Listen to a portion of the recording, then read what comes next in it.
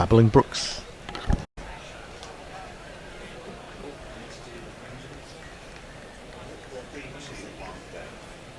Guerrilla cricket. Whoa. Guerrilla cricket. Whoa. Guerrilla. Take guard, man the barricades, patrol the cover boundary. At last the time is come, this is a cricketing emergency. Hear this call to arms for every cricket revolutionary. Take up your bats and stumps for the test match insurgency. At first they tried to silence us, but we would not be silenced. They threatened us with lies, so we threatened them with violence. Che Guevara, Sangakkara, Joseph Stalin, Douglas Jardine, Robespierre, Darrell Hare, Vladimir Lenin, O'Brien Kevin. Guerrilla cricket. It's not about the winning, it's about how many rules you break. Even in cricket commentary, this is the best advice to take. Pick guerrilla cricket, it's the finest choice you'll ever make. There's so much more to cricket than rev counters and a slice of cake. At first they tried to sanitize us and clean up our act, but people like it filthy, and we know that for a fact. Fidel Castro, Lenny Pasco, Carlos the Jackal, Umar Akmal, Mahatma Gandhi, Grant and Andy, Brendan Behan, Austin Ian. Guerrilla cricket.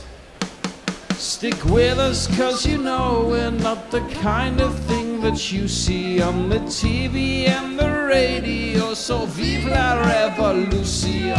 First they tried to buy us, but we would not be bought. Okay, we were, but then we ran away, and we will not be caught. We would not give up the ghost when they left us all for dead. They decapitated us, but we just grew another head. Chairman Mao, Jamie Howe, Ho Chi Minh, Asif Din, Václav Havel, Graham Saville, No Surrender, Percy Fender, Che Guevara, Sangakkara, Joseph Stalin, Douglas Jardine, Robespierre, Darrell Hare, Vladimir Lenin, O'Brien Kevin. Guerrilla cricket. At one time galloping over the horizon, Australia have been roped in by the result at Headingley. Can England's ranch hands shepherd them into the paddock at Old Trafford, or will the momentum gained dissipate in the Manchester monsoon? Good morning, good afternoon, good dawn, good dusk, wherever you are in the world. Welcome to Guerrilla Cricket. I'm Gorilla Hendo, Nigel Henderson, and we have a test series on our hands, an Ashes on our hands. It's England 1, Australia 2. And we are in deep, dark Manchester, where England have won the toss again. Would you believe? 4 times in a row. And do you know what they've done? They've stuck Australia in. Now, I did mention the monsoon in Manchester. Fortunately, it isn't raining. Don't worry. Don't turn off, because we are going to get cricket. But the weather forecast for the weekend is fairly biblical. I've been joined this morning, first up.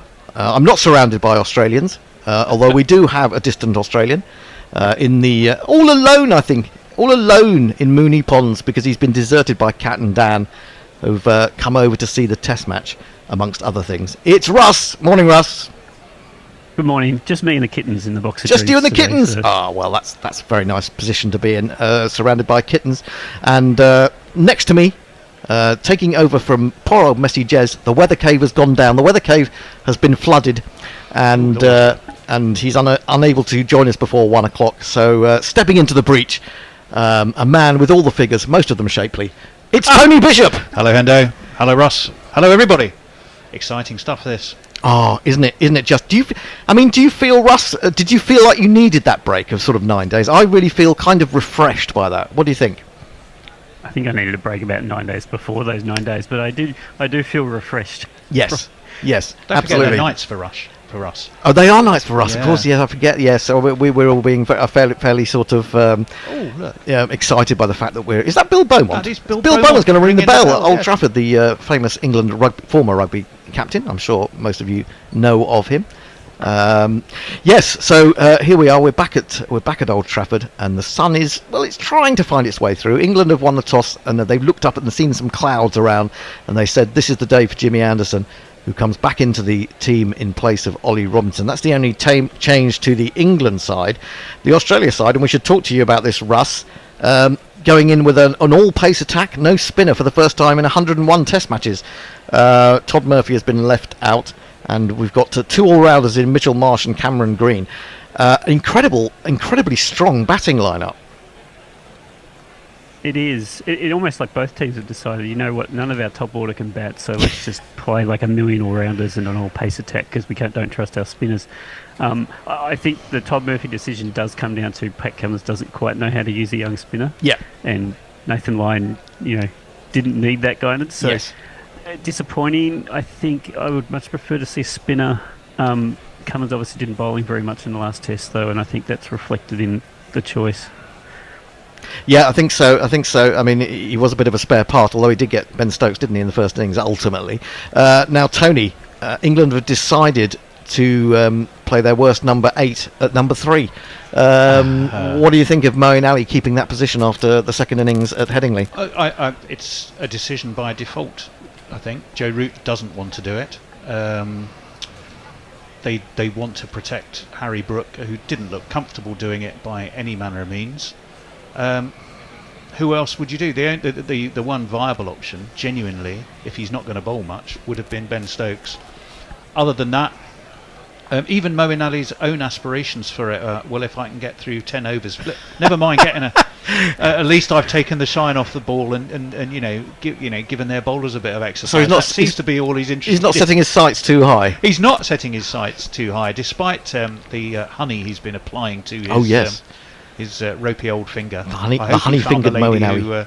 The NHS lady who kindly sent him the... Has she revealed what he herself needed. yet? Because he was asking for her to make herself known. But Well, yeah, he'd lost the letter with which the magic honey potion had been sent, apparently. Right. So, but he hasn't. I mean, I saw him pleading for her to get in touch, but we don't know her name yet. We can't. No, we don't. Name and Mrs. not shame her. That's not the right word. Mrs. Honeyfingers remains to be unnamed. To be, okay, fair enough. Well, the teams are on their way out. They've just had the anthems, and it is cloudy. There's it's sort of broken cloud. There are blue patches as well. There's sort of hazy sunshine, and it doesn't look like a very green pitch. So this might be a little bit of a risk from England. They basically expecting Jimmy Anderson to come good on his home turf. I shall read you the teams. Australia are David Warner, Usman Khawaja, Marnus Labuschagne, Steve Smith, Travis Head, Mitch Marsh, Cameron Green, Alex Carey, Mitchell Stark, Pat Cummins and Josh Hazlewood. Talking Josh Hazlewood.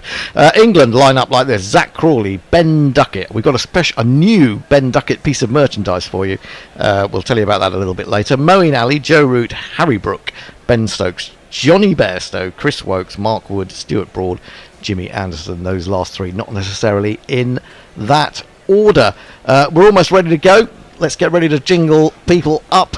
Should we start with the small mustachioed one? Yeah, the one who's coming off a pair at Old Trafford. That's the fella. It's him.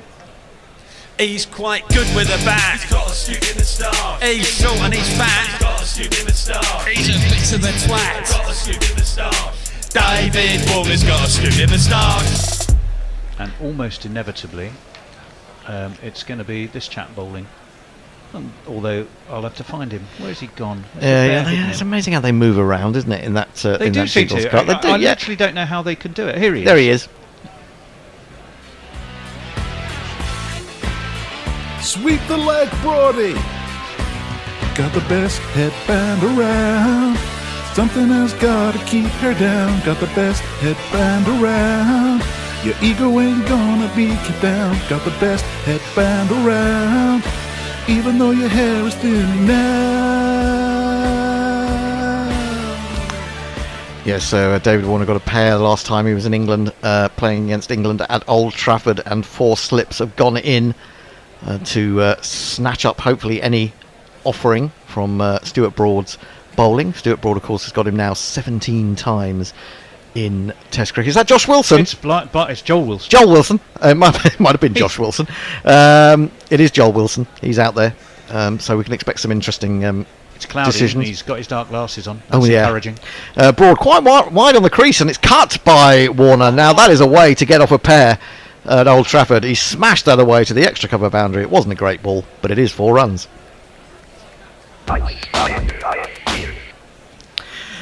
Lovely shot. Was. It wasn't. I say it was wide. He was very wide on the crease, wasn't he? There, maybe he was trying to overemphasise that movement in and away, the angle in and then the movement away. Sorry, Russ. That was a gift, wasn't it? It was an absolute gift. Yeah. Short and wide, not actually very quick. No, and there's no one at extra cover. Where it edged it, we'd call it a sucker ball, and he was a terrible sucker for falling into that trap on the first delivery. But Yeah, it could have happened. In comes Broad again. Bowls a much straighter ball, which he defends towards extra, where Ben Stokes steps into field. And there is now a run. Now, I should say that we are, as you probably know by now, being sponsored by Ponting's Wines Oh, yes. for this whole series. And we have the Pinnacle with us today. Bear? We will be drinking the Pinnacle, the splendid McLaren Vale Shiraz, to commemorate, to celebrate the Ashes as the pinnacle of, well, certainly sporting events that Ricky took part in. I think it's the pinnacle of all sport ever, in my opinion. Probably better than the Gladiators. Broad. The TV series or the real ones? No, the real ones. The real Roman ones. Broad in again. He looks for a Yorker on leg stump, and it ends up being a full toss, which is turned down to long leg, where Moeen Ali fields with his honeyed finger. I'm going to mention the honeyed finger many times today, I'm sure. They take the 1. Warner moves on to 5. Australia 5 for no wicket. Now, if you would like to buy some of Ricky Ponting's wine with a 15% discount, you can do that by going to GorillaCricket.com and looking at our homepage, and you will see how to do it. You find a code.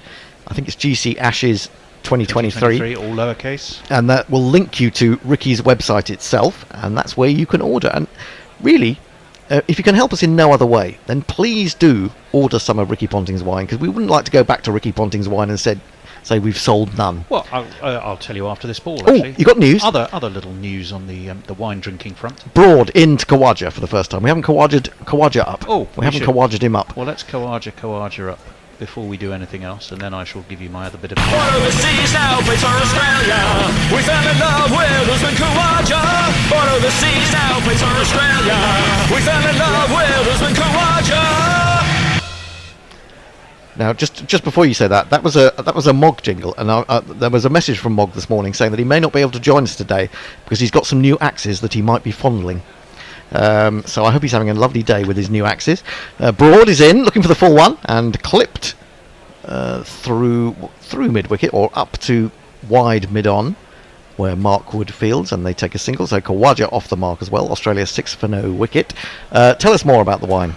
Oh no, we are taking. Gorillas are on the road again tomorrow night. On the road again. On the road again. We are on the road taking out the tasting of wine, other wines as well, not just Ricky's wines. Raising money for cricket clubs, and I think we have a grand total of about 35 people coming to Claygate Cricket Club tomorrow night, where Woody and I will be putting on our show. Basically, Claygate Cricket Club is your back garden, isn't it? Near defended to square leg, and there is no run. It's the end of the first over. Australia 6 for no wicket. Let's catch up with some people joining us. Well, we can. Farong says, Cheating Poms win the toss again. Hopefully it will be the only win this test. Oh, Jade Grover. Morning all, what jolly whistling. I don't know who's whistling, but somebody may have been. Morning old salts, says Pirate Badshah. Morning, Pirate Badshah. Warren, morning all. Ravi Nair says, yay, Gorillas in our midst. Hooray, Tony. Hooray, Hendo. Hooray, Russ. Mog says, I am watching you via my TV today, and the increased size really brings out all of your eyes. Ooh. Well, there we go. Annie Chave, who has nicer eyes than any of us, says, I love the pre-test chat. Looking forward to being part of the Gorilla commentary team later on today. We are looking forward to you being there, Annie. Yes, Leah, Morning, everyone. Leah, what a fabulous job she did covering the women's Ashes. And huge thank you to her for that. Calm down, Hendo. You are clipping. I don't know what that means. Clipping? I'm not a horse. Just me and the kittens sounds hella creepy, says Jay Group. Just me and the kittens. Just me and the kittens. Oh, look. Guess who it is? It's going to be the old man himself. The old man and the of Burnley. Coming in to bowl to Khawaja, and he gets a little bit of swing, but it's very gentle. I'm not sure what the speed of that was, but I reckon it was about 74. 81? Are you having a laugh? Anyway, it's defended into the onside. There is no run, and here is his jingle. Here he is. Jimmy, Jimmy, Jimmy, Jimmy, oh, Jimmy, Jimmy, oh, little Jimmy, will let go. Now, I described England's performers as ranch hands earlier, so he's the old grizzled ranch hand, isn't he? He's the sort of not exactly a John Wayne. Down the leg side, taken by Bairstow, which is not something you can always say. Walter Brennan? Well, who's he? Walter Brennan. Brennan. Gary Cooper. Gary Cooper was never an old grizzled ranch. Was he not old and grizzled? Walter Brennan was the one with sort of the high-pitched voice who always appeared as in sort of the trilogy, John Ford trilogy of Rio Lobo, Rio Bravo. I can't remember. Rio Grande was the Would third your one, old wasn't it? grizzled ranch hand have a very He used to high-pitched have a voice? kind of voice like that. No, he wouldn't. No, he'd have a much more So deeper you voice. don't see. So he's not Rio. He's not Walter Brennan. He's definitely not Walter Brennan. Okay. Anderson in bowls, a little bit of away movement and good carry on this occasion through to Bairstow, and it's left alone by the batsman. Both who- bowlers have picked up a little away movement so far, or movement in both ways for Anderson. But interesting, Anderson's continues to go over the wicket when almost everyone else bowls around the wicket to left-handers these days. I tend to think that the round the wicket to the left-handers is a little bit overdone, personally, and I quite like to see that. But I think he will swap at some point if he doesn't get success. He's in again, bowls once more. There is a bit of swing, but it's quite slow. 81 miles an hour according to the speed gun, defended by Khawaja on the back foot, which kind of shows you the length and also the speed. Australia 6 for no wicket, Warner 5, Khawaja 1. The GPL is open. We have to do all these housekeeping things at the beginning of the day in the first half hour of commentary to squeeze money out of your paws. Anderson in again, better ball, looked a little bit quicker, and it was swinging across Khawaja. Well, once again the speed gun says just 81 miles an hour. That seemed a fair bit quicker than the previous two. Lots of encouragement from Ben Stokes, possibly a little bit cool there in Manchester. He's got the long sleeved sweater on. Did you see that rather interesting summary of Jimmy Anderson's game and how it's evolved over the years in the Times? I didn't actually. Since I didn't. 2014, the majority of his dismissals, brackets 42%, leave you hanging for a second. Oh, that's exciting. Anderson looking for a maiden, and he gets it as this is left alone again, just outside the off stump. Again at 81 miles an hour, so fairly consistent. Australia 6 for none, yes. The majority of dismissals since 2014, 42% of them, have been without any ball movement. Really? Yeah. Well, do you think it's because he moves the ball so much that when he doesn't, that's the surprise ball? Well, it could be, and also it's just relentlessly putting it in the areas where batsmen have to play, which is kind of, Glenn McGrath's trick, really, wasn't it? Well, that's true, isn't it, Russ? I mean, Jimmy Anderson, as he's got older, has become much more accurate, wouldn't you say? Yeah, I mean, he certainly improved his average over his period, so that's probably that's probably a lot to do with it. It's almost the opposite of McGrath. McGrath used to just always constantly keep that away swinger going, and then every now and then he'd duck one in, whereas Anderson seems to bowl more in swingers, and then the straight one for the edge. Broad into Warner's going to take a quick single as he just jabs it out on the offside. Ben Stokes is not quick enough to get round and stop him. So Warner moves on to 6 from 5. A very positive start from him. Australia 7 for no wicket. Oh, that's precisely what I was about to say. I think Australia's whole body language is very, very England-like here. Let's get runs, get them on the board earlier. Let's run for everything we can. He's batting a fair way outside his crease to Broad is Warner. And I mean, if anyone's due, Warner's due, isn't he? He's never scored 100 in England. It's Khawaja for the time being, as Broad is into him, and he gets the ball to swing away, but it starts far too wide. And Khawaja showing that admirable discipline that he's possessed in this series, lets that one go. Hi to Supon. Mog as well says, Would they have played a spinner if Lyon was fit? Yes, I think they would have done. Russ, do you they wouldn't have gone in certainly. without Lyon, would they? Yeah, no, absolutely. That's what I mean. It's about trust. I don't Yes. think they trust him or know what to do with Murphy, which is a pity because he's a really good bowler. Yeah, I mean, it's a strange thing that a captain should kind of know what he's going to be doing with a bowler.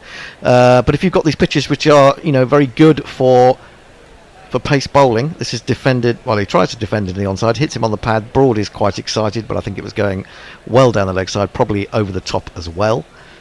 And so there is no review. Score remains 7 for none. And we should have a look on YouTube, see if anyone's. We joined will. us. I'm just letting Nestlers in who's having a headphone problem. Oh dear. So we've got Nestlers with a headphone problem. We've got Messers with no power at all. We've got Jack with an emergency meeting. Yeah. That's this afternoon. An emergency strategy meeting. It's not as good as an emergency opera, though, is it? If it's that much of an emergency, I'd say it's more tactical than strategy. But there we go. I wouldn't want to pick hairs. Or split hairs, rather. Broad in, bowls again, swing, but far too wide at the moment, and Khawaja has nothing to do with it. We should say about the GPL, of course, is open. £132 to start with in the pot. Now that is a pretty good return if you only have one guess at £1 a time. Go to gorillacricket.com, competition, and you will get all the instructions on how to get involved. You have to estimate how many runs in total you think there will be in the day. And if you get it on the nose, you get all the money that's in the pot. And you can have a guess for £1, but you can have as many guesses as you want. Of course, if one or more of you is on the same score, as this is again too wide from Broad, then you will, of course, have to share the pot. It's £132 to start with, and depending on how many people take part, that could go up to all sorts of things. It could be £1,000 by the time we get to lunch. You've got until lunch to do it. Who knows? Well, that would be nice. £1,000, England not imagine finding that. their lines here, are they? At all. It's been the sort of start you make when you're trying a bit too hard, in my opinion.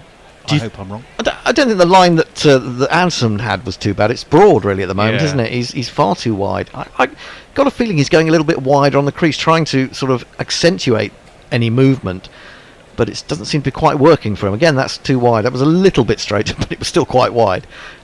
Your thoughts on this, Russ? Is wasting the new ball here?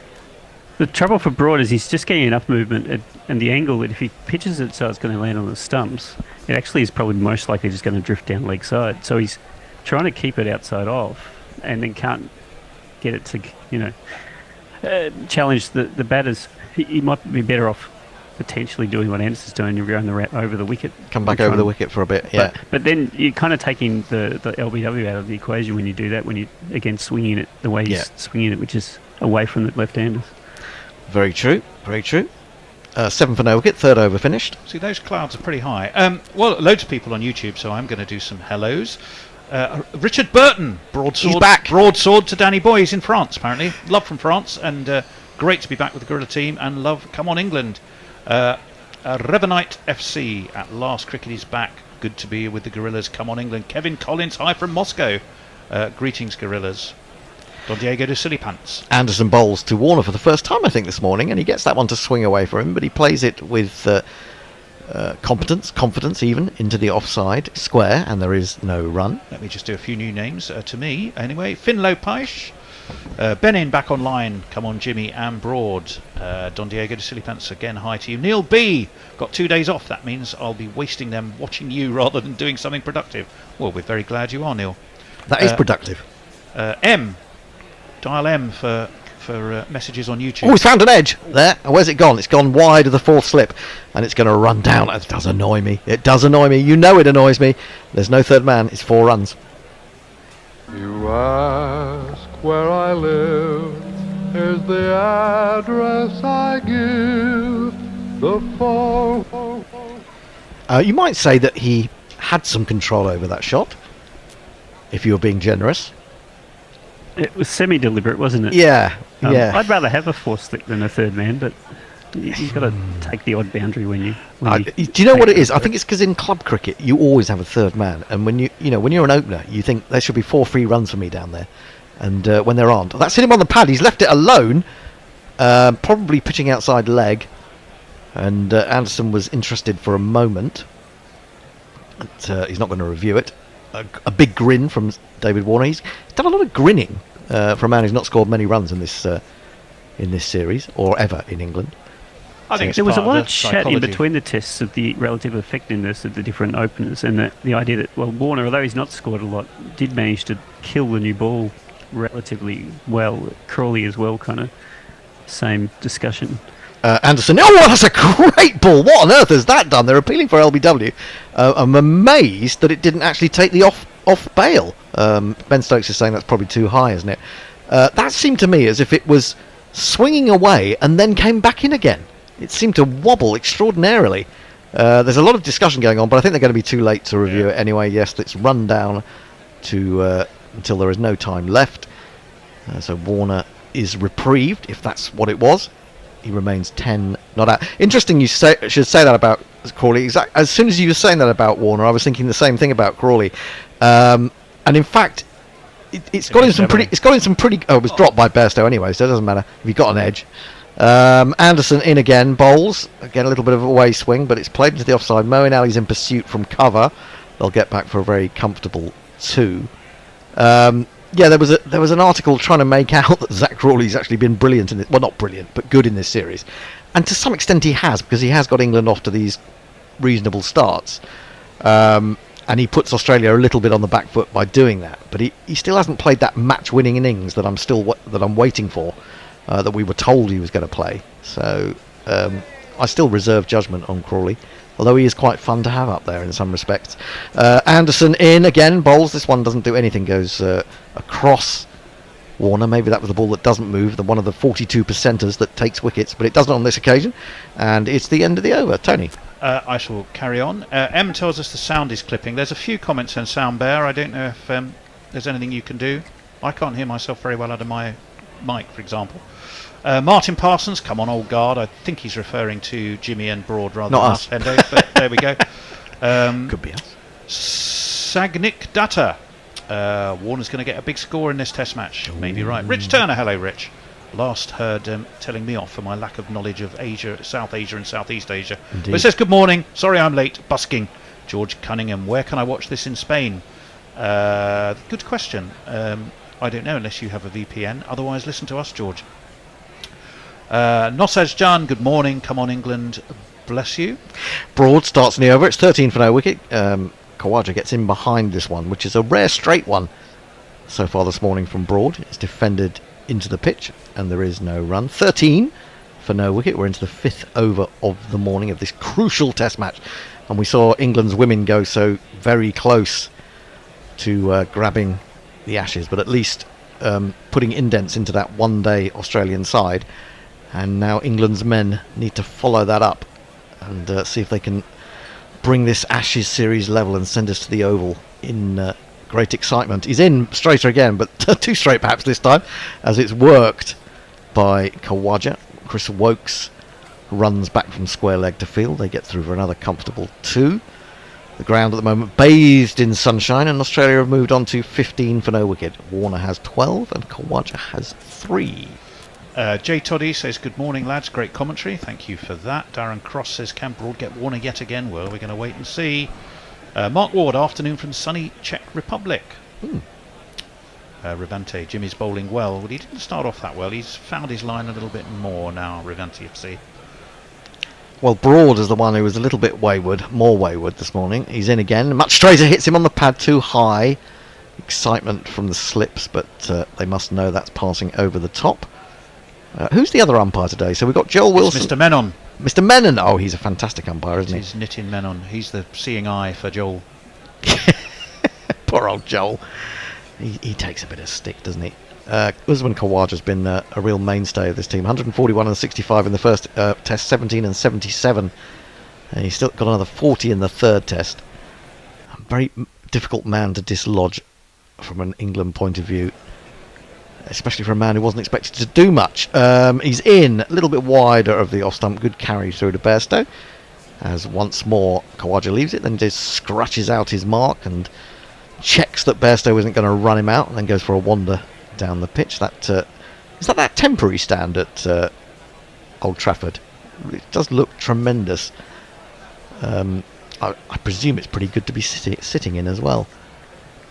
One or I two. mean, it has no cover, and it seems like it's just an entirely steel structure that you've got to climb a million steps to get to the top of. That's true. You could do with a lift. Other than that, Yes, a sort of a got ski no lift. amenities or anything. No, a ski lift would be handy, wouldn't it?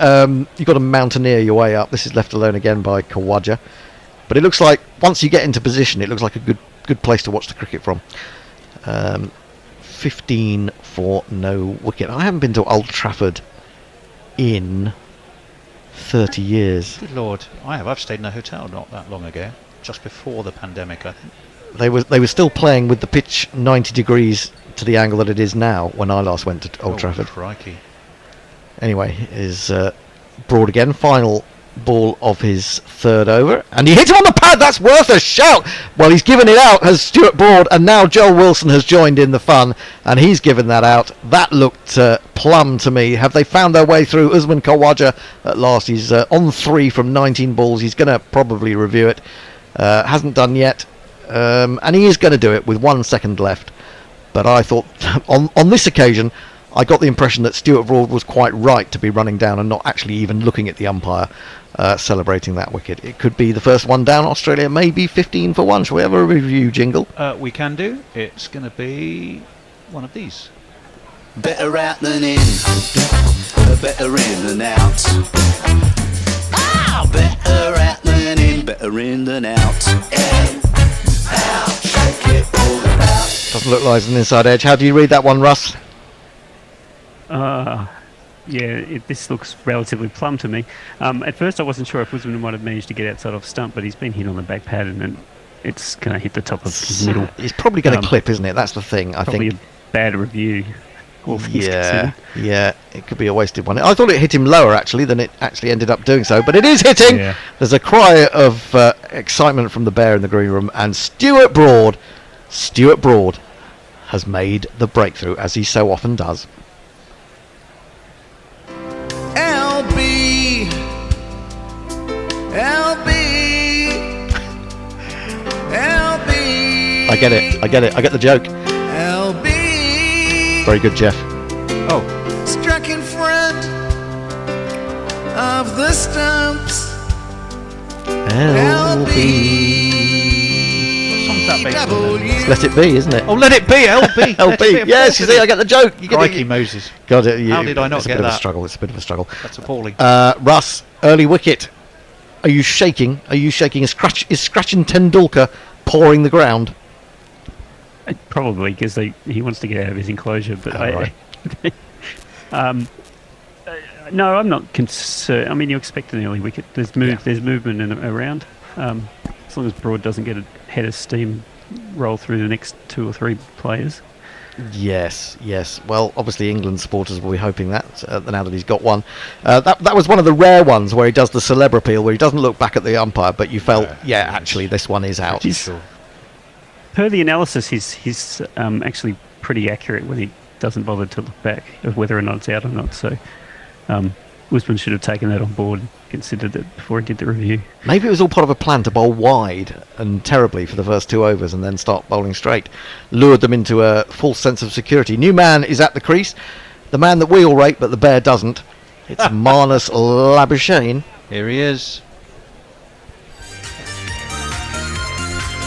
He keeps floating on a light beam with an average that is obscene. His name is unpronounceable. The selectors have no trouble. It's Marnus Labuschagne. It's Marnus Labuschagne. And that jingle is so long that it's Broad's wicket was the final ball of the over, so Labuschagne wasn't going to be facing immediately. But Anderson has started the over. It's come off the pad of Warner. They've got a leg by, so Labuschagne is now going to face, but he's going to be facing Jimmy Anderson. Was that the end of the over? Did I miss that one? It was the end of the over, yes. Issues. You were trying to resolve issues, and that's quite commendable in its way. Labuschagne scratching out his mark. And somebody called Critical Craig's with us. What a great Critical name. Craig? Critical Craig. Is he Good morning. critical? Good morning. Great toss to win. A 5 for Jimmy. Nice ground to announce his retirement. Broad must get Warner early, and England must make this a final match decider. Would make a cracker of an Ashes series. I think it's already a cracker, Critical Craig, which is not easy to say. It's a real cracker critical, Craig. Oh my goodness me. So Labuschagne's going to face with 4 slips and a leg slip. Stokes has put himself in at leg slip. And Anderson is coming in. Is he going to look for that in-swinger? He's got a little bit back of a length on this occasion, and Labuschagne goes up onto his toes and defends it past Anderson to mid-on. And there is no run. So England have got that limpet-like Khawaja man out. 3 off 19. He wasn't able to go on today. It's his first real failure of the test match, of the test series, I'd say. Though he did struggle in that World Test Championship, didn't he, against India. In comes Anderson again. Bowls out for the off stump. That's a goodie. Has Labuschagne trying to shape for a forward defensive, but beats his outside edge not by a great deal. And England are up and full of vim and vigour and seeking out another top order Australia wicket. And the Bears not been happy with Labuschagne. He thinks he's overrated. He's got a fantastic record. He's got to 50 at least 25 times in 42 tests, which is a pretty good result, you have to say. This is left alone outside the off stump. But the Bears' argument is that most of that has happened on home soil for Labuschagne. Do you think that's a fair criticism, Russ? To some extent, Australia does tend to play pretty gently to batters compared to other parts of the world. Yeah. But you can only play where you play, and you can only score. There's lots of players who've come to Australia and not scored anything. So Root's one of them. Relatively speaking, Anderson bowls onto the back foot goes. Something's changed. Oh yes, it got louder in my ears. Defended on the back foot by Labuschagne. And there is no run. Australia 16 for 1. Warner 12. Labuschagne yet to score. Khawaja gone LBW to Broad for 3. Don't forget the GPL. You have until lunchtime to estimate how many runs you think will be scored in the day by going to GorillaCricket.com competitions on the home page, and you will be shown how to take part if you haven't done already. Labuschagne's going to get his first run. He pressed forward to a very full delivery, and it took the inside half of the bat and ran down to long leg. Labuschagne will keep the strike. 17 for 1. I'm just going to read Diana Patterson's note.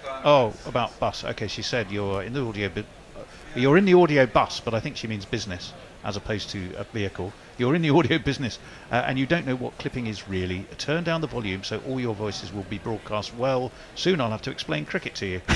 Jay Grover, Walter Brennan with a cook. Yes, he was. You're quite right. Adrian Lowe, please share the YouTube link. I can never find it, chaps. I just did, Adrian. Jay Grover, Brennan's high-pitched voice was due to mustard gas poisoning. Is that right? What a piece of knowledge. God. Jay, thank you for that. And that's something I never knew. So every day's a school day at Gorilla Cricket. Why aren't you grinding your new axes? I believe that's Diana talking to Mog. Multitasking, says Mog. Looks like you hadn't. Let's move on. Supern. How the fuck did Bairstow drop that? I think that was on the replay of the one that went through Warner, but Bairstow still managed to not catch. Take cleanly, yeah. Not take cleanly. Yeah. Muttley, sound is fine. He'd also said good morning, and I think Woy Pom Jersey Oak had said morning we're doomed. Well, probably. Broad's going to come over the wicket for the first time this morning to the right-handed Labuschagne. 3 slips and a leg slip. 2 wide outside the off-stump this time from over the wicket to the right-hander rather than round the wicket to the left-hander. So he's got to adjust his line again. Broad, he started very wide this morning and gradually found the line, which ultimately brought the wicket of Khawaja. But his first ball to Labuschagne is not threatening in any description. We have 3 slips, a leg slip, a backward point, a mid-off, a mid-on, a mid-wicket, a long leg. And Broad is coming in his 4th over. Bowls to Labuschagne. Labuschagne is in behind this one, which is threatening his off-stump. Plays it back to Broad, who immediately snatches up the ball and applies forehead sweat to one side of the ball. Must be difficult for him to get his sweat because he's got a sweatband on round his head. Maybe it collects if you sweat enough, you can pull it from anywhere, right? You just sort of rinse it out. You just squeeze it out of your headband, I suppose. Someone used to rub the ball in their stomach. Who was that? They used to sweat a lot. I'd probably do that. defended into the offside. Labuschagne wants a single, but Stokes runs swiftly to his left for a man with no knee. There's a few gorilla stomachs. If you tried that, the ball might just disappear. It would take forever to get it back out again. Oh yeah, that's a good point. Come out dripping. What a wonderful, horrible, disgusting thought. Let's talk about Labuschagne then. Yes. The interesting thing about it, in this series, he's actually made a bunch of starts. Like, it's not like he's getting out for less than 10. But since he filled his boots against the West Indies over the summer, he's had 21 innings, average of 33 and only 250. So he's kind of not really in any form. No, he does. He looks out of touch, doesn't he? Broad in again, full, and he drives. That's better touch because it was a half volley, and there's no one at a straight mid off, and that's put away as it should be, even when you're not in particularly good nick. 2, buckle my shoe. 3, 4, shut the door. So 1 for 13 now for Broad, and Labuschagne will feel better for having middled that one. But, sort of an answer to you. What do you mean I'm out of touch? Look at this. I have a glorious full off drive.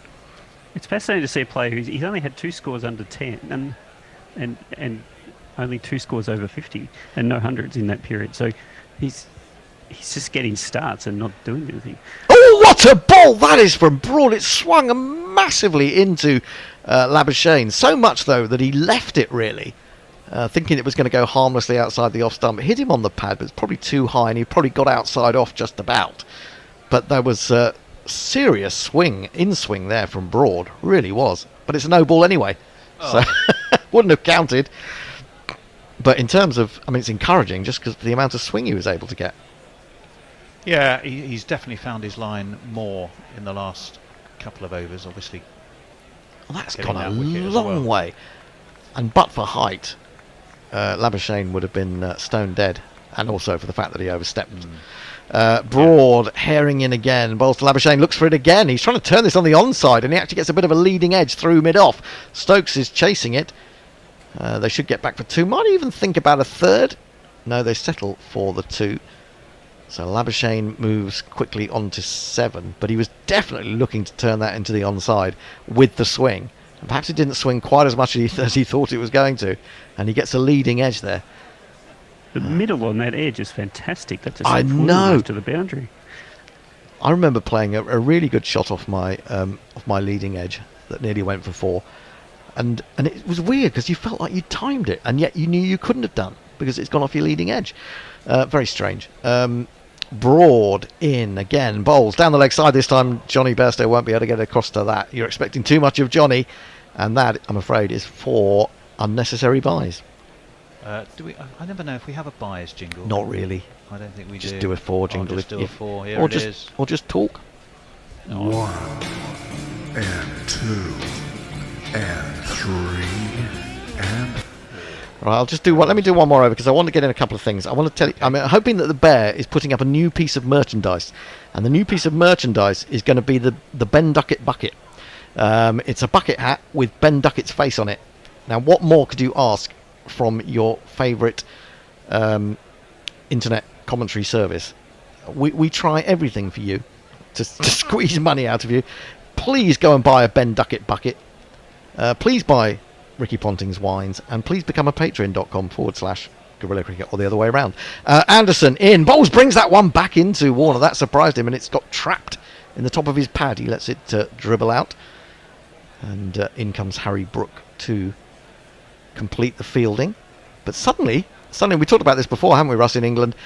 Doesn't swing that much for the first 4, 5, 6 overs, and then that's when the swing comes in, when there's a bit of lacquer off the ball. Yeah, I feel that this actually started swinging after maybe 2 or 3 overs, and Broad's just taken about, however many overs he's bowled, three overs to find his lines. Anderson again, forced off the back foot. Moeen Ali puts in the dive, can't get there. He's going to leave it to Harry Brook to chase. He's like a man skating. He's like Bambi on ice. They're going to get back for 3 as that went out towards the cover boundary. Australia 31 for 1. So just irritating for England, this, that having got that breakthrough, they haven't managed to sort of stop the flow of runs from Australia. And that's an important thing, is putting pressure on the batsmen by preventing them from scoring. But they've moved on to 31 for one after losing the wicket at 16, I think it was. I mean, you replace Khawaja with Labuschagne, you're more likely going to score more runs. Well, that's true, I suppose. Yeah. And it's Anderson bowling to Labuschagne, the right-hander. He's in, bowls, a little bit of away movement, nothing too significant, left alone by the Australian batsman. And through to Bairstow it goes. I think this is a day where you've got to accept that you're going to get driven down the ground a few times in order to find the edge, given the way the ball's moving around. Yep, that's a very good point. You've got to put it up there to challenge the outside edge, but at the same time you get it slightly wrong. There are runs on offer. Now, was that not Stuart Broad's 599th wicket outside the off stump, left alone by Yes, he's on Labuschagne? right. So one more wicket for Broad, and he joins Anderson in the 600s. And I've never really understood those England fans or observers who've been calling for Stuart Broad to go at various times over the last 3 or 4 years. So he's just a tremendous bowler, and he doesn't look like he's lost anything in those years. Also puts him in the top of England wicket takers against Australia now. 148. Anderson in, bowls. Again, a little bit hint of movement away, but Labuschagne plays that with reasonable comfort outside the off stump. Into the offside. There is no run. Particularly impressive about that statistic is his average against Australia is almost the same as his career average, 28.4 versus 27.5, which normally against better teams, which Australia has been for most of his career, you'd expect to be quite a bit worse. Yes. It's quite instructive, isn't it? When you look at those stats on Cricinfo, for example. This is down the leg side from Anderson, left alone. When you look at those stats and you think a bowler's been bowling really well, and then you look against certain teams, and the better teams, generally speaking, stronger batting lineups, and find it's not quite as impressive. But in Broad's case, it is. That's the end of the over. It's probably the end of my spell. 31 for 1, Warner 15, Labuschagne 7. It is. Who's taking over on ball by ball? I'm taking over on ball by ball. You're Okay. staying there to be brilliant, and Nestlers should be coming in, and I can tell Nestlers that Muttley, it's now 19 minutes ago, and he was saying the sound is 19 fine. minutes? Yes. There's been all sorts of stuff going on. That would never have happened with you here, Nestlers, would it? Well, it's very disappointing. When are you coming in, Nestlers? We want to see your new buff look in the flesh. I've seen it. He's seen it. He has seen it. I want to see your new buff. Well, I saw it, I think. But buff. then he turned sideways behind a lamppost and he disappeared. Of course. I didn't want to see your butt, if that's what you thought I said. I really don't want to see your butt. My butt hasn't changed, I don't think. Well, it might have done. It's probably saddle-shaped now, I would imagine. But we have got a change in the bowling. Out comes Broad after taking his wicket. We do. It's this fellow.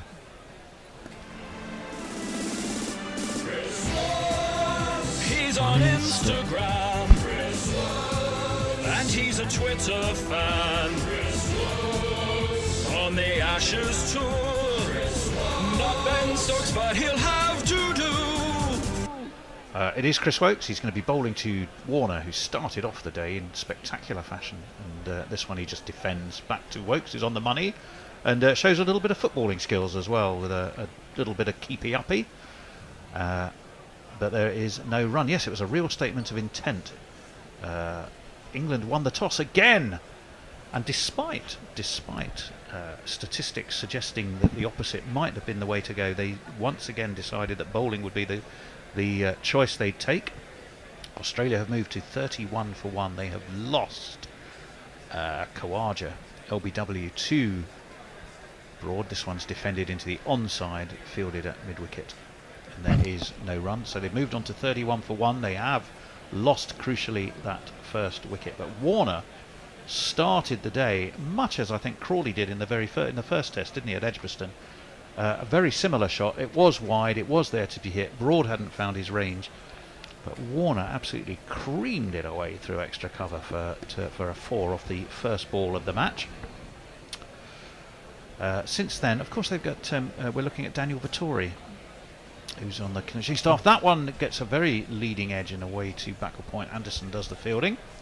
Warner, as is his wont, Hendo, I've noticed, whenever things don't quite go right, he gets a dodgy shot, an edge, or he's beaten. He just smiles, doesn't he? Yeah, I think it's a bit of kidology from from him these days, isn't Impish, chip monkey. That's what I'm trying to say. Chip monkey grin. Well, I think he's taken his sort of lead from Joe Root, who's always smiling, isn't he, when something happens? And Yeah. I think he's trying to put on a brave face, despite some difficult scores. 4 slips as Woakes is in. It's full and it's inside edge down onto his toes. Everyone takes a sharp intake of breath. Slips, hands go up above their head. Warner was thinking in terms of trying to fence this away into the offside, but he bottom edged it. Could easily have gone onto his stumps. And but it was onto his toes instead. There's a little bit of movement off the pitch, although it was too short from Woakes. But I'm a little bit surprised about the change of bowling here. I mean, Broad's just got a wicket. He's got David Warner at that end. He's suddenly got the ball to swing quite dramatically. And he's taken him off and having a look at Chris Woakes. I mean, you wouldn't have expected him to do that. So in that sense, you know, he's following that dictum that you... Woakes in again. That's left alone outside of his off stump. Slanted across the left-handed Warner. 81 miles an hour. It's not about pace, but England are finding enough in this wicket. They're certainly finding a little bit of movement in the air and off the pitch. But just the one wicket to show for it so far, to the tune of 31 runs. But do you not go with that? I mean, do you not think it's a bit of a strange decision, Broad? I mean, you know, he's not Mark Wood, is he? He's not a man who has to operate in 4 over spells. And yet that's all he's bowled. He's taken a wicket and he's got Warner there and he's taken him out of the attack. It just seems strange to me. Well, just managing resources, and that one is inside edged and will go fielded way to where a leg slip would have been, but Johnny Bairstow has to gallop across. They will take a single. End of the over, 32 for 1. I rather suspect we might see another bowling change perhaps now. They're thinking of introducing the Wood. Well, possibly. It just seems early to have taken Broad off when he's bowling well, and presumably he's got the adrenaline coursing through his veins. And I think he's following the dictum of doing the least expected thing that you would do, but I'm not sure it's the right move from Stokes. But time will tell. Well, just the one off the over. Nestlers. Well, I'm going to be selective because it's so far behind on tweets. Leia says ball sweat is the best sweat for shining the ball. It also gives the ball that special odour that makes perfume balls really dangerous. Jay Grover just tells you Hendo to fuck off, and then says he says, "Hooray, Nestlers! It'd be interesting to see my arse. Maybe the over-application of butt butter might have some bizarre body horror type effect on his aged crack." Well, as we thought, or as we were just saying, there is going to be a double change from England, and they do want to have a look at this fellow, as indeed do we all. Do you know Mark Wood? Yes, he is an England bowler, quite good and pretty quick. So just a normal guy. Of course, except for just one thing. What? He thinks that he's a horse. Right. What? Well, he'll be galloping in from the Jimmy Anderson end, or the pavilion end if you prefer to call it that, at Old Trafford, towards the Statham end.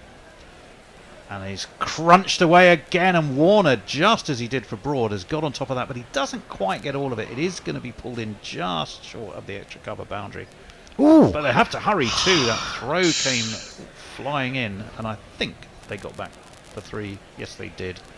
It'll mean Labuschagne, who had to launch himself horizontally, just got in, and I think he's damaged himself in the process. We'll just have another look. He suddenly realised he was a little bit way behind. If that had been just a bit fuller to Johnny, he would have been in all sorts of trouble. The bounce slowed it down, and even then he had to put the dive in, didn't he? Well, Joel Wilson was there, eyes peeled like a hawk. You say that, but I reckon he wouldn't have been able to see when the bails came off, because Bairstow was blocking him completely. Well, I don't think you can blame Johnny on that occasion for that one. No, I'm not. No, I'm not. But at all. you're right, he wouldn't. He would have had to go upstairs. 3 off Wood's first ball, 4 off Broad's first ball. You do sense there is a deliberate ploy from Warner here. Although neither first ball was particularly great, it must be said. 3 slips. They do now have a leg slip. Do England, and that one's steered away to square leg, no run. So immediately they're looking to slant that one across Labuschagne, and the one he tickles off his hip has a man there, should he edge. We're seeing again as he throws himself and then slides quite a long way, and didn't do himself any good in the process, but he seems to be alright. So just 3 from the 2 balls from Woody. Reached 96 miles an hour, 96 and a bit miles an hour at Headingley. He turns and he's running now. And it's full and it's down leg, and Johnny Bairstow has fumbled it. What is he Everyone in the team for? went up. And Johnny, who I'm afraid he's caught that on the end of his finger, he's now going to have trouble, to. isn't he?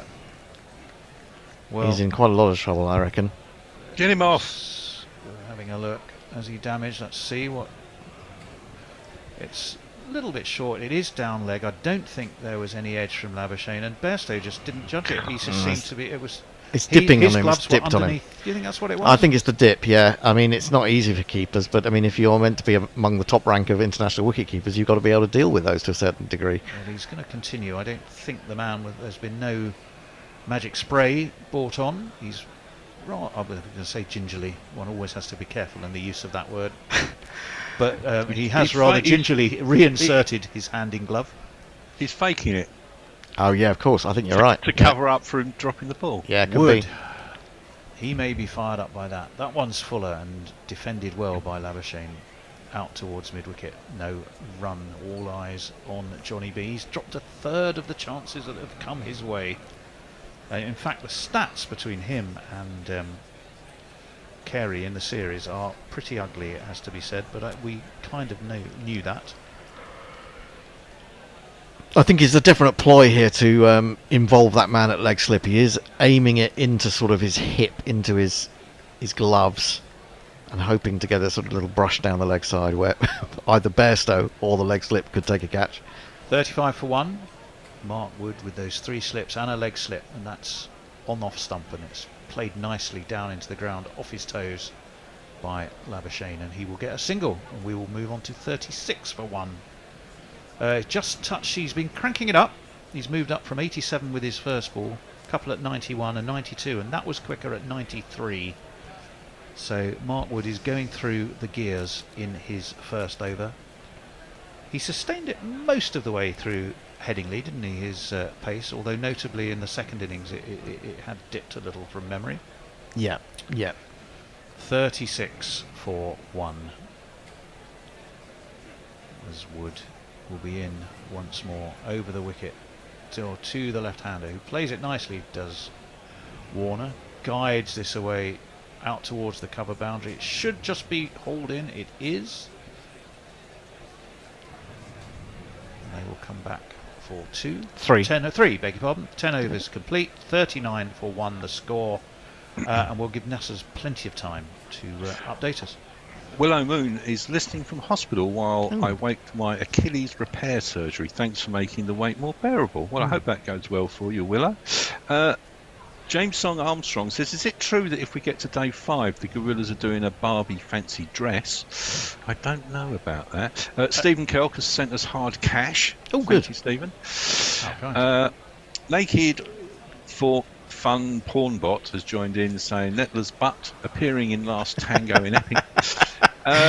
Jay just clarifies, Hendo, that he told you to fuck off because you were bitching about an early wicket. I was bitching about it.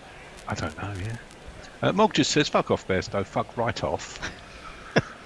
Well, it's going to be Chris Woakes is going to continue, just the one off his first over. He has 4 slips again, and he's bowling to the left-handed Warner, and that's full, and it's squeezed out, and it's well fielded by the 4th of those slips. Can you see who that was? I think it's Harry Brook, isn't it? It's Harry Brook.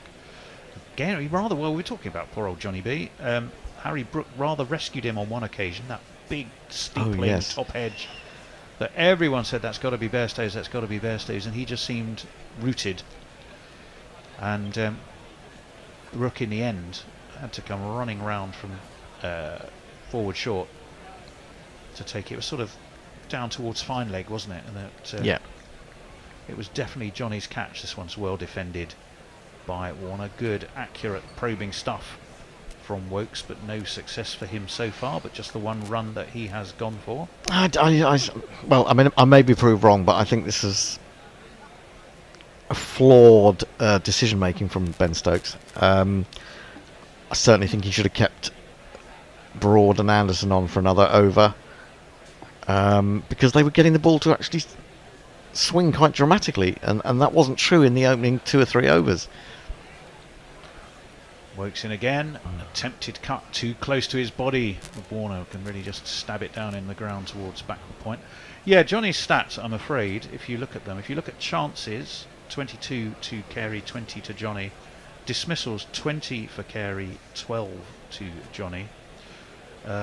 Runs from missed chances conceded, and I'm not so sure about this stat, 50 for Carey, 191 for Johnny B. Well, if you look at the context of low-scoring games, there is your 2 defeats that England suffered.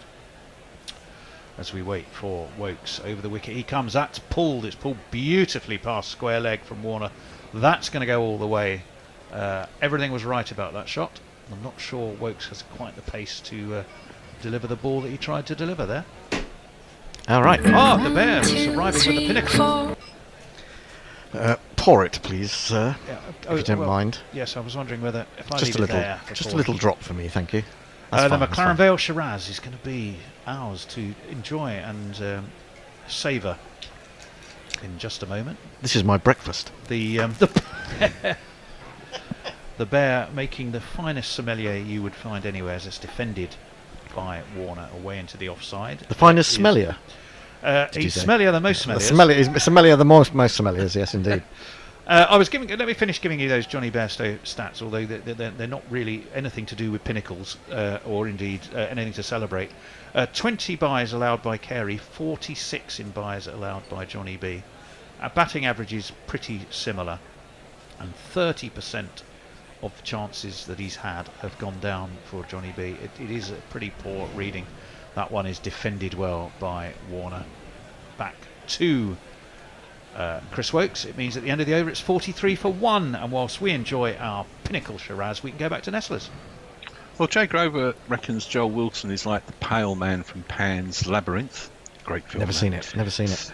Men with Then says Bairstow is looking a little more confident behind the stumps. I can't decide if he put in a bit more work or the selectors put folks in a ginger wig and beard. Oh, come off it. Come off it. Yeah, well, counter to that. Be a fabulous pub, that, by Tweetsy the way. The ginger and wig and beard. says, Can I express my country's gratitude to England for continuing to give us Johnny Bairstow? Is that Messy Jez? Yeah, he is the gift that keeps giving. Leia says, I think it's time for England to return Bairstow to where he belongs, the village Mark Wood. green. Pulled, Oh. steered off his hip by Labuschagne straight to, well, I've got a feeling that is Ben Stokes, Yeah. who is the man at fourth slip, and he had to wear some of that, and we're fairly early doors. What are we into? We're not even an hour into play, and he's already grimacing, limping, and generally looking in bad shape. It did bounce. Oh, it didn't On the really shin. bounce as he thought, and he Oh. wore it right on the shin. This is a man whose knees hanging off, and now he's been absolutely Rather done on the shin. unkindly, he's not getting an awful lot of sympathy from the rest of the slip cordoners who are, let me see, well, he's not in the slip cordon, he's the man at leg slip. And having just put himself there, I think the amusement was largely A, the pain, and B, the fact that he just moved himself to that position. This one is rocked back and left by Labuschagne and taken cleanly. Worthy of note by Johnny Bairstow, whose catalogue of... Well, we're looking at Ben Stokes' Bruise. legs. It's already bruised. He's not got the most hirsute legs. Do you think he shaves them? Or is that just the nature of his hair colour? I think it's just the nature of his hair colour. Yeah, yeah. Leg hair. He seems to be. He seems to be fine. He's certainly getting no sympathy He from seems to be fine. everyone around him. He's grimacing. He's grimacing. He's keeping it inside. He is stoically Brian Close-esque. Wood. Down leg. Oh, that's beaten Johnny. That's going to be swung away all the way down for 4.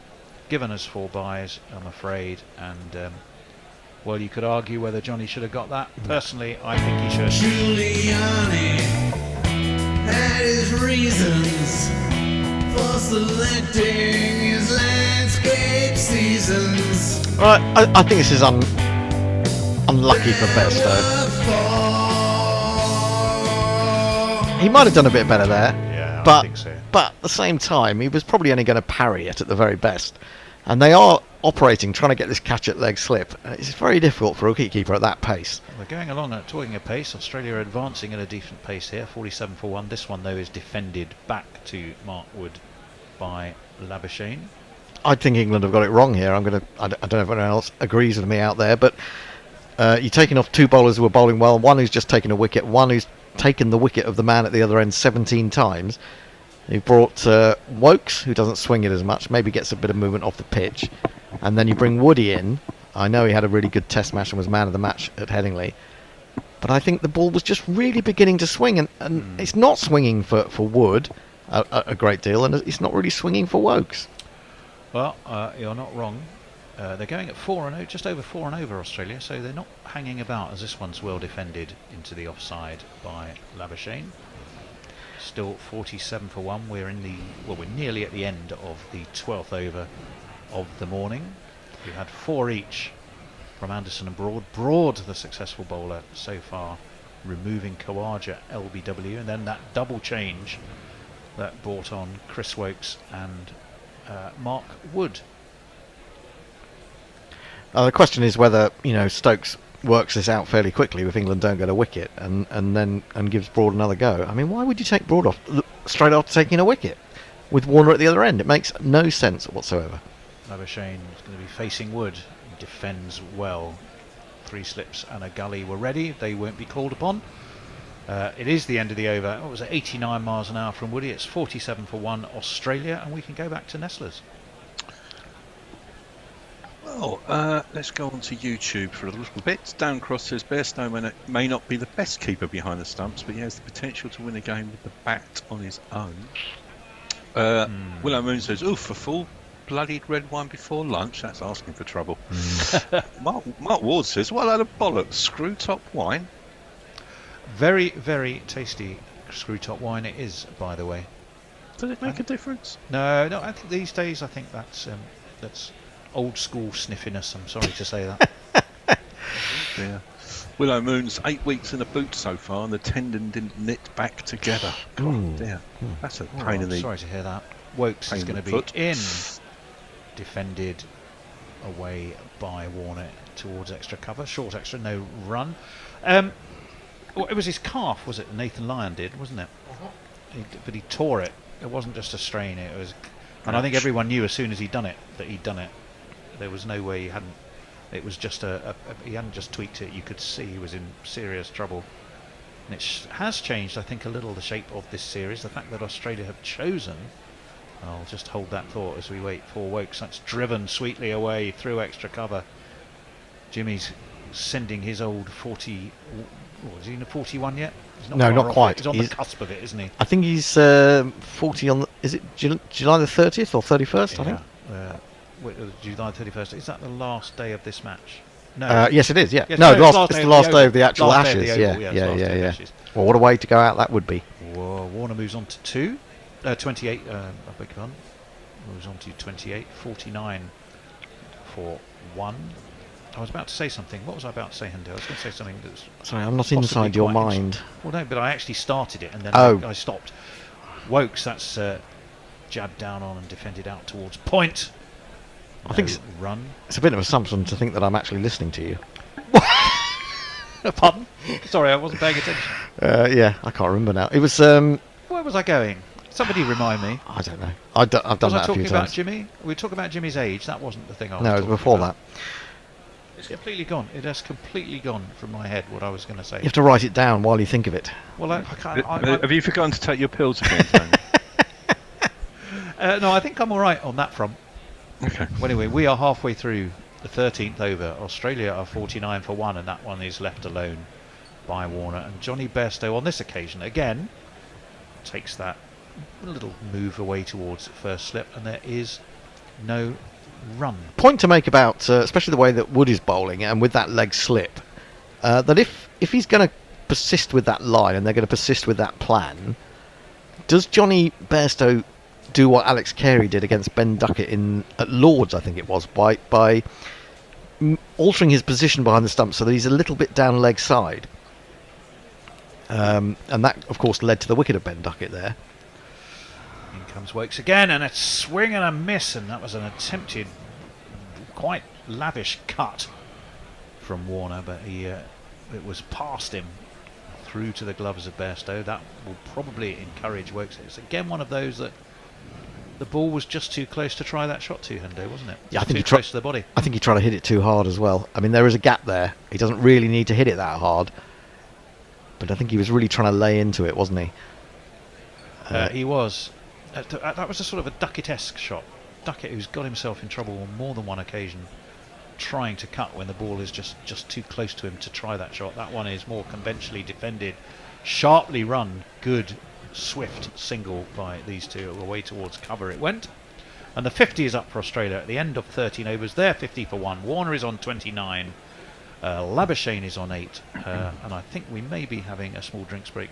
There seems to be quite a bit of a gentleman's adjustment going on with David Warner, which will probably give Nestlers a bit of time to give us some messages. Are we due a change? Shortly.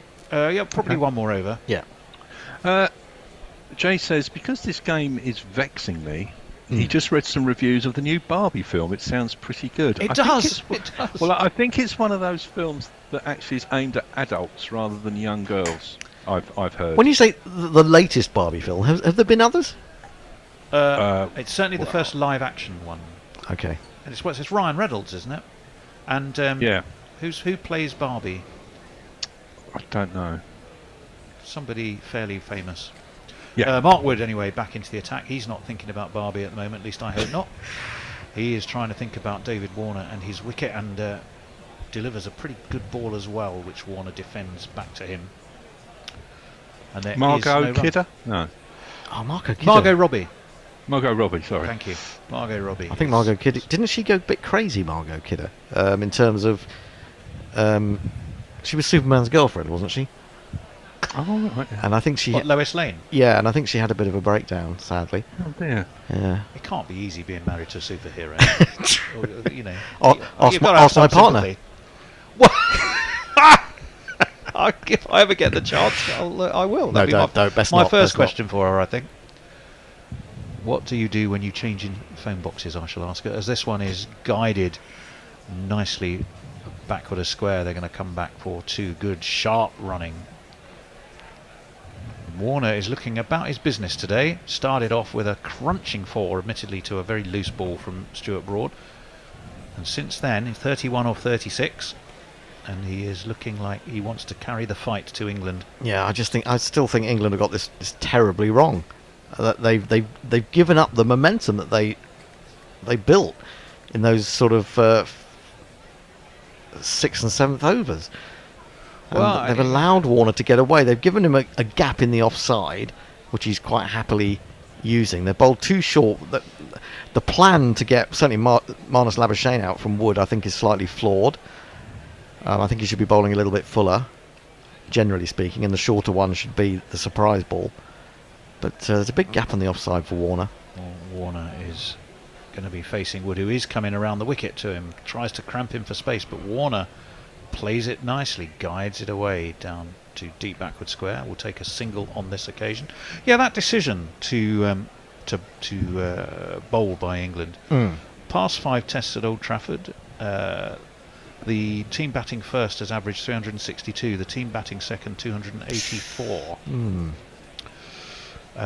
Which I think suggests, and certainly the percentages weigh quite heavily in the favour of victories for team batting first here in test matches.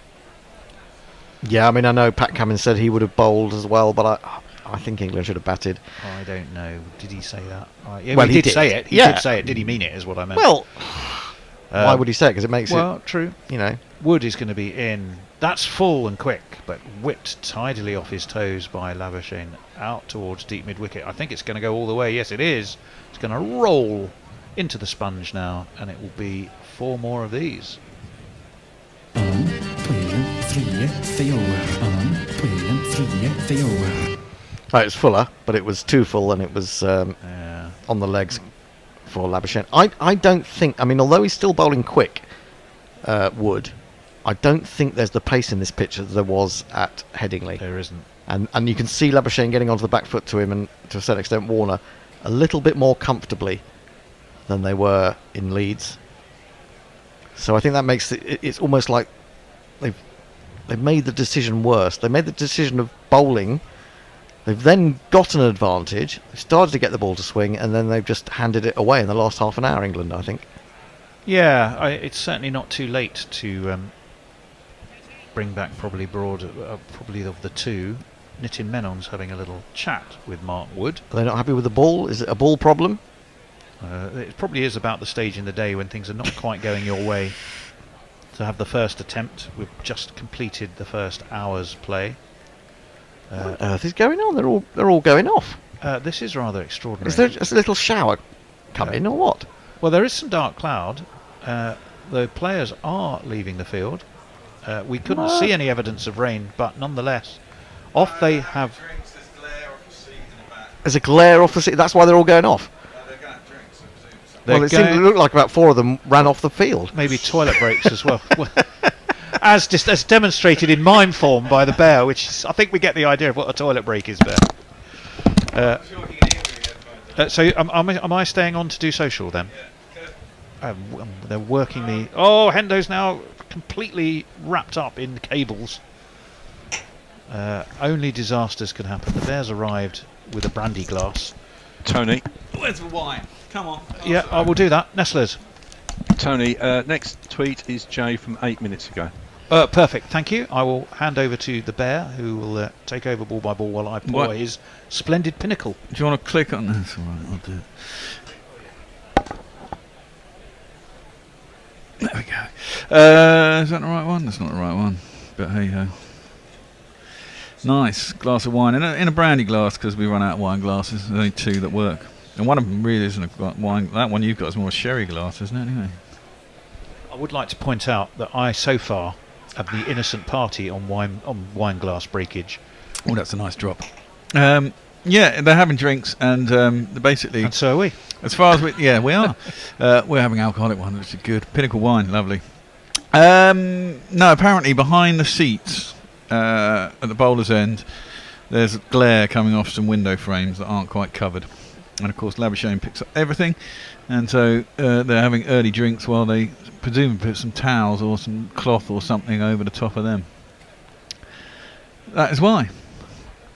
Let me see. I'll try and remember where we were. Jimmy's birthday is tomorrow. Leah reminds us. Screw top wine, says Jay, makes no difference unless you're drinking Buckfast. Danny Gallagher, pleasure, help yourself to some more leg buys. Well, yes, sadly, Jay Grover, because the game is vexing me. I've just read some reviews of the new Barbie. There we go, we've read that, we're caught up on that bit. Warren has sent us, it's a picture of the fight on the bridge from Monty Python and the Holy Grail, with the Black Knight. It is but a scratch. It says Ben Stokes by the end of the Ashes. Margot Robbie and Ryan Gosling, quite right, we were just saying that. Muttley says the film we all need is a live action Gem and the Holograms. What? No idea. I have to say I don't know. They're making. I heard that they're thinking of making a live action film of Hot Wheels. Why? Well, exactly. That's a good question. But I remember Hot Wheels when I was a kid. They were quite cool. Precisely. But they're going to make a film of it. Warren says the best adjustment in YJB's positioning would be back in the pavilion with folks behind the wicket. Well, yeah, I think well, we agree that's with true. That. Paranoid schizophrenia, Kidder, not Robbie. Pirate Badshaw, I stand by the notion that a hard-hitting biopic about Klaus Barbie is more plausible than the doll. I need to GC Radio Naked Fun Pornbot. Ironically, Margot Kidder was embalmed, hoping that she would be in the new Barbie movie. Oh Lord. Messy Jazz, in considering Australia's decision to go without a spinner, it's worth remembering that it seems unlikely that there will be more than 3 days play, meaning that the number of overs bowled will mean that a spinner would be used very little in all likelihood. That is a consideration, and the man from the weather cave is bringing a bit of meteorological intelligence into the discussion, and quite rightly too. Well, they haven't solved the problem. I thought that's why they were having drinks, so that someone could go in and sort out the fucking glare, because we're basically stopped playing because there's glare on these window frames. Glary seats. There's not glary seats, it's window frames behind the seats. There's obviously some low-level windows. And yet they keep showing, though, on the screen, they keep showing us the seats. That's because the window frames are behind the seats, Tone.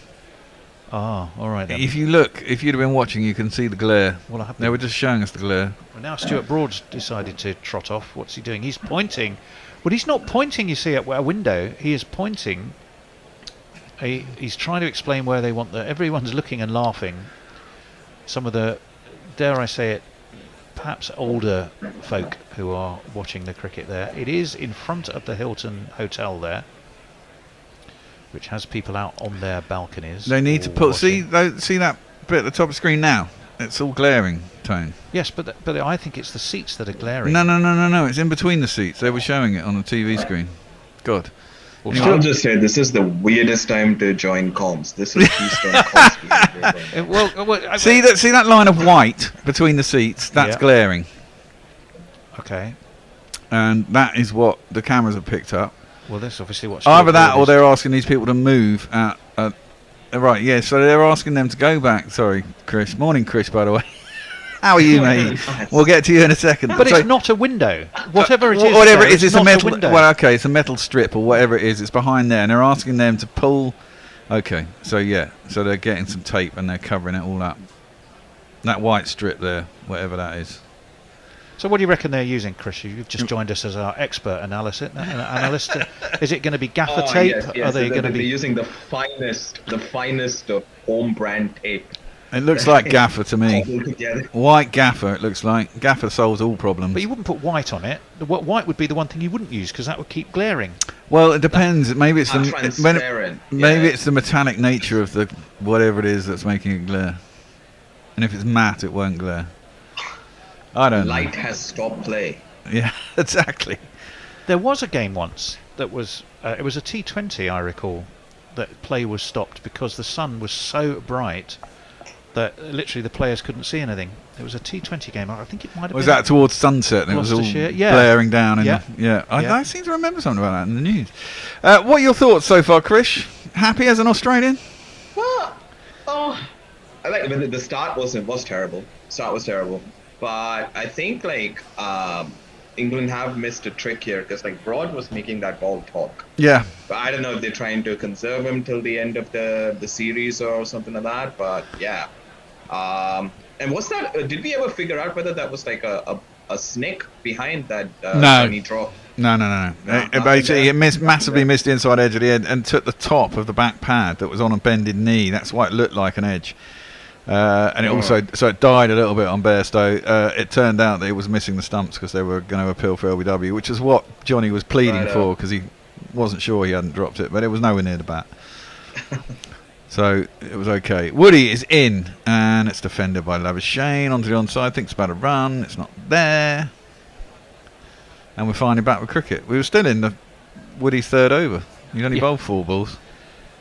We've wasted, for all those people pedants about time lost, we lost about 10 minutes there for a glaring window. Although we did manage to have a drinks break in between, so probably less than 10 minutes. Well, it wasn't a window. Whatever it was not a window. Whatever it was glaring. That's what they said on the TV. That's why I was saying window. What do they know? Well, I don't know. Not enough, clearly. Woody, last ball of the over. Wide of the crease, edged! Through that gap. It's always there between third slip and gully. It would have been taken snaffled comfortably by a 4th slip, but there ain't one. There's a leg slip. And it runs away for 4 runs. It's just another score. It's just another 4. Genuine edge as well, and would have easily been taken by a 4th slip. But there ain't one. There's 3 slips and a gully. Yeah, 4th slip would have had that. But well, one would hope. England slip catching. Well, that is also true, yeah. You're absolutely right. Ben Duckett was never going to get close to that, and that you wouldn't hold him to account on that front, I would say. Are you pumping out the weather cave, says the Naked Fun Pornbot to Messrs. Jay Grover says, Gem and the holograms were mint, dark as fuck. And Leah sent a picture of them. I remember Gem and the holograms, and there they are. They look like a sort of a hologram girly band, basically. Muttley says Gem and the Holograms was an 80s cartoon series about an all-female hair metal band and their arch nemesis band, the Misfits. Think bands like Vixen. Okay. Woakes in full edge, gone and taken behind. Bairstow has caught one. It was tempting for the drive. Hendo was wrong. It was the right change to make. Well, maybe not anyway. Well, But belatedly, yeah, an attempted drive by Warner, who was looking okay, and he got into the late 20s, but he's driven at a full one, got it all a little bit wrong. Thick edge, or slim-ish edge, taken by Bairstow. Immediately walks. He was tempted, wasn't he? It was there for the drive, and just got it wrong. Oh. Lovely Top catch. edge, for fuck's sake. Oh, no, he's out. Excellent. Top edge, for fuck's sake. Not quite a Oh, top no, he's edge, out. but No, it wasn't. outside edge. Top edge, for fuck's sake. Oh, no, he's out. Excellent. We've had super chat. GC Naked Fumble Bot says sends us $4.99. He says Old Trafford is too white. Surely this should have happened at Headingley. Well, yes. Did you see the programme last night? No, I didn't. Racist cricket in England. It wasn't called that on Channel 4 at about 11:15. Racist cricket in England. God. It was Adil Ray doing a documentary, interviewing all the relevant people. It's a fucking nightmare. I really was. I've got to be honest. Very focused yesterday on the women's Ashes game, which was yes, gripping stuff. And England did phenomenally well. They did do phenomenally well. And you know what? The difference is that bloody last over in that last ODI when Alex Bell went for 26 and we lost by 3 runs. Otherwise, we'd have got the Ashes. Yeah. I mean that was a terrible over. And it's a difference. A bit of Nat Shiva Brunt when she played in like the women's IPL. She's good. Yeah, she is good. She is good. You know who's the new man to the crease here? Oh yeah. Stop fiddling, Stephen. Stop fiddling, Stephen. Just stand still. Stop playing with yourself. Oh, it's very unsightly. Stop fiddling, Stephen. Stop fiddling about. Stop playing with yourself. Oh dear. Stop fiddling, Stephen. You look a bit mental. Stop playing with yourself. Keep your hands to yourself. Stop fiddling, Stephen. Oh. Stop playing with yourself. Woakes is in. Pull. First ball. Straight down the throat of. Did he catch that? No. Should have been on the bloody boundary and he might well have caught it, but he was in about 3 yards. What? Pulled first ball, I think, for 6. It was Woody down there. He made a valiant dive. But I think it's gone over him. Was it 4? So it bounced inside the boundary, so why didn't he fucking catch it? Oh, that would be insult to injury. Oh, yeah, Woody was too far in. He was about 5 yards in.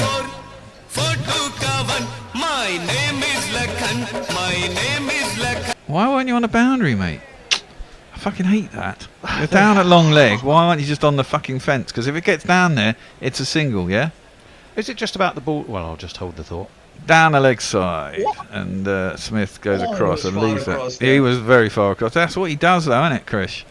He plays with you everything. I know it's what? It's a bit beyond it now, but there was a game in Napier that was stopped due to light, due to low sunlight in India and New Zealand when they played over there. But that's shocking. Like, why is he so far in? I don't know. That's a question you'll have to ask Woody. Or Stokesy. That guy looks like someone I know. Or used to know. Behind that, defended out to cover and there's no run. Bummer. Could have had him first ball. Well, it's been great. Doorbell. Definitely players who for Australia here who are very keen to make a statement off their first ball. That's the 3rd time it's happened. True. And that ball probably was the least obvious one to do it on. You know what? I think they are a little bit rattled. I mean, the engine room of Smith and Labuschagne, apart from a ton from Smith, really hasn't done much in this series. That's defended by Smith up to mid-on. There's no run. I think after that ton, Smith's averaged, I can't remember what it was I saw in the paper, 31 or less. Got a double ton here last time, didn't he? Yeah, I know. 2019. It was in sublime form last time, though, wasn't it? I mean, we couldn't stop him from getting runs. He got so many runs. And you kind of thought he was going to do that because a ton. It was his first innings he got that ton, or was it second innings? Yeah, he got the ton. Second innings. Second innings, and you kind of think, oh god, he's going to get a shitload. But we've managed to keep him quiet since then. Doorbell, Hendo. Defended back down the track, and there's no run. What did he say? And Labuschagne's the one who's been disappointing. Actually, he's had a couple of starts, but he's not converted. Could do with one right now. Could do. Come on, double ton partnership. Well, he doesn't score that many runs outside, does he? Outside Australia, Well, someone was saying his average is 20 something in the last 16 matches, or since he run fest against West Indies. Warner knew he'd done the wrong Well, thing he there. didn't do well in India. That's not surprising. Not a lot of people do, really. yeah. Let's be honest. Farong says, so have the And, GC crew dropped more wine glasses than catches by Butterfingers Bairstow? Surely not. No, just a couple of glasses. So we're not in that league yet. Leah says, damn, I always thought I was 10 days older than Jimmy. Turns out I'm 20 days older. Oh, Damn dear. it. Woody in short. Labuschagne ducks underneath it through to Bairstow. No run. Oh, I didn't realise we'd started the new over. Andrew, so why couldn't they have played a fourth frontline pace bowler instead of two all-rounders? Because they get the benefit with both of those. That they get extra batting. bowling and much deeper batting. Plus, I mean, they're basically back down to 10, Australia, if you've got Cummins coming in at 10. Yeah. Well, Cummins will start, whichever way around they go. Yeah. And, you know, I mean, Hendo was saying, everyone's saying, why did England bowl? I think England bowled because if the weekend's rained off, they've got to try and win this in 3 days if they want to go and be able to win at the Oval. And Is the best that likely?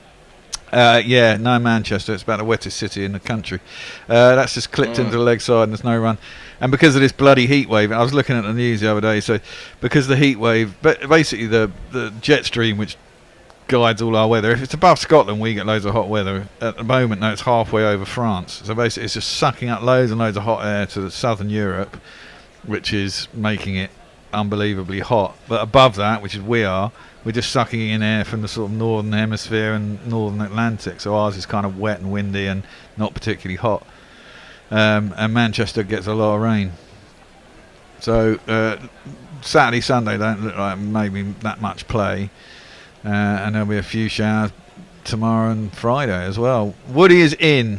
Inside edge by Smith, just goes out towards square leg, there's no one there, and therefore 1 run is accrued. 67 for 2. I mean, he's getting similar pace, isn't he? But he's not getting the same degree of movement or bounce that he was enjoying at Headingley. Headingley was just a fantastic pitch. The best test pitch I've seen for a while. Chris Jay's commented to you, Chris either looks like he wants to buy some weed off someone he's unsure about, or he wants to pitch a film project to someone he's unsure about. Mint. I just came from a pitch. Yes. There you go. What were you pitching? What were you pitching? Yeah. Oh, no. No, I'm making this up. So this beanie is actually made for me by my dear friend who I commissioned this beanie from her. Fantastic. It's my super comfy stay-at-home beanie. Wood bowls outside Labuschagne's off stump. He leaves it through to the keeper. Now, by the way, the ducket bucket is up. The ducket bucket is up. The ducket bucket is up. The ducket bucket on is the up website. On the Redbubble website. Yes, you can go there and get your bucket hat with ducket in a bucket. Just search merch if you go to guerrillacricket.com and then just find merch.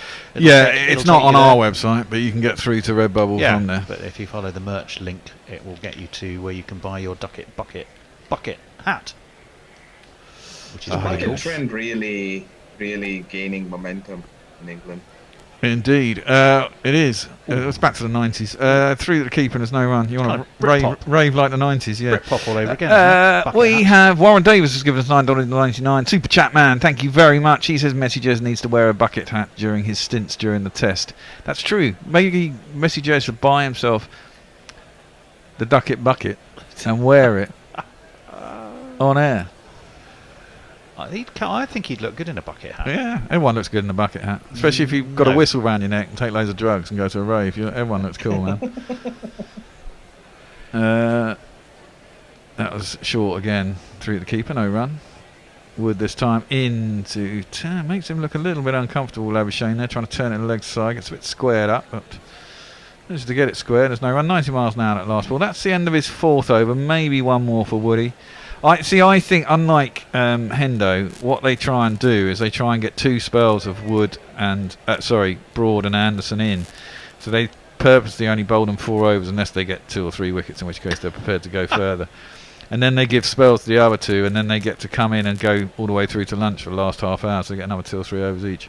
Well, King Drew, I'm not sure I should read this out. I'm going to read it anyway. Damn it, says King Drew. I tried Blunt King 777 there. Weed room trips, edible pills, coke, hash, LSD, DMT, Molly, Gumi, mushrooms, and psychedelic products are damn good, and their delivery is fast. They do shipments too. Where was this? Where did it? What was the link? I'm not going. There, you can find that for yourself. There are 2 bootleg Gorilla Cricket. You can complain to Redbubble. You know, you can send them a night. It's up there on one of them. I've got it. I sent it out as a link. It's open on one of the links, Hendo. That site can be a bit difficult to bloody navigate. ALBW, surely there's an appeal, or did it? No, or did it just go away and not glance the pad? Did hit the pad? I thought it hit the pad. He wasn't playing a shot. You got to appeal for that, unless it just went off the seam and actually missed everything. Let's have a look. Yeah, it did miss everything. It didn't go off the pad. I thought I thought he just left it and it gone off the pad. That one moved quite a bit off the seam. The postman on YouTube wants to know: do you accept Ponting wine tokens? No, they need to come in the shape of euros or whatever currency you're paying in. But you can go to our website and it will tell you exactly how to get your 15% discount. Woakes even. Inside edge onto pad from Labuschagne, works itself out onto the offside and there's no run. Are dollary dues accepted as a form of currency? Dollary dues, is that some crypto or something? Oh no, it's from The Simpsons. Ah, right, okay. Alternatively, you can go to pontingwines.com.au/Gorilla Cricket. Either way, remember, however you get there, use the code GCAshes2023. Get your discount. Get your 15% discount on wine. And we're not just saying it's very good. It is. It's actually very good. In fact, can you top mine up? Very drinkable. Inside edge, going down towards long leg. It's fielded by Woody. Are they going to come back for 2? They're not this time, and it will just be a single. Problem is, I'm starting to drink wine. Well, I suppose it's past 12 o'clock. Warner Nat yapping away on the balcony to Alex Carey. They do bat long. Past 12 o'clock somewhere there. It's always past 12 o'clock somewhere, that's true. Well, maybe not. Yeah, it is actually, isn't it?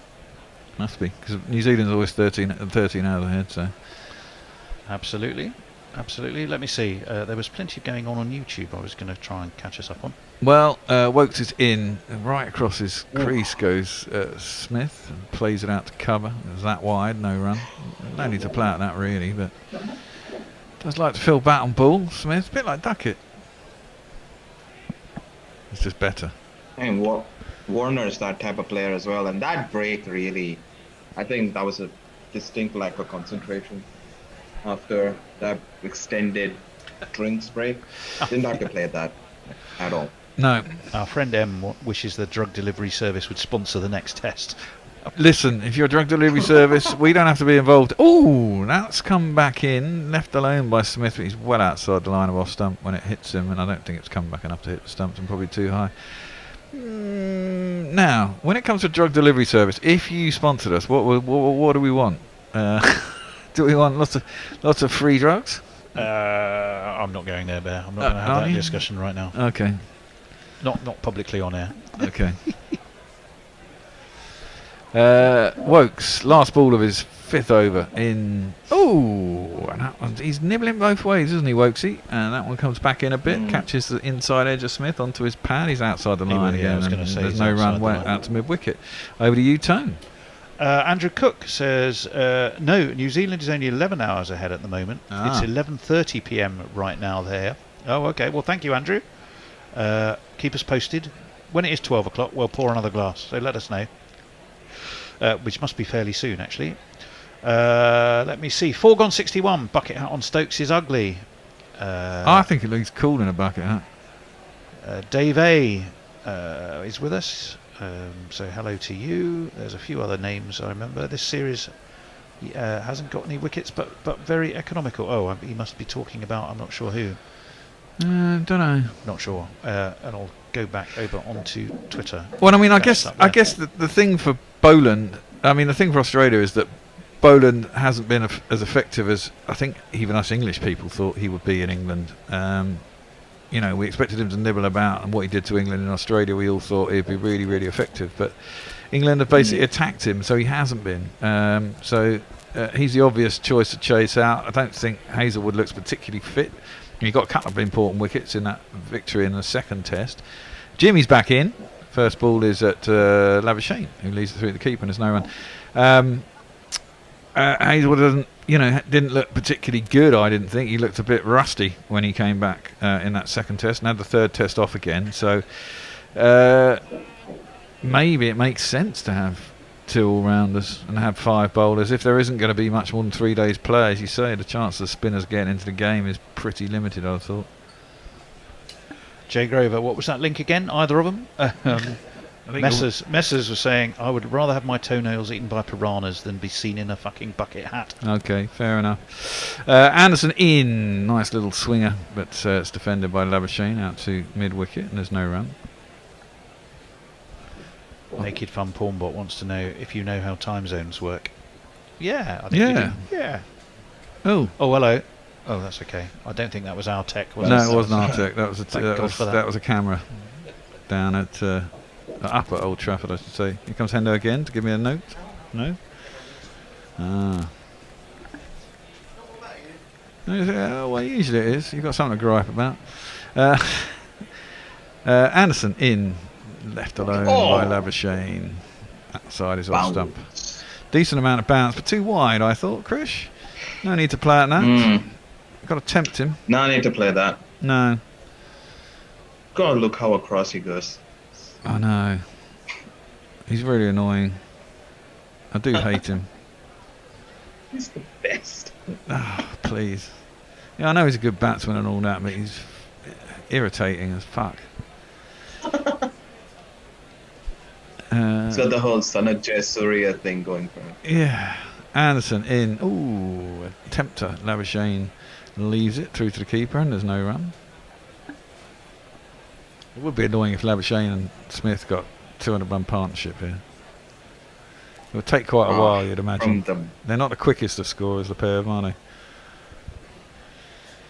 they? Music to my ears, that is. Nah, I like it when a game moves along, you know. Makes it much more interesting. Labuschagne is going to face up 5th ball of Jimmy's comeback over. And it's defended by Labuschagne onto the onside. No run. We have what? We should have a change actually at the end of this over. Who's doing what? Not Fred's coming in, I believe. Well, I can tell you, Glenn Hughes, bassist and vocalist, was saying, "Good to see you again, Muttley," but he's copied us in. Lovely. Oh, we got Not Fred has appeared. Not Fred is in. Who's supposed to be on with us? I have to move Nestlers. then at some point. Yeah. I need to go. I shall love you and leave you after this next delivery, I think. Okie dokie. Nestlers is going to join us from his Epping lair. That's down leg side, and Labuschagne has no need to play for that. It's through the keeper, and there's no run. We seeing you later, Krish? Or is this your only stint today? No, I think he's back at some point. No, it's my only stint today, but I'll be back day 4. Okay. We shall see you then. Have fun. Nestlers, I would go back to the Glenn Hughes one, because I think there's a little bit of a backstory there worth exploring. And you may know more about Glenn than I do. Hughes play the songs of Deep Purple, I believe, the other day, and he got a picture with the bass legend from Deep Purple and the KLF. And the KLF. Who was that? Sorry? Glenn Hughes. He sang on one of the KLF songs. Oh, okay. Yeah. A great backup vocalist as well as a decent bass player. Ah. Yeah. Wow, there you go. Yeah. Good to see you, Nestlers. How have you been? Good, mate, yeah. Yeah, I've been alright. Following the tour, I presume? I've got it on now, yeah. It's, okay. It's close, isn't it? Stage today. What's the gap between is it Pogacar and something like Verrigan or something? Vingegaard. No, Vingegaard blew him away in the time trial yesterday by quite a big margin. Oh, really? He's got 2 chances today and Saturday to get it back, but I don't think he will. Are they mountain stages again? Yeah. Still in a mountain? Today's the highest. Oh, okay. Broad is back into the attack as well. See, I told you. Oh, yeah, it's you, Fred. Yes, it is me. Hello, everybody. Hello, Nestlers. Hello, Bear. Hello, Fred. Change of bowling. It's this chap. Sweep the leg, Brody. Got the best headband around. Something has got to keep her down. Got the best headband around. Your ego ain't gonna be kept down. Got the best headband around. Even though your hair is thinning now. Well, the first ball was defended into the leg side, but the second ball is absolutely creamed through the offside to the vacant point position for one of these. Kind of did a little sort of Yahoo step as he hit that, didn't he? Yeah, well, he doesn't do anything conventionally, does he? By the time the ball had got to him, he'd more or less exposed all three stumps behind his back leg. As Broad, who has one of the two wickets to fall, bowls from wider of the crease, and that's just angling into Smith, who turns this behind square on the leg side. Moeen Ali, thanks for coming. He fields the ball just behind square. They take a single, 74 for 2, halfway through the 19th over. England having put Australia in. I say England, it's really sort of Ben Stokes' mates 11, isn't it? Who would you have in it, apart from Woakes, obviously? What would your 11 be? Well, I would have picked Tongue for Anderson. That was one option I'd have been tempted with. It's not just that he bowled well in the one test that he played. It's not just that he took a couple of wickets as Broad bowls, and this again angling in, and it's turned past the leg slip region. It was more of a leg gully and down to the vacant long leg area for one of these. 1 2 ka 4 4 2 ka 1. My name is Lakhan. My name is Lakhan.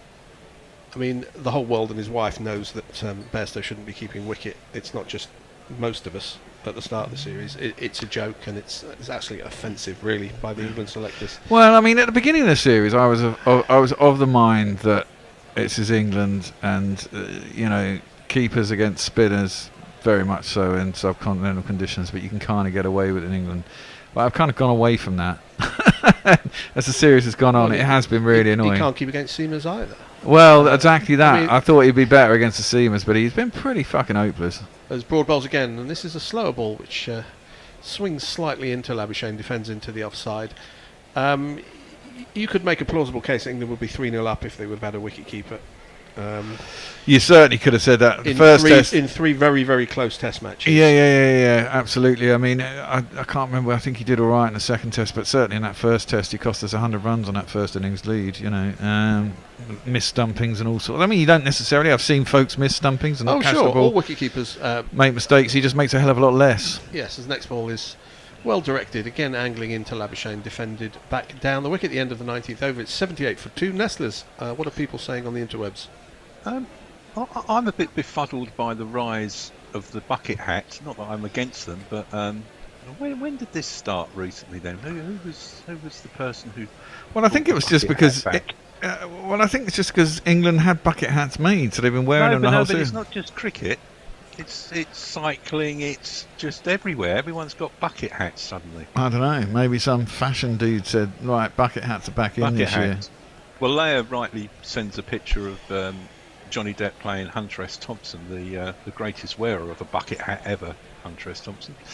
But it's a bit of an odd one, really, isn't it? 90s rave culture. Everything comes around every so often, doesn't it? So. Yes, you slaves to fashion. But you can, of course, buy them on the Guerrilla Cricket Red Yeah, Bubble exactly. page, We've got the bucket ducket.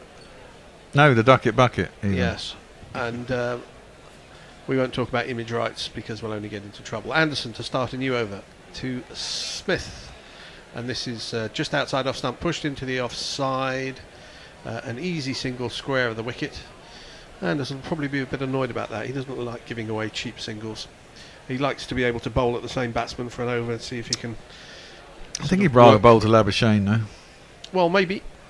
I mean, you kind of bowl at Smith and bowl your best balls and hope that you get something wrong, but he rarely does, and then occasionally he does. Whereas with Labuschagne, you kind of think you've probably got a chance with him. And what I was saying about Tongue earlier is if you saw the wickets he took in the one game he played, I mean, they were, as Anderson bowls again, and Labuschagne goes on the back foot and just chops this towards gully, no run. They were very good balls getting good batsmen out. Yes, they were. It wasn't just a case of, if you bowl long enough, you're going to get a wicket. He bowled some tremendous wicket-taking deliveries. Yes. And Anderson has not been in great form. I'm not denying what he's done over his career, but in a must-win match, then you have to put sentiment aside and pick your You absolute do. best player. I mean, it was a bit of an odd performance from Anderson for those first 2 tests. I do think the wickets were dead, but I mean, he had bowled pretty well coming into the series, let's be honest. And this one is just swings in slightly towards Labuschagne. Just thinks it's into the leg side and takes a quick single. But as I say, the wicket's tongue took. I mean, he was moving the ball. If they were dead wickets, the tongue was getting something to happen on them. And we saw him that one game. We haven't seen him again, which is a bit odd. Yeah. 80 for 2 now, halfway through the 20th over. Smith has 11, Labuschagne 24. Well, he only seems to want to go with one speed merchant, doesn't he? The rest they want kind of normal. Well, Tongue is not an out-and-out speed merchant. No, but he's just, Next ball is just outside off stump, and Smith has gone right across as he's prone to do and plays it into leg side towards mid-wicket. No run. I mean, there aren't many out-and-out speed merchants, but I mean, all of Australia's bowlers that generally operate sort of 87 upwards, don't they? And that's where Tongue generally operates at, which is, it's a 5-6 mile an hour difference. He bowled Labuschagne with a ball which came roaring back way in. back into him, on a deadish wicket. Surprised we haven't seen any more of him as Anderson bowls again, turned round the corner through leg gully out towards fine leg, a single to Smith. He has 12. 81 for 2. I mean, there's a disconnect on the on-screen scoreboard. They put up the team score and then they wait for like 8 seconds before they put up the batsman's score. I mean, You'd think it'd be all automated, wouldn't you? You would think it was. I mean, even sort of club grounds, you press the one thing and it does everything. Everything else. It does everything, yeah. Must be quite easy to. I mean, right, I'm going to give you my story of hell with BT yesterday. As we something go to look on. forward to at the end of the over as Anderson bowls very full and straight and Labuschagne defends to short extra cover. The end of the 20th over, 81 for 2. Let's hear of the Bears' BT hell. Well, basically, we missed a bounce back loan payment about January 2021 or something like that. But unlike most sort of direct debits out of your account, if you miss a bounce back loan, they don't go and try and take it out 10 days later because you might have not had money in the account. Anyway, so it remained unpaid for 2 years. So after 2 years, they cancelled all our direct debits out of our bank account. This was for Gorilla Cricket. So the Wi-Fi got turned off back in April or something. After I've reset it up again, it turns out basically, and then I did that a couple more times, and the bank keep fucking turning it off. And it turns out they put a block on the reference number, which happens to be the account number, right, for the Wi-Fi account. Oh, so yesterday, having found this out, and the bank vociferously refusing after this ball. Broad bowls, and that's swinging into leg stump and turned very sweetly by Smith in front of square, out to the boundary for one of these. 1, 2, 3, 4. So the bank refused to unblock the reference number. The reference number is the account number essentially, and BT said they can't change the account number. So it's like some Kafkaesque novel. So the only thing I could do after the bank refused that was to basically cancel the BT contract and immediately set up a new one. Yeah. So it had a different account number. So the kid at BT goes, yeah, that's fine. I go, fine. Is it going to work tomorrow? I just need it to work tomorrow, and that's fine. I need it to work straight away. He's like, yeah, it only takes 24 hours to switch on. But we've got to send you a new router. Why do you need to send me a new router? Because it's a new account, blah, blah, blah, blah, blah.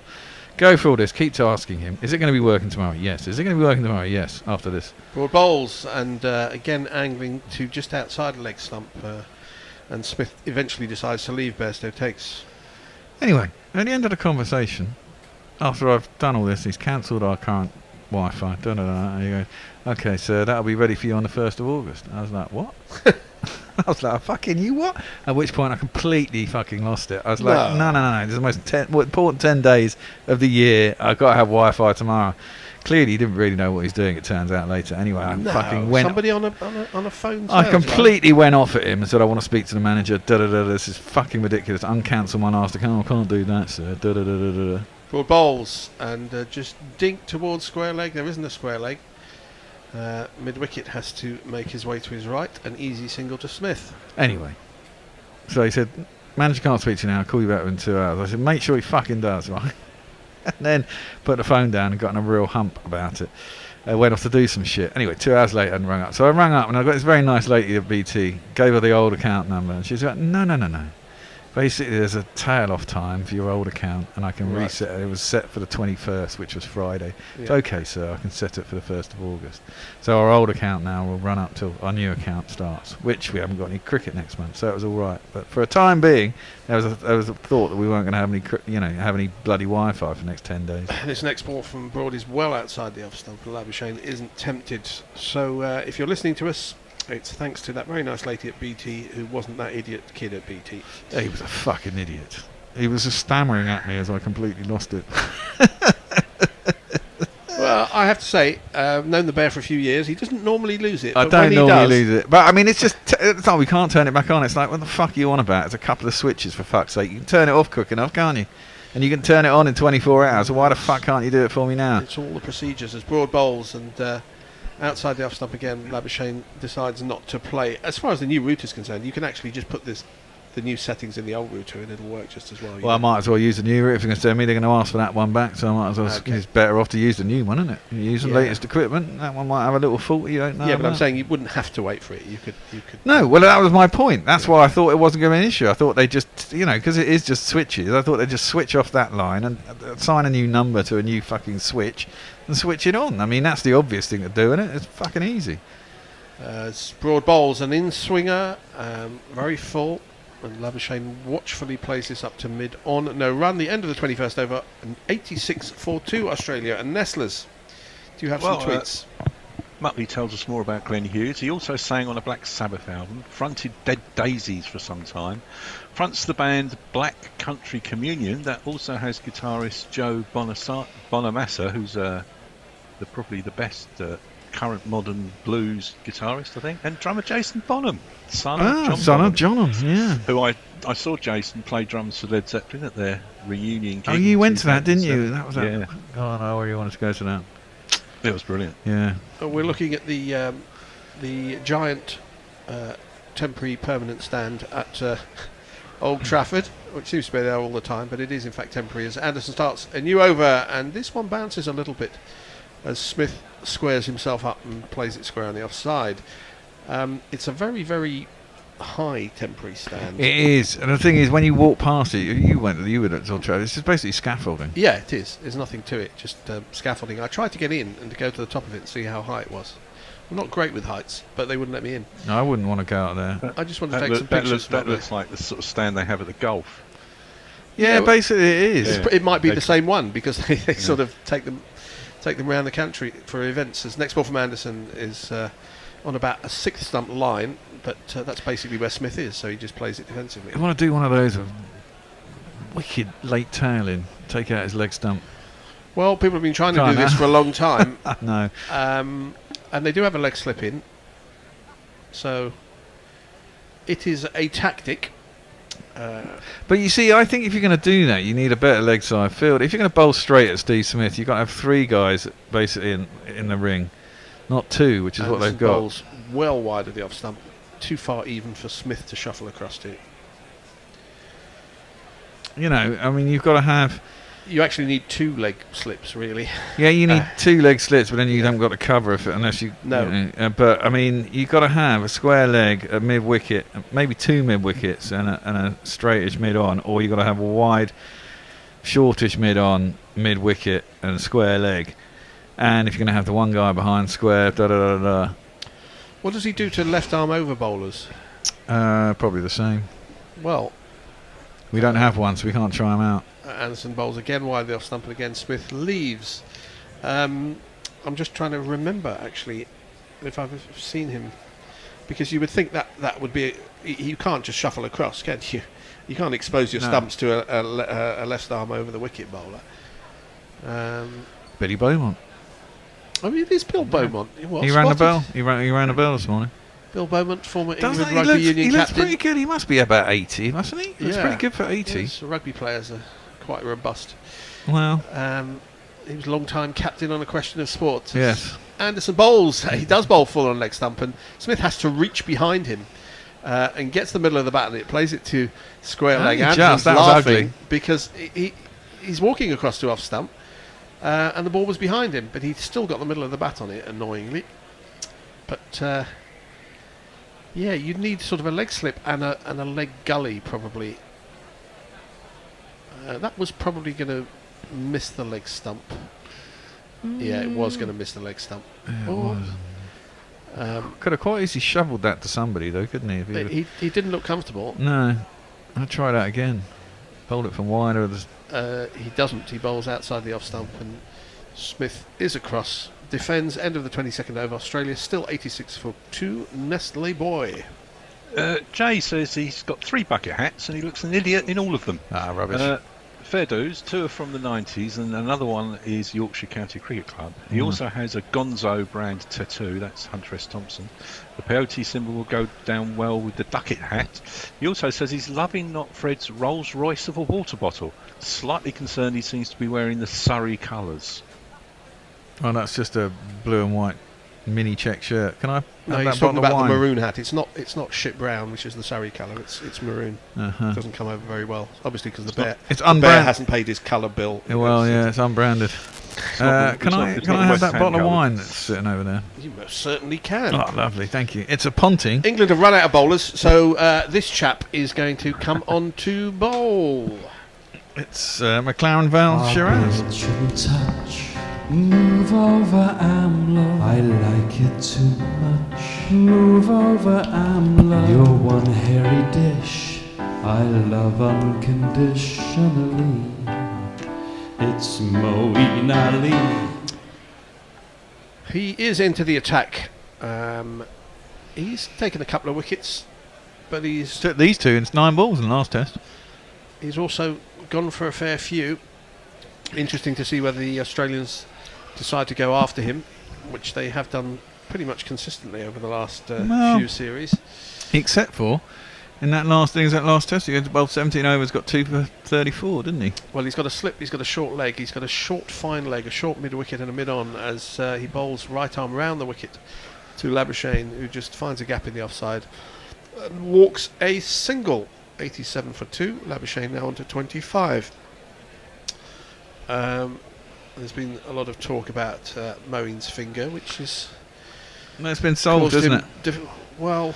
Been solved by a fan who sent him some Manuka honey, who he's very grateful for. Isn't there a test match ground called the Manuka Oval? Yes. Is it Tasmania or somewhere? Or No, it's New Zealand, isn't it? Is it? Yeah. No. I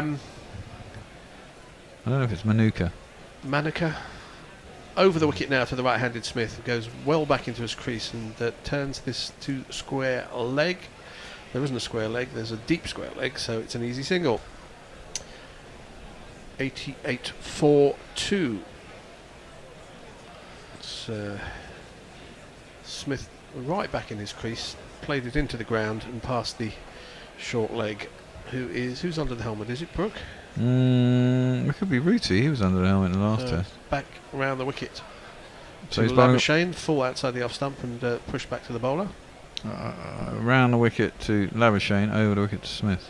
Interesting. Round the wicket is a good line if the ball is spinning. We haven't had an opportunity to see whether the ball is yet. So this is outside the off stump and flapped or slapped out to deep extra cover by Labuschagne for a single. Who's that out there in the floppy hat? That's a child. Was that it must be a local lad. Someone's off the field, clearly.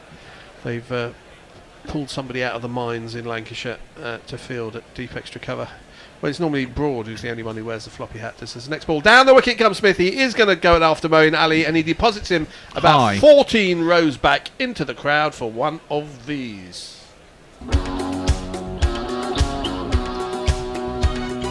I believe in miracles.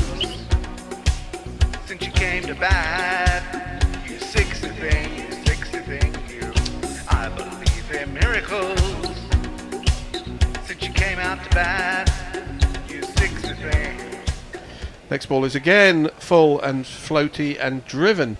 There is nobody out at long off. Is anybody going to get round to field it? Somebody does, yes. It's Crawley. I don't know where he came from.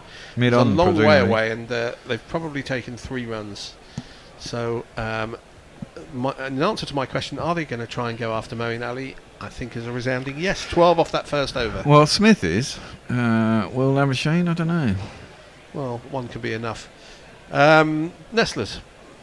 Old Fart at Play says Manchester music and cricket at Old Trafford. The Smiths' pride before the fall. Let's hope it's a happy Monday. Oh. Well done, Old Fart. Well, Old Trafford is basically now a concert venue which is occasionally used for cricket, but concerts do take precedence. They had 100,000 watching the Arctic Monkeys. I mean, you would have thought you'd find 100,000 people who want to watch the Arctic Monkeys. Maybe that was over a number of games, a number of dates rather than just one. I don't know where they put the stage. Anderson's going to start a new over, and he'll be bowling to Steve Smith, the former Australian captain, who defends this into the leg side. It's a dot ball. Presumably under a hotel or, at one end. I suppose you get, it's quite a big area, standing. I suppose you get quite a few people in there. Well, they make more money from concerts than they do from cricket, so that's the way it goes. If anyone was at the concert at Old Trafford, please do let us know the permutations and how they where they put the stage. As Anderson bowls again outside the off stump, Smith goes to play, then decides not to and does his stupid flick with the bat, which is one of the 83 annoying things that Smith does. He's overtaken Labuschagne. I heard on another service earlier that Stuart Broad had taken now, is it 148 wickets against Australia? Oh wow, he's on 599. And he's only just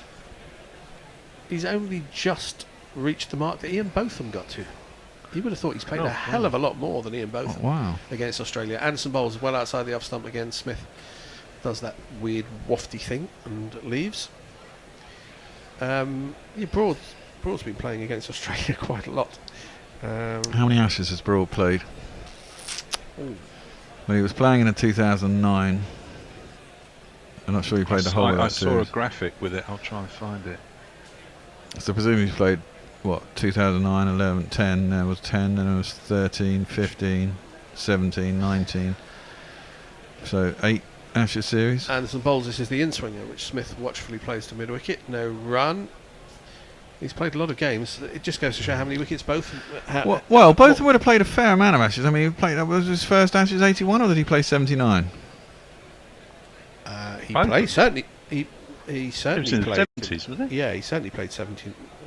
Well, then I mean, he played. So he was still playing 95, 96. He'd have played in part time. Yeah, I suppose so.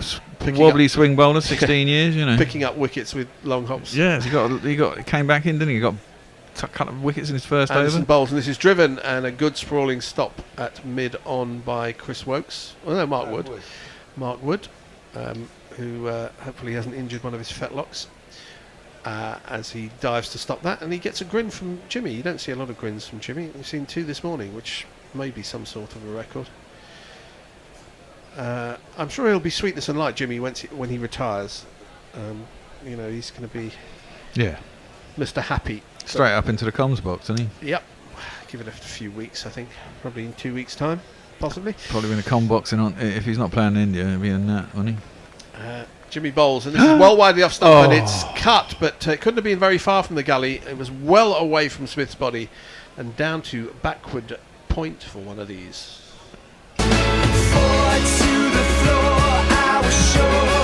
That can't have been far. Did he miss that? It looked like it was straight at him. Well away from his body. Australia's 100 is up, which for some reason gets a standing ovation. It was cut upward, and it was. No, it was too far wide. It was about 5 yards wide of Woakes in the gully, but he wasn't in control of the shot at all. A second gully, which you don't see very much anymore. No. It would have been down his throat, but it's not really a position you can expect to be caught. But he wasn't in control of the shot, which will give some encouragement to the bowlers up until this mark when Moeen Ali comes onto bowl. And he'll be bowling to Labuschagne. 26 runs, 55 balls faced. Let's see what the field is. He seems to have an on Hayden very close to the cut strip, and a slip who's Joe Root. And this is short outside the off stump and cut square. There must be a man there. Good bit there of sort fielding. of is. He had a long way to come. And he's saved a couple of runs. The It's the young kid. kid in a floppy hat. We've no idea who he is. Short, I'll give him that. He is, yeah. He's a small lad. Probably somebody on the Lancashire ground staff. Good bit of fielding. Yeah, it was. He had a fair bit of ground to make up from deepish extra cover, as it was 2 runs. Next ball from Moeen is on off stump and defended down the wicket by Labuschagne. 104 for 2.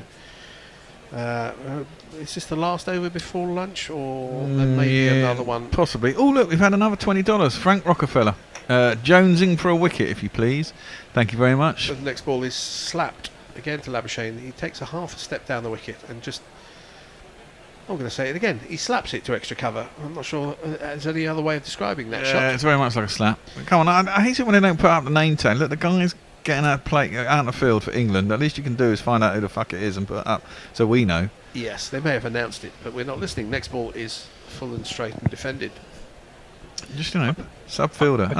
As Farouk Engineer in he's the always crowd. there chomping food. Yeah, Yes. go for it.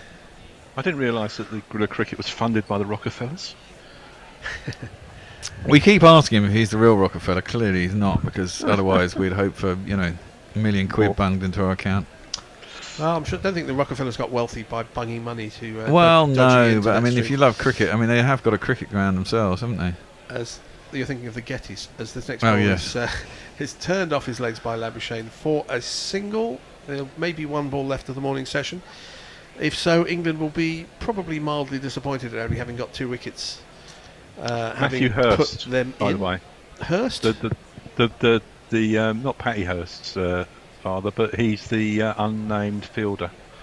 Oh, he's Matthew called Hurst. Hurst. Yeah, a lot of rich people around. Last ball, possibly before lunch, is driven past the bowler up to deep mid-off. The mid-on fielder has got time to chase it down towards the boundary and wang it back in. That's going to be 2 runs to Labuschagne. 3 runs, 107 for 2. Is that lunch? Looks like they're all trudging off. Yeah. They are trudging off. And so Bear, talk us through the morning session, and Nestle will run through some tweets, and then we'll have a break. Well, it was a pretty good morning for Australia, you'd have to say. England got a couple of crucial wickets. They've got both openers out. They've got Khawaja early, but now you've got Labuschagne and Smith. Warner got 28, looked reasonably good, and then wafted a drive at a Woakes delivery.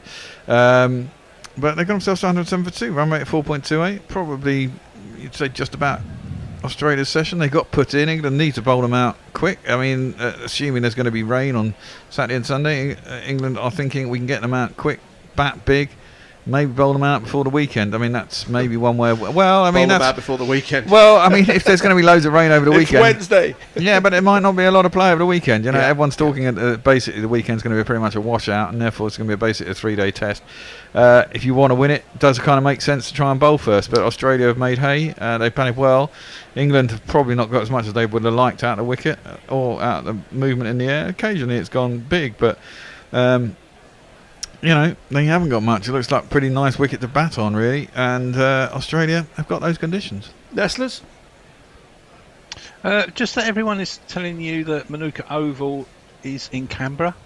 It's in Canberra, yeah. I thought Was it there was in something Australia, about... not New Zealand. Oh, right, okay. Yeah, I thought it was in...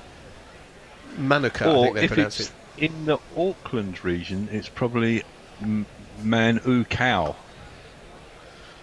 Manu Chao. You heard of Manu Chao, Nestlers. You like your music, don't What's the venue England played at in New Zealand? I thought that was the Manuka Oval. Was it something else? Mount Manganui. Oh, Mount Manganui is what I'm thinking. Anyway, if that's the end of the tweets, we shall have a break now. We'll be back in about 33 and a half minutes for the post-lunch session between England and Australia from the 4th Test match from Old Trafford in Manchester. Until then, you can enjoy some lunchtime entertainment.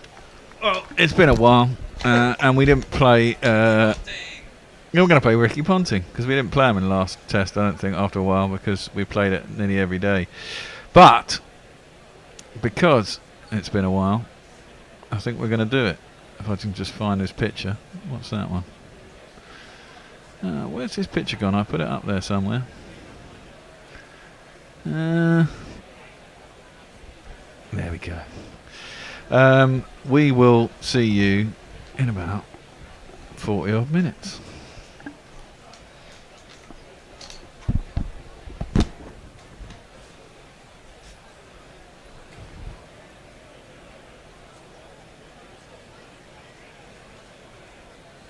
Chairman Mao, Jamie Howe, Ho Chi Minh, Siftin, Václav Havel, Graham Saville, No Surrender, Percy Fender, Guerrilla Cricket.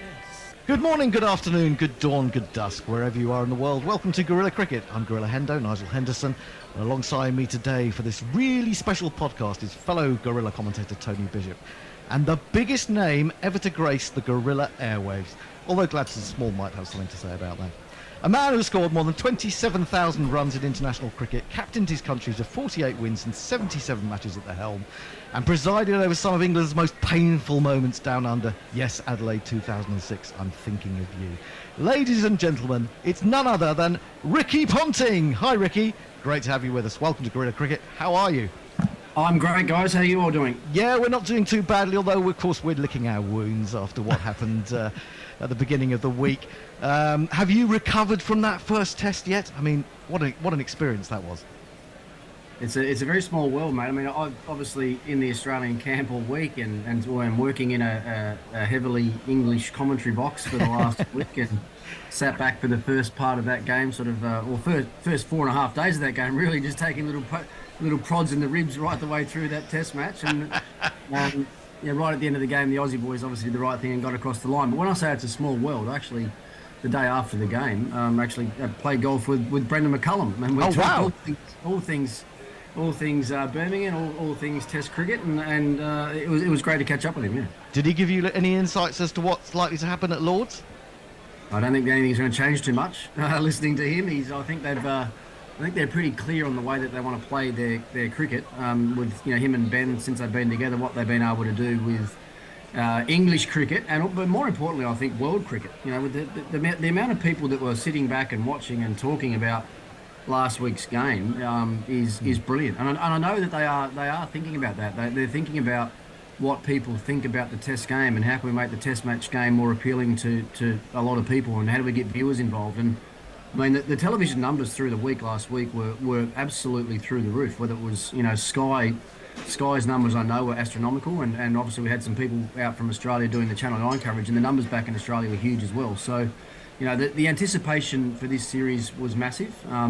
The contrasting styles between the two teams was something that everyone's talked about for a long time, and then to see it actually unfold and see two different ways and two different methods sort of come together over 5 days in Birmingham was unbelievably good to watch. Was there a part of you that was pleased to see the traditional Test approach win out over the newfangled approach of Stokes and McCullum? Well, only because it was Australia that was playing that way. But generally not. If it had been anybody else playing that way against Australia, I wouldn't have been that happy to see it. But I mean, it's refreshing. It's definitely refreshing to see the way that they're going about their cricket, and also listening to a lot of the messaging that's coming out about the way that they want to play. It's also good. But I think what we might see, though, I mean, I think England were unsure and a little bit nervous as to how that style was going to go against Australia, and was it going to stand up, and do we need to tweak anything to try and beat this very good Australian team? And I think we will see both teams probably make some little tweaks to the way they play their cricket in the second test at Lord's. So that's once again what's so intriguing about this series. I think the conditions will be different at Lord's than what we saw in Birmingham. England have probably got a few selection headaches they've got to work out as well. There's no way in the world that Moeen Ali can play again after what we saw with his finger. They'll probably talk about their keeper as well. Johnny Bairstow made some errors last week, but I've got a feeling that Brendan will want to keep him in the side because he offers so much with the bat. But England have probably got a few more questions to answer after Birmingham than the Australian team do. Yeah, I think you're absolutely right. I mean, I just wanted to talk a little bit about Pat Cummins, because he's a player that well, certainly I, and I think the rest of us on Guerrilla Cricket, admire greatly. I mean, from the very start of his career when he burst onto the scene, and then the injury troubles that he has, and of course going back to the India tour, he had to go back from the India tour because he had his mother was very unwell. I mean, amazing that he could come out and perform like that. I mean, you probably know the guy quite well. I mean, what has he been going through? Yeah, I know Pat really well. I actually handed him his baggy green cap as a 17-year-old in Johannesburg a number of years ago now. So, I played a bit of cricket with Pat. I've watched him develop as a player and as a leader certainly as a leader over the last couple of years now. yeah, I mean, things have been tough for him. Well, I think we quite often forget about what these guys go through. We see them on the field, we see them playing their cricket, we make judgments about them as people and cricketers when we don't really know what's actually happening in their personal life. So Pat's he's had a tough time. His mother passed away, and he had 3 months off cricket before the World Test Championship final, and I think I commentated that game, and I saw him bowling in that game. He looked like he was a long way off his best and a long way off where he needed to be. I think he bowled 10 no balls in that game, which is more than he's bowled in his last 10 Test matches combined. So it was obvious that he was lacking a bit of rhythm, but it didn't take long for him to get it back. I mean, everyone will remember his batting in the last innings of that Test match. But if you wind the clock back another day, he got 4 wickets in England's second innings as well. And as we know with Pat, they're always big wickets too. He gets the big players out, and they bowled England out for 270. And if they'd have gone on to get 300 plus, then it might have been a different result. So everyone should think about his all-round game, leadership, batting and bowling, and it'll go down in Ashes history as one of the great Test matches. Yeah, absolutely. I think the time that we thought there's something special happening here was when he got rid of Ollie Pope. I mean, that was almost an unplayable delivery, wasn't it? Yeah, and he's been working on that particular ball for a long time. I mean, people that haven't watched Pat bowl much you've probably not seen him swing the ball ever. He's more of a seam bowler, running, hit a line of length, and use his scrambled seam deliveries, but he has been working on that particular ball. He bowled it a couple of times in Australia a couple of years ago when India were out. A big hooping in swinger, and he generally tries to bowl it as a Yorker, and he got it spot on to Pope the other day, and it was too good for him. So he's a very skillful individual, no doubt about that. It was kind of odd because we hadn't seen much movement out there at all, had we? And then suddenly he just got hold of the ball and produced an absolute worldie from nowhere, it seemed.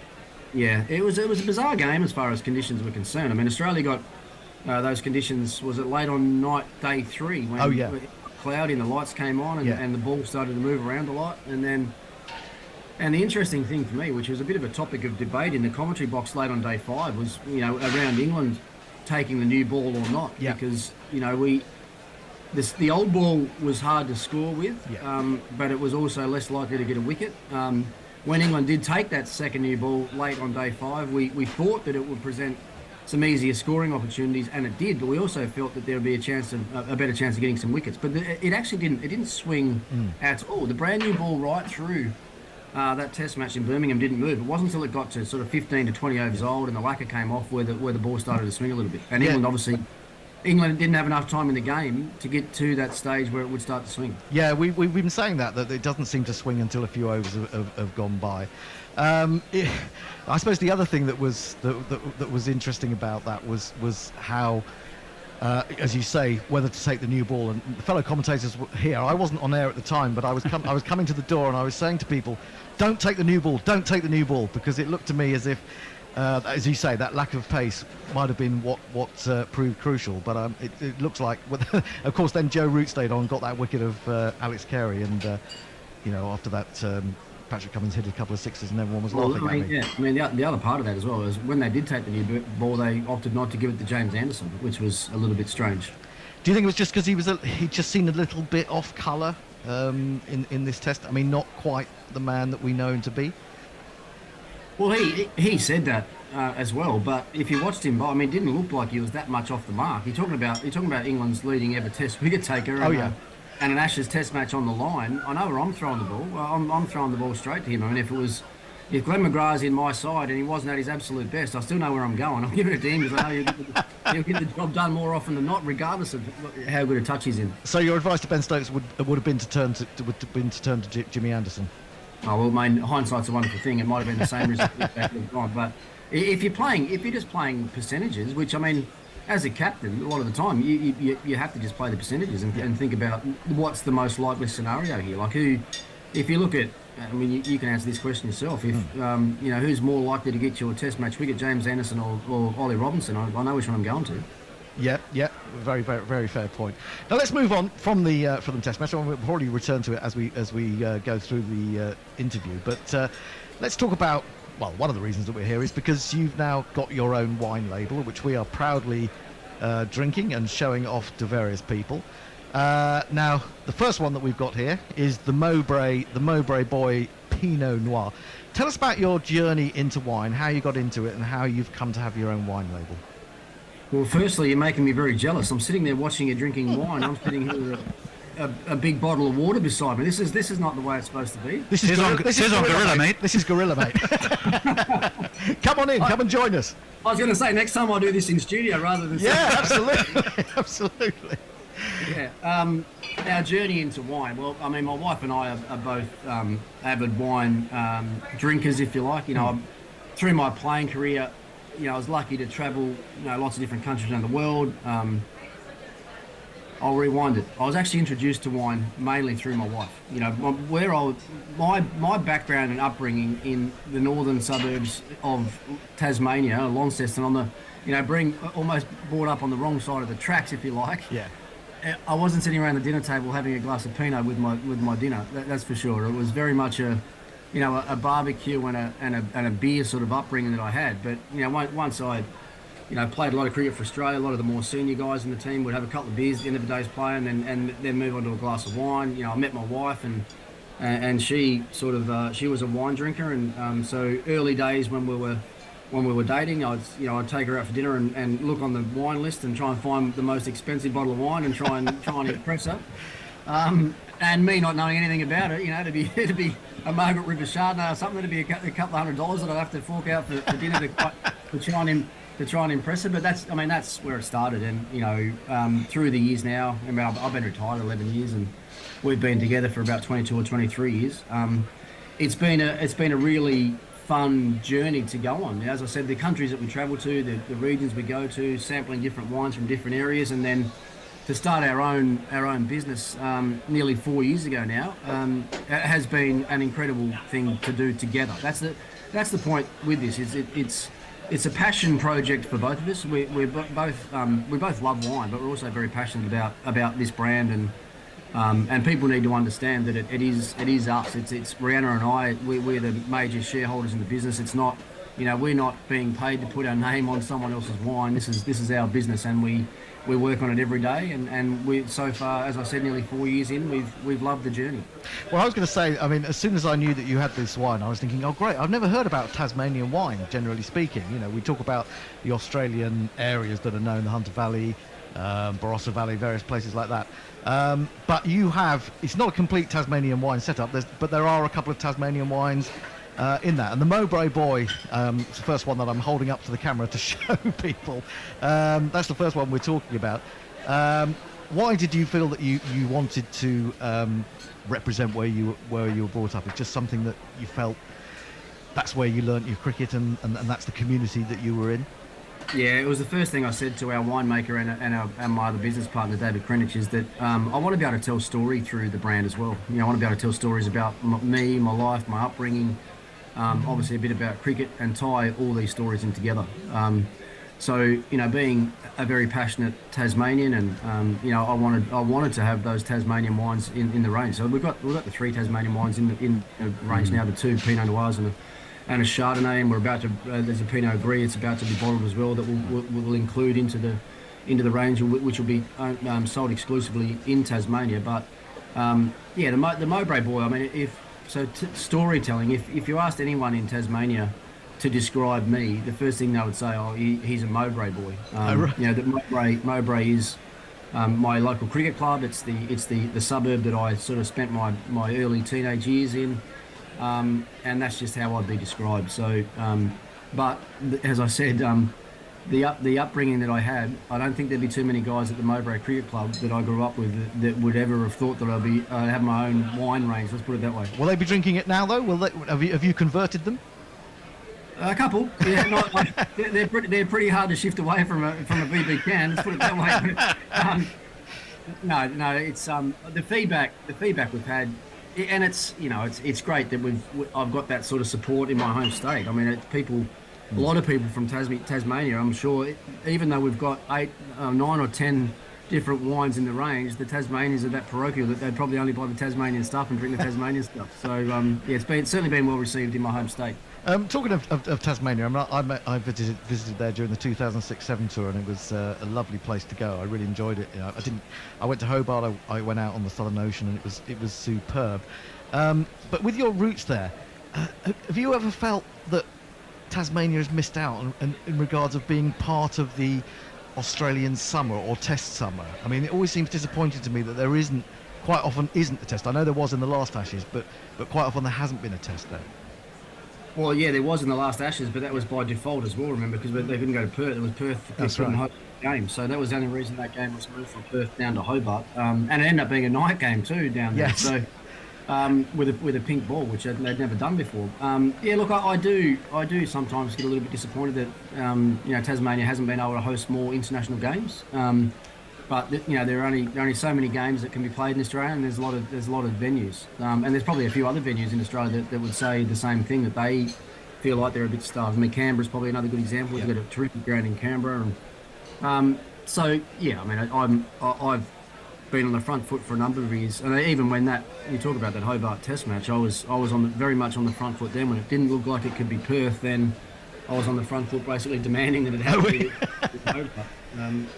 I imagine your opinion carried a fair bit of weight. Well, I'm not sure. It ended up being played there, so I guess it must have had something to do with it. Okay, well, we're going to move on to what the Ashes is, which is the Pinnacle, and Tony's going to ask you some questions about the Pinnacle, McLaren, Vale, Shiraz. Yep. I can tell you we've done a couple of wine tasting evenings with your wine, Ricky, and the Pinnacle's gone down particularly well, you might be pleased to know. Well, obviously, what a first Test match. Do you still get the same tingle from the commentary box, or is it just a different tingle when you're watching an Ashes game not playing? No, there's a tingle, absolutely, but it is a slightly different tingle. I mean, what I was going through with the microphone in hand the last 20 minutes compared to the tingle that Pat Cummins would have been feeling when he was out in the middle, I think they're slightly different. But and I said that game was. There's so many eerie resemblances to the 2005 game that I played in, and we unfortunately lost by 2 runs. I mean, the first day of the 2005 game, England made 407. Yeah, have a guess how many runs were made on day 1 of this Test match? 407. Yeah, it's extraordinary. Yeah. England declared 393. Australia were none for 14. 407 day 1. How many did Australia require going into day 5? It was 174, wasn't it? No, it was 174, I think. Yeah, it would have come down to from 187 to 174, I think, yeah. Yeah, but what does that equal if you add them all up? What were they chasing? Hang on, who's interviewing who? He's plying us with his wine, and now he's asking us tricky questions. Arithmetic is not a strong point, I think you'll find it, Gorilla, generally. I think there was one run difference of what Australia needed to chase. Yeah. Last week than there was in 2005. It was an incredible game of Test match cricket with so many similarities. So, yeah, the tingle is definitely still there. Although when it was getting tight, I felt like going and hiding at the back of the commentary box and just waiting for either the wickets to fall or the runs to be scored. But as it turned out, I did about an hour 15, I think, commentary stint. Normally our commentary stints are about 30 minutes. Yeah. Oh, wow. Yeah, we did the same thing, actually. Yeah, I think we did, absolutely. Yeah, it's just so engrossing, wasn't it? I can tell you one of our fellow commentators was tingling, but that was probably because he was on his 10th glass of Pinnacle when he was helping us call that last session.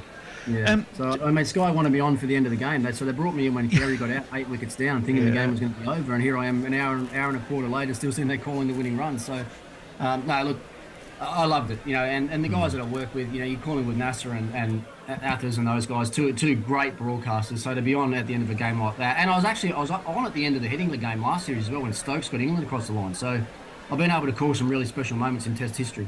Yeah. Do you think the way Ricky England are playing is genuinely different? Now the reason I ask that is, Test captain, you won I think 48 Tests out of 77, and I recall the late Rod Marsh once saying, if you can't score 300 in a day, you might as well go home. So there was that kind of aggressive desire to put runs on the board early that was baked into your teams. Have England just kind of accelerated that a bit? But essentially, it's a similar principle. Yeah, Rod Marsh told me that as a 15-year-old boy, straight out of year 10. Yeah.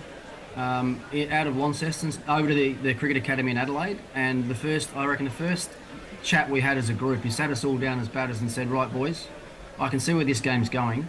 if you guys are not, if you're not good enough to score more than 300 runs in a day, then I don't want you here. So what we were trying to find, and I think, to be totally honest, I think this is where Test match batting has probably changed a little bit in the last little period of time. It's so where the year that I came through and the teams that I played in with Hayden and Gilchrist and Martin and these sort of guys, Michael Clark, Mike Hussey, guys that were naturally aggressive players.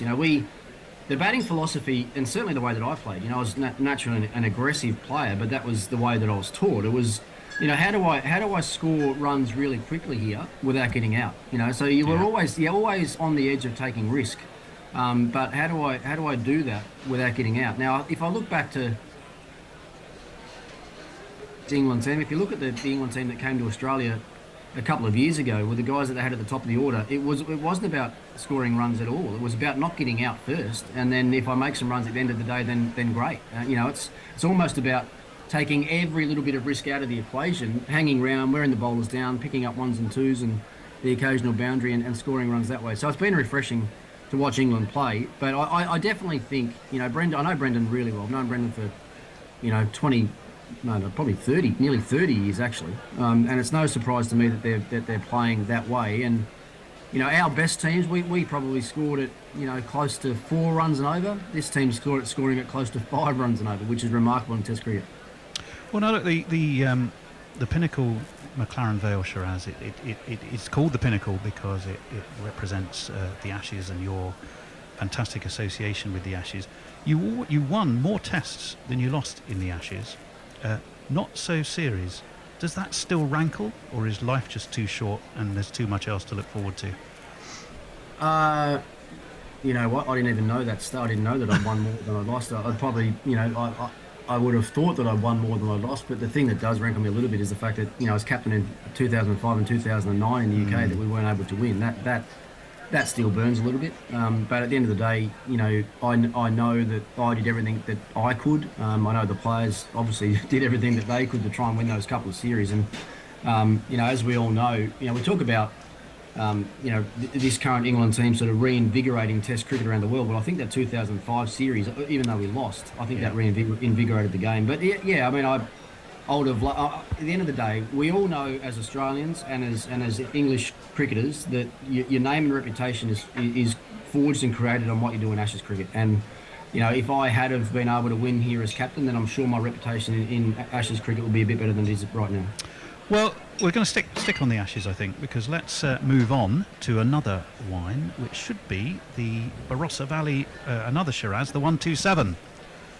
Yeah, that's actually my favourite. That's my favourite wine in the range, actually, the Barossa one. Well, maybe you can tell us a little about why. I mean, you made an immediate Ashes impact. It was 97 at Headingley, I think. An innings win for Australia, a huge triumph for you with a century in your first Ashes test. But it was another friend of our show, Jason Gillespie, had torn through England in the first innings. Was Dizzy just unplayable, or did England have a real shocker against him? I think, what did he get, 7 or 8 for, didn't he? 8 for he did.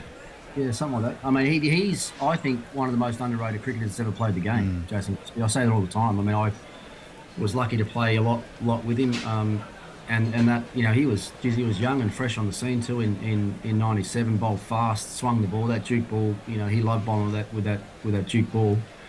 And that 127. I mean, that particular wine that you're talking about that's part of what we call our milestone range. So that's sort of a it's a step up from our sort of not I'm not going to say entry level wine. None of them are entry level wines, but we're obviously a premium wine brand, and the Pinnacle Shiraz that you were talking about is that entry level sort of stuff on the bottom side, on the lower end of the premium range, and then we've got another step up, the milestone. So we've got the 127 there. My first Ashes 100 at Headingley, 127, first Ashes Test match. I thought it was appropriate to start there. When you think about milestones, I always think about the first time that you did something, whether it's your first test or your first 100 or whatever. So we landed on the 127 for that particular wine, and as I said, it's my favourite. I don't like saying it's my favourite because our winemaker's based in McLaren Vale, and this wine's actually from the Barossa. So, but it's definitely my favourite. Well, we've been enjoying drinking it. That 127, by the way, you've got a pretty decent lick as well. Going back to the discussion on the speed of getting runs on the board, it was only a shade over a run a ball from my recollection of things. Is that how you remember it? Yeah, I don't actually. The tour after, I reckon, as well, 2001, I made 100 at Headingley as well. I think I got 140 odd in that game. I know that was pretty much a run of ball, 100 in the 2001 series. I'm not sure about 97, but as I said, that was the way that I was brought up to play. You know, and I backed myself and I trusted myself, and my team wanted me to play that way. And when you play that way, you play well, you can set up games really quickly. So, you know, I was all about winning. It wasn't about how many runs I got or how many hundreds I got. It was about winning games, and that's the thing that I'm most proud of through my career is, you know, you talk about that captaincy record, but I played 168 tests and I think I won about 110 of them. So no one in the history of the game has won over 100 test matches, and I'm the only person that's done it. So that's what I'm most proud of. Well, you said, by the way, on that, you had said you thought you'd played as well that day, which is your first Ashes test. I think it was your second overall test, but your first Ashes test. You said you played as well in that innings as you ever had done before or since. What was it? Can you sort of give us some more memories of what it was like in your first Ashes to take, you know, walk into the crease, getting a ton? That's a heck of an introduction to Ashes cricket. Tell us a little bit more about some of the memories of that day. Yeah, well, I was one of the spare batters on the tour. I didn't play the first two. I think Headingley might have been the third test or the fourth test. Michael Bevan was in the side batting at 6. He'd been dismissed a few times in a very similar way against the short ball in the first few games. And I think England had sort of exposed a bit of a weakness in Bev's armour at the time, and I'd made 100 the week before. We played a county game down at Glamorgan actually, and I made a really good 100 down there. And then they decided to leave Bev out and give me a crack. And once I got that crack, then I wasn't going to let it go quickly, and I was going to make sure I went out and played my way. And I think it was second ball. I think I pulled or hooked Dean Headley for 6 or 4 second ball of my innings, and I was away. And then in a partnership with Matthew Elliott made 199. Remember in that game as well. He was a good mate of mine and a very, very good player. I think we put on close to, well, must have been close to 300 after being about 4 for 40 or 4 for 50. So lots of great memories. I mean, the atmosphere that's created around an Ashes Test match, around these great venues in England, you know, smaller capacity grounds, but they're as loud as anywhere in the world. Well, Headingley sure has some history. That is for sure. And you selected the Barossa Shiraz to celebrate that first 100. Some of the fruit comes from a vineyard that's over 100 years old, which is pretty impressive. What else makes the wine special to mark your milestone? You said it was your favourite. Yeah, well, what we've tried to do, and you guys probably know a lot about Australian wines and probably enjoyed lots of Barossa Shirazes in your time. We have. Yeah. Bang on. Well, you'll have an understanding then of a Barossa Shiraz and what it's all about. You know, how big and bold and, you know, heavy those Barossa Shirazes can be. And what we tried to do with this particular wine is make it. It was a more modern take on a Barossa Shiraz, if you like. So I didn't want it to be exactly the same as what you'd expect with a Barossa. We wanted it to be. It's a bit more between a McLaren Vale Shiraz and a big, heavy Barossa Shiraz. It's somewhere in the middle. So that was what we're trying to achieve. And I told Ben Riggs, our winemaker, that's what we wanted, and he absolutely nailed it. I think you'll agree that it's a lot softer on the palate. It is. Than a normal Barossa Shiraz, yeah. It did very well in our wine tasting evenings, I can tell you that too. Good. You're just making me more and more jealous. Can you? I'm staying at the Nubius. Can you make sure you send a few bottles around for me? Well, hang on. If you have to ask for your own wine, Ricky, then I think you have to have a word with your management company, mate. I'm going to have to. Yeah. But I know where you are because I know that very well. That hotel. Hendo, over to you, mate. Yeah, let's move on. And you've mentioned already about the fact that it was your wife that got you into wine, and I have to say I'm not a massive red wine fan, but I do like a rosé, and I am sitting here, and I've been sitting here all morning, well, not all morning, with a lovely Rihanna Fluoro Peninsula rosé. You're celebrating your wife. Why did you choose this particular wine to name after her? Look, I tell a few stories and a few jokes about this right the way through. And the joke goes that she basically said to me, if we're going to do this together, then you better make sure my name's on one of the bottles of the wine. So that's a very good idea. I think she was being very smart there, wasn't she? Yeah, no, that wasn't the plan at all. In fact, she was that scared of having her name on the bottle in case it wasn't that the rosé wasn't that well received by her friends. That oh really? We almost didn't do it. A lot of her friends are big rosé drinkers, and And once again with that, I mean, I'm like you, mate. I'm not a huge rosé fan. I like like most varieties, but rosé is not one that I would go to very often. But all the feedback we've had on that particular wine from people that are rosé drinkers has been particularly good. So you can tell by the colour. It's a bit bigger. It's not like a really light rosé. There's a bit more to it, a bit more about it, and that was what we wanted, and that's what we got. So it's been great. Yeah. It's interesting when you first met her. She wasn't a cricket fan at all, was she? And she even clapped the wrong batsman coming onto the field, thinking it was you. Is that right? Yeah, my last test. I had my whole family over there in Perth, and it was late in the second inning. One day 4 it must have been. We were batting, and we lost a wicket late. 10, 15, 20 minutes to go in the day. I was padded up, ready to go in, as was Nathan Lyon as a night watchman, and Michael Clark pushed Nathan Lyon out the door, and as he's walking onto the ground, Rihanna stood up and clapped him onto the ground, thinking it was me. So, no, she wasn't a cricket fan, and to be honest, she's a lot more of a cricket fan now since I've retired. But I'm in this coaching role with the Delhi Capitals in the IPL, and my kids just absolutely fallen in love with the Delhi Capitals and the IPL. They've adopted that team as their own. They love everything about it. So Rihanna's a lot more involved in the game now than ever before. I mean, the other story with her is when I retired, like the day after I retired, we're sitting back at home on the couch, and all the news reports are happening, and my career is sort of flashing up on the sports part of the news, and it's Ricky Ponting retires after 13,378 test runs, and she stops and she says, "Did you get 13,000 test runs?" And I'm like, "Yeah." She said, you were actually pretty good at that game, weren't you? And then it flashes up again, he's distinguished one-day international career, 375 games, 13,000. And she said, "Did you get 13,000 one-day international runs as well?" So it wasn't until I finished, until I retired, that she actually had any idea what I was doing at all. But does it? I mean, I wonder whether. I mean, we often see commentators, especially and writers, will talk about a guy who's been around the cricket scene for a while, and then suddenly say, well, they got married and they've matured, and suddenly they're a different guy, or woman if it was the other way around. How important is it for an international cricketer to have a stable home life and supportive family?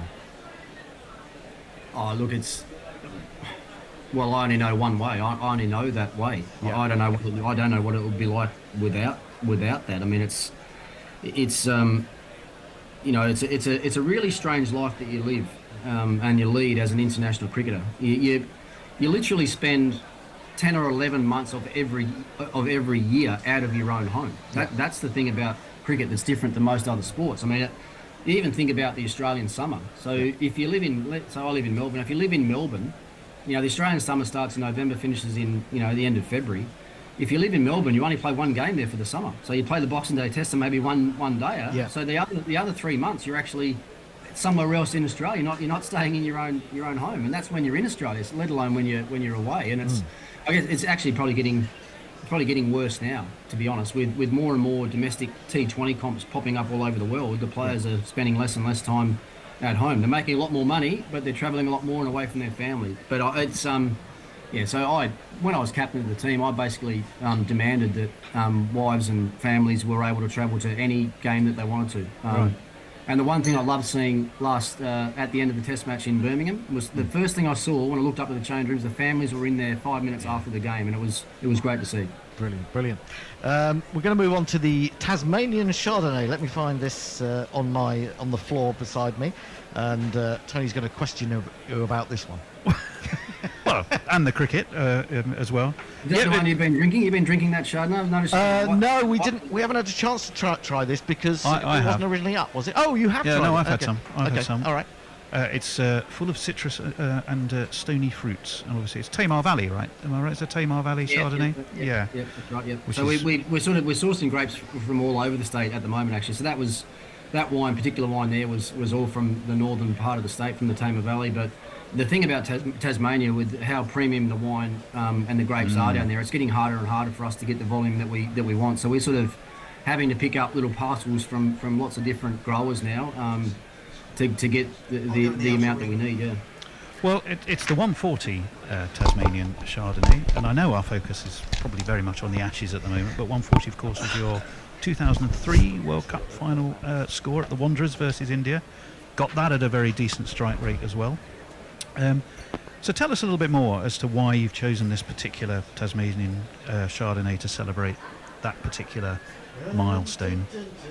Well, it was probably more why I chose that particular number for that particular wine rather than the other way around. It's, once again, the Tasmanian wines that we've got, that Chardonnay and another the 257 Pinot that sits in that milestone range. So and it sort of has to the quality of wine coming out of Tasmania now is just unbelievably good. The volumes, as I said, the volumes are really low, so therefore the price is always going to be a little bit higher. But this particular Chardonnay, I talk about the milestones and more special moments and cricketing moments in my life, and it's hard to go past the first Ashes 100, and it's hard to go past the 140 in that World Cup final. That was my first World Cup as captain.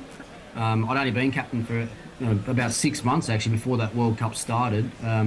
Warney, God bless him, missed that World Cup because of a failed drug test. Jason Gillespie played one game, was ruled out of the tournament with a heel injury or Achilles injury. So straight away then, the two of the bigger trump cards I thought I had and points of difference I had going into the tournament were gone, and we had to rely on Andy Bickle and Andrew Simons came into the side, and we know what Andrew Simons did first game against Pakistan, played one of the all-time great one-day international innings. So I mean, it's not. Whenever I think about that 140, it's not just necessarily what I did in that final, it was that entire World Cup. That we went through the World Cup undefeated. We got 360 in the final against India, and we were able to put them to bed pretty quickly when McGrath got sectioned out in the first over when they were chasing, and that was pretty much game over. So you smacked 8 sixes in that innings, as I recall. You also shared a 234-run partnership with Damien Martin. So hopefully, of all people that should share a glass of the 140 with you, it should be him. Has he had a chance to sample it? Most of the guys made. Do you know that off by heart now? Wine label was launched. Well, welcome back. We are. Hendo seems to have a problem or two. He's lost the home button. We have iPad management issues. 107 for 2 is where Australia got to at lunch. I would judge that as being probably just their morning. Yes, they have lost both openers, but Smith and Labuschagne for Australia, who were very much on top of England back in 2019, are looking pretty solid at the crease again here. 25 overs complete. The afternoon proceedings are going to be set off at a gallop by the man who thinks he's a horse bear. This man? Yes. Do you know Mark Wood? Yes, he is an England bowler, quite good and pretty quick. So he's over the wicket and immediately carved away through point. Is that going to make it? I think it. No, not quite. It's just hauled in by the fleet-footed Harry Brook. And they will come back for 3. The run rate for Australia, sprightly enough, about 4.3. That's not bad going for the morning, for the loss again of those 2 wickets. They're looking to get on with things. Yes, we desperately need a wicket, don't we? We've got to break this partnership. In fact, we've got to break quite a lot of partnerships, so they're back down to about 10. They do back down to 10. The addition, of course, of the returning Cameron Green, retaining Mitchell Marsh, deciding that they didn't really trust Todd Murphy. Ooh. That one snaked down leg. Bairstow dives to his left and takes cleanly. Not always the case, particularly diving to his left. And there is no run. Or as somebody, I think, was it Krish this morning, was saying that it was more a case of Cummings not necessarily trusting Todd Murphy. No, I think it was... or knowing how to use him. It was Russ, wasn't it? It was Russ. I think we were all kind of agreed on that, really. And, he would have to try and tell him things that Nathan Lyon knows off by heart anyway, I suppose. In comes Woody again. That's quick enough. Away down leg. And Bairstow once again. Maybe this is the plan. Just keep Johnny practicing the diving to your left takes till eventually he learns how to do them. Well, I've seen this a few times from England, is they seem to think that there's only one way to get a batsman out, and they just do it to death. Well, they're certainly working that one here. Well, they're working the leg slip, aren't they? And it's Why not just try and get him out with proper bowling? Well, they do seem to switch between the two. To be fair, I mean, Well, they weren't this morning outside. a little bit, but I mean, mostly it was down the leg side. Well- I mean, that's how Stokes took one on the shin. Yeah, but mainly off Woody as well. It's a tactic with Woody. Yeah, I know, but he's a better bowler than In that. comes Wood. That one kept a little bit low, swung late, taken diving to his right this time. So they have varied it, Hendo. Or Mark Wood has varied it. He hasn't looked just to bounce and play across. What, you mean you see one ball outside the off stump and say he has varied? Well, that particular delivery was a variety. Yeah, that was, but I mean, he hasn't on been the shorter generally. barrage. And as you say, I heard you talking about the fact that you really need 2 leg slips, and you do, and if you do that, of course, you can't have anyone else out on the. He got some swing there, yeah, absolutely. So why not concentrate on that area for a little while? My wine, you've just drunk my wine, Bear. Thanks Well, for that's because you're driving. Wood in, down leg again. This partnership 49 from 70 balls. No run. So you've literally drunk my wine. Did you bring it in to drink? Yes. Oh right, I'll pour you some more then. I thought it had been sat there all fucking day. And No, it's been to waste.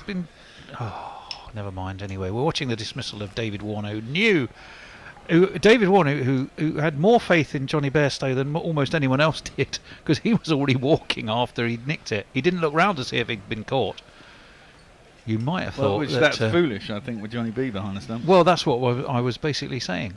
As Wood is going to be over the wicket, in and defended away tidily into the offside. They'll take an easy single. It's the end of that Wood over. It's 26 overs complete. It's 111 for 2. Not a score that bothers Australia. Hendo.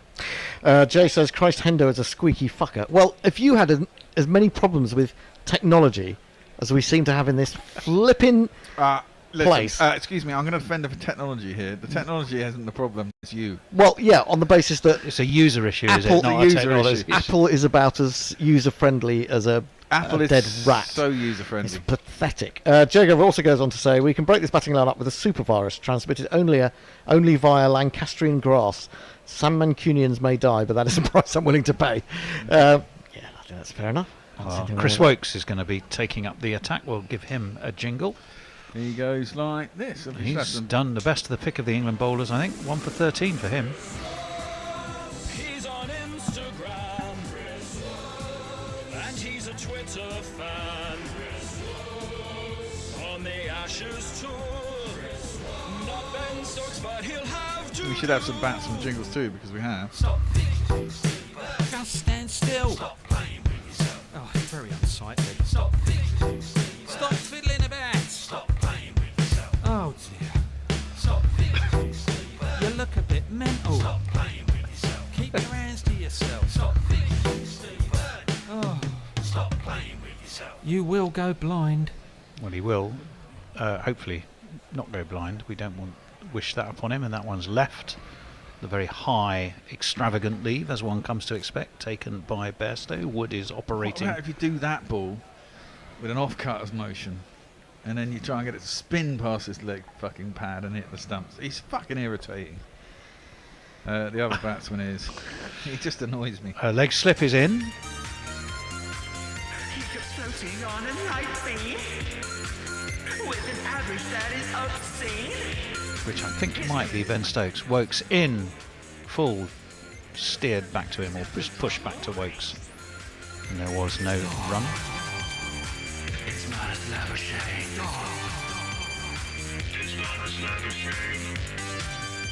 Ooh, is that a new Labuschagne jingle? No! Oh. Jesus. Are you taking that medicine they've just brought out for Alzheimer's? Do you need me to get you some? It only slows it down. It doesn't stop it. As Woakes is in, full, clipped by Smith, a name one finds hard to forget, particularly if you're watching him bat at Old Trafford, as this is pushed away to mid-wicket. Do you think he goes to hotels and they say, with his missus, his name Smith, Mr. and Mrs. Smith, and they go, yeah, righto.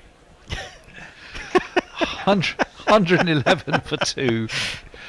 Is she your mistress, sir? Oh, Mr. Smith. Mr. Smith. He says Smudger. Mr. Smith. Smudger. The Smudger is on 34. And he's going to stay on 34 because he's just pushed that down to very It does fine look like a very mid-on. nice batting wicket, doesn't it? Really. Well, it does, and I understand the issue of the weather is likely to close in, possibly over the weekend. But all the stats at Old Trafford point to it being a bat first, if you can, pitch. Cummings, though, did say he would also have bowled. Yep. I've not seen the justification for it yet. No. Woakes in left outside of off stump this time by Smith, no run. I think they were thinking more help from the pitch, but it's not. There was nothing on the pitch. It was straw coloured. There was nothing green about There it. was nothing like the pitch at Headingley, was it? It was And it just like tinge of green. And it wasn't it wasn't gloomy enough overhead, in my opinion. It was, and it's windy. And you don't often the ball doesn't swing when it's windy very much. Only if it comes in the right direction. Well, yeah, yeah. It's certainly chilly up there. Marcus Trescothick looks like the nuke of the north. Oh. That one squares up Smith and he edges down to third slip. I don't think he edged. On the bounce. I think it came off Came his off tummy. the pad, did it? No, Off his I think tummy? it missed the outside edge and hit sort of just above the hip. Either way, he seems to see the funny side of it. It's the end of the over, 111 for 2. I've got some support here against Apple. No, Jay piss Grover off. says Apple is proper wank. Jay Grover also goes on to say Bear just loves Apple because he is sold on Job's mad vegan diet.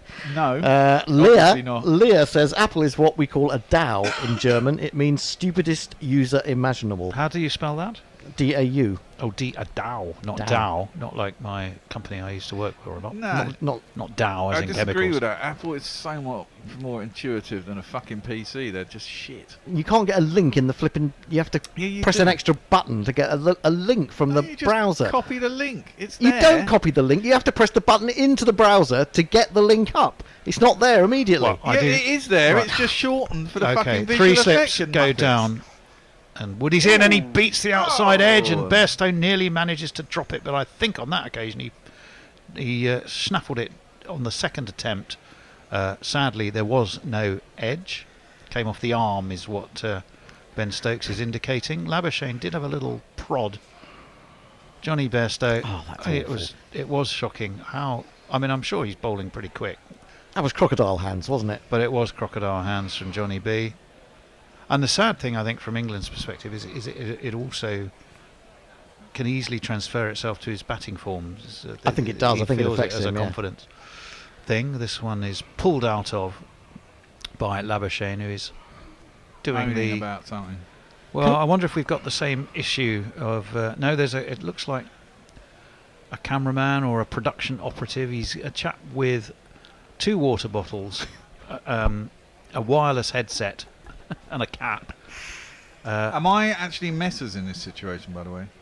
No, I guess I am. No, that's well. I did send you a new rotor bear. Oh. To be fair, you were trying to sort out why it costs about set 27 quid to send a cap to someone, and that was a fair thing to be sorting. As this one is nudged away into the onside by Labuschagne. They will come back for 2. They've run well generally this morning, Australia. No, you can't run off that, you can't. Oops, sorry. And that's gone, I think. Has that gone all the way for 4 overthrows as well? Why are you No. shaking your head, Hendo? 113 for 2. 34 for Smith. 34 for Labuschagne. And it was 2019, the double ton for Smith. I think 67 Labuschagne made. The throw came in and shades of Ben Stokes in the That's World why I'm Cup saying you final as it can't hit run the off bat. that. But if it gone You for 4, can't. of course, you can't do anything about it. No, This is you what can't. happened in the Fortunately, World it Cup didn't. final. Mark Wood is barrelling in and ducked under by Labuschagne. Again, no run. Halfway through the 28th over. Now, Hattie the Mad Old Butty Atkinson says, Mad Hattie can't find the Ducket Bucket hat, only 2 other ones in the Gorilla store. Ignore those other ones in the Gorilla store. They are bootlegs. They are not our hats. Now, we did try and work out how to get the Ducket hat, because it's not very user-friendly, is it? It's not really user-friendly. So if you click on anything that's in the actual Gorilla Cricket store, then underneath that thing it will say designed by Gorilla Cricket. If you then click on that, it shows you the designs. If you click on the designs, you can find anything in that design. And if there's this one's left alone outside, if there are any professional user experience experts listening to that, they are probably cutting their wrists as we speak. Well, exactly. Maybe if you search Gorilla Cricket shop, you might go straight to the shop, and then you basically have to go to explore designs, not clothing, because it only offers you certain bits of clothing. If you explore the designs, any design you click on, it'll offer you anything that they do in that design. It is a bit shit. The other thing is that when than I get off air, I will put out a tweet linking to it, so you can go straight to the I link. did that I know earlier you today. did, but I'll do it again. Okay, all right, So, fine. you know. All right. Hendo's getting touchy over there. Mark Wood's going to be bowling from the Jimmy Anderson end, or the pavilion end, as it was once known, and that's slightly outside edgy, guided away towards mid-off. There's no run. If it doesn't have the gorilla, I was going to say if it doesn't have the gorilla logo, it's not gorilla, but that's probably not true actually. The other, I mean, I'm a bit tetchy because I think that Ben Stokes has got this horribly wrong. Yeah. Did Broad come on again in the morning session? Yes. He did, okay. And he bowled how many overs did he bowl 2 in or that 3? spell? 2.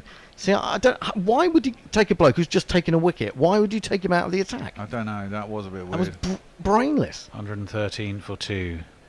In comes Mark Wood, short. Labuschagne ducks, Bairstow takes, and it means at the end of 28 overs, it's 113 for 2 for Australia. Mog says, you know what's more tedious than a Glenn McGrath 5-0 Ashes prediction? Bradman's arguing about an operating system. And Basher says, the bear is a proper victim of Apple's clever marketing. Jay Groover says, we're not going to talk about it. We're cutting that short. Messi Jez is also talking about Apple versus Windows, so I'm going to ignore all of those. Well, actually, I'm interested to know what Messi's thoughts are, because he was a PC user, now he's an Apple user. All right. This is the last one. With respect to Apple versus Windows, I think it's largely a matter of what you become used to. It took me over a year to become used to a MacBook after using Windows forever, but it's worth it because the number of crashes is 0. Oh, the crashes. Woakes in left outside of the off stump. No run. This England attack is the 3rd oldest ever, I think, in Test cricket. Well, that was an edge before. There was an edge. No, he edged it onto his pad. Yes, he did. Yeah. He did. The oldest being, or the most recent oldest, was 1986. It was New Zealand against Australia in Christchurch. Hadley, Troop, Chatfield, Jeremy Coney. This one's worked away off his thigh again by Smith. Backward a square. Moeen Ali chases. They'll come back for 2. Richard Hadley did take 7 for 116 and a couple of wickets in the second innings for that. So it wasn't a bad attack. But they were all well and truly past their prime 30s. And then prior to that, you have to go back to an Ashes test in 1928 when it was Australia who, in Don Bradman's debut actually, fielded a very aged attack, which I will tell you about in a minute. We'll wait for this delivery from Woakes. Left alone by Smith through to Bairstow. Yeah, it was Don Bradman's debut. England won that game, and indeed the series, but they won that game in Brisbane by 675 runs. Wow. 521 they made, 165 by Patsy Hendren. Larwood took 6 for 32 as Australia were bundled out twice. But the Australian attack comprised of Jack Gregory, who was 33, Charles Kellaway, who was 42. Oof. As we'll wait for Woakes. Worked away towards mid-wicket, Moeen Ali fields. Jack Ryder, who was 39, and the wonderfully named Stork Hendry, so called apparently because he was quite tall, but he's only 6'2". He was 33. So it's a 33-year-old, a 42-year-old, and a 39-year-old. Yeah. The other notable thing in that game, apart from the Don's debut, as I'll keep you on the edge of your seats probably. For the next bit of information, riveting shit. This. as we wait for Woakes, that steered nicely off his legs. Going to be down towards long leg. Mark Wood is the fielder there. Also making his debut in that game was the slow left armer Bert Ironmonger, and he was 45 on debut. He was 45 years old in his debut, and still to this day, I think, is the 4th oldest ever Test debutant. Didn't Danny Wyatt make her debut in the Test or one of the ODIs or T20 sides or something at 35? She hadn't played for 14 years or something. Was it? Maybe I got that wrong. I was listening the other day and she made her debut in something at the age of 35. waited 14 years, even though she played in other formats. It's a bit weird. Sure. Woakes in again. Last ball of the over, or it should be. Solidly defended back to him by Labuschagne. And it means after 29 overs and a run rate of exactly 4, Australia have moved seamlessly enough to 116 for 2. I would bring you tweets, but they're all about Apple versus Windows, and I'm not going to bother. How about YouTube then? Normally that's jumping with. Oh, okay. I can do some YouTube. After lunch, we have Nickel Panchal, who says, "Show me the scorecard, mate." It's on the bottom of the screen. We can't do the full scorecard.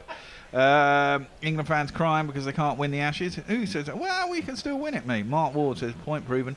Labuschagne says, "England fans hate Smith because he scores always." It's kind of true. That is exactly why I hate him very, very, very much. Apple schmapple, says Mr. P. Apple schmapple. 34 for Marsh Labuschagne, 37 for Steve Smith. We've lost Warner and Khawaja today. Warner to Woakes, Khawaja to Broad. Khawaja was in fact the first of those two to go. I will say to Mr. who's that? Abishgar. Surely he scores runs against you as well. Don't you hate him? Everyone hates him, don't they? As this one is carved away and is going to go all the way for one of these by Steve Smith. 4 on the floor, and one more 4 than the 4 before. That's what 4's are for, to get funky on the dance floor. Convid, I've gone under the next wicket at 144.5, not over at 150.5. I'm confident. I'm a positive bear, and I like to think that we're going to get that wicket.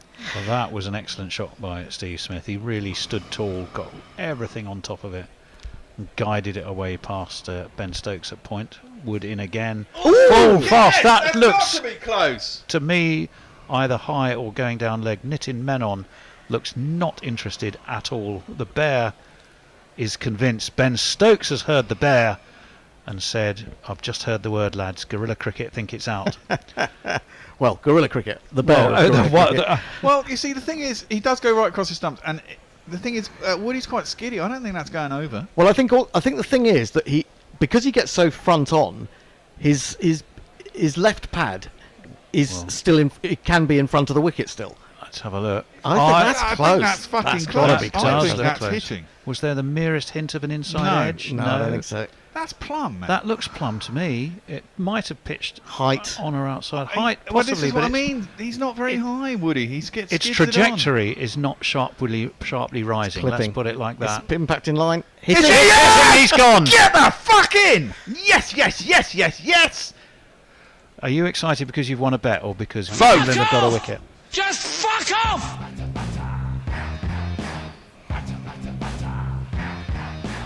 Now I think I know what's happened there. What's happened? Well, I think over lunch, Joel Wilson has sat down with Nitin Menon over a cheese sandwich and basically said, "Look, some of your decisions, they're too accurate. Get some wrong. See if you can do what I do." And Nitin Menon goes, "That's what I'll do, Joel.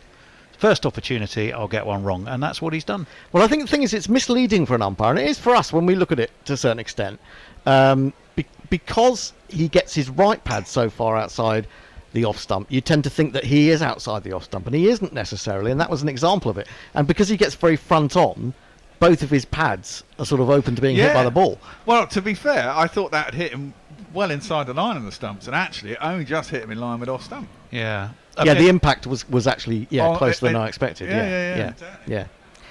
I mean, it's interesting. I mean, I would have given it not out, but my feeling was more that it might have been going down leg slightly. You saw it right straight away, and made the point, I think, quite correctly, that Wood doesn't get that. He doesn't get the back. If he doesn't bang it in, if he if he does go for length, it doesn't tend to get up. He does skid it through a little bit. It is a huge wicket. It's a wicket England needed, and to lose one of those two at exactly the right time could not be better. Indeed. Next Here's our new man.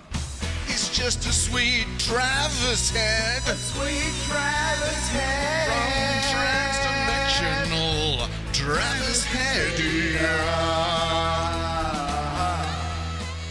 Is he regrowing that moustache, young Travis? Yeah, is he? So. I suspect he is. I should say, of course, amongst other merchandise that is available, you can get a fantastic, if you're an Australian... Tashes Win Ashes. Australian listener or watcher, you can get a Tashes Win Ashes T-shirt. So have a look for that on Redbubble as well. Wear it proudly. And then indeed. when you lose the Ashes, we can laugh. The GPL's closed, by the way, but we'll give you an update on where some of those have gone. Steve Smith was LBW to Mark Wood, 52 balls, 5 fours, 1 6.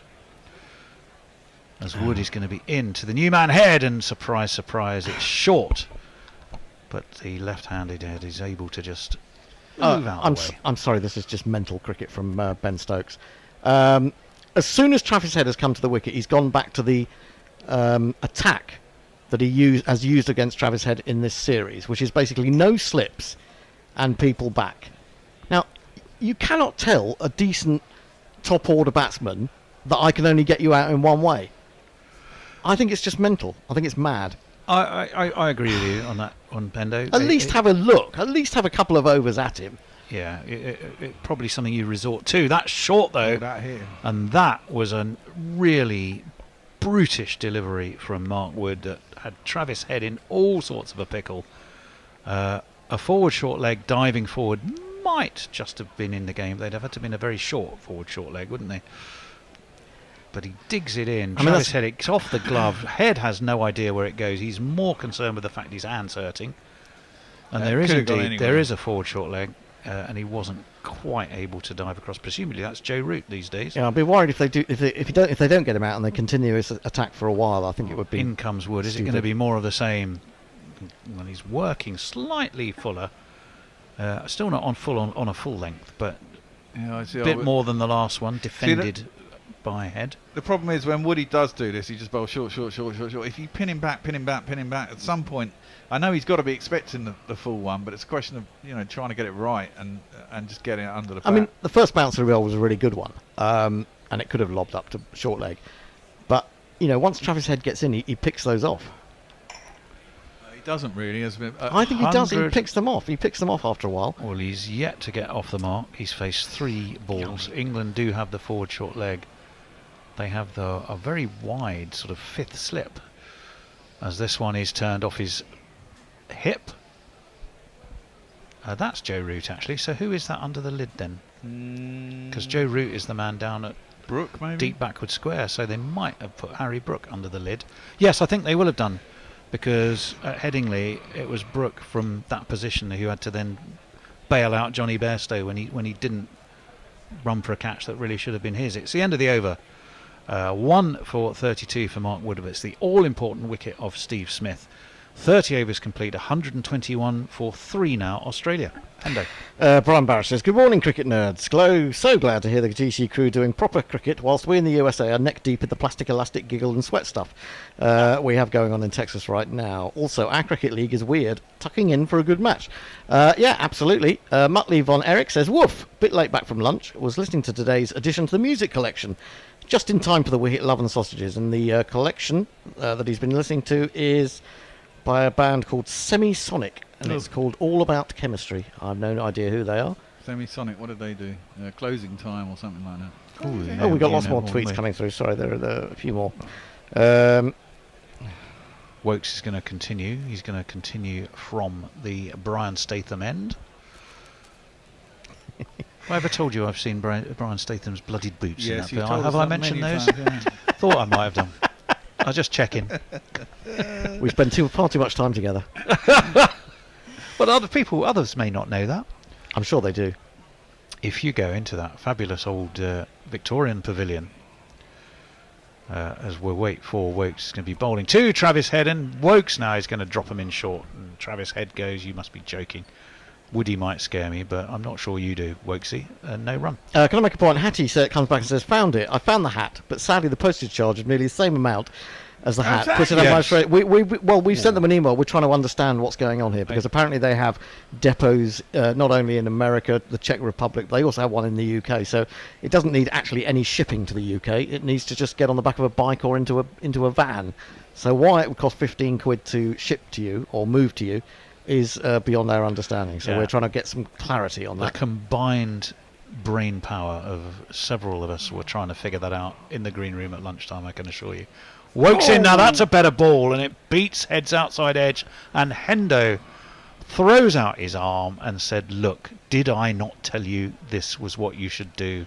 Well, they do. Okay, Woakes. Okay, he's not going to bowl bouncers because he's not that pace, generally speaking. Except he just did. Well, no, it's not That a bouncer. was a better ball, It's though. not a bouncer, though, is it? No, the one before was, but that was the perfect delivery to follow See, it the with. thing, I think it's a misnomer to say that you've got to bowl short to him. Basically, you can't give him any width. You've got to bowl within the line of the stumps. You've got to be pretty accurate with head, because any width he'll cut or try and slash. And that was slanted across him beautifully, but a little bit of pace and zip was too good for him on that They've occasion. still got 3 people out for the bouncer. That one, he steps back quite noticeably, and it's taken by Bairstow. But So he has moved to a off-stump attack now. Yeah, but it is noticeable with Woakes. Travis Head that he really doesn't like it up him. Clearly doesn't Well, like it yeah, up him. but he's doesn't also deal with pace very well. The bear turns into Clive Dunn. He does actually get a lot of runs with the pull shot, even though he may get out to it. He gets a lot of runs. Yeah, only if it doesn't. Once it gets up to a certain height, he's not comfortable. In comes Woakes again. That's shorter, and Head dives underneath it or ducks underneath it. Yeah, but my feeling is that you're overdoing it, and he knows what's coming. Yes. So if you take out all the slips, you're not going to bowl him a ball that goes across him that might, he might then fish at an edge because he's gone back and he's made to play a different shot. If you just keep peppering him with the same ball, well, you might get lucky and you might get him out. But I think you've got to have the alternative there as well, so that he knows that if he gets it wrong, trying to come forward, that he could be in danger there. Woakes in again. That's horrible. See, that's the ball that he normally slashes at. Well, I think he is there. He does have a plan, and it's somewhere between the one Hendo hates and not. He is digging in these short ones, but then every so often he's looking to just slant that one across the left hander. He's doing one up, one short, which is a bit predictable. But that one didn't work particularly well because he didn't execute it particularly well. It was way too wide. Head is 1 not out. It's 121 for 3. Labuschagne still there on 34. Woakes is in. Should be the last ball of the over. That's nicely clipped off his legs by Travis Head. Down to deep backward square. Crawley Fields. Head will keep the strike. It means at the end of 31 overs, it's 122 for 3. Change. We'll have that in a minute. Let's do some tweets. Brian Barrett says, "Oh look, it's Washington Freedom Cricket Ambassador Steve Smith getting out like a muppet." Mog is pointing to the Afghanistan team's future tours program, and Australia are down to play them in August 24 in 3 T20s, and he's saying, "I imagine that they'll find a way of pulling out of that." Jay Grover says, "Warning about the Tashes win Ashes hat. It looks as though you've got a turd on your forehead." And who wouldn't proudly wear one of those? Who's the change? Who's on next? It's me doing ball by ball. I think I'm buggering off, aren't I? Yeah, you're both buggering off. I've got Nestlers and Rusty with me. Afternoon, ladies and gentlemen, or gentlemen actually. White. Ladies on this podcast? Yeah, well, we have got. I thought Shelley was in today. Oh, he's been hit short by Woody, and he didn't like that. Did Travis Head? He got himself in a horrible position. I don't know if he got hit on the grill or on the hand. It ended up being a leg by. He's taking his helmet off, so I'm thinking he missed it and got pinged on the helmet.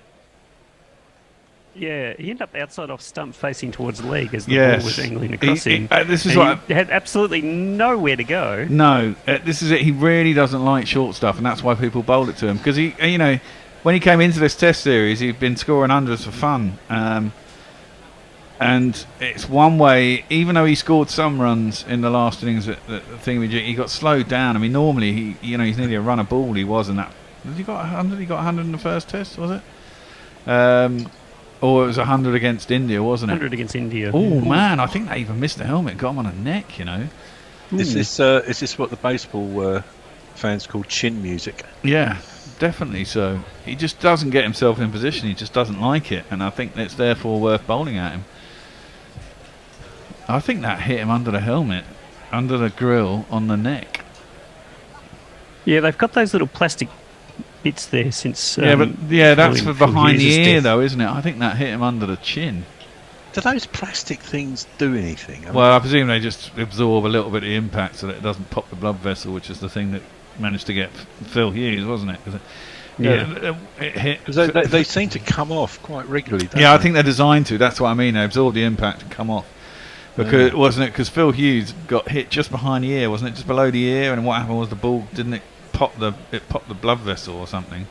Which was the cause of death. They made a carbon fibre these days, are they? Yeah. I mean, what are the helmets made of these days? Cricket helmets. I presume it's carbon fibre or titanium, one or the other.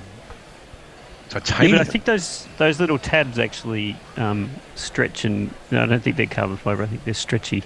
Yes. So that they absorb it across, as Bear said, across the larger area. Yeah, so that the impact doesn't do what it did to Phil Hughes, basically. They changed his helmet. He's back up and running. He got off strike. And Labuschagne will face. I wonder if he'll take it on if he gets short stuff. I'd be tempted.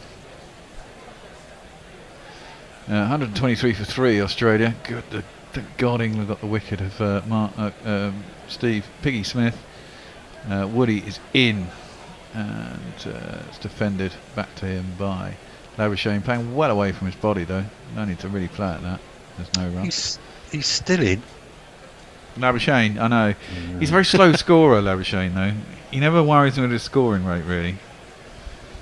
You got to kind of be, as much as he's patient with you, you kind of got to be a little bit patient with him. Smith's wicket, though, is the thing that's plagued Australia throughout this series. You've got your best two batters at the crease. But ball's getting older, day one pitch, both set, and then still getting out. Ooh, tempted Yorker by Woody. Labuschagne just about jabs his bat down on it, keeps out square, and there is no run. Yeah, but I mean, you know, you can't. I mean, it's like when Alistair Cook had that series in 2010. If you get 790 runs, you know, and what did Smith get in that 2019? You know, I mean, he missed 2 tests and still got 700 runs. I think something stupid like that. I mean, when you have a series like that, I mean, the opposition just feel they'll never get you out. I mean, that's the thing. I mean, I was. When Smith got that ton in the first test, you think, oh Christ, he's going to have a series like that. But he hasn't actually kicked on from that, which is, you know, encouraging if you're England. He tried to bang it in, but just worked into the leg side by Labuschagne. They're coming back for a second, shot at the stumps. Oh, it hits, but it wasn't quick enough. And I think Head would have got back. If the had been flatter and quicker, it would have been close, but I think he was well in. Yeah, I mean, Labuschagne's on track to average about 25 in this series with the highest score at 40. Yeah, at the moment. Yeah, it was a slow throw and it was aerial, and oh yeah, he's well over the line. He's about level the stumps when the stumps are hit by the ball. Needs to be flat and hard, but it wasn't. Ooh, Rado, Switzerland is sponsoring this one. Nice watches. If you're going to forward one, I can't. Labuschagne is going to face up Woody, herring in. Squares him up, outside edge, out to cover, but wide enough that they'll get through for the single. Nice 2 miles an hour, 147 clicks. It's a good delivery by Woody. He's got the pace up, and that's the thing. When he gets a wicket, obviously his adrenaline starts going. The ball gets to the batsman, a good yard before any of the other bowlers. He's a yard quicker, literally, than England's other bowlers. Since about 10 of those yards are the bit where you're trying to work out where the ball is, it's exactly. It's quite a big difference. Yeah, it is quite a big difference. Woody in, last ball of the over. See, Head doesn't look comfortable, tentatively goes back, plays it into the leg side, and there's no run. Ends the 32nd over. Over to you, Nesters. Jay Grover just says, Tony just used the word execute, now I cry. Ross McD says, evening from Korea, Gorillas. See people complain about bowling first, but decision based of necessity. Best batting conditions will be tomorrow, and the weather will mean time is very short to bowl them out twice. Yeah, exactly. Yeah. Blair says, speaking of Tashes win Ashes, are you really making money off a joke I stole from Dennis Carnahan and told to you, Bear? I didn't ask for it, Hendo did, but yes. Is the answer to making money? That's questionable. Yeah, well, if they're going to charge 15 quid to deliver a bucket hat from England to England, it seems a bit fucking absurd, doesn't it? I mean, Yeah. Jay Grover says, non-cricket related but helmet related question for Nestlers. What are cycling helmets made out of in the Tour de France? Do they even wear them? Yeah, they have to wear them. They're not allowed not to. They're basically made out of plastic with foam kind of... Polystyrene type foam, isn't it? Polystyrene, yeah. You can... They're not... Well, I suppose the most expensive ones are around about 500 quid. Well, you were telling us about £2,000 shot. Oh, that's down leg side. Don't think it's been taken. I think it was off the pad anyway. I think it has been taken. May have bounced. Bairstow actually stopped something. But I don't think there was any bat on it. I think it was worse. It was off the pad. No, Yeah, maybe. Oh, no, he didn't take it. He didn't take it. Yeah, you so need a jingle for Bairstow drops. We might all get sick of it. Yeah, we're playing it all the time. He has been terrible behind the stumps, it has to be said. But there you go. That's how England want to play it. They want to run it. It means you've got to get 24 wickets a test, basically, instead of 20. Which they managed, to be fair. But, you know, well, they didn't He win dropped the first. 4 in Headley? Or can't remember. Probably. He certainly dropped a few. He was most culpable in the first test, you know. I don't know why they stopped here. Have they reviewed it? No, they can't have reviewed it. It was going miles down leg. Just having a drink. It's pissing around. This is why they... If he knocks his bat and knocks that bail off, can we appeal? Hit wicket. 20, no, you can't. There's Damn. not facing or taking off for first round. You mean the ball's dead? This is why they bowled 22 overs an hour. Yeah. It's nothing to do with it. Well, they bowled 25 overs in that first session, and there was obviously all that crap that went on when they were trying to cover up whatever was glaring behind the stumps. Yeah, it's a good job Gary's not on today. Yeah. Well, it's been like this the whole series, isn't it? I mean, did I hear something that the teams are complaining there's lots of stops and all this kind of stuff, and, you know, they don't think it's all about them, and there may be a bit of that.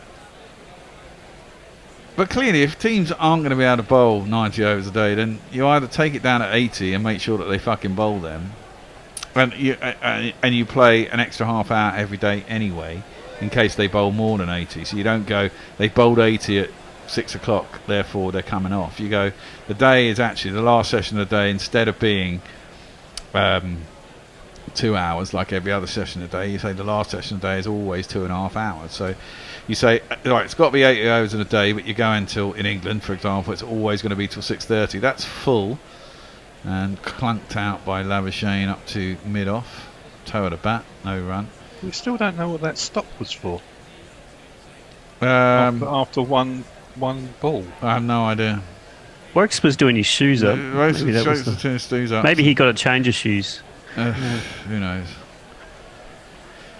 But I mean, I'd rather people didn't lose point. I mean, I don't. Maybe they should be out of bowl 90 overs. Clearly, teams like Australia and England and other teams can't. Maybe in different conditions you can when you're operating 2 spinners, as that's defended up to mid-on. There's no run. I mean, clearly Australia and England in this series think you can't bowl 90 overs in a day, and they complained about the fact that they can't get through those overs in a day, and fans might say yes they can, and it's an arbitrary number. And clearly in times gone past people were, but things are slightly different. There are more stoppages. It's on TV, and there's more health and safety these days, as that one is left alone by Labuschagne through to keep, and there's no run. So there's an argument to say, okay, you reduce the number of overs that need to be bowled in a day, but then I think, as I said, you know, you have the extra half hour is mandatory rather than, you know, discretional based on the amount of overs bowled in a day. And then go on. Well, what we need is an actual statistical study to actually show where the stoppages are. Where were we spending all this time? Because the ball's not going through any faster. So No. are they taking more time between overs? Are they taking Well, more no, time there's for their that, and now run-ups? you- Are they spending more time changing the field? Like, someone needs to actually... you know, admittedly, I did stare with a stopwatch one day doing this for about 10 overs before I got bored. But, like, the ICC needs to do a thing to actually say, okay, this is where the time is coming from. Yeah, that's true. Left alone outside the off stump was no run. And of course you got reviews now as well, and all this kind of shit. And They need to be accounted for during the day. How long does a review take? Sometimes these reviews can take like 4 or 5 minutes, and that's not down to the team, that's down to the third umpire. It's very close to the bat, did it fucking click snicko, blah blah blah. And there's drinks coming out every friggin' 2 overs. And how long is it taking? And sometimes bloody, to get Hawkeye up or whatever it is now that they call it, as that's worked into the leg side by Labuschagne out to mid wicket, there's no run. It takes 2 minutes to upload, they can't get the damn thing to work, blah blah blah blah blah. So sometimes it's not always a fielding side's fault. But in Australia they won, didn't they get 12 points or something in the first test and had 11 taken off? Something stupid like that. No, they lost their match fees. I'm not sure they lost that. No, they got loads of points taken. I saw in the paper that they basically got 1 point out of the first test for the World Test Championship. Oh, I mean that's the rules, isn't it? But they, as I said before, I think we should just be looking at where the time's actually going and then focusing on actually trying to fix that as the problem, because that's the boring part. And if players are saying, I need a drink every 4 overs, fine. Give them 3 timeouts that they can actually run once an hour, like 3 times an hour or whatever it is, and then that's it. But you don't need... Look, I'm sorry, that's bollocks anyway. Wood in, both short, that looks horrible from Travis Head, who's trying to get off strike. Desperately trying to keep out of the way of the ball. Walks across his stump, sort of flaps a bit at the bat, gets it down into the ground, and there is no run. 2 off 13. This is England. These Aussies, you guys are used to playing fucking 40 degrees. This is 23 degrees. Yeah, and you don't need it's drinks. Worse in Australia. They run the fucking drinks out every over. Well, that's kind of understandable in 40 degrees, actually. But in 23 degrees, through any overs, especially because you don't bowl spinners either. Well, yeah, that's what I mean. I mean, it's hot, and if you're just standing under the sun, even if you're wearing a hat, it's hot, and you're going to dehydrate. Wood in, clipped, leg sided. Good timing by Head that time. Gets it between the 2 fielders at long leg and deep square, and gets himself 4 runs.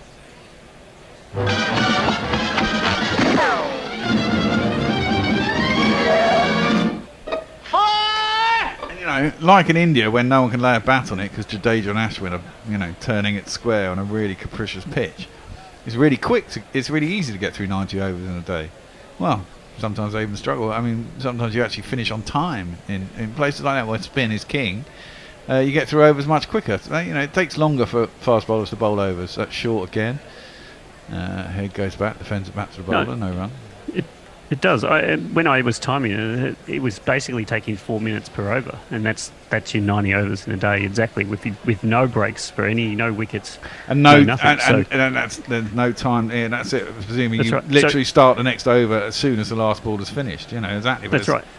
So if you're bowling nothing but fast bowlers, you can't do 90 overs in a day. I don't think that's actually possible. Yeah, and in certain parts of the world, that's all you are going to do because you don't bowl a spin on a fast bowler's paradise, do you? So, no. So yeah, I mean, I do think that has to be taken into account. This is it. This is it. Just have the extra half hour every day, no matter how many overs are bowled. And then, if you play in the subcontinent, you might well get 96 overs in a day. And here's a 20-second break while someone runs a helmet out to Ben Stokes. He's going to go in at City mid-off. He'll face 2 balls and they'll send it off again. It's got a new box as well. Short down the arse though, and Head just hops inside, and there is no run. Australia 130 for 3. The one thing this does do is keep Head's scoring rate down, and he can be a quick scorer. And I think he gets frustrated actually when he can't score. He's a naturally fast. He wants to be a naturally fast scorer. In the last 3 or 4 innings he's played, because of his short stuff, he's generally gone at less than 50% scoring rate, 50 runs per 100 balls. And in the first test, in the first couple of innings before they discovered this, he was up to 100%, close to a run a ball. It was very ball. Last ball of the over, Wood in, flat tap by Head, and he gets hold of that one. Didn't get up enough. He pulls that nicely out to deep square leg, gets himself 4 runs. I'm 4. Have you met me before? He's being judicious, Head, about which ones he wants to hit. Anything that's up over his kind of shoulder, yes. He's not trying to hit. He's not trying to hit, but he doesn't get into a good position either if it's up. Yeah, well, over that's there. also true. But I think he's worried about the 2 fine legs and the shallow. He just time doesn't third seem to man. like it up there. Basically, he doesn't know how to defend it very well. Well, he doesn't, but he doesn't want to hit it either. Yeah, no, Wood defended by Head back past him, and there is no one at mid-on, so Wood has to chase it down. He gets himself a single. Retain the strike, because that was the last ball of the over. 34 gone, 135 for 3. Run rate is back under 4. 3.97. Head's on 11 off 18. Labuschagne's 37 off 78 over the Nestlers.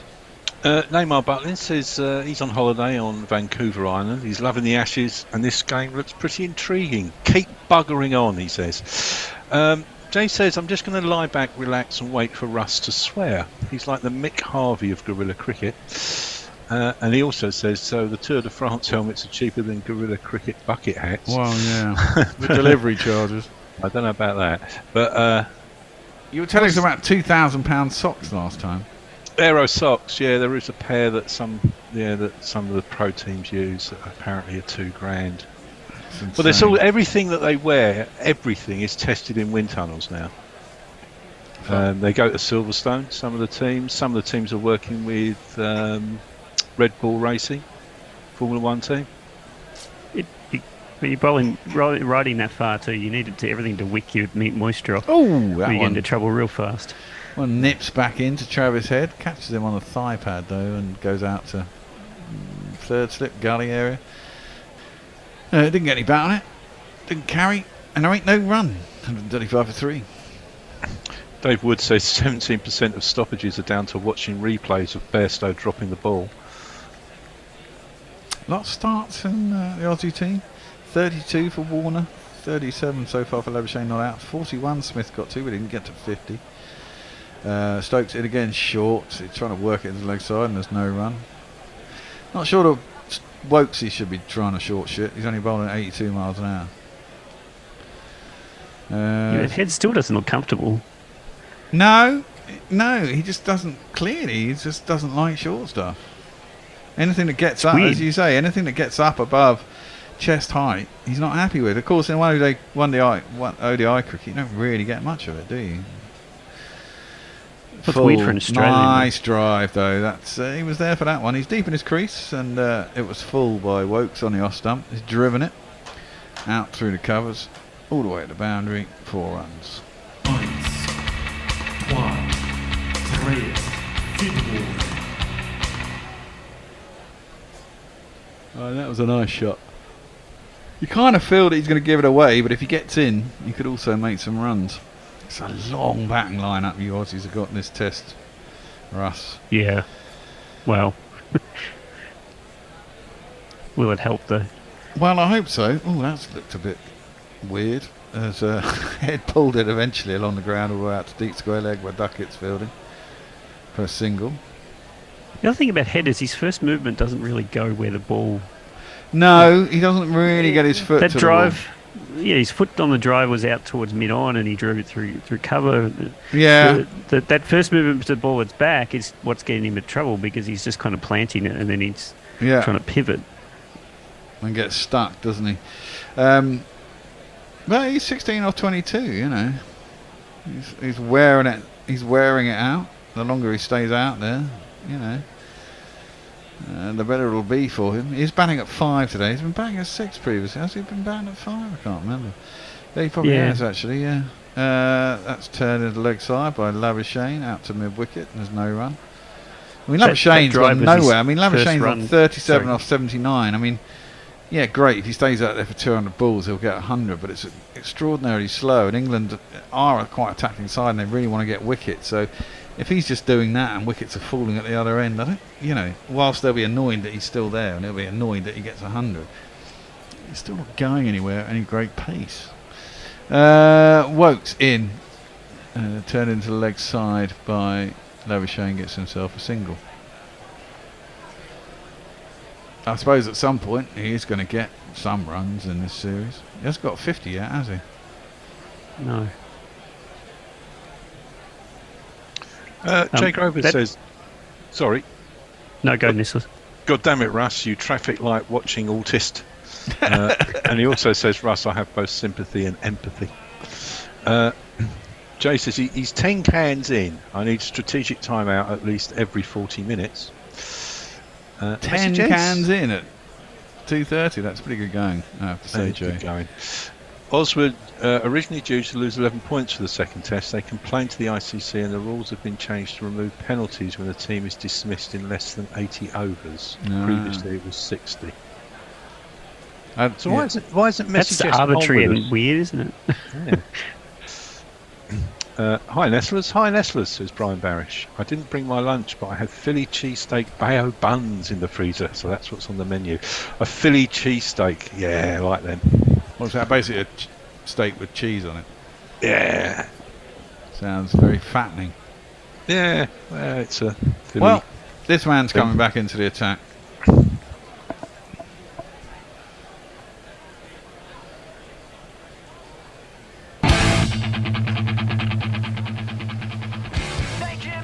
First ball swings away, half stopped by cover. They'll get a single. Lights up a silhouette, he's disappointed net, coming at you on the count of one.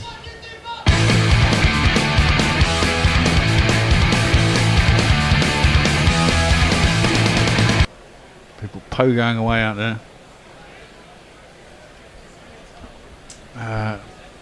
Good save by cover. No, actually it was drilled quite hard by Labuschagne, but couldn't beat the fielder. Which means Anderson will get I can't imagine Jimmy's going to be bowling short ahead. Well, he's as quick as Woakes is. Well, yeah. But he's got slips in, so let's assume he's...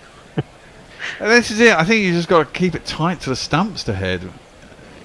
You just can't give him any width whatsoever.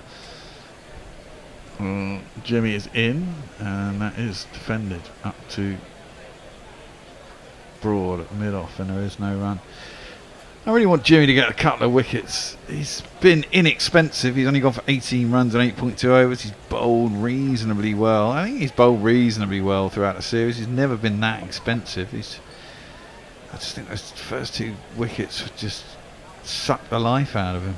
And maybe he wasn't fully fit. He'd had that groin strain. He's in, and he's old, obviously. Just knocked out in the offside. Can't beat Stokes, who runs around from gully, and there'll be no. He's been old for years, though. Well, he has, but I mean, that's the funny thing is that even abroad, he went to Pakistan and he bowled quite well, and that was only 6, 7, 8 months ago, just before Christmas. He bowled all right after Christmas. I can't remember who he played after Christmas. In New Zealand, he bowled pretty well. Did he go to New Zealand? Yeah, Broad had New Zealand off because he was expecting kids. And he was up around 82, 83, occasionally bowling at 85. And then suddenly this series, now it must have been a little bit of an inside edge onto pad there. Oh no, going back for 2. Good throw at the bowler's end, but they did get enough time. He must have got an inside edge, otherwise they'd have done an almighty appeal, because it didn't go very fast out onto the leg side. Out towards square leg. Harry Brook had to come in. They got back for 2. 144 for 3.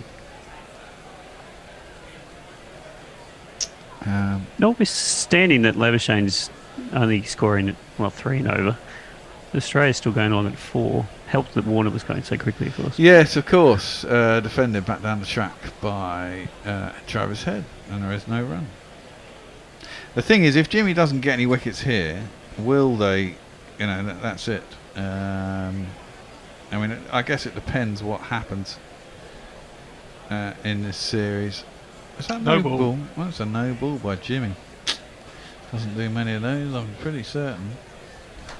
Well, surely it depends on what the oval gives you as well. Well, I don't know. I mean, sorry, Smokey, you were over the line. That's a foul. I mean, there are things to say as that one's clipped up to mid on. There's no run. Jimmy's not, as you say, Jimmy's not bowling any slower than Woakes here. It's very unlikely. Jimmy, normally you can rely on him to get 20, 25 wickets in a 5-over series. Has the engine just run out? Has he been unlucky? Well, that's the question. Has he been unlucky, and therefore you just keep going and say, well, occasionally you're going to be unlucky, isn't he? That one is defended behind square by Head. He I sneaks mean, through without cover. getting ahead of ourselves, but the oval's going to be Covers, no. interesting. Like typically, I always think of the oval as being a bit flat, better for spinners. Can be later in the game, better for spinners. It generally is quite flat. It's generally quite good for batting.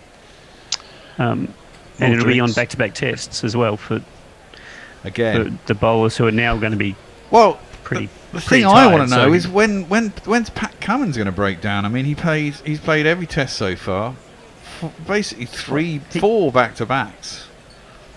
No, Pat Cummins did all his breaking down between the ages of 18 and 25. Yeah, it seems to be. Yeah, he seems quite strong now, doesn't he? So, but you'd think at some point something might happen to him. Well, Stuart Broad is back in the attack as well. We're about to the opening bowlers. Did we have his jingle? I can't remember. I'll play him one anyway.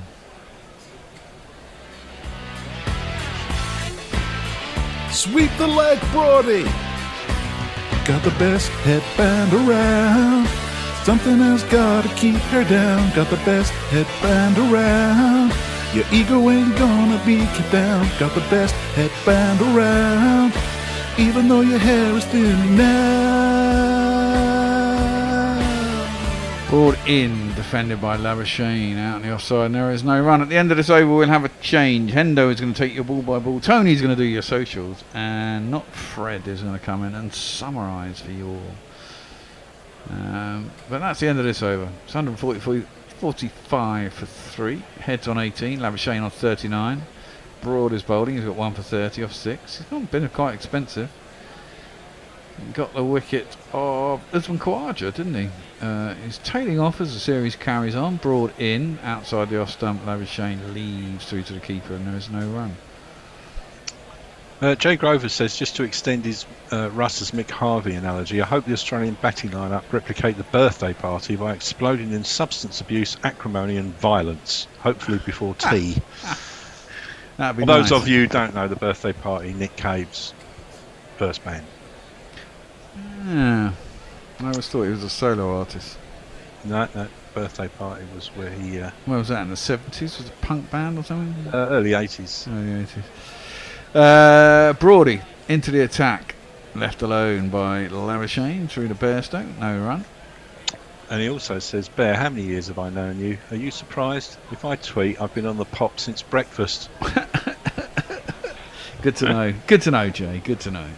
And Leia wants to make Johnny Bairstow an honourable Akmal. Yeah, but there's no match fixing going on with Johnny B. Oh. Has he played golf recently? I don't know. Someone sent a photo that was obviously not Johnny B in the background, but it's kind of inflating. It was down the leg side. Actually taken one-handed by Bairstow. Big booming in-swinger. Mustn't have touched it. Can't have touched it, exactly. Anything he touches, he's not going to catch, is he? There is no just run. to return to Anderson for a second, I note that his oval record is by far the worst of any of the grounds in England. He averages 32 at the oval versus less than 30 everywhere else. So yeah, maybe he shouldn't play there regardless. Well, I mean, it was a good point earlier by Fred about Josh Tongue, etc., etc.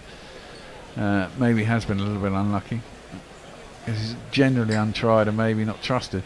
That squares up Labuschagne, manages to squeeze it out on the offside. There is no run. We're going to have one more ball, then we're going to have a change. I'm going to play you a little reminder. People, patreon.com/Gorilla Cricket. We've had a few people sign up during this Ashes series, and we're very, very grateful for you. We do run generally on the goodwill of our listeners because you love us, we love you, and this is the world of the internet, and everything is self-funded. We do have bills to pay. We obviously need somewhere to do it. We have electricity, we need to pay for Wi-Fi and jingles and all sorts of shit. So if you enjoy what we do, please do go to patreon.com/Gorilla Cricket and become a patron. You get loads of extras there. You get extra podcasts, newsletter. You can get a mug if you sign up for 3 months, at least at the top echelon. You can sponsor a series. You get if you want to advertise a business, you can get it put up on our feed. If you send us a logo, we can put it up there. It costs you $50 a month, etc., etc., etc. Go have a look, and please do Patreon us. We're going to have a switcheroo now. I'll just read you one last tweet, bring you up to date from Message Jez. He says, Jimmy has been old for years. Look in the mirror for a second, lads. I'm 72 and I'm not old yet, as far as I'm concerned. Good for you. Good man, Messi. Okay, here you go. Next up. Yep, you owe us all right. You think this alternative cricket commentary stuff comes cheap? Well, we need some dollar bills to help pay our bills, so please go to patreon.com/GorillaCricket and sign up to make a regular monthly donation. You know there is literally nothing like Gorilla Cricket's coverage, so don't be tight. Dip into your virtual pocket and throw some cash our way. See, Rihanna knows. Patreon.com/GorillaCricket. That said, if Rihanna became a sponsor, she could probably cover all of the Patreons that we have. She's got a quid or two, hasn't she? I don't know what you mean by she could cover all of our Patreons. She'd cover the money that they send in, is what I meant. I don't know whether you meant anything more. She is a fan of cricket. Is she a fan of cricket? Yeah. She's from Barbados originally, She was isn't she? following the West Indies in the World Cup in England in 2019. She was here on tour and she was at a couple of games. Why did we not get her in? Did you not use your charm while you were there? Use your opportunity? I did see her at one of the grounds. I can't remember where. It was at Chesterley Street or somewhere. Okay. Anyway, it's a drinks break. It is. Now, interestingly enough, we were talking off-air just now before we came in as to what... No, you mustn't repeat that. No. Well, generally, we don't speak about things that go on in the green room, unless, of course, you subscribe to the Smacksman, which comes out every week, and you get that if you become a Patreon. But we were talking about long-lost Gorilla listeners, and I don't know what's happened to them. And we were trying to remember. Fred thinks that you can actually go back and do a dating, as it were, and see who was tweeting you in those days. I don't know if you still can on Twitter. Okay, maybe things have changed. Other people know whether you can do that or not. And I was thinking of some names. I was thinking Caprashu. Does anyone remember Caprashu? There was a guy called Steve who was always the first person to tweet us in the morning. What was his Steve surname? James, Steve no, Jones, it wasn't Steve Jones or Steve James. Does anyone remember who it was? Steve Evans? No, that's a football manager. What happened to these people? Vector Victoria. Does anyone know where Vector Victoria is these days? So we haven't heard from them for quite a while. I mean, I suppose, people's lives change and other things become more important than Gorilla Cricket. Hard to believe, but it does happen. It'd be nice if we could find one or two of those. If you are a long-time listener and you haven't tweeted us for a while, just tweet us. Let us know you're still out there. Yeah, absolutely. Anyway, Australia 146 for 3. I think England have missed a trick today. Well, they've missed a couple of tricks today.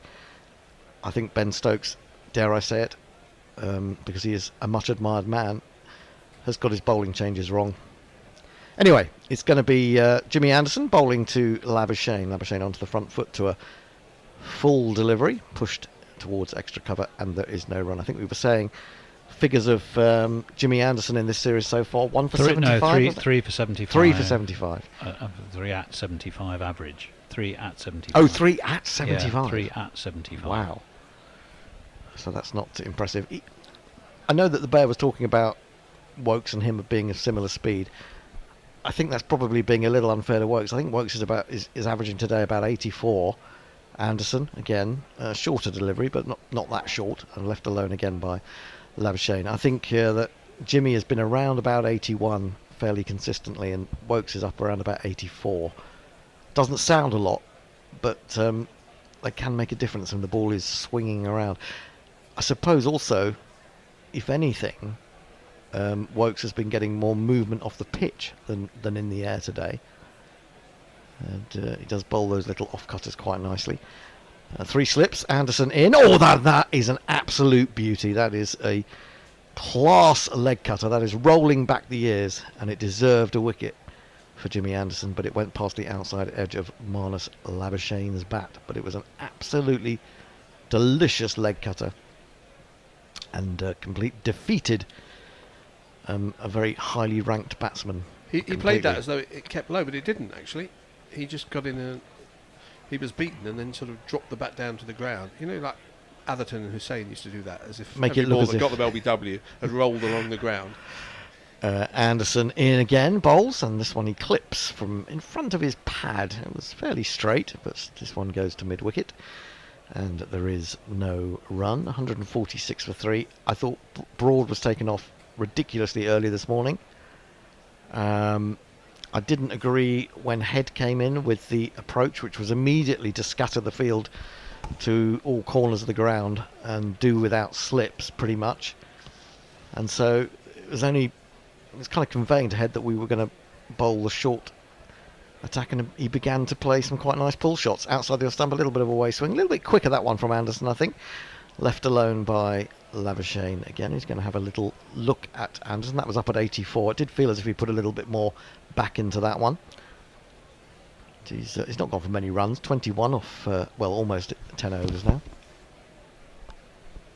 You looked as if you were about to launch into a tirade of wisdom there, Fred.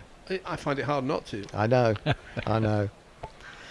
But you managed to avoid in it. this instance, yeah. Labuschagne 40, Head 18, 3 slips. Anderson in, bowls again left by Labuschagne, who was really either missing or leaving balls throughout that over. It's the end of it. It's a maiden 146 for 3. Tony? Well, I was going over onto YouTube, but everyone seems to have disappeared on YouTube. I mean, literally the whole chat stream's disappeared, except for Jan071, who's gone vintage Anderson. Well, not sure it is at the moment. Bear, has our YouTube feed disappeared in terms of the live chat? Well, I can see live chat down to vintage Anderson. That's the last thing I can see as well. And everything before that has disappeared for me. Oh, not is for very strange. There are more things. Something's just come through. Willow Moon says, I'm still here waiting for surgery. Oh, right. I thought you were waiting for a surge, and that said surgery. Oh, no, I can see those. Yeah. I've Still got Willow here. Moon, and I've got Jake McDonald. Still here. Yeah. Hello, Jake. Broad, round the wicket now to Head. There are men back, long leg and deep backwards square, but he's also got a couple of slips, which he should always have for Broad, really, with his abilities to move the ball. He's running in now. Bowls to Head, full ball, he goes back, lets it do its work, and then jabs it to deep backward point. Easy single. 147 for 3. Head moves on to 19. And if we were talking about Usman Khawaja being a bit of a thorn in England's side before today, I mean, Head has had his moments as well. Well, notably, their stand at Edgbaston was one of them, wasn't it? Yeah. And I think despite the fact that he does have a bit of a flaw against the short ball, I mean, I'm guessing if you bowl 5 or 6 short balls at anyone in an over, they're going to have a few difficulties. Well, if you only bowl short balls at people, that's the only thing they're going to get out to. Well, that's exactly true, yes, ultimately. Yeah, I just think England got it wrong there. And I think they're too they fall back on this idea that because he's got that flaw that he's always going to get out to it. And then even if he's got 60 before he gets out, I'll say, oh, well, I told you. Broad in, bowls. Now that just cuts back. It was a full delivery. And moved off the pitch. Labuschagne left it anyway. Through it went to Bairstow. Yeah, that did come back. That's the type of delivery that had Labuschagne got his front pad all the way out there and it had hit it, Broad would be running off celebrating the LBW, even though it did miss off stump by I don't know, 12 inches. More than the Bairstow margins. The last 20 balls brought us 6 runs. I was just thinking this, it feels like a quiet period in the game, but this is good from England in terms of putting pressure on. Yeah. Labuschagne has been very watchful. Seems to be batting a long way out of his crease. Yeah, well, I mean, you know, his back pad is about 8 inches in front of the crease line. His back foot rather. Wouldn't generally be doing that against Mark Wood. Broad looking for the in-swinging Yorker, and well, he gets the Yorker element right. Doesn't get quite the swing that he wanted. It's jabbed out by Labuschagne into the onside. If he was standing in a normal place, that would have been a half volley, wouldn't it? I just want to look at this field. He's got a man at backwards square leg, and for some reason we're looking through the grill of Labuschagne's helmet to try and tell us where people are. There's mid-wicket square leg, backward square leg. But also they're standing in a bowl, all the fielders. Broad in again, and that's neatly flicked by Labuschagne from the line nonetheless of about off stump. He does play that shot. I suppose it's a sign that he's feeling in improved form, that he's prepared to take it from there. 147 for 3. Wickets for Broad, Woakes and Wood. So far today, it's Anderson looking to get amongst them. But it's Broad at the moment, running in over the wicket to Marsh Labuschagne. Now just the 2 slips, he's in, bowls, and he defends a foolish delivery on the line of off stump. Now England have got a bit of an issue here because Moeen bowled a couple of overs and was summarily dispatched, admittedly by Smith before lunch, but they seem reluctant to bowl him, possibly because he is no longer a very good bowler, as well as being not a very good batsman and completely hopeless number 3 batsman. So that's the trouble with if Stokes is not bowling, then your options are limited. Broad, and he does flick this one. He's got a very reinforced leg side field. There is that man Moeen. There's a backward square leg, a square leg, and then a mid wicket, but they're all fairly close together, and that was stopped. It was nicely struck, but no run. Right, yes, okay, so YouTube has awoken, very much so. Apart from Jan, Willow Moon, Jake McDonald, Space Age Mark, Charles Dallas, Stephen Mason, Chip Sounder, just said hey Chip, Adam Newman, Stephen Kelk, of course, let me see whom else, Dara Azizi, Dom Diego, welcome to you all, we're delighted to have you with us. It was only the most recent chat that had disappeared. Normally I get everything that's happened in the day, but I think it's oddly I haven't. I think it's sometimes when someone does a super chat, then the other stuff above it disappears for some reason. That is possibly the case. Let me look. Jay Grover, what Zen from Enfred and Hendo. What Zen? Also, what Zen? Yes, and also I remember Steve. Cap, you lads should have an OG reunion. What's that? Old Gorillas. Old Gorillas. Original Gorillas. Steve, what was his surname? Steve. Not Steve Kellett. That was somebody else. No, that's O'Michael, isn't it? A man in Kuala Lumpur. Anderson into head, and he bowls him an in-swinger, very full, which he tries to drive, and really doesn't time at all. Gets on the toe of the bat, and it's a bit like when you've miscued a snooker shot. The ball sort of goes off one way and then spins the other up towards mid-off. And you feel it in your hands for the next 10 minutes. Yep. That was almost like a video game in-swinger, that was, because it did dramatically move quite late. This is I thought that Broad and Anderson were really beginning to get it to swing this morning when he took both of them off.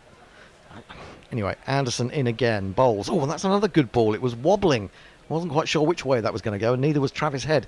Jabbed down on it at the last minute. Kept it out. But it's just a little interesting spell here from Anderson. If he can just get a wicket, it'll just do so much for his confidence, I think. I mean, it'd be hard to believe that a man who's got so many test wickets may be a little bit down on his confidence, but he does just seem a little bit lacking in vim. I don't know you're going to make a joke about that anyway. Vim I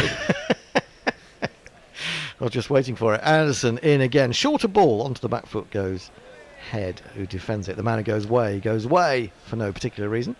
And Ben Stokes claps his hand, and also for no particular reason. And the thing about Anderson, I think the Bear said this in the last Test match, he can, in some respects, take the position of an end hogging spinner. Yes. But he just can't bowl as many overs as an end hogging spinner. He can't bowl That through is a true. session. That's true. Seamers can't, other than Mike Selvey.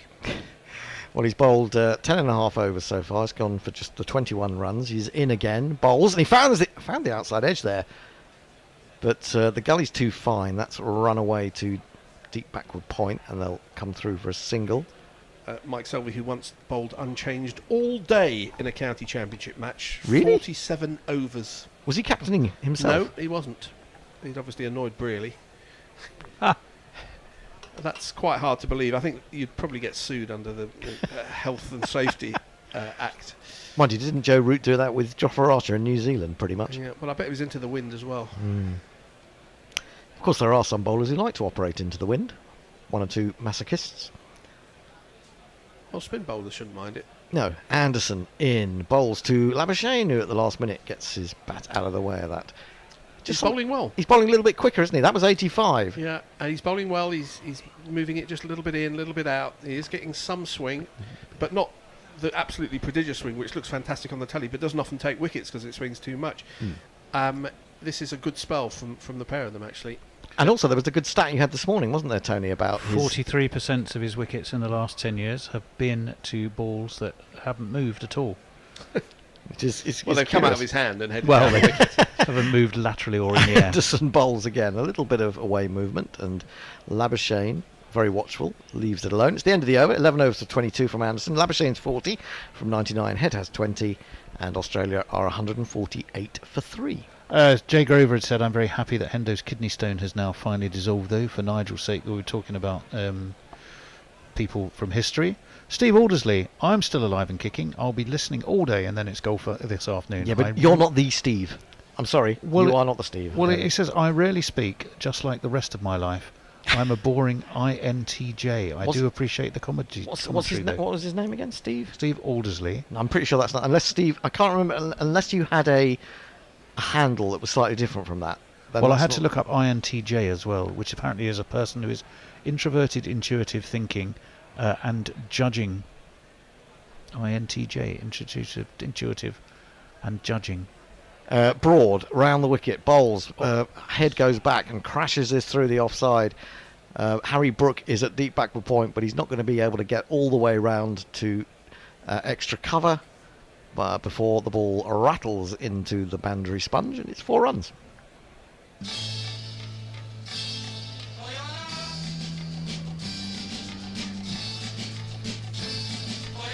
The Australian fans have been starved of run scoring for the last 20 minutes or so, and they're all up applauding that one. And it looks like England have managed to get Head off to a good start again by failing to attack him in more than one area. Aims a drive at that one, and that's going to go away. That was an even better shot, even more flamboyant. He may not move his front foot, but his hands are good. 1 and 2 and 3 and 4. Apparently only somewhere between 1 and 4% of the people are INTJ personality types. Oh, right. Population, rather. Yeah. What is it again? Intuitive? Intuitive. I can't remember now. Introverted, intuitive thinking and judging. Introverted, intuitive thinking and judging. Broad in again. Oh, a little jab at that. Has been caught? No, it's got away from the man at gully down to Brook. He runs round and they'll get back for 2. So 10 runs off the last 3 deliveries after England had put the screw on to a certain extent. Australia now responding with some runs. Head, of course, always seems to score pretty quickly. 30 now off 37. Was that a chance? That was a chance. It was a chance to Stokes. He's put it down at gully. He hasn't got a big pair of gloves on though, has he? That's true. Just on a random search for Twitter at Gorilla Cricket from like 2017. Yeah. See what names I come up with. The T-Boy. Oh well, he was on for the women's game the other day, wasn't he? He popped in. Broad in bowls, away swing, left alone this time by Head. Tony Amadeo. Nope, doesn't ring a bell. I remember Rock Me Amadeo. I remember him from when I joined. Yeah. Because we always go Amadeo, Toby Amadeo. Etiek's still around every now and again. Yeah, I remember Etiek. Neymar Butlins, by the way, says, I'm still here, not going anywhere. The Man Who Can't Be Moved was a sappy song written about my GC Twitter presence. Ah. Actually, isn't Neymar Butlins normally on a run or something? Or Nick Nelson, atonalist? Oh, yes, atonalist. I remember that one, yes. Where are you people now? Have you just got bored with us?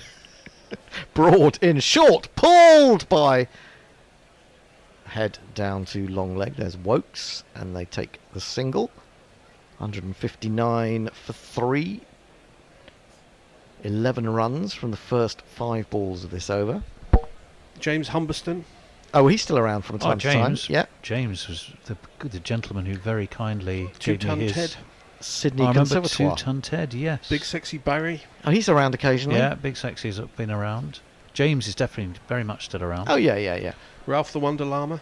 Don't hear so much from him these days. Well, you know, he pops up though. He pops up. If we're in reading a out your llama-like way. if we're reading out your name and you're out there and listening, please get in touch. Broad gets his ball to swing. He's appealing for LBW. I think it's hit him on the outside pad. It was his right leg was coming round behind him, and I think that was well outside off stump. No response from the umpire, apart from giving the sun hat to Stuart Broad. It's the end of his over, an expensive one. Australia have moved to 159 for 3. Tony. Well, Jay says that all the YouTube names are far more groovy than the Twitter ones. Well, especially mine, bloody birth certificates. Sean, our own Nestlers, is having a conversation with Neymar about presumably taking up cycling. Oh, right. Dylan Lopez, howdy. Still sporadic listening all the way from Kiebram since, well, maybe 2017-ish. The blokes from White Line Wireless might know where that is, if they're around 2 and a bit hours north of Melbourne, apparently. Okay. I know. Brian Barish says, part of me doesn't believe that Not Fred has ever played a video game in his life. Played The other many, can many totally thousands of see hours. him. Anderson into head, and he drives that on the up. Nice shot, actually. But Broad is fairly straight there at mid-off. And that was one of my criticisms, I think, in the third test, that England's mid-off and mid-on always seem to be very wide. But not on this occasion. And there is no run. 159 for 3. The overhead conditions pretty good for batting. Fairly clear. Sun is out. It's not strong, but it's out. And Anderson is in again, probing around Travis Head's middle and off stumps, and he comes forward, defends, good length delivery up to mid-off.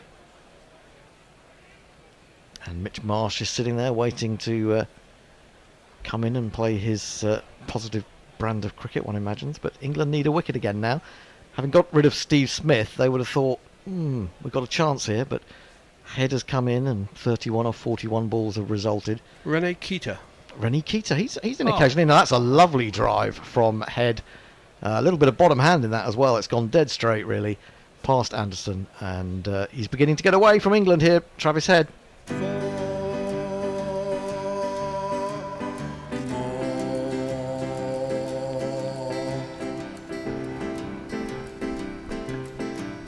Dr. Matt Burley. Oh, Matt Burley, yes, he's still around. I see him on Twitter, but he doesn't often tweet into us, so I don't know whether he doesn't have the time to listen to Little us. Green Teapot. Oh, no, let's not go there. It's a very sad story about Little Green Teapot. Oh, sorry to hear. Yeah, very sad. Yeah, I'm just wondering about one or two others. Vector Victoria, did I say that? Where's Yeah, Vector Victoria? Brizzy Blade. He used to work at the BBC. Anderson in bowls. Edged, is it? No. He threw the bat at that, did Travis Head. Was beaten by it. At signs that he's getting more and more confident. The fact that he's prepared to go after that. Jimmy Anderson looks more and more displeased with life. Thinking, when am I going to get a wicket? Somerset Bagpuss is still around, yeah. She was tweeting, I think, the other day. I don't think she could watch the end of the T20 finals. She's finding it all a little bit too emotional with Somerset involved. I think she was going to watch it on. She's going to watch the replay of it later, I think she said.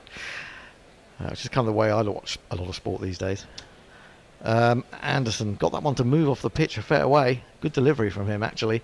He's in again. Bowls on the leg stump of Travis Head. It comes off the pad into the onside. Jimmy Anderson runs through to do the fielding. 163 for 3. I feel for Anderson a little bit here. He's bowling well. But just the sense that just things aren't going for him at the moment. And even for a man who's got nearly 700 test wickets, that can happen. But he's not going for too many runs. One ball remaining in his 12th over, just 26 conceded. He's into Head again. Head thinks about the drive to a foolish ball outside off stump, then decides to leave it. That is indeed the end of the over, 163 for 3. Tony. Rich Turner says, this is turgid stuff from England. Hopefully this tweet takes a wicket. Not yet, Rich, but fingers crossed. Jay Grover, man who goes way, were a regular commentator, I think. I read he did annoy Briley in one of Selvy's columns. Oh, okay, so there you go about that. Jay Grover, I think Not Fred will agree. Mandawala needs to return. I've got some screenshots of one particular tweet that he sent to Chris Dealey. Barry Goodman said, who is big sexy Barry, says, it's nice to know I'm still appreciated. Yes, of course, you're all appreciated. Absolutely. A lot of discussion about Myers-Briggs because of those personality types. I've done loads of those tests and I can never remember what I am.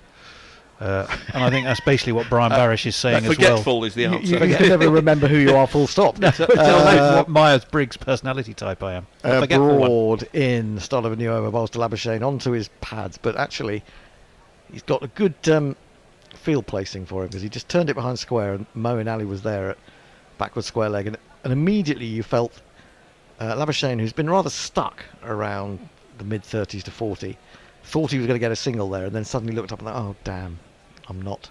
Neymar Butlin has sent us a picture. He is on a run. Right. He is not he's not on the run. He's on a run in beautiful Crofton, British Columbia. I imagine we have got a few people on the run. Broad in again to Labuschagne, and Labuschagne pushes firmly up to mid-on, full delivery. I'm trying to work out what Labuschagne was on when Head came in. Can someone give me those details? I think he didn't get a lot of the strike for a while, as England rather peppered Travis Head and kept him on strike to try and bounce him out. You've poked a hornet's nest here, Hendo. I have. Tom M. Although I don't always get in touch, I've been through several Twitter handles. I've been listening on and off since the days of the sofa. Oh. In fact, Guerrilla Cricket is basically the only reason I'm on Twitter. Wow. Broad in, wide of the off stump, trying to get the one to go the other way this time, but left alone by Labuschagne, quite wide. What were some of your Twitter handles, actually, out of interest? Because then we might know you better by one of those. Than He's now Tom McAdam 2. Tom McAdam, yeah, that rings a bell. Was it Tom? That's not Tom in America who was at one point suggesting some accommodation in Streatham that we might have used as a studio. Is that the same Tom? I may be wrong. I may be getting my Toms mixed up. Broad again into Labuschagne, gets that one to swing onto his leg stump, and again he turns it, but that very well stocked leg side field is stopping him picking up runs, and you just sense he's getting a little bit irritated by that. Which is a good thing for England. This partnership's worth 43. This has really sort of cleared it up for me a little bit. It's worth 43, of which Travis Head has got 35. So that shows you how stuck Labuschagne has become. Broad will continue. England could do with a wicket right now. He's into Labuschagne, and Labuschagne turns this one. Is he going to get a run this time? No! Again, he's picked out one of those three men close together in a sort of arc from backward square leg to mid-wicket. And Moeen Ali is the man there, doing the fielding. Which is, I mean, as you pointed out, it may be annoying him, but if you're bowling this line, how are you going to get the wicket? Well, you've got to bowl a couple that he'll then go after outside the off-stump, haven't you? Right. So maybe the away swinger, the fuller ball, given a little bit of width, outside off. Let's see what Broad does here. As he races in again, goes wide on the crease, and he does give him that one outside the off stump, but he dispatches it rather nicely between extra and mid-off, and it's away for one of these.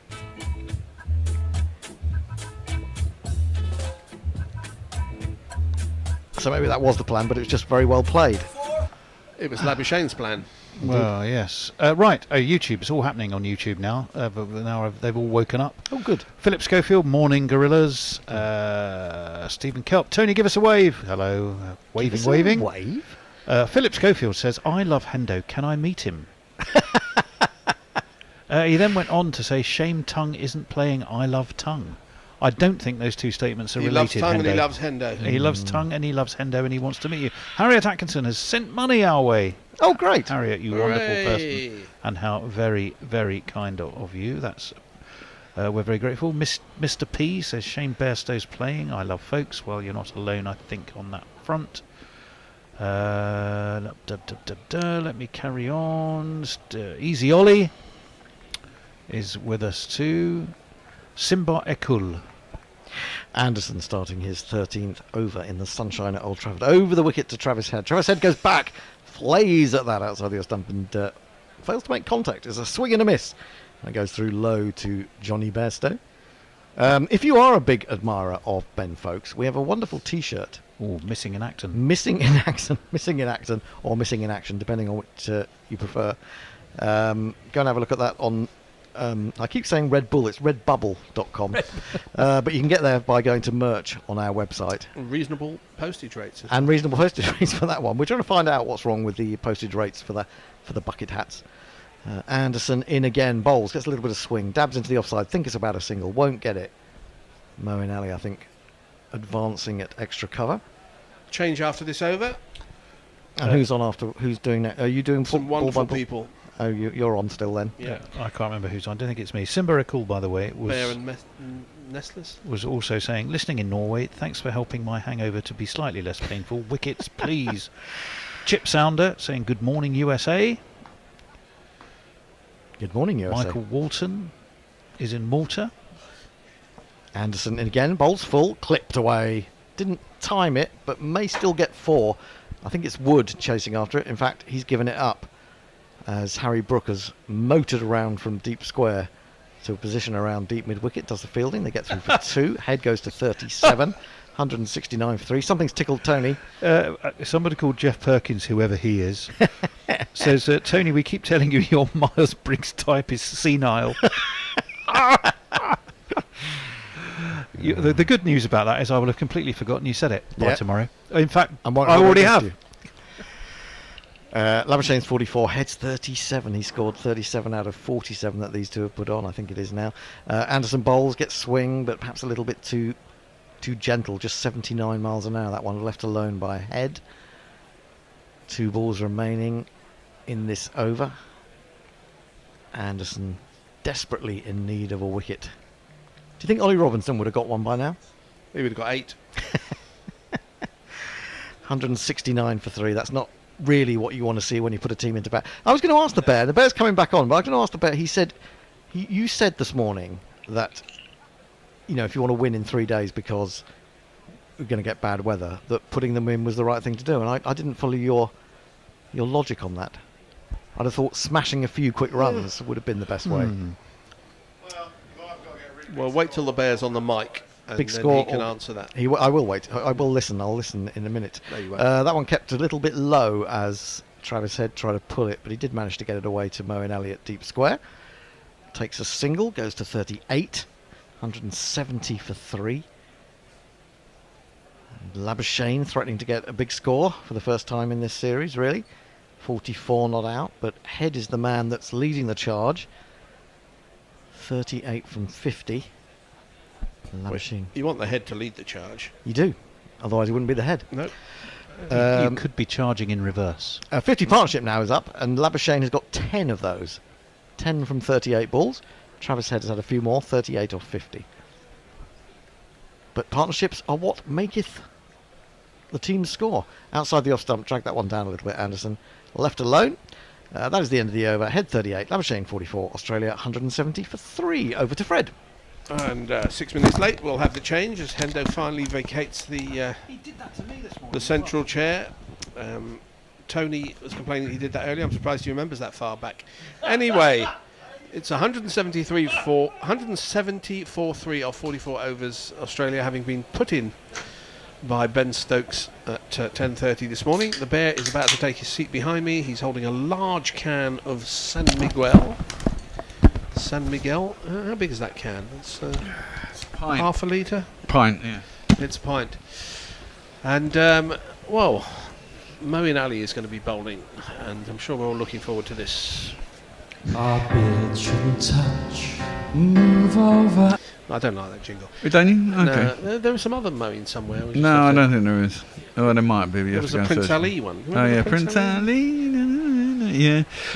My point for about bowling first is that it's unlike most of the time you don't enforce the follow on, right? So if you bat first, get big, they get within 200, then they got to bat again. I mean, it all depends on what they get, obviously. But if you bowl first and then England bat Bazball style and get a big enough score and you get have a chance of it being a 3 innings game rather than a 4 innings precisely. game. And that's the reason why you bowl first. Yeah, I mean, we have to listen to the Bears' batshit ideas because they end up being implemented by England bizarrely. A couple, like About 'Cause 3 they're weeks ago, you said, well, maybe Moeen could bat a 3, and we all said, what a fucking idiot. As Moeen comes in and bowls, and very close to a caught behind us. Head went back to cut it, and then decided just to waft the bat at it. Missed it, and Bairstow actually took the ball. It turned as well, it straightened. Did it turn? Did it straighten? Yeah. We're going to get Hendo and Gary to talk about turning versus straightening. Bairstow took the bails off because he's a twat, and Head's feet were firmly implanted in the crease. The next ball is fuller and straighter, and pushed to mid-off by Head. Well, it was an obvious choice, actually, to put Moeen at 3, wasn't it? I thought. I mean, that was the thing. If you don't want to change the batting order, and I thought it was unwise to put Brook at 3.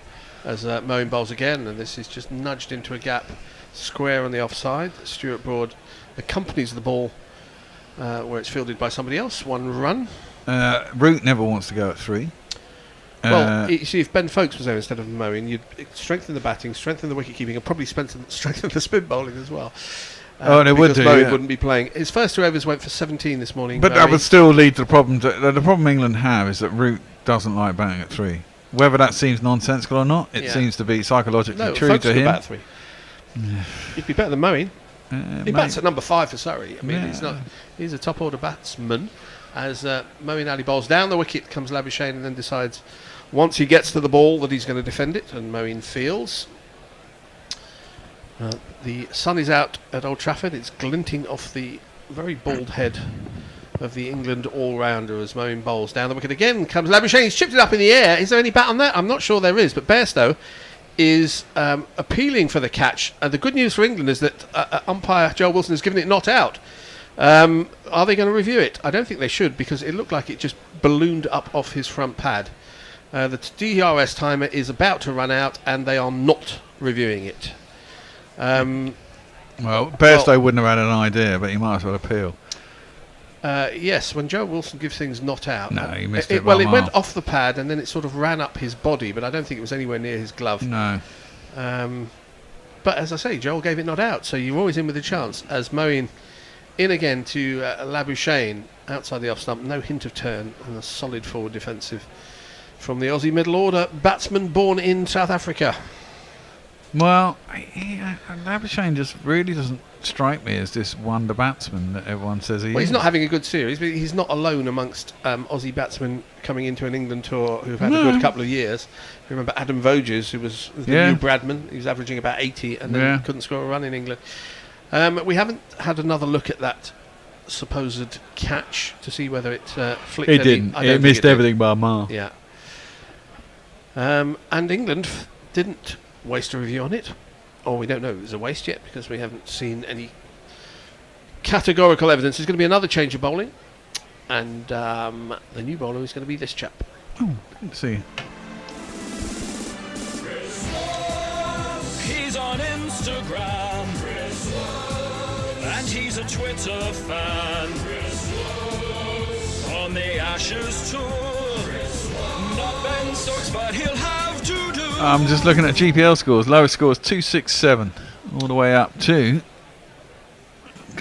999. Mog just keeps giving us a pound every day by going for 999. One day, Mog, you may be right in some crazy world. I've been very remiss in that I have failed to welcome Nestlers. Hello. For an over and a half, and after that 6-minute late changeover, you've been sitting there in Essex, just holding your own counsel. But whilst we wait for Chris Woakes to start his new hour, are there any tweets? Well, yeah, Jay Grover says he seems talking about old Twitter handles and things. He said, I seem to remember finding out where both Not Fred and Sophie Katie lived and threatening to blow up their houses. Oh, the vagaries of youth. It's amazing you got banned from Twitter, isn't it, Jay? And Leia says, do I see passionate analingus in Hendo's future? I think that was due to the tongue reference that somebody said they loved him. And Muttley says, be afraid, Hendo. I was going to suggest a meet and greet charity auction until I heard about that tongue comment. Well, let's see if Hendo. Woakes can give Head some trouble as he starts a new spell. He bowls a little bit wider. It's a short ball and it's pulled round the corner. There is a long leg who feels this after a couple of bounces. A single to Travis, who's regrowing his facial hair after having got rid of it for the last Test match. But always the slow turnaround because you've got a left-hander and a right-hander in. I mean, I'm a reasonable man, as you know, Bear, but I think all left-handers should be shot. They waste so much time on a cricket field. It's just ridiculous. But I bowl left-handed, but I bat right-handed. So does that make me all right? you can bat as long as you bat. Everybody bats right-handed. That's fine. I tell you what, it's the most annoying thing when you're a club cricketer because no fucker wants. And you only have a one sight screen, and you always get these bastards who go, "Oh, I want a one sight screen." So if you get a right and left-hander, you can never go over and round a wicket. Especially if you've got a captain like my twat of a captain. Woakes right arm over the wicket. This is cut by Labuschagne and cut very nicely. He's got that between cover point and third man out to the boundary for one of these.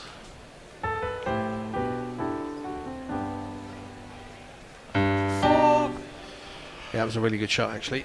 I mean, my captain was like, we can't be asked to change the sight screen, so you just got to bowl one side of the wicket. And the thing is, you don't want to. As a bowler, you want to be able to do what you want to do. I like it when you've got a long leg to the left-hander and then a long leg to the right-hander, and they have to move. And at the beginning of the over, they move about 45 yards. Single. And then it gets lower and lower and lower. And they basically stand behind the wicketkeeper. The next ball is full and straight and defended into the leg side. Well, normally it's a man on the 45 as a spinner. He doesn't have to be all the way back, so that's a bit different. But well, then you can sort of move the slip back and the other one up to slip or something like that. Exactly.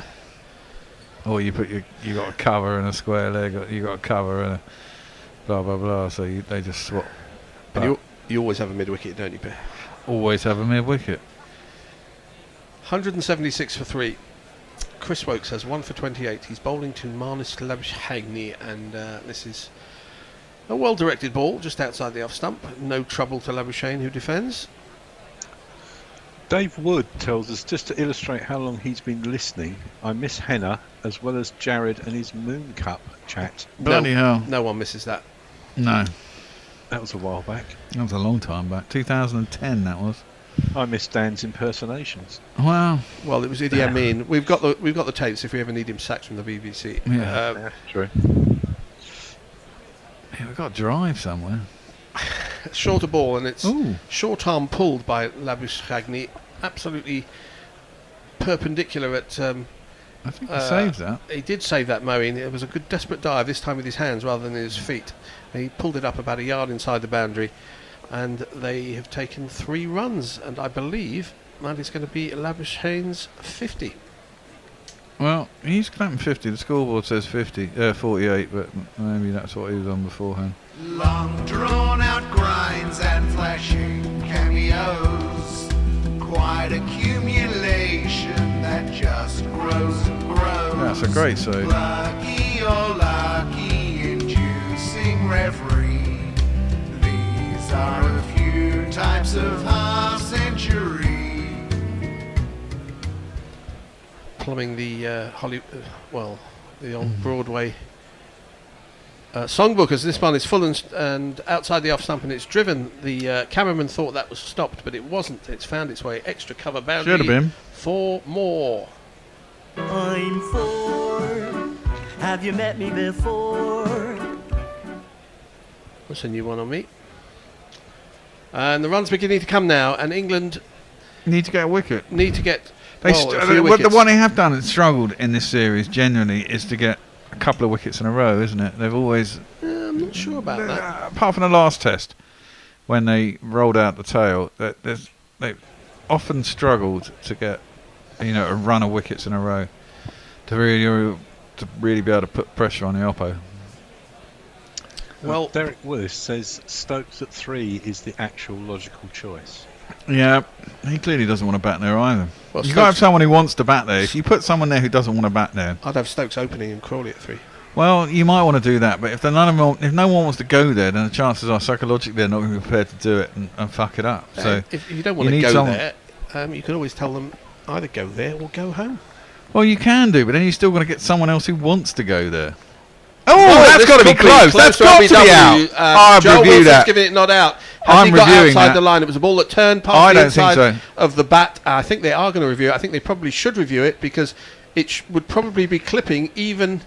Unless you've got a touch on that, I think they must have reviewed it. Yes, they have to review that because the timer's gone off. Where's the yes, review jingle? I was going to say the review is here. That's going to hit middle stump, isn't it? That was out. was definitely out. Was definitely out. Well, he seems to be Well, nodding he his just head like prodded forward. It turned past the inside edge of the bat, hit him on the pad. It wasn't too high. It looked pretty straight. Question is, did it hit him in and line? did he get outside the line? I don't think he did. Oh, I don't think so. Well, maybe it's going down leg, actually. He's quite far forward, but it's hit him just on the lower half of the knee roll. So I don't think it's too high. Is there an inside edge? No. No sign of an inside edge. It's all about the ball tracking. I think that's pretty close. It's not Well, too high. if it's clipping, they'll retain the review, but the decision won't be overturned. But the good news is Joel Wilson gave it not out. Let's have a look at ball tracking. It's in line. Impact in line. Hitting! Oh, we thought it was Get pretty in! straight. It was. Again, England have reviewed well. The fourth wicket is down, and Moeen Ali has a wicket. It was Joel Wilson once again.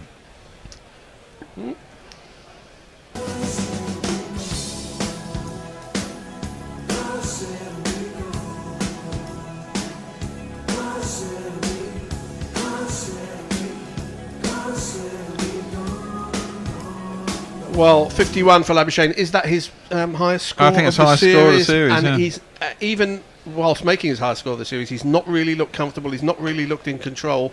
He's battled it out, but a ball which is pretty stock ball from an off spinner. It just turned past the inside edge of the bats, hit him on the pad. We're seeing the crowd roar in approval as the DRS decision comes in. It looked pretty straight. It did look pretty straight. I thought it was hitting more of the stumps than it was. But Yeah. And then I mean, that was my first opinion, but then on the replay it looked like maybe it's shading down leg side. They're Yeah. never going to be too high. Well, the advantage of those is that you're not going to lose a review if it's clipping. Yes, exactly. So I think it's always worth reviewing, even if you think it's clipping, because you might as well. LBW reviews are very, very different in game Management theory terms than caught behind. Yes, exactly. Of other course, disciplines. exactly that. If it's marginal and the umpire's cool, then you're never going to lose a review, and you might as well. Well, let's see if we can do what the Bear wants England to do, which is pick up a couple of wickets in close order, because the new batsman, who I have to say was absolutely fantastic in the last Test match, which was the first of this series. 300s all against England, the fucker. Is this chap? He's not Jeff, he's not Sean, he's not Rod, he's not Daniel, he's not Jack, he's not Jamie, he's not Yeah, that'll do. He's not Paul, he's not Adrian. I'm waiting he's for not Reginald. Andrew, he's not CJ, he's not Christian, he's not Dean, he's not Eric, he's not Edward, he's not John, he's not James, he's not Laura, he's not Paul, he's not Reginald. There's There you Reginald, go. thank you. Those were all the other people called Marsh who have played Test cricket. All for Australia, what I'm saying. Yeah. Oh, maybe one. No, It no, could don't be a think they were Marshall all for too Australia. for play for England. Well, Moeen was absolutely imploring Joel Wilson, and it's always a great sign for the bowling team when Joel Wilson gives it not out. 'Cause Yes. there's a good chance There's a good that it's going to chance be that it's out. overturned. But that's another game theory tactic you have to take into account who the umpire is. Yes. So fourth wicket down, and if England can prize out a couple more wickets now, well, it's a big if. But if they do, they will be on top in this match, I think it's fair to say. Well, yeah, I mean, the thing, Australia haven't really. I mean, okay, head's gone on. This is what Labuschagne has batted extraordinarily slowly, and they've really got nowhere. Yeah, To lose 4 wickets, you I know, think they need to they're take never Moeen. getting ahead of the game, are they? At 183 for 4, you get another couple of wickets, suddenly things do look troublesome for Australia. How long is it since Mark Wood's had a bowl? I don't think he's bowled. Has he bowled this session? He Not sure bowled he right at has. the beginning of it, I think. Right. It may be worth getting Moeen out of the attack and bringing Wood back, because one thing that Wood did, I mean, we're not down to the tail, the number 6 batsman is in, but he absolutely tore through the tail in the last Test match. The next first ball that Marsh faces from Moeen is just a ball just outside the off stump and defended. And one thing you do have to say is actually that turned on day 1, and they haven't got a spinner really. It didn't turn hugely. It but didn't. It turned enough. It beat the inside edge of the bat. Yeah. Exactly. And it's only going to get, more. You'd have thought so, as this is dropped in the offside by Marsh. He takes a quickish single. Moeen has to field himself. Unfortunately, there is somebody backing up. I thought there wasn't for a minute. Yeah. So it's a single to Marsh to get him off the mark. He looks Marsh a off bit the like mark. Lurch, doesn't he? Fucking. Yeah, he looks like the missing Overton brother or something. Maybe they were triplets. Separated the birth. One was shipped off to Australia. Yes, the ultimate punishment. Mind you, if they kept those two, can you imagine the one they got rid of? Yeah.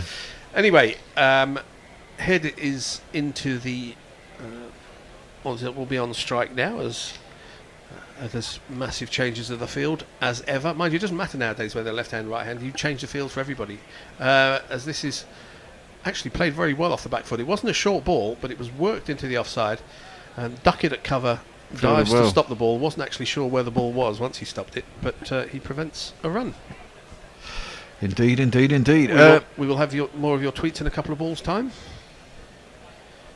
As Moeen is in again. He floats this one up, and that's a flashing drive by Head, but he picks out the man at short extra. He really timed that sweetly. You can get that one to come a little bit earlier. Turn, he might go past the outside edge and Bairstow will fumble it. As Moeen bowls again, and down the wicket comes Head, but he pushes it back to the bowl. The end of a successful over for Moeen and for England. Australia. The only person not to get a wicket? 184 for 4. Jimmy Anderson. Yeah, Nestlers.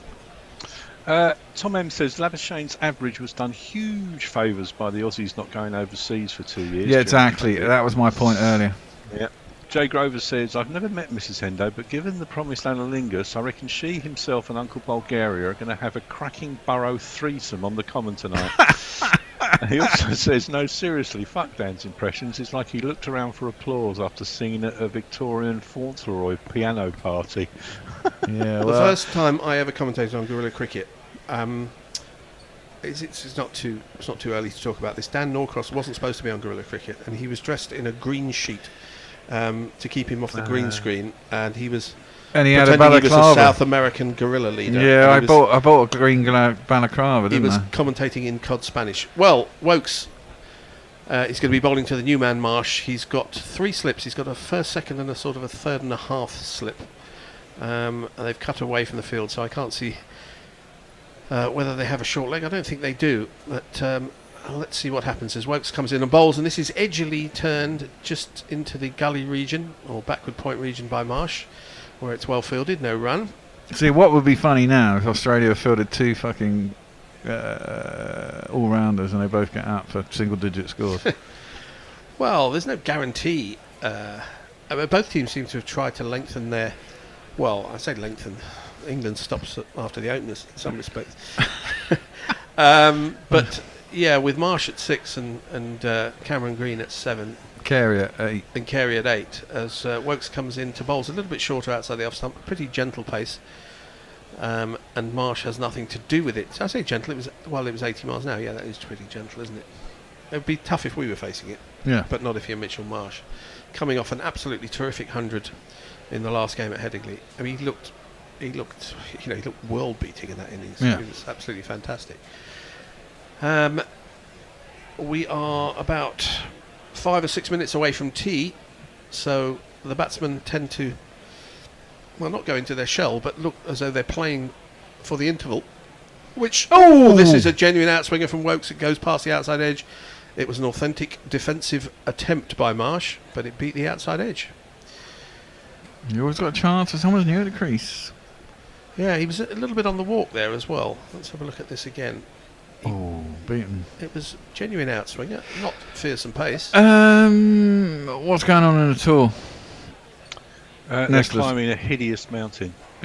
Who's winning that hideous climb? Well, there's a breakaway which they've let go because they're not part of the overall, Woakes bowls, and again there's some shape outward, and Marsh defends this with the outer half of the bat to point, and he was looking to play it straight, which tells you that it did move away a little. Part of this mountain goes to 25% gradient. Oh, I know. It's just, 18% is the most I've done, and that was foul. That's 1 in 4. I can't imagine. Must be fun going down, though. Riding a bike up 25% gradient. It just doesn't bear thinking about. Hard enough in a car. Chris Woakes bowls again. Oh, that's got to be close, I think it's going down the leg side. Umpire Menon turns down the appeal. It may have been inside edge. I thought it was a little bit leggy. And judging by the fact that no one is even considering a review, that must have been a thick inside edge. Must have been. No, they've not even come together to discuss it.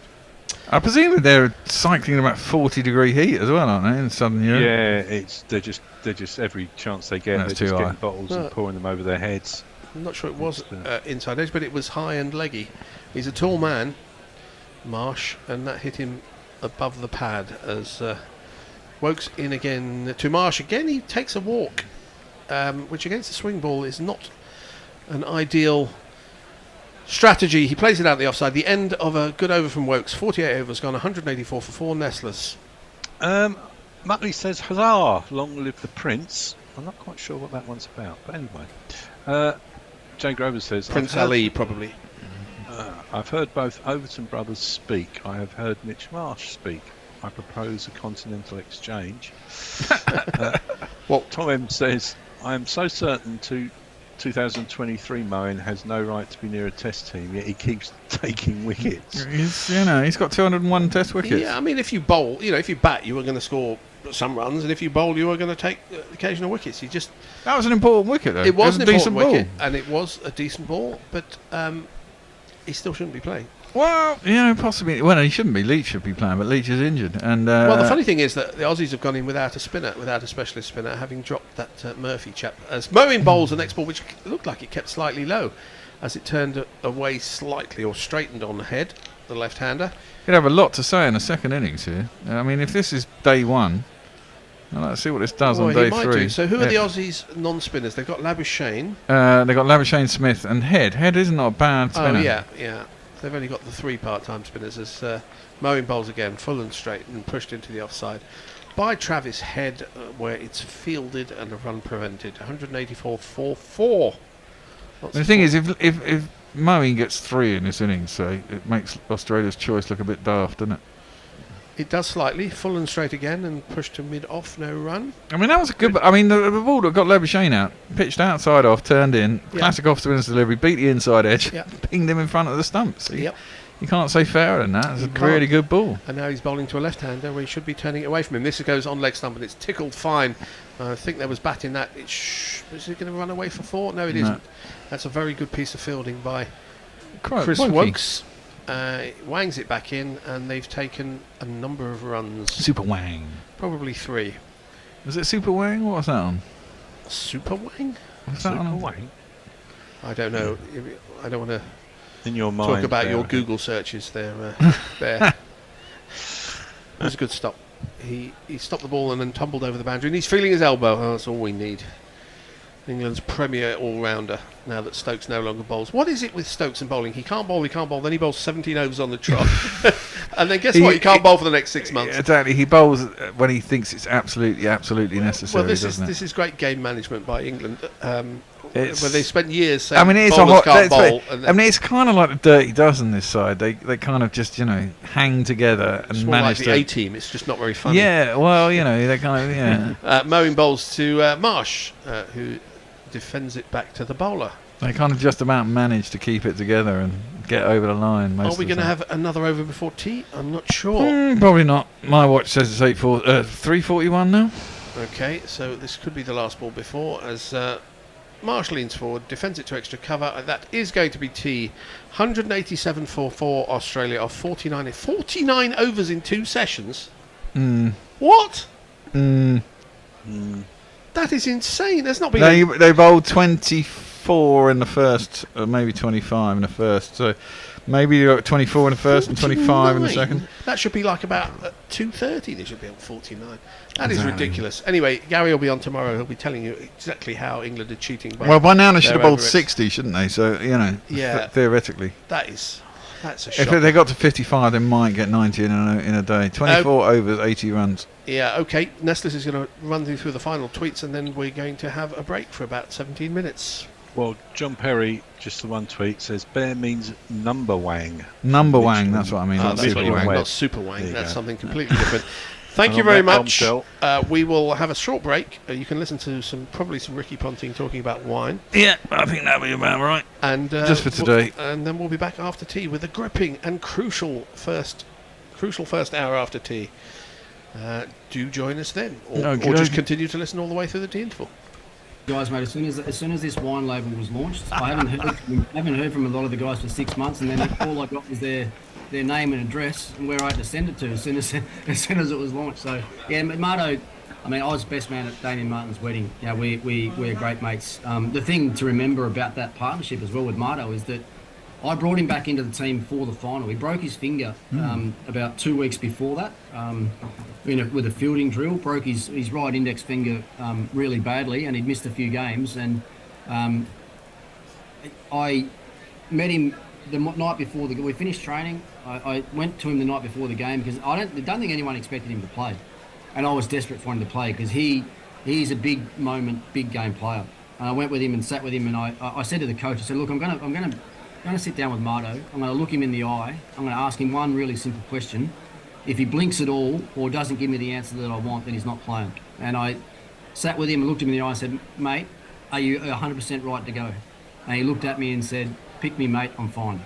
So I picked him. He got 80 odd not out. If you watch the replays of that innings, the whole innings, you look at his bottom hand on the bat, his right index finger was off the handle pretty much that whole innings. But he got 84 in that. I think it was 84 in that partnership, and he was amazing. And he has tasted the 140, so we're glad to hear that. Yeah, it was at the time the highest innings in a World Cup final, a record that only lasted 4 years, but at least it was another Aussie who broke it 4 years later, wasn't it? Wasn't it Adam Gilchrist? Gilly in Barbados a couple of years later, and when I talk about Mardo having a broken finger, Gilly actually did that. Remember, with a squash ball in his glove that no one knew about. He struggled right through the World Cup. He was hitting the ball poorly. His bottom hand grip was getting too tight. He couldn't keep control of the bat face, and he didn't tell anybody at all. He didn't practice with it. Didn't do anything. He puts a squash ball in his bottom hand glove, so he couldn't grip the bat as tight with his bottom hand. And he goes out and gets 149. He brings up his 100 and he puts his arms up and raises his bat to the change rooms, and then he starts going like this. Oh, right. And to get some film of that. So I'm saying to the 12th man, oh boys, Gilly needs gloves. Gilly needs gloves. But it wasn't that at all. He had a squash ball in his glove and no one knew about. I think was that when you got run out by Andrew Simons, didn't you? Was that game? Wasn't that happy about that actually. No, I suspect you probably weren't, but at least the win kind of made up for that, I guess. Particle win in the end as well. Remember, we finished in the dark. It was crazy finish to a World Cup final. Well, we should move on. Hendo's leading us to the close of play now. We are close of play literally. I mean, I think I've got this, and you guys are sitting there with that. Yeah. Are you telling me that's not vodka? A little bit early yet. I'll wait till I'm finished with you guys, and then that can start later now. Okay, fair enough. The close of play. And I think your autobiography was called At the Close of Play, wasn't it? It's an incredible book which I've read over the last few months, and I have to say it's the most incredible. The detail in it is tremendous. I haven't seen in a lot of other cricket autobiographies. But let's talk about the close of play. The close of play is a Langhorne Creek Cabernet Sauvignon 2020. And just to sort of make it interesting, can you remember at which close of play you felt most satisfied or elated, or just generally chuffed? That's a very good question. I mean, as I said, I was lucky to play in a lot of Test match wins. A couple of winning World Cups. Probably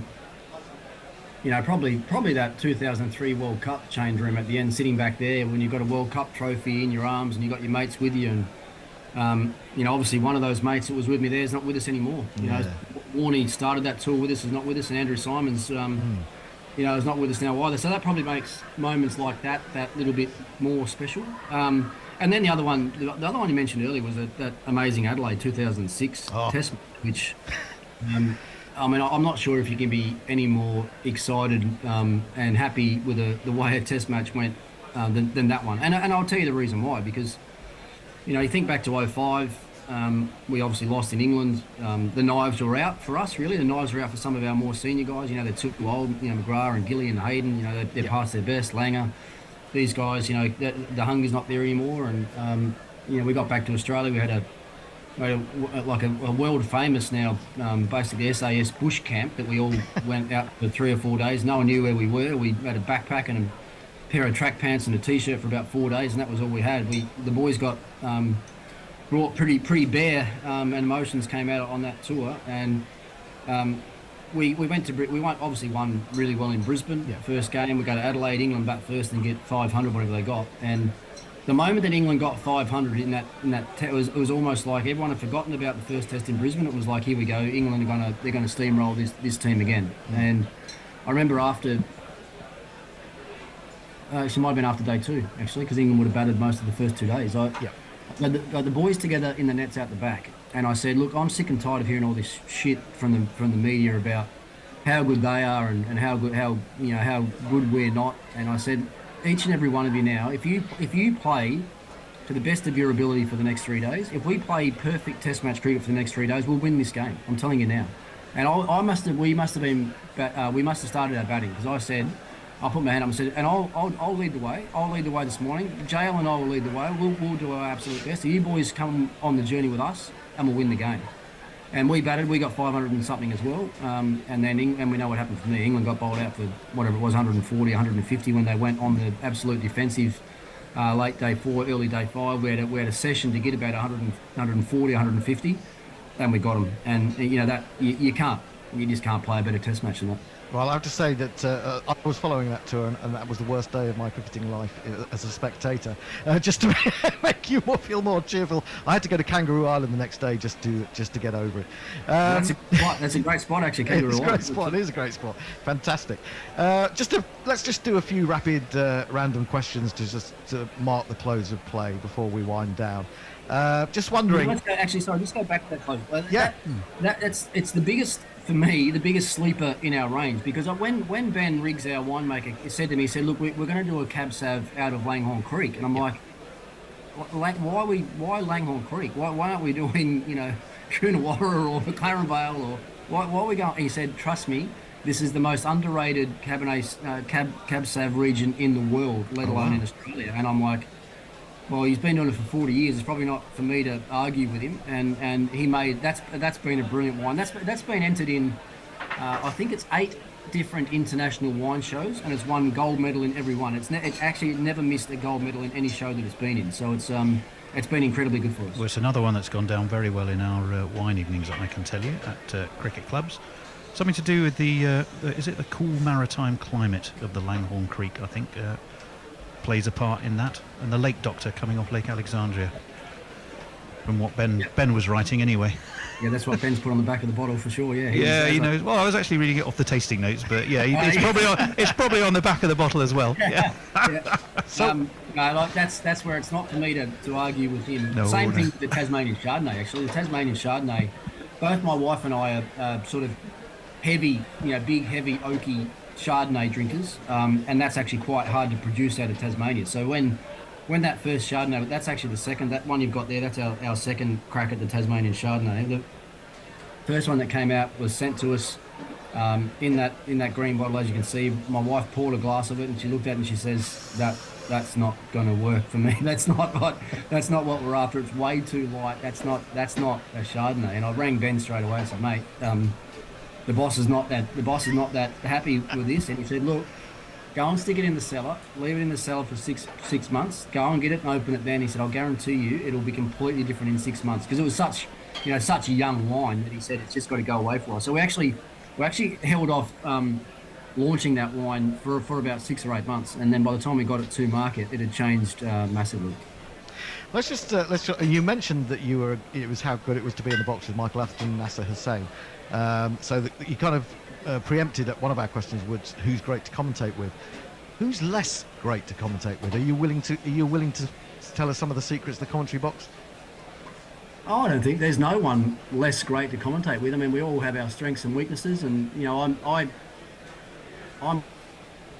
as well. I don't do any of the lead commentating roles. I'm not sure if you guys have ever picked up on that, but it's always Nas or Athers or Mel Jones or someone like that. The more, I mean, I say the more experienced commentators. I've probably been doing it for a while now, but I don't necessarily enjoy the lead stuff. I don't like talking a lot, and when you're in the league, you have to talk a lot. So I'd rather sit in the expert chair and sit back and analyse, what's happening, give myself a few minutes between things that I say to think about what's just happened or what's about to happen, or analyse or critique, technique and what's happening in the game. So I tell one funny thing. I turned up to the ground on day 5, And I did the lunch break on day 4 with Kevin Peterson, and he was talking about how good Joe Root was and how dominant he was, and England were on top of the game.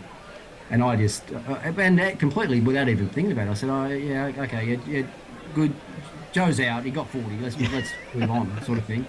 And it got like the way that social media took it. It was like it was the biggest shutdown of anyone in the history of commentary. I basically just, but it wasn't like that at all. Kevin and I are great mates, and we actually, I stayed with him all week. We stayed out at the Belfry all last week and take off after every day's play. He drove me back to London after the game the other night.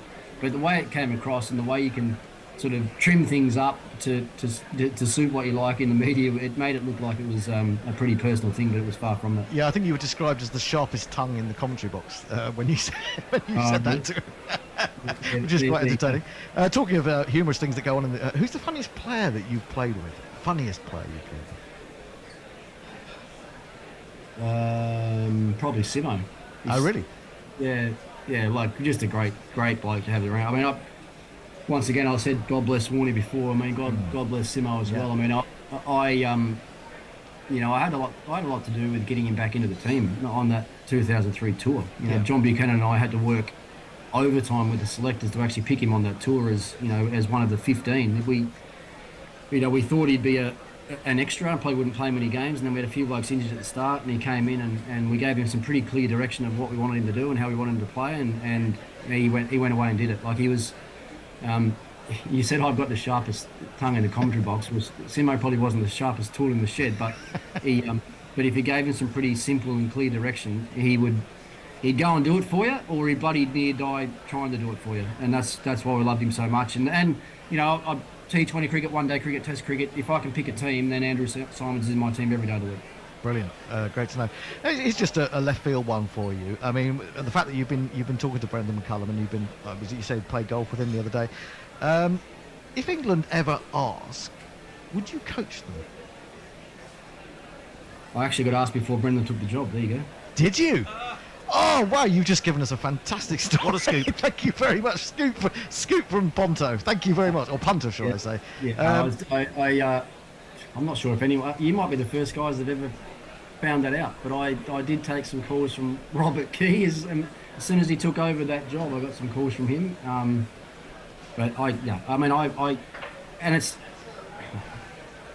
just not ready for a full-time international coaching job where I'm at in my life. I'm really content with what I'm doing with the commentary work I do with Channel 7 in Australia. That's sort of most of the summer months. My IPL coaching is about 3 months away in India, sort of April, May, June. And having travelled as much as I have while I was playing with young kids now, I just don't want to be away as much as I was before. And even talking to Brendan yesterday, he's been away about a month now. His family are actually arriving today, so they haven't been here the whole time that he's been coach of England. So that's difficult when you've got kids that are in school. Moving them around in and out. That's not what I wanted to do, and I'm happy doing what I'm doing now. But on a technical level, would you have any objection to coaching you? Because you're so you would. Because I think there was also talk about Justin Langer, I think, as well around the time of Brendan's appointment. Yeah, look, I love coaching. I mean, cricket's in my blood. It's it's what I talk about. It's what I've done. And I love coaching, but I don't think I could coach another international team. Brilliant. Oh, that's really interesting to say. I was going to say, would you take on another team? Now, we've had up in front of us the Women's Ashes that has just started this morning. Final question, really, for you. Are you going to take any of this series in? Are you going to get a chance to see the women and how they're progressing? Yeah, we definitely will. I mean, we've been talking about it a lot through the Ashes coverage last week. It's obviously a huge series for women's cricket. I think it's vitally important that these two women's teams put on a great show over the next few weeks. And what Brendan's trying to do with the England team is trying to grow the Test game, and it's also vitally important that at every opportunity we try and grow the women's game in different countries as well. I mean, we need a strong India, we need a strong Pakistan, we need the West Indies to keep getting better. New Zealand they've always been a strong women's team, but there's more and more talk about more women's Test cricket, which I'd absolutely love to see, but it's getting the teams to the point where they're going to be good enough to play Test match cricket, and the only way they can do that is by playing more, promoting it more, and I think these two teams here have got a great opportunity to promote the game well this week. Australia 50 for 1, just in case you were wondering what's going on at the moment. Finally, Who's then, out? after winning the toss and batting, as Tony has alluded to, we're taking some of your wine out to these Ashes tasting evenings to help raise money for grassroots cricket clubs. £600 was raised for Winchmore Hill Cricket Club last week. How do you feel your wine is bringing through the next generation of England cricketers? How afraid are you? That's great. It's, to be, the two passions in my life, right? Wine and cricket. A bit of Aussie rules footy, some golf, and some greyhound racing. That's about my life. But to be able to bring the wine into different markets and different countries is really exciting for us. I mean, we've also always known that the UK was potentially a really good opportunity for us. Obviously, India is the other market that we're breaking into and doing some really good things over there with, India becoming probably a lot more Your Westernized. own store at Delhi Airport. There you go. Yeah, there you go. Duty free. Yeah. So no, it's terrific that if cricket clubs and are buying my wine and that's helping youngsters and families out through the UK, then that's fantastic. Brilliant. Have you got a final Ashes prediction? We're 1-0 Australia at the moment. Where do you see it going from here? Yeah, I said at the start I thought it'd be 3-2 to Australia. I can't see there's going to be any draws. I mean, without that loss of 40 overs on day 3 last week and about the same on day 5, that would have been a 4-day game as well last week. So I can't see too many. Without bad weather, I can't see too many going into 5 days or any draws. And I just think that Australia's, just with their experience, I think they're probably better balanced. I think their bowling attack is probably going to stand up better through these 5 tests than what the England one will. I think the England bowling attack, I think Wood will come back in. I think Wood will come in for the Lord's game. Yeah. So one of the others has got to. Well, actually, in fact, I don't think they won't play a spinner. I think they'll play 4 quicks here. Yeah. 5 quicks it'll be with Stokes, and I think Joe Root will end up being the spinner for him here. But if we get flat wickets like we had in Birmingham, then I can't see this English attack getting 20 wickets every game to win. So their batting's good, their batting's strong, they're bold, they're fearless, they're playing well. But I just think Australia's overall balance, experience, and depth they'll just pip England, I reckon. Brilliant. Thank you very much. You've been you're great. Your time. We just have one more favour to ask before you go. Would you, Tony, take over? Well, first of all, I think what we should do is remind everybody, and it'll be rolling along the screen or very obvious as well when this recording goes out. But if you would like to try any of the fantastic wines or buy any of the fantastic wines from the Ponting range, you can get them at a 15% discount courtesy of Guerrilla Cricket and courtesy of Ricky, of course. It's www.pontingwines.com.au/Guerrilla Cricket, www.pontingwines.com.au/Guerrilla Cricket. Ashes 2023 will be the code you need to get that fantastic discount. The Ashes 23 is all lowercase. Ricky, we do have one last request for you. Next cricket club up for us for our Ashes wine tasting evenings, when we're actually doing an Ashes quiz. It'll be good. We have a morning session, evening session, afternoon session, condensed into an evening to try different wines alongside yours. It's my local club. It's Claygate Cricket Club. I would be chuffed to bits if you could. Well, we're back. Only just in time. I'll tell you why it was only just in time. Because we were working our way through any number of 1970s drama theme tunes. We just got as far as the $6 Million Man, and our bionic legs had to run about as fast as they could run. Yep, we've worn out the Wah Wah pedal. We've worn out Wah Wah pedals from the theme from Shaft. What else did we do through Quincy? Kojak, Starsky and Hutch. Starsky and Hutch. We've been through them all. The Professionals. You've been having far too much fun. And there, that we were just going to introduce. Who was some famous female detectives? Rosemary and Thyme, the Bionic Woman. Was she a detective? Well, she did solve. Yeah, but that's only because she was bionic. Right. It is. Did she squint like Steve Austin and go beep beep beep beep beep beep beep beep beep beep beep? That's the voice of Annie Chave. But with the ball, it's Stuart Broad, who's in, and it's a horrible ball, and it's smeared around the corner. by head down to... Who is that down there? Is that Crawley? Yes, it is, I think. Is that Zach? It is, who's down there at long leg. And Australia, who came on after tea, 187 for 4, with Head on 47 and Marsh on 1, have moved on to 188 for 4. Annie, how are you? You need to tell us all about your trip to Taunton and the exciting match yesterday. It was a great day. I mean, apart from I think we were off for about an hour with rain. It was just a really exciting game because we kind of looked in control. Anyway, I'll break off while Broad runs in. Indeed he does. That's well defended by Mitchell Marsh, who is still on 1, who paws the ground to scratch his mark like a bull. A bull running into bowl. Like a bull running into bowl. Yes, I think the secret, Annie, was the bowling control yesterday was so much better than it had been in the game before. When who was it? It was poor old Lauren Bell, wasn't it? Who Absolutely, got completely. And the fielding was really good as well. It was indeed. Broad over the wicket. Smashed away. Not going to make it all the way through. Extra cover there. Who's that under the sun hat? I couldn't make it out. Fred, can you figure that out? Who was that under the sun hat? Oh, I'll tell you. Oh, it's the young substitute fielder whose name we can't remember. We were given it before. I can't even see his face properly.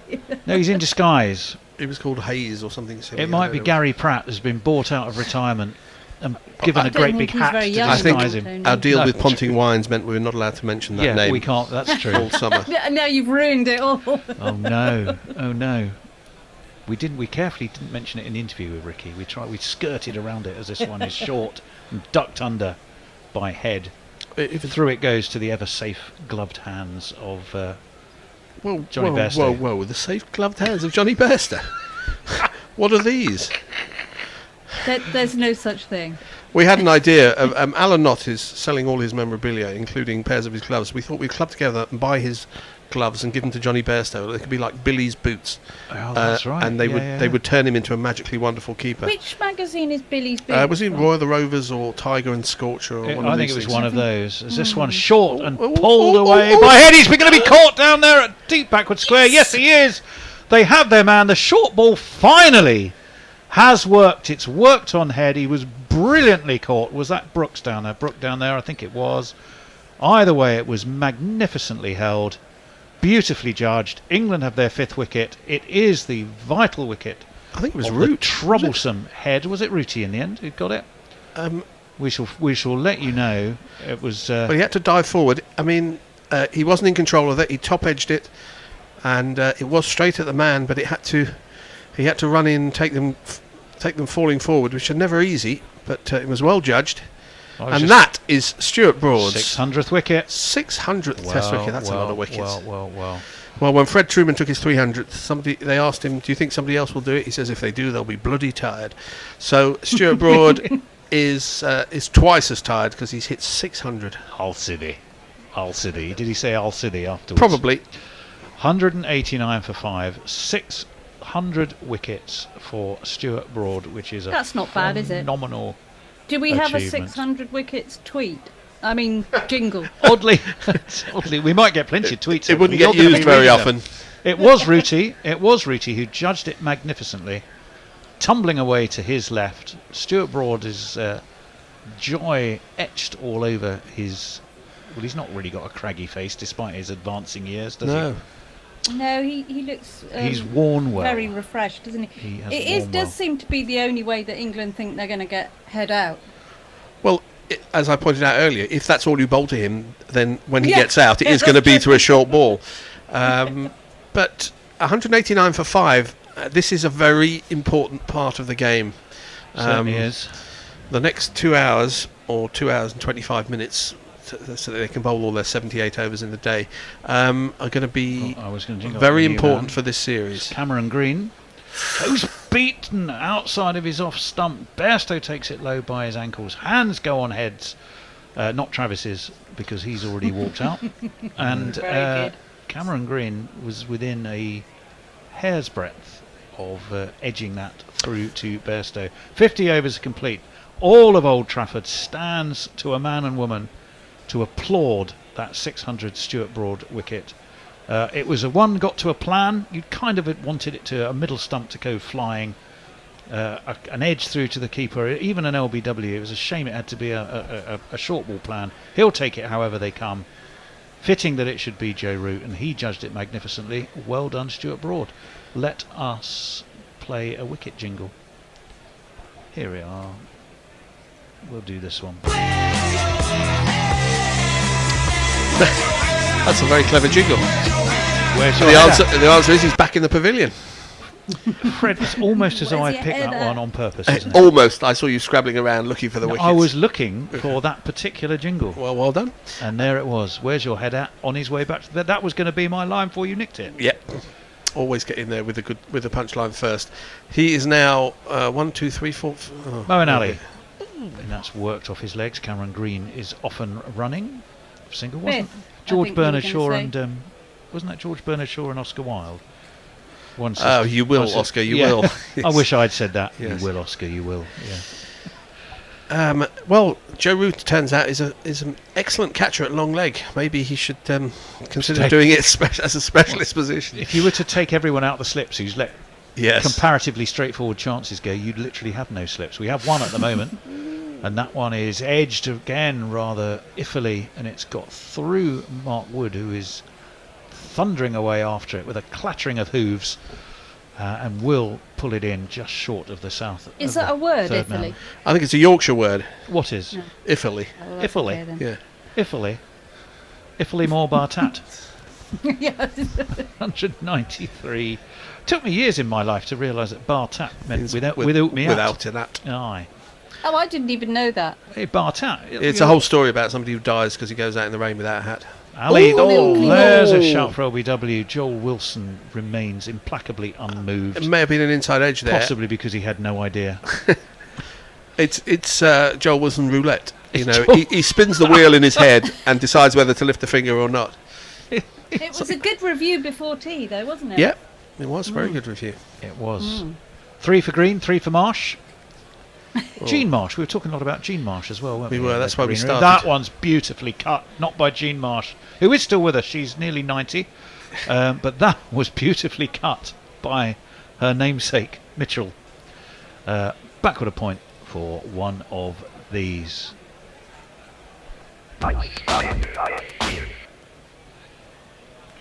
Actually, also Annie, did you know she also wrote Upstairs, Downstairs? She was the co-creator of it. That was a shock No, to I us. didn't know. I did not know. Forward comes Mitchell Marsh, no descendant of Gene, so far as we know, defended back to Moeen Ali. As far as I recall, I've never seen it. The finale of Upstairs, Downstairs was Jean Marsh walking around the empty house with her memories by herself. Oh, really? That's all a bit Miss Fathers,ham, isn't it? As this one is again defended by Marsh. Back to Moeen Ali. It's all go. We rattled through that one over pretty quickly. Right, can I do 51 some complete. tweets now? Over to Annie, 197.5. Jay Grover. Hey, Jay, I haven't seen... I haven't heard from you for ages when I've been on, so it's nice to hear from you. He says, Annie, why are you looking like Liberty Winner? What's Liberty Winner? Does anyone know? Like most things that Jay Grover says, we have actually no idea what he's talking about. Oh, okay. And he says, jolly good to see you and all that. Obviously, not really. Never go on tweets. You say, and I'm already behind. Yes. Well, we're giving you as much space as we can. However, you've managed to do one, so well done. As we wait for Broad, who's going to be in. Left alone by Green. Into the safe hands of Johnny B. Oh, back to Annie. Muttley von Erich says, things you don't expect to hear on Guerrilla Cricket Radio. Troublesome head. Very good. You can keep going. Keep going. Get the head jokes out. Dave Wood says, Guerrilla Cricket, congratulations to Stuart Broad for having precisely 600 more test wickets than me. Yeah. And me. Put it another way, me and Stuart Broad between us have got 600. Yeah, that's a good way. us all. That is a good way. Green is on 3. I haven't jingled him up. I will do that in a minute. We do now have 3 slips and a gully. Edged! Drop marginally short of the third of those slips. Tentative and proddy from young Green. Let's give him that jingle. We are the Cameron Green Appreciation Society. God save Mitchell Marsh.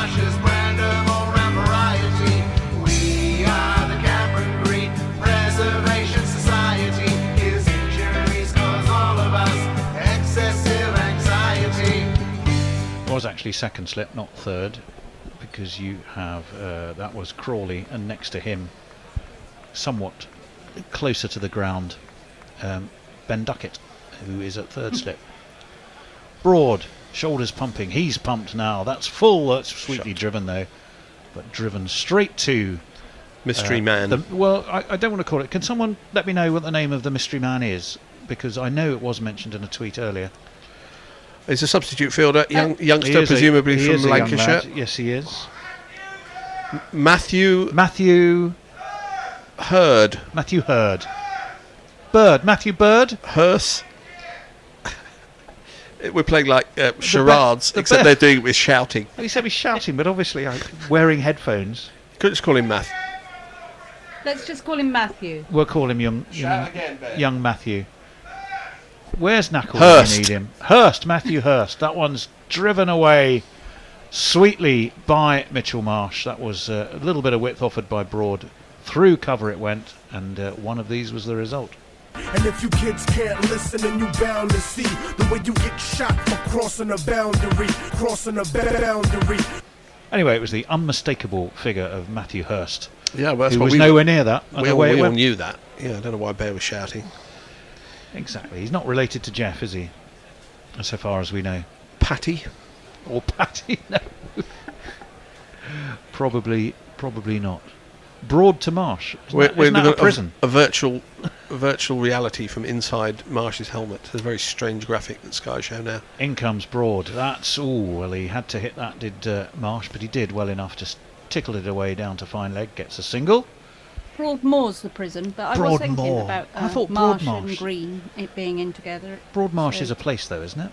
Am I right? Broadmarsh? No, but Broadmoor. Belmarsh is a but prison. But it's all You've mixed up Broadmoor and Belmarsh. I've got my nicks literally in a twist. Because I've confused Broadmoor, which is and Broad and what was it? The other one? Belmarsh, not Saltmarsh. Matthew Hurst. No relation to Jeff. 203 or Lee.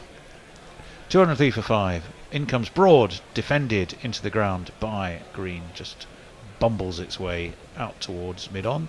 There's no run. 52 overs now complete, and we can go back for more messages at speed from Annie C. Ravi Nair says, why does Annie look as though she's behind horizontal bars? It's because I got my blind down because it's so very sunny and I wouldn't also she's in Belmarsh. You're in either Broad. Yeah, I'm actually in. You're in Broadchurch. Broadchurch.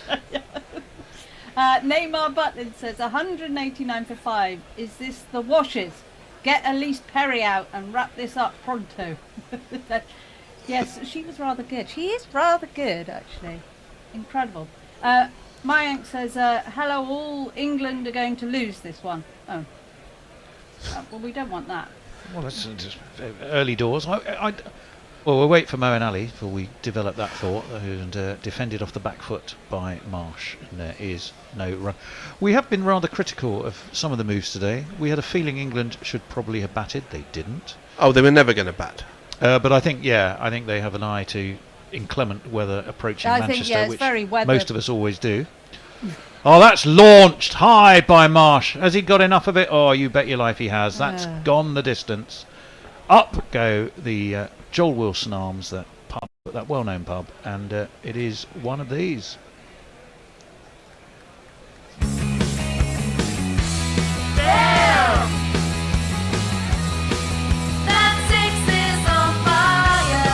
Quite full from Ali, wasn't it, Fred? But it was he in took the slot. Big stride. He's got big levers as Marsh. I'm just thinking, if Joel Wilson signals a 6, can you review it? Is it worth a review? It might have been out. It was probably a 4. It was probably out.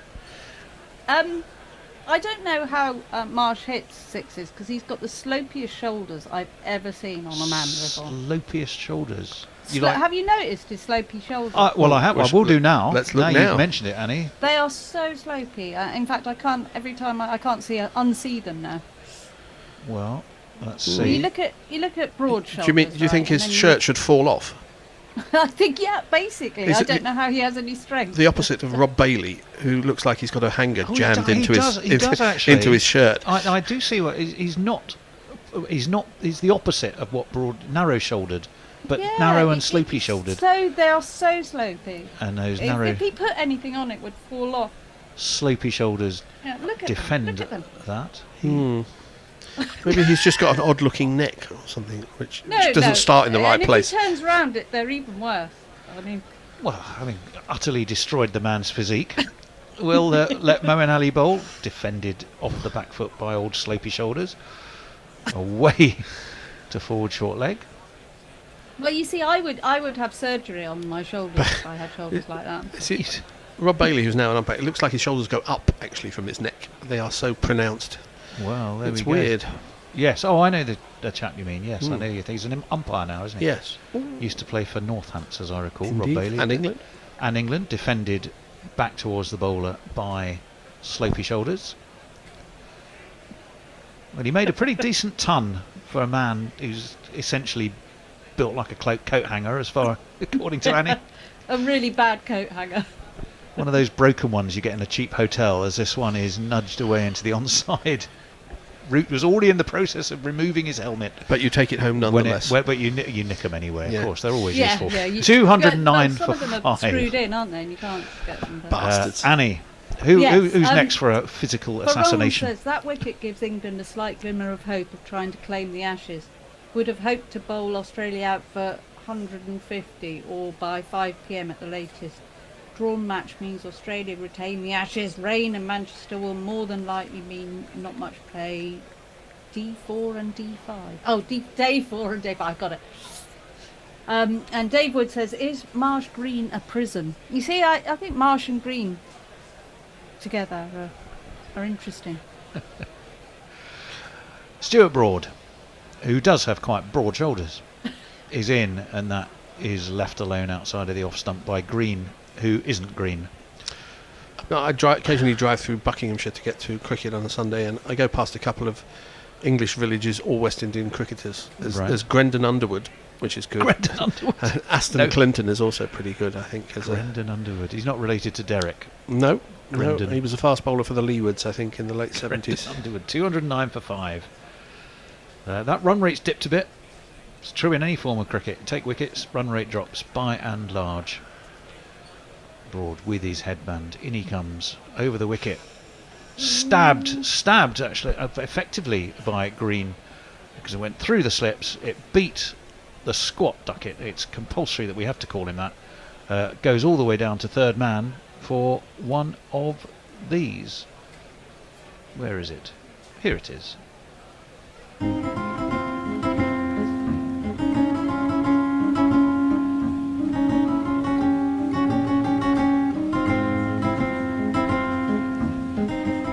Actually,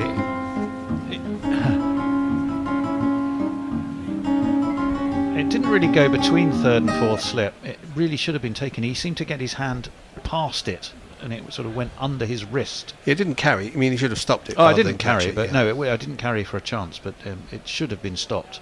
That one is prodded at by Green. Through it goes to Johnny B. 81 miles an hour. There's a from new Broad. musical in London of The Third Man. Did you know that? No, I didn't know You that. have to wait till Gary Naylor reviews Is it called The Third Man? I think it is, yeah. I'd be quite keen to see that, I must admit. Yeah, I would. Who plays Harry Lime, do you know? I don't know. There's a few things I'm quite keen to see at the moment. I'd quite like to see Operation Mincemeat. That Yeah, tickles that's an me. interesting. I've read the book on that by the bloke who. Well, it's a fascinating story. Designed it, Ewan Montague. It's a very interesting story, and fascinating. it was quite a dark film when in the original film of it in the 50s. In comes or Broad, 60s.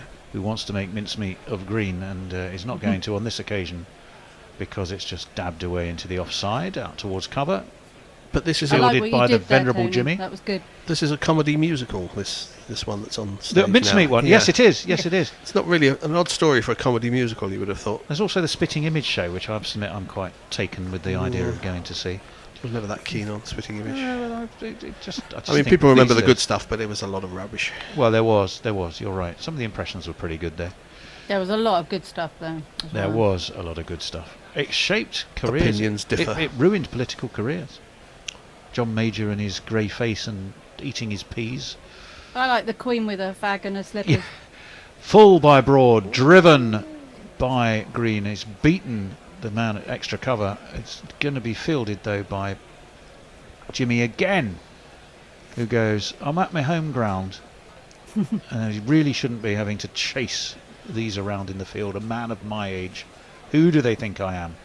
216 for 5. Evaded. Was that Stokes had evaded at cover, and Jimmy was off like a, well, I won't say a whippet. It was Stokes, yeah.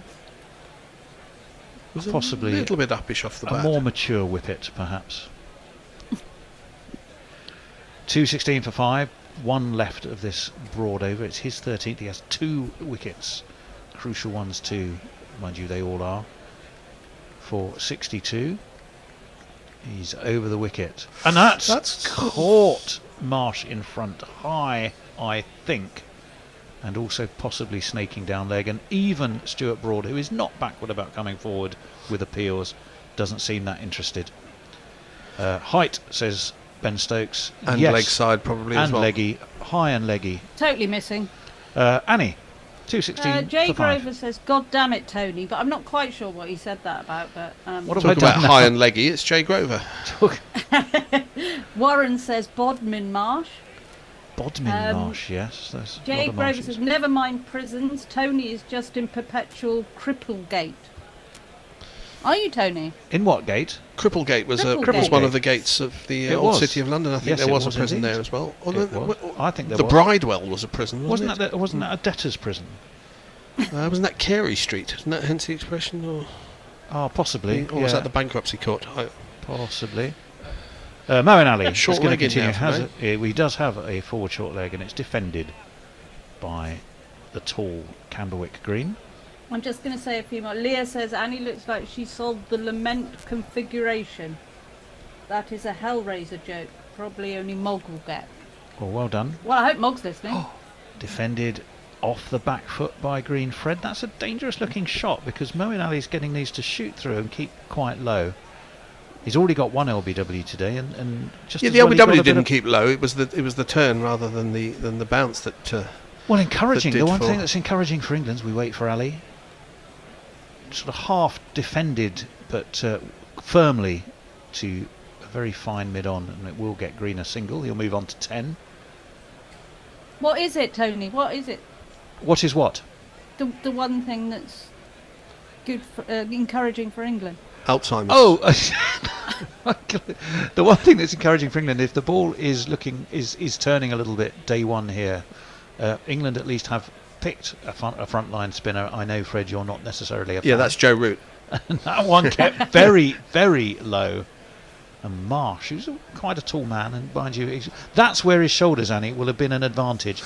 Because he has a lot less far to have lead to. If one does grub through a bit, dropping the bat is much easier when your shoulders are basically halfway to the ground anyway. Well, absolutely. I think he's got an unfair advantage. Ali in, defended off the front foot this time by Marsh, pushed to the man at a very short. They should tie him to the Procrustean bed and stretch his shoulders upwards. Who do you want tied to a bed, Fred? Learn your classics there, Tony. That's past the outside edge. LBW. It's a shout for LBW. Bairstow actually took it, though. I don't know how much he knew about it. Moeen Ali doesn't seem interested. I don't think he took it. Let's have a look. Well, we'll let you know. Does it turn? No, it goes on with the arm. It just purely in front. It wasn't Bairstow. It would have gone to Root, who's at a very fine first slip. Yeah, it may have clipped the outside of the off stump. It is, however, the end of the over, and we can go back to Annie. Right, Farong says, things you expect to hear on Gorilla Cricket. I've got my nicks in a knot, literally. That was you, Tony. Jay Grover said, considering his forearms are bigger than my head, I reckon the physics are on his side. I reckon he's talking about Marsh there. I think he might. Maybe it's the weight of his forearms is dragging his shoulders downwards, Annie. Maybe that's what the issue is. Yeah, maybe that. Is it possible that Marsh's, this is Mark Zip, is it possible that Marsh's slopey shoulders are the result of a very strong upper? Stuart Broad and that one was a horrible shot from Green. It just possibly just moved into him a little bit. He was looking to work it away into the onside and inside edged it away towards point, and he won't get a run. 600 wickets, Stuart Broad. He's just overtaken Ian Botham too. I think, is it? Did both have 148? Broad now 149 against Australia in yeah. all-time Ashes. Well, not wicket technically takers. Ashes, but against Australia. Well, against because Australia. they did play some tours in the 70s, which weren't part of the Ashes. Has he played a few more? Oh, a lot more, I think. I don't know. I think a lot more. Broad over the wicket. He comes out. It was a cracking delivery. Movement in the air, movement off the pitch. Green had no clue. He just dabbled the bat, shut his eyes, hoped for the best. And for him, it probably was the best. That was a leg cutter. Just shut your eyes and hope for the best. And it went so far that he was probably was 8 inches away from it. It was a terrific leg cutter from Broad. Absolutely. Well, it left Green clueless. Well taken by Johnny B. We're in the 56 over of the day now. That run rate, which was galloping along close to 4.5 at one point, is now under 4. And it's 217 exactly. 217.45. Broad in, defended by Green, out to cover. No run. I think it's time for a bit of Woody. Can we watch the cricket first, Fred? I will save it for the green room. Fair enough. We're watching that fantastic leg cutter again. What a ball it was. The amount of movement was extraordinary. Yes, but so much movement that it's virtually impossible to get an edge on rendered harmless by too much. I don't know what you mean. Just doing too much. Yeah, but it does play with the batsman's head, even though head's In not comes there. Broad again. Oh, that one ducks in. What a ball that one. That was a 80 mile an hour, 82 mile an hour inducker. A real sign of swing there, and it was played well enough in the end by Green, who happy to gallop for a single, probably glad for a little while to be out of the firing line and let Mitchell Broad Marsh is take well. things. He is. He's getting the Exeter seal of approval. Yes. That really moved in, didn't it? And you definitely sensed some relief when he screamed yes to get that single. Get me away, get me away from this man with the headband. He's dangerous. 600 wickets worth of dangerous. And he's got Mitchell Marsh in his sights now. 2 slips for this. That one swings in, and Marsh is going to take the game too Broad. He's absolutely lofted that down the ground. One bounce just inside the sponge. Nitin Menon does the honours. I'm sure he probably was expecting to put his arms up. He didn't get to in the end, and it is one of these. Oh. Oh, yes. 4. This was the 4 jingle I was playing in the last test when Hendo needed soothing. Well, the Bears just appeared and all shouty at us. Not sure why, as that one is defended. Because we have to change. Out into the onside. They take another single. It is the end of the over. It's 223 for 5. You're in the sweary, carey hands of the Bear. I'll just do some tweets while we're changing over.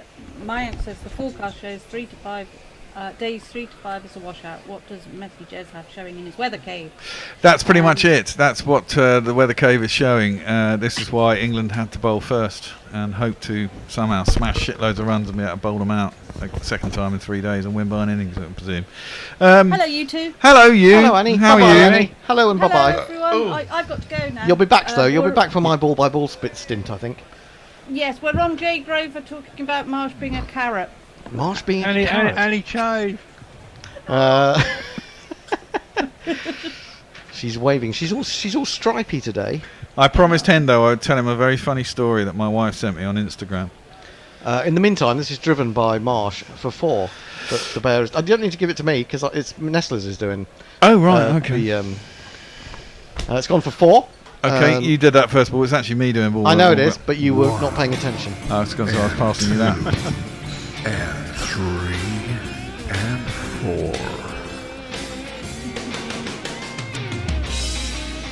4. I'd have taken Moeen off before his last over, let alone this one. Yeah, I'd bring Woody back. Yep, I'd have brought Woody back by now. I think this could be Moeen's last over. Tosses that up. It's a full toss, and it's driven out there again. Presumably, there's no That's one out 8 there. runs. It's It's just cost 8 runs. Yeah, exactly. And then they're going along at a fair old whack now. Some cheery Aussies. Which no one wants to see. No one wants to see that. Quite frankly. Yeah, I mean, he's been very expensive, Moeen. I mean, he got that important wicket before tea, but you've got to know when to take him off. Yeah, you have indeed. You can't just bowl him for the sake of it. Anyway, right. After this ball, I will start the story. Moeen tosses that up. It's defended up to long off anyway for no run. So my wife sends me this Instagram story. Goes like this. A woman is dating some bloke. They've been dating for a little while. Da, da, da, da, da. Anyway, she decides to go round for a little bit of hanky-panky, right? So she goes round. Da, da, da, da, they start talking. He starts going on, shall we get it on? As that one's played out towards extra cover. And they get a single. I hope this isn't going to be rude, Bear. Well, it is kind of rude, but there's no rudeness about it anyway. It's just very extraordinarily funny. Anyway, he says to her, I'm diabetic, blah, blah, blah. Anyway, they get I don't like the way this is going, but anyway. Anyway, so then he goes into his bag, right, and gets out some bondage gear. Moeen Ali bowls. Comes back into green, and he just defends it out to mid-wicket anyway. There's no run. Ties her to the door, right? They're about to get it on. Then lo and behold, man collapses as Green is about to face Moeen, defends it into the ground, no run, end of the over. So he collapsed on the ground, presumably in a diabetic fit, hadn't taken his thingamajig, but she's tied to the door. Somehow a phone call goes to man on floor's mum, who comes round, bursts through the door, finds woman tied to the door to save her son who's on the ground. Presumably she just has to give him an injection for his insulin, and he comes around. But very embarrassing. Girl tied naked. Is this true? Yeah, it was on it. It was well, who knows if it's true? You never know these things are true, but it's on somebody's Instagram podcast thing. Oh, I don't really know what these are, Instagram podcasts. No, but my wife constantly sends me links throughout the day. She just, like, people who watch these things, I don't know. I mean, it's just mind-numbingly, you know, it just melts your brain. That's why I never do it. But my wife just sends me these things every once in a while. Absolutely hilarious. I do sometimes get these things on Facebook, and I think, and you watch them for about 2 minutes, and then you realise they're just setups, and they're not real. And it's like, you know... Yeah, a lot of it is. A lot of that's like that, isn't it? Poor old Willow Moon. Bloody surgery's been cancelled today. Won't be tomorrow because of the doctor's strike. At least I've got guerrilla cricket. Yeah. Over to you, Nestler. Sorry, I was taking on your job. I was wondering what was going on there. Steve Kelp says, joke, internet truth, whatever. Yeah, exactly. Well, Woody is back in the attack. But he's not on for Moeen. Yeah, we called it. Why is he taking Broad off again? I don't... Maybe Broad's going to come on the other end, who knows. Woody is in to bowl to Marsh. Ooh! Tries to pull. Misses it. Comes off his back thigh and it goes to the slips and there is no run.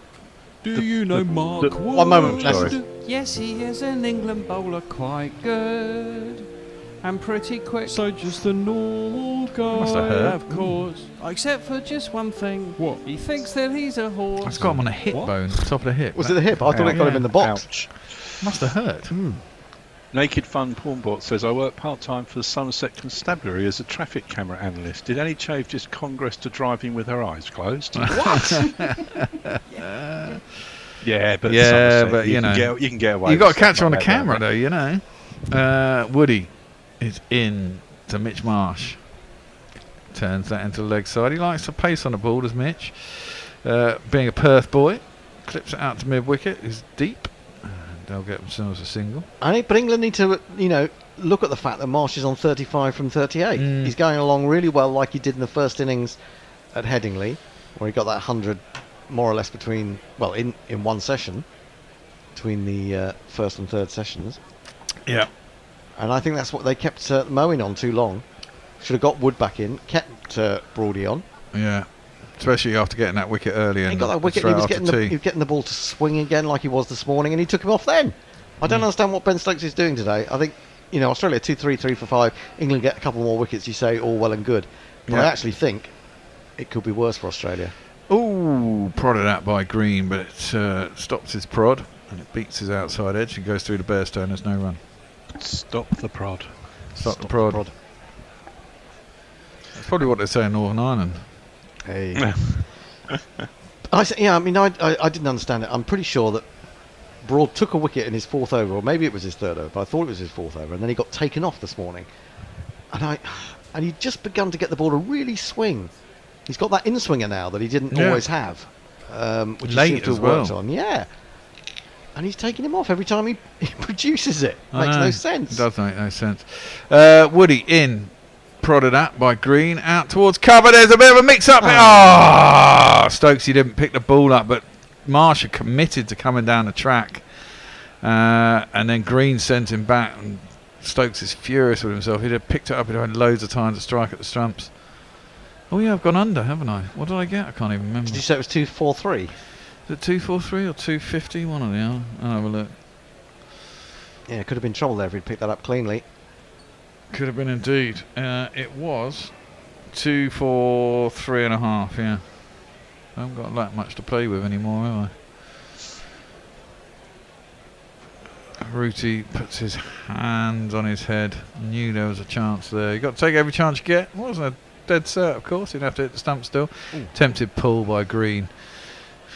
If that hit him, or he got the toe end of it slowly on the bat. I thought he got an under edge to it. Did you? Yeah, down onto his it kind of looked a bit pad. weird like that. Well, down onto his pad, more down onto his thigh I don't know pad. how fit Green is, and I don't know how fit Hazelwood is, really. Can have another look at this one. Did he go down onto his... Yeah, oh, down yeah, onto no, his, it's inside edge onto his back thigh pad. Yeah.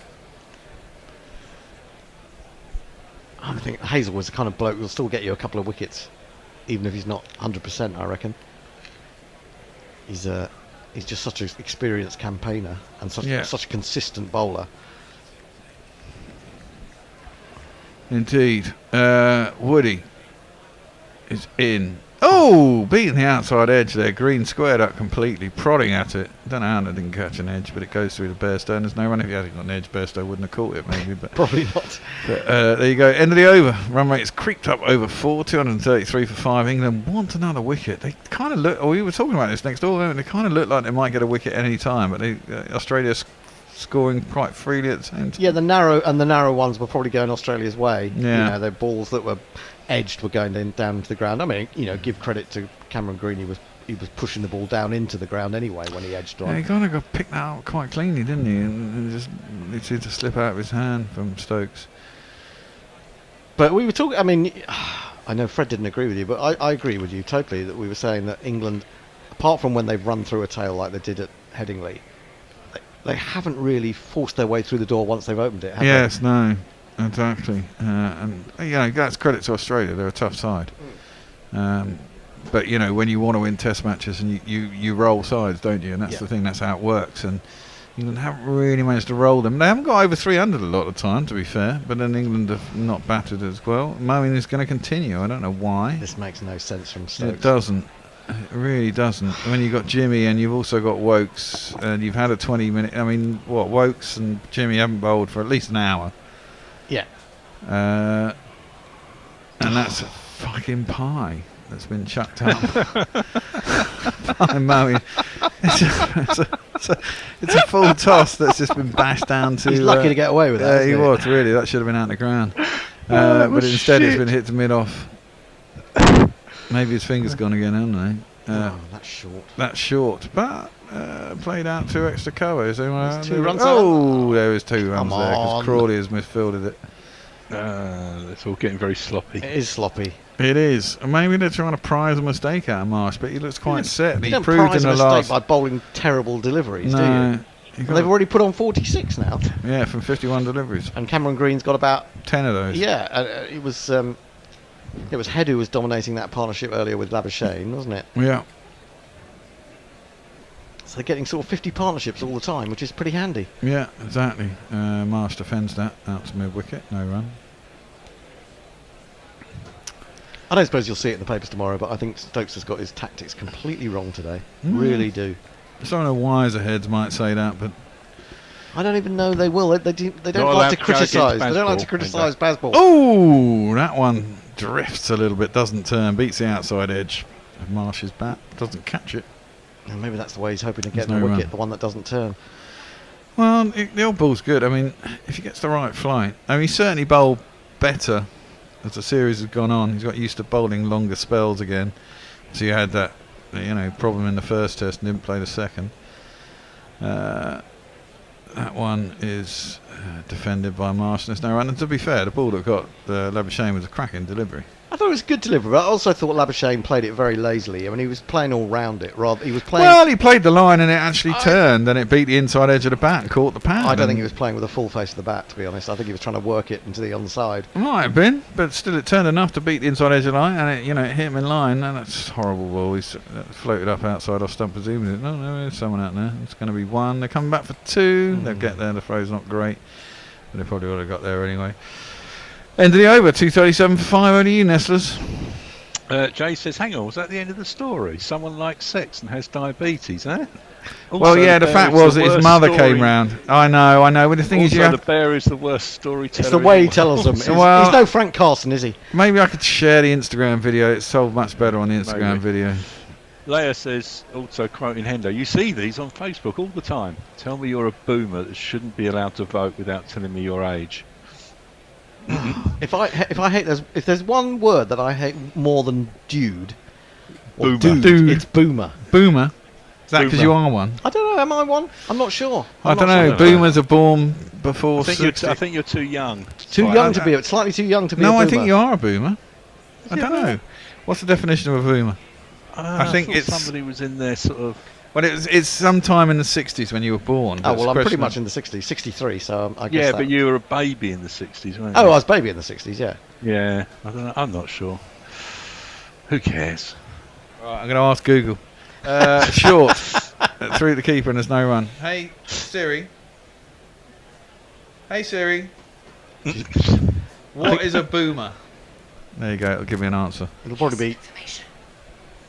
No, it's giving me Melbourne boomers. Melbourne. Well, we've got a few of those probably, haven't we? Got a few. AI's got a way to go. Jay says, now then, Sean, less of the Alfenian. We're all friends here. Are we? Well, it's something to do with prod. Oh, I see. Yeah, okay. Fair enough. I know. Boomer. The younger generation. No, that's all right. I'll find it. Woody's into the hip of Green. He turns around the corner to long leg. There will be a single. There's not quite as much pace in this for Wood as there was at Headingley. No. He's still bowling very quickly. He's been up at 93, 94 miles an hour from time to time. But you just don't feel it's got quite that sort of level of danger, especially in that inspired spell where he took out most of the tail. Okay, baby boomers were born between 46 and 64. When were you born? Oh, just get in there. I'm just a boomer, on the edge of being a boomer. 63, so I am just. Oh, you're a boomer. Yeah, I'm a boomer. But I still hate it as a description. And quite frankly, I find it offensive. So don't do that, otherwise I'll cry. Well, Woody in. Ooh, squares up. A little bit of Mitch Marsh there, trying to turn it to the left side. Big, thick outside edge, goes out towards extra cover. Isn't that not an example of generationism? Well, it is, but, we're the generations... I'm not a boomer, but, I consider myself extraordinarily lucky that I managed to buy houses extraordinarily cheap. And therefore I've become not extraordinarily wealthy, but I'm reasonably wealthy just on the fact of luck of when I was born, essentially. Well, you can argue that about various times in history or places. Well, you can. Not just about the time you were born, but the place you were born. Exactly. The fact that I managed to buy a property in London also helps. I guess if I'd bought up north, maybe it wouldn't be the same. But defended into the offside and there's no run. But just by sheer dint of being able to afford a property, I've had a pretty easy life, really. I'd say. Yeah. That's luck. That's luck, but then you can have luck, but you can also have bad luck in other walks of your life. So True. It's not all. Could have fallen off a few cliffs in my life, I suppose. I was walking along the countryside, falling down a hole. Exactly. You never know when holes are just going to pop up. So it's not that easy for being a boomer, or even not quite being a boomer. I'd say it has its.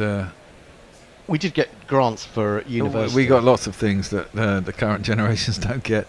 That's turned into leg side quite nicely by Marsh. He wants two, and he's going to come back, and they're going to get it because Moeen wasn't coming in very quickly, and someone had to come across from wherever they were fielding to get the ball. Mayank's joined in and says Bear's story was really just blah blah blah. Also, a boomer is anyone born before 1965, and woke is definitely a worse word than boomer. That's because everyone uses woke in the wrong sense, don't they? Just everything's woke now, and it's just woke. nonsense. You're woke. What do you mean? Fuck off. Yeah, don't start that up. That'll get Twitter going if we start saying things like that. Yeah, but it's just being nice, isn't it? No. No. The original idea of Woke, obviously. Oh, another one that's not been picked up as it's knocked into the leg side, and Duckett couldn't pick it up cleanly this time. There's a chance of a run out. Probably not as much as the last one, because they both committed to the run. And they get through. No, the original idea of Woke was black folk in America, wasn't it? You know, just be aware of things like the police and, you know, the surroundings and all that kind of shit. And now it's just been... Yeah, that's been decent, isn't it? Well, no, it wasn't. It wasn't that. It was just be alive to the situation that you live in. Yeah, but what it means now is any time you say like you're well, exactly. Now it means exactly. Now it's else. anything namby-pamby, slightly leftist is woke. It's just total nonsense, you know. Yeah, that's what I mean. But I mean, it's and it's Moeen again. This makes no sense. I don't know what Ben Stokes is doing. Maybe his bowlers have told them at tea we're knackered. Well, how can they be knackered? They bowled about 10 overs each. And they've had 9 days off. Exactly. Fucking useless bastards. This is just weird cricket from England. It makes... Well, I mean, hopefully it'll be talked about overnight. And he bowls another full toss first up, which gets banged back down the pitch for 4 runs. That's a fucking joke. Oh, no. Oh, yeah, there's going to be 4 runs.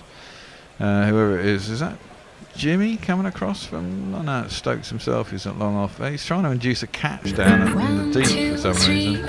Well, the only way we think we can get wickets now is to bowl badly and hope that someone gets themselves out. But what I don't get is we've beaten the bat with decent balls quite regularly, you know. I'd love to know what they're saying on the TV about this, because it's just brainless, utterly brainless. Defended by Marsh, back towards the bowler, and there's no run. Another player into the 40s. Okay, Broad went off. He went for 10 runs off 1 over, and that can happen. But otherwise, I think he's bowled really well. And Moeen's going at 5 and over. Well, yeah. That's defended back down the track. There's no run.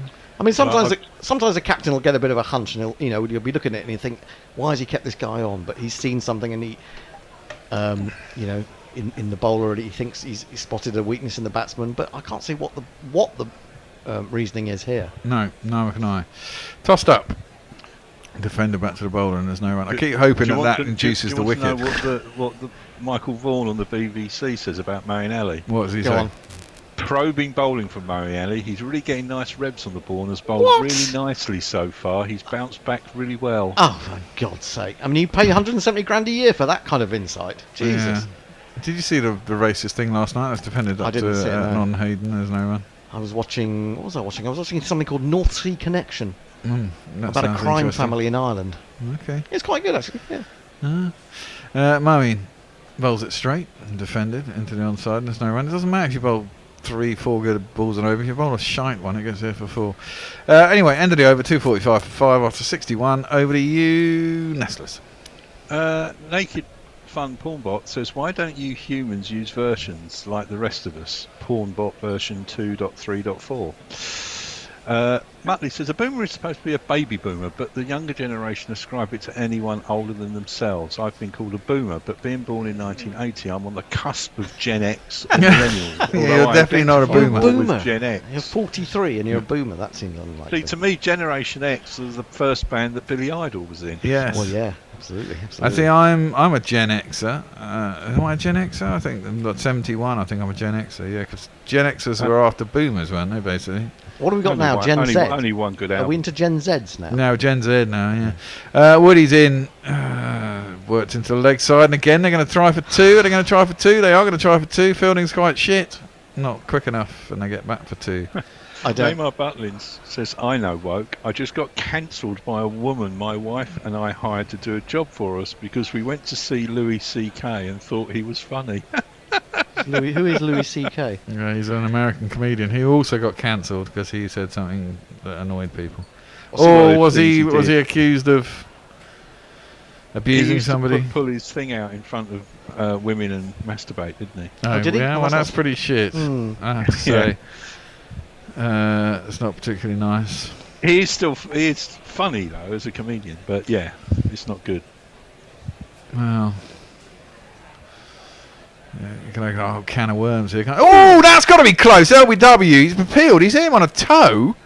Or has he got bat on that? No, I don't think he got bat on that. I thought it was on the foot. And I thought he was in front of off stump. I would fucking review. You've got 2 reviews right. You've still got 3 remaining. Fucking use one. Oh, man. Yeah, they should have had a go at that. But I mean, if you think that's hit the think that's hit the boot, then you have to review that.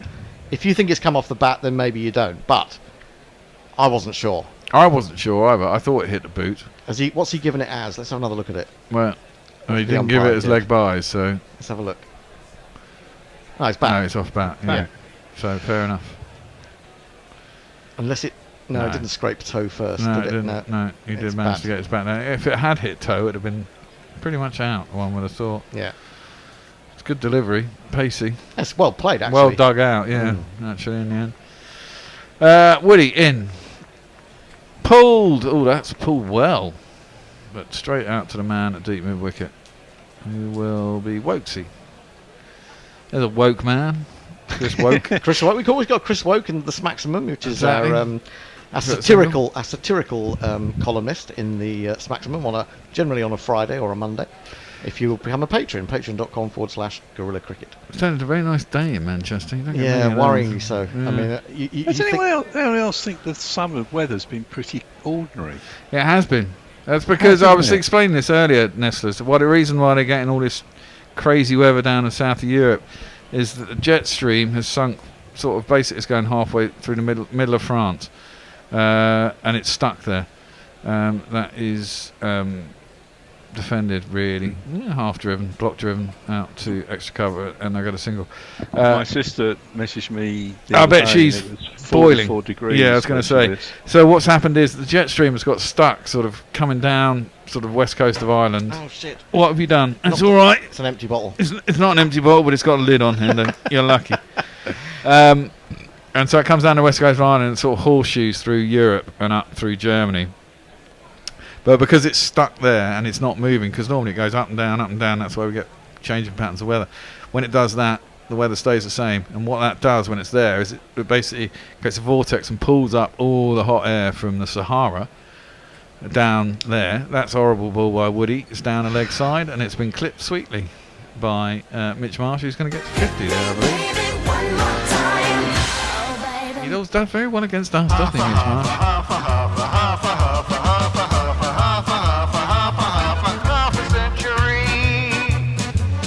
England have been pretty shit, apart from the fact that they got a wicket straight after tea, which is quite handy, and they've been pretty poor after that. They just handed the impetus away Yes, every time they get a wicket. I know. It's bizarre. It is weird, isn't it? Anyway, so that happens, and then the Southern Europe, so they're just basically in a constant cycle of putting up all the hot air from the Sahara, so they're all baking. Meanwhile, because we're north of where the jet stream is stuck, we're getting a lot of stuff pulled down from sort of northern Atlantic, Arctic regions. Hence our weather is wet, windy and changeable. That was block defended nicely with good timing, but straight to mid-off, and it'll be no run to end the over, 254-4-5. Jay Grover says, the England team are woke. I'm moving to Florida. Dave Wood says, nothing screams boomer more than 3 middle-aged white guys discussing what woke means. Well, that's yeah, true. Yeah. Okay. Muttley says, it's been weird cricket all series. I'm wondering if it is a coach-captain combo. What is Stokes' record as captain and McCullum's record as coach? Well, in this current guise, they've won, what, 12? Well, they've won lost 10 out of 12, so they've won 11 out of... No, they've won 11 out of 13, and then in this series they've lost 2, won 1, so that would be 12 out of 16. 12 out of 16, which is pretty good. It's pretty good, but I mean, we're going to see a change. Finally, 75% win ratio. is going to come out of the attack, which I think is good news, and back into the attack is this man.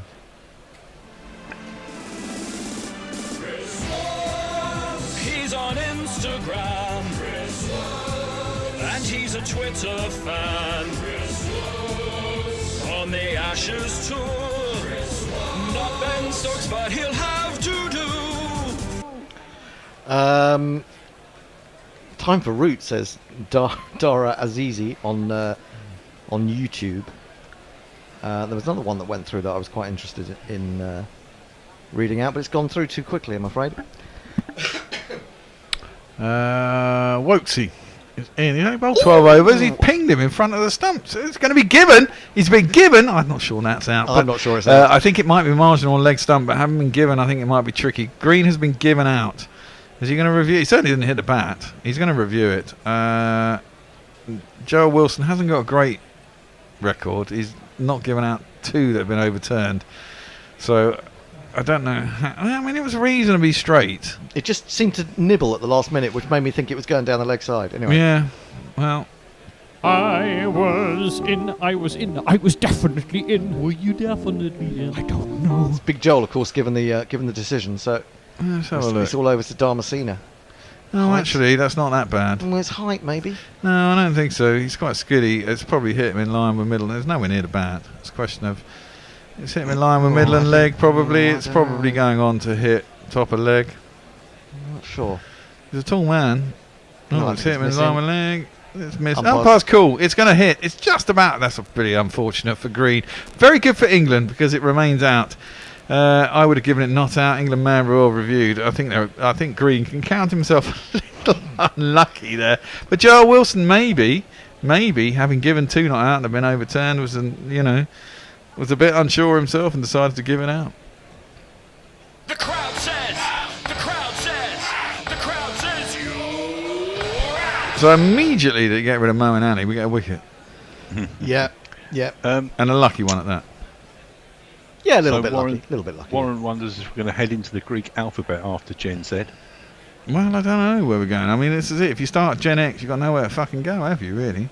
Did we have Gen Y? Bear might be a rubbish raconteur, but he knows his climate change, so he stays over.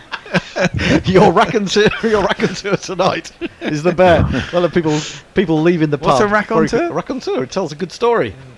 What's a raconteur? He doesn't even know what a raconteur is. How can he be a good raconteur? I can tell good stories. I was telling someone else's story. Basically, I should have played you the video online.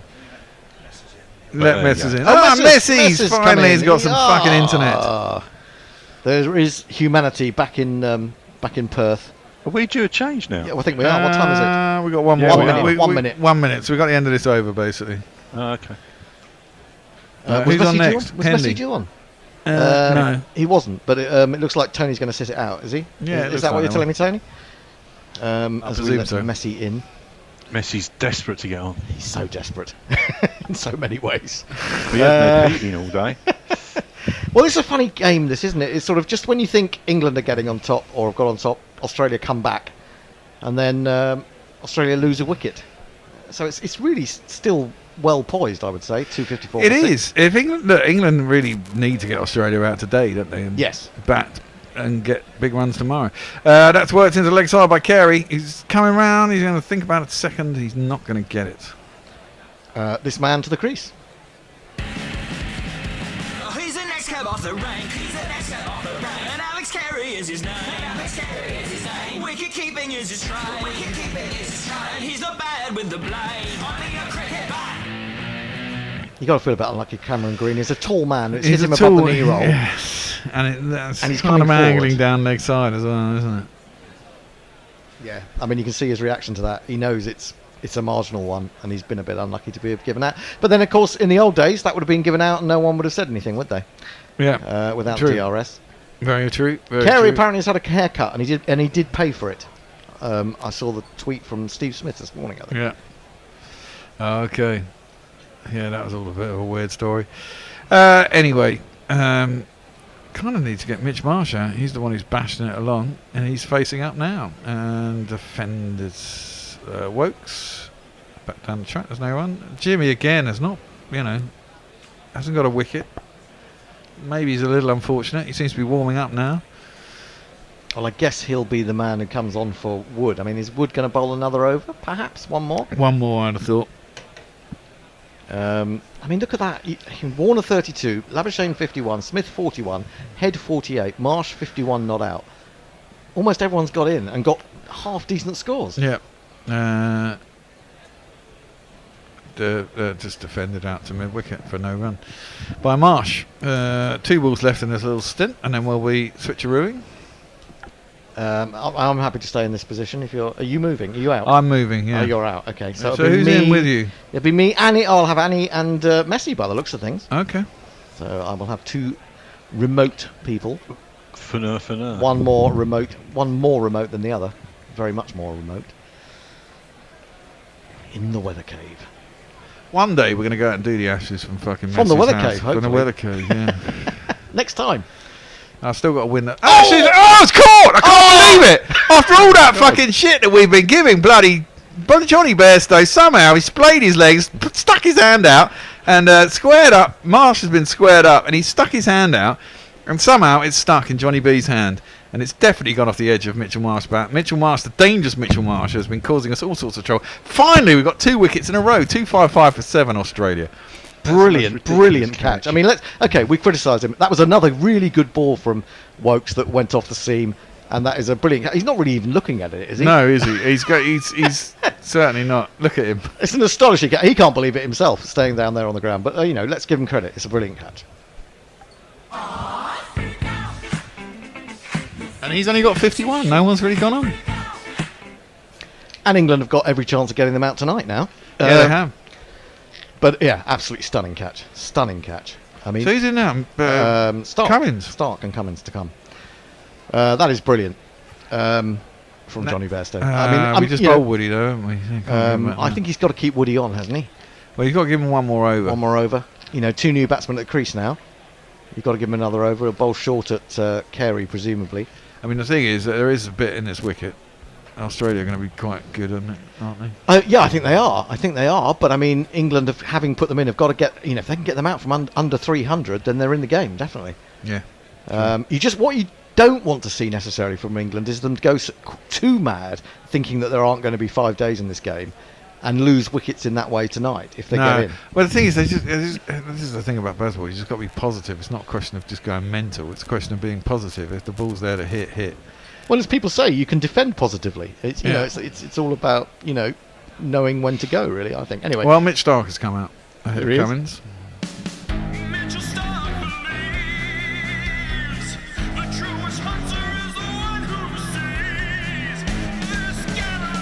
Oh, did I get my? Did I get my bet? I don't think you did. I think it was over 243, wasn't it? 243. No, it was under 250, wasn't it? Oh, was it 250? I think okay. it was 250, but that was the wicket before the last one as well.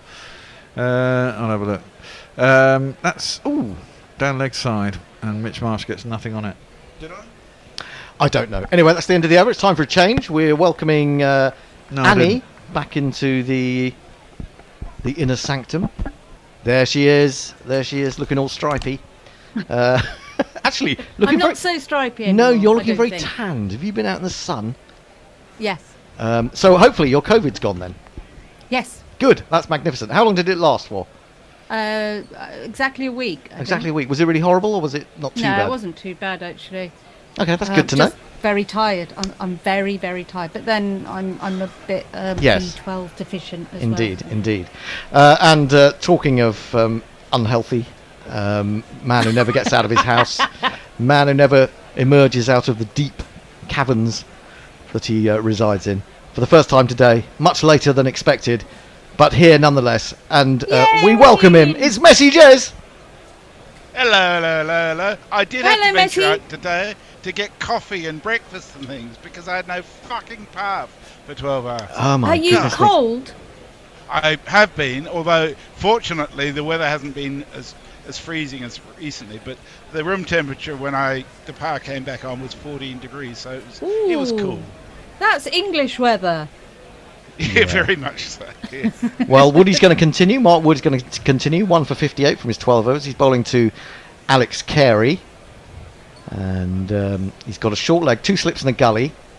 And he's in to the left-hander. He plays that confidently up to a shortish mid-on.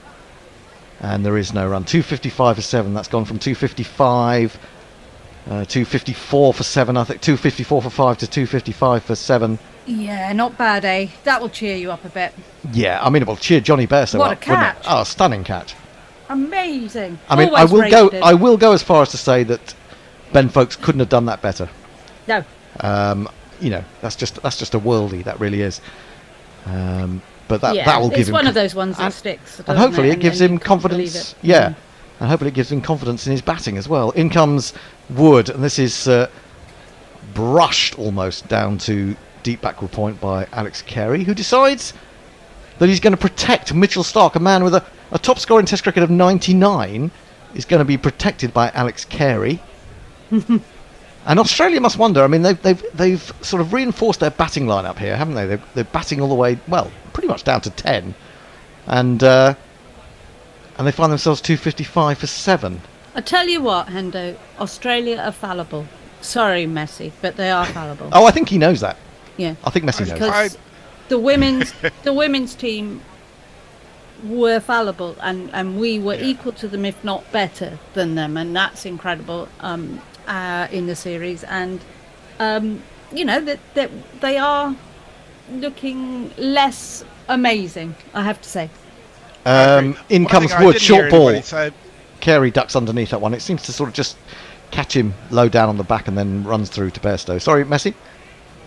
I was going to say, one thing I didn't hear in relation to the women's Ashes was I didn't actually think Elisa Healy was a very good captain in the place of Meg Lanning.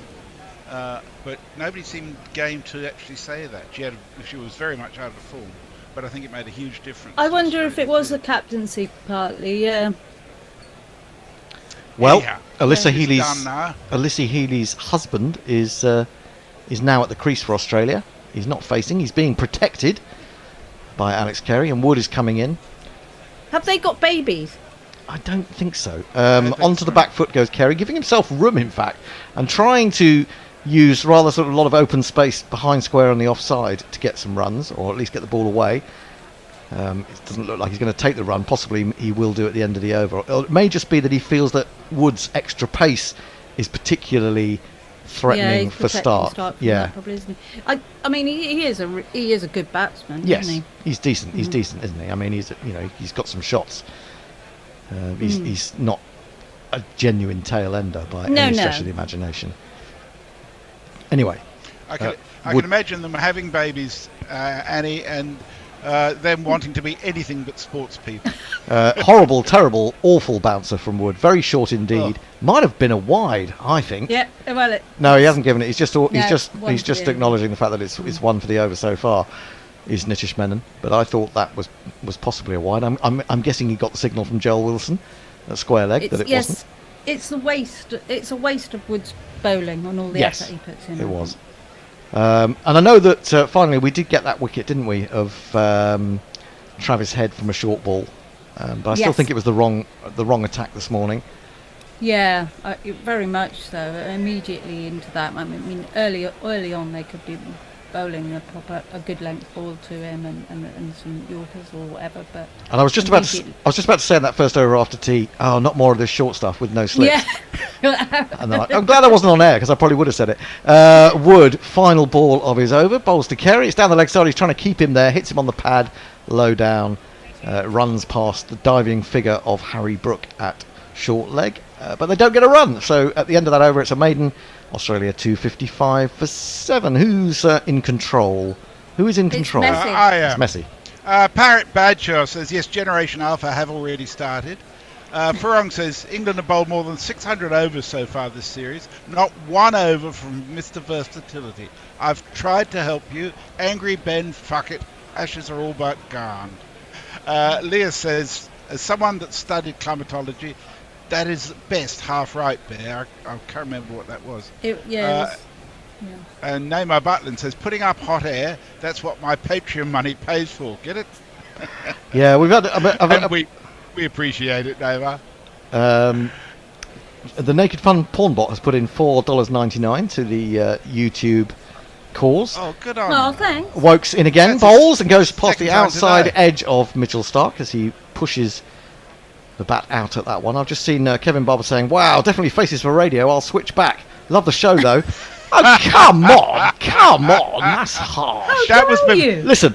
That was before Annie came on. I was going to say, my face is about the best part of me, so good job you can't see any more of me. So there you go. You've got some nice pairs of socks. Who, me? I haven't got any socks on at all. So you can't see my socks. What are you talking about? You're just making that up, aren't you? No, last time I saw you, you had a nice pair of shoes. Oh, nice. Oh, yeah, they're not bad. They're not bad. Woakes in bowls, defended firmly, nicely timed, in fact, by Stark, but only as far as mid-off. Woakes now has very fine figures of 3 for 36 from just a little over 13 Do you think overs. Woakes should have been in from the start? It's easy to say that, isn't it? I mean, Oh, yeah, but I thought he should be. yeah, but who are you going to lose at that point? Who were you not going to have in the team then? I wouldn't have had Robinson to begin with because I don't think he was fit right from the start. Right, that's a fair point. Woakes in again, back of a length this time, and Stark ushers it through to Bairstow. I mean, he played very little cricket, hadn't he? Woakes had played very little cricket over an extended period of time. He'd been kind of going round with teams and sort of just bringing the drinks on, really. And he hadn't played any real county cricket, I don't think, at that point Not either. a Really, lot, no, maybe he but- played one game. But the thing was that we were going in with like Stokes, who wasn't particularly fit. We were going in with an unfit-ish Anderson. True. Woakes in again, defended on the back foot. Good length delivery by Woakes. Then we had, Stokes. Yeah, Stokes wasn't fit. Anderson wasn't fit. Totally fit, and Robinson wasn't fit either. And it was fairly and then of course Wood in the background, who wasn't particularly fit.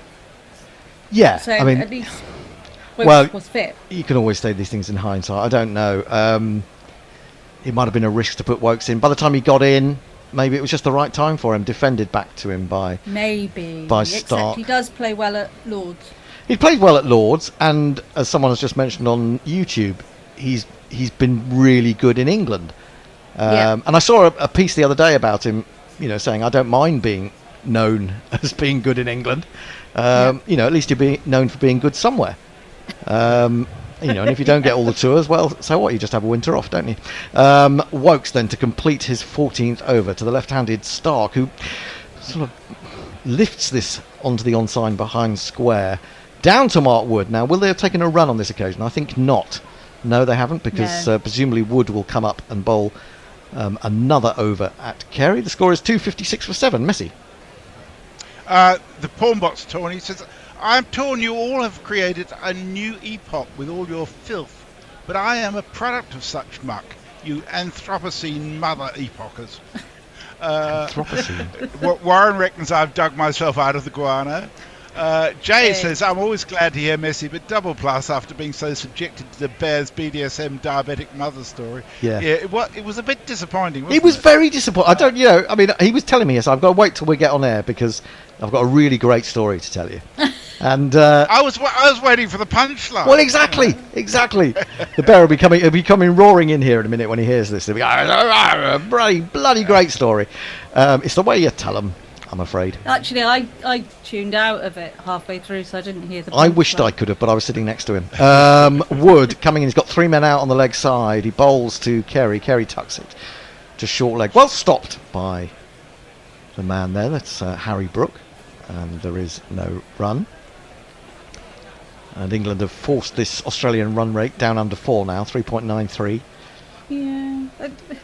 65 it's a overs. tricky one, isn't it? 256 for 7 is England would be happy with this at the moment, but it's all the weather that's around as well, isn't it? Because we really need to get on and win this. But we have to win this. Yeah, they do. I mean, it's a difficult balance to achieve as to how quickly you go after this total. If Australia are out in the next half an hour or so, that's jabbed away, almost elbowed away by Carey. He is going to allow Stark to run through for the single on this occasion. He'll probably get 6 now, won't he? He probably will. Yeah. He did get in with a cracking ball at Headingley in the first innings, didn't he? He was Beauty. He just brought it back in.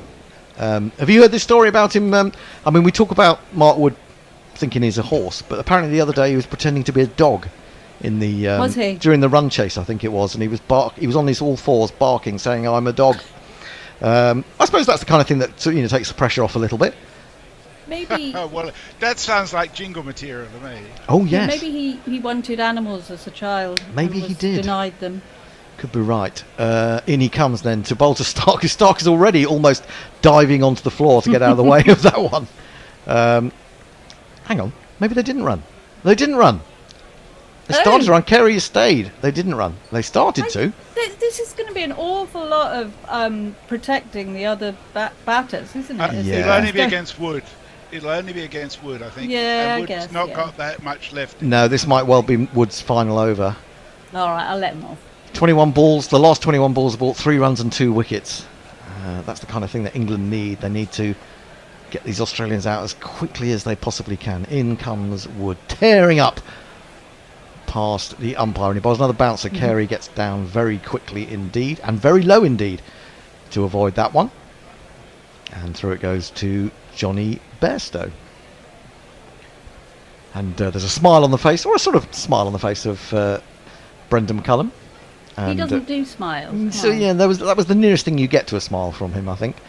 He's sitting up there with Jeetan Patel and Annie's most loved cricketer, isn't it? Trezor. I was just reading about Brendan McCullum's first IPL innings where he got 100 and odd. Didn't he get 150 odd, or was that Finch? I'm getting something like that. I get mixed up with these two guys. To start the IPL, the first ever IPL. Yeah, I think it was 150 odd. Wood in again.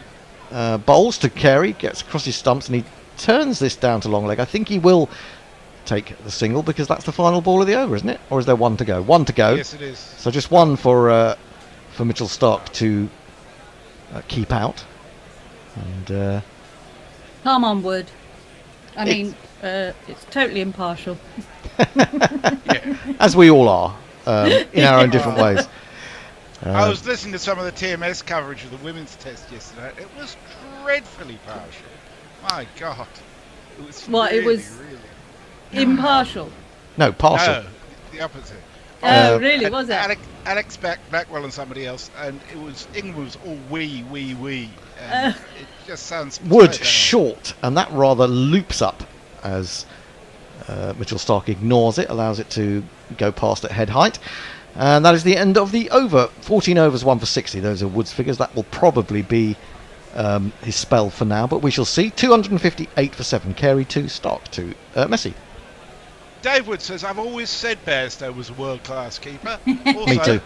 Boris Johnson is as honest as the day is long, and Hitler was misunderstood. Jay says, Hendo's on the pop. Now life will be chilled. And Sean Tracy says, blimey, is COVID still a thing?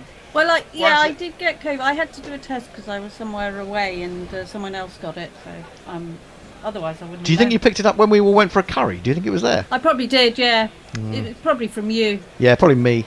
Yeah. I probably breathed it all over you, but stayed healthy myself. That's the kind of bloke I am. That's the kind of boomer I am. I'm not a boomer. Do you avoid being a boomer? So what year were you born?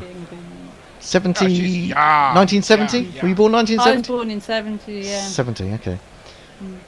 I don't know what you are. What are you, Messi Jez? You're just an old thing. I'm a boomer. Are you a boomer? Oh, of course you would be, yeah. What came before a boomer? What came before 1946? Prehistoric. The war. Prehistoric and the war, yes. Very good point, very good point. I think we're on a drinks break, so I'll get through a few tweets. Okay. Warren says, you know what would have kept you warm, Messi? A bucket hat. Fuck bucket hat. Yeah, get yourself a bucket hat. Come on, Messi. I've got a very effective beanie which works. I think it would suit you. Fucking bucket hat. Hang on, I'm going to put this out to the Twitter sphere and the YouTube sphere. How many of you would buy a bucket hat if it had Messi Jez on the front? Oh God, what a little picture of Messi Jez in his cave. I can't see that doing a lot for sales. Everyone would think it was Father Christmas. They would, I suppose. Oh, dear. Or they think he'd been to Morocco recently or something like that. I think it was a fez. Dear. Jay says, I didn't realise this were a thing, but I reckon I got messages withdrawal symptoms. I wish I knew how to quit you, Jeremy. Oh, and Messi, the other thing I've got to do with you, Messi, is I've got to teach you poetry. The proper meter for poetry, because I know you're upset about your limerick. Taking out a word in your limerick. It's quite clearly wrong. No, I spoke it to myself. I spoke it to myself, and it didn't sound right, so I took it out. Anyway. No, well, you were wrong. No, I disagree. Jay says, I said about Healy and Starc a bit ago, every spend every moment talking about sport or nothing at all. Here's hope. Here's hope for their bands. I think actually their children are probably being carried by surrogates in order to advance the Australian cricket team in about 18 years' time. Yeah, could be right. 258 for 7. Chris Woakes, who's just nipped out a couple of Australians, is going to continue. He's going to come round the wicket to one of two left-handers out there now at the moment, Alex Carey. Mitchell Stark is at the non-striker's end. And both of them yet to get going, really. And England will hope that they don't. In comes Woakes, bowls full on his leg stump, and he clips that away. He's gone quite fine. Is there anyone down there? Just about. Is that Mark Wood? He's done brilliantly there to stop it. Then he has to get up again, throw the ball in. He saves 2 runs there. Should have been 4, or it could have been 4. Ends up being 2. Australia moved to 260 for 7. I guess also the other thing from England's point of view is that if these two or the last 3 wickets between them can put on another 70 or 80, that will be very annoying for them. Yeah, and that will. And they're perfectly likely to. Indeed, they are. Indeed, Carey is a very solid batsman, I think, and he has the most gorgeous eyes and a good haircut now. Onto the back foot he goes, drops this down into the pitch. Ball bounces up as Ben Duckett comes running in from the slips to do the fielding. I met his wife at where was I? At Lord's, and she's quite dishy too. I bet she is. I mean, it would take a dishy woman to capture those eyes. Yeah. He's not just going to give those eyes away to anyone, is he? No. They're probably his. Apart from the fact that he's probably rich and famous and talented. They're his best feature. Onto the front foot goes Carey, defends out into the offside, and there is no run. Talent, ability, and good looks. Well, we'd all like a bit of isn't that. It is unfair. His wife obviously, his future wife obviously looked at him and said, he's a keeper. Hey, boom boom. I like that. That's good. That's almost as bad as your limerick. I think it's about time you went to bed, isn't it, Messi? I think it is. He's a bit stir crazy, isn't he? Because he's been locked up all day. Woakes round the wicket again, bowls him a bouncer. He ducks underneath that comfortably enough because Woakes' his pace is no greater than 83 miles an hour on that occasion. Had to really dig that into the pitch. There's lots of county games on today, by the way. Oh, there are lots of county games going on today. Surrey were 100 for 1, I heard earlier. That's all I've heard. 241 for 5 now. Oh, right, okay. I was going to say who's got runs, who's got wickets. Burns was on 30 odd. Did he end up getting any? He got 79. Oh, did he? What about Ben Foakes? Did he get any runs today? He got 20. Probably not enough to get him back into the England team. But then he'd probably score 100 and it wouldn't be enough to get him back into the England team. And 11 catches. Oh, yeah, exactly. 2 slips in the gully catches. for Carey as Woakes is in. It's Fuller and he plays a lovely fluent drive through mid-off. Broady can't get across to that. And that has run away for a beautifully timed one of these. Super shatter, super shatter, super shatter, super shatter, super shatter, rocka, super shatter. Now, I've just seen someone comparing me with Simon Mann on YouTube. That's the second time someone said that I'm like Simon Mann. Oh, you're far more interesting than that. Oh, that. Thank you. I don't know that Simon Mann's a particularly boring person, is he? I don't know. No. I don't know him at all. He's a bit more sensible than you. Bit more sensible? Yeah. I'm the most sensible man you'll ever meet. That's a good thing in you. I'm not sure what that means. Defended up to... I'm not sure whether that's a compliment or not. Defended up to mid-off by Stark. But Carey, rather. That's the end of the over. Woakes has figures of 3 for 43. And Australia 264 for 7. Well, he's in the BBC. You've got to be sensible, haven't you? As we know. Jay says, "Oh, Leah, don't be harsh. It's the bad science. None of us are sticking our fingers in the hadron." And he says, "Iggy Pop jingle. Wanna be your dog?" There's a thought. And the Spawnbot says, "In Bear's story, was the woman tied to the door stuck on the knob?" Jay says, "Messi, I think it was pretty partial for all the Alexes." Warren says, "I'll have the COVID korma." And yeah, that was what I ate when we went out for our curry. The COVID korma. We've got to change of bowling, and as we predicted, Jimmy Anderson's going to come back into the attack. Here's his jingle. Jimmy, Jimmy,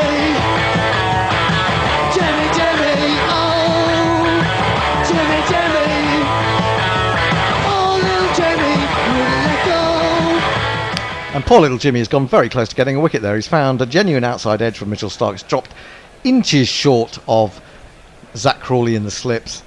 So close was it that Mark Wood can barely bear it. He's got his fingers in his ears. He does just know what to say about that. It's just short of him, just short of the tallest, lankiest man in the England team, probably apart from Stuart Broad. Jeff Perkins says on YouTube, Hendo needs to read Messi's limerick in an Aussie accent for it to scan. Oh, that's what it is. That's what it is. Anderson in again, bowls, and this is defended solidly up to mid-off by Stark. There is no run. We'll put both versions on Discord for a vote of patrons as to which one is the correct scansion. I think I might have changed your top line as well. I might have changed your can't into cannot. You did. Because I don't think that made it scanned wrong. either. No, it was poetry. I mean, it must be the way you read poetry and the way that I read poetry. Anyway, we'll have an argument over that over the next few years. Anderson in, bowls, straight, good length, defended, up to Broad at mid-off, and there is no run. We did have, of course, Bear. Although his story about the bondage and the woman and the epileptic was not that amusing. Not epileptic, I don't think. Did I say think epileptic? he Sorry, was diabetic. Sorry, that would have been even that would have been even worse if it been epileptic, probably. But he did, bring out a wonderful discussion on the jet stream. I thought the Bear does meteorology and climate science. I thought that was good. Anderson in, bowls, straight again, full, defended, back to the bowler. No run. So my writer's retreat that I went on a couple of weeks ago. You went on a writer's where retreat? I discovered I had COVID. I was with one of the Just Stop Oil people. Oh, It right. was very interesting conversations we had over dinner, I have to say. So are Can you tell going us to be any more? invading the pitch at the Oval? Yeah, I have my orange can of paint. Flicked in the air, but through a gap on the in mid-wicket area by Stark. That's a very good shot. That has run away for an important one of these. And if you kids can't listen, then you bound to see the way you get shot for crossing a boundary, Chip Sounder says, yes, it's nice to hear a jet stream mentioned. Not sure what he means by that. Anyway, 268 for 7. The Bear is poised. He's coming on with Not Fred and Nestlers. And then I will be back for the final, probably last half an hour, with Annie again. Onto the legs again from Jimmy Anderson. And there's a big gap there. And he said, well, if you're going to bowl it there, I'm going to hit it there. And it's 4 more runs. Stark moves into double figures. He's got 10. Australia are 272 for 7. Messi will do some final tweets before going back into his cave, and I'll see you in a little while. And freezing. Yeah, and it's warm now. Jay says, I'd buy the bucket hat if I didn't have to spend 50 grand on the postage, you bastards. Jay also says, Kerry seems lovely, but I find his eyes terrifying. Good Lord, it's like the Midwich Cuckoos with Butler and Carey. The world is doomed. Oh, they're lovely eyes. They're perfect. Dave Wood says, Hendo is so sensible, he used to front the damned. And Jay says, Hendo is a sub-editor. He cannot read anything without thinking he could secretly write it better. Well, there's a certain amount of truth to that, one suspects. Yes, okay. I'll catch you in half an hour. Okie dokie. Bye, Nessie. Hi and bye. We're joined back by Nestlers. Who won today's tour thing then? Nestlers, can you hear me? Yeah, I'm pointing. I can't see that. It's too small on my screen. What does it say? I've got the winner's hat on. Is that Jumbo Visma? Vinegard's 7.5 minute lead now. It's all over. Oh, it's all unless over. Unless he crashes. I kind of want Pogacar to win though. Well, he won't. He's 7.5 minutes down. Well, that's why I want Vinegard to crash. Moeen Ali's into the attack. Moeen Ali's back into the attack. Is it me or you? Oh, it's Ben? you, yes. We're both delighted to see Moeen Ali back into the attack. He's bowling to Carey. His first ball is defended to Of course, no run. We're praying for a run out. Well, you are. I am. Well, you can pray too. Everyone can pray for a run out because I have 28-1 for a run out. It might be. Well, we'll see. Funny things have happened. We haven't had a run out in the series yet, have we? Apart from, well, no, it was a stumping. Next ball for Moeen is a good ball on middle and off. A little bit too full and Carey defends. 272 for 7. It's hard to pinpoint whose day this has been, but England will be reasonably happy as this is flicked into the leg side. There's a gap at mid-wicket, which I'm sure the Bear is delighted about. A single is taken. The run has been completed successfully, no chance of a run out. 273 for 7. Stark has double figures, and Carey is one short.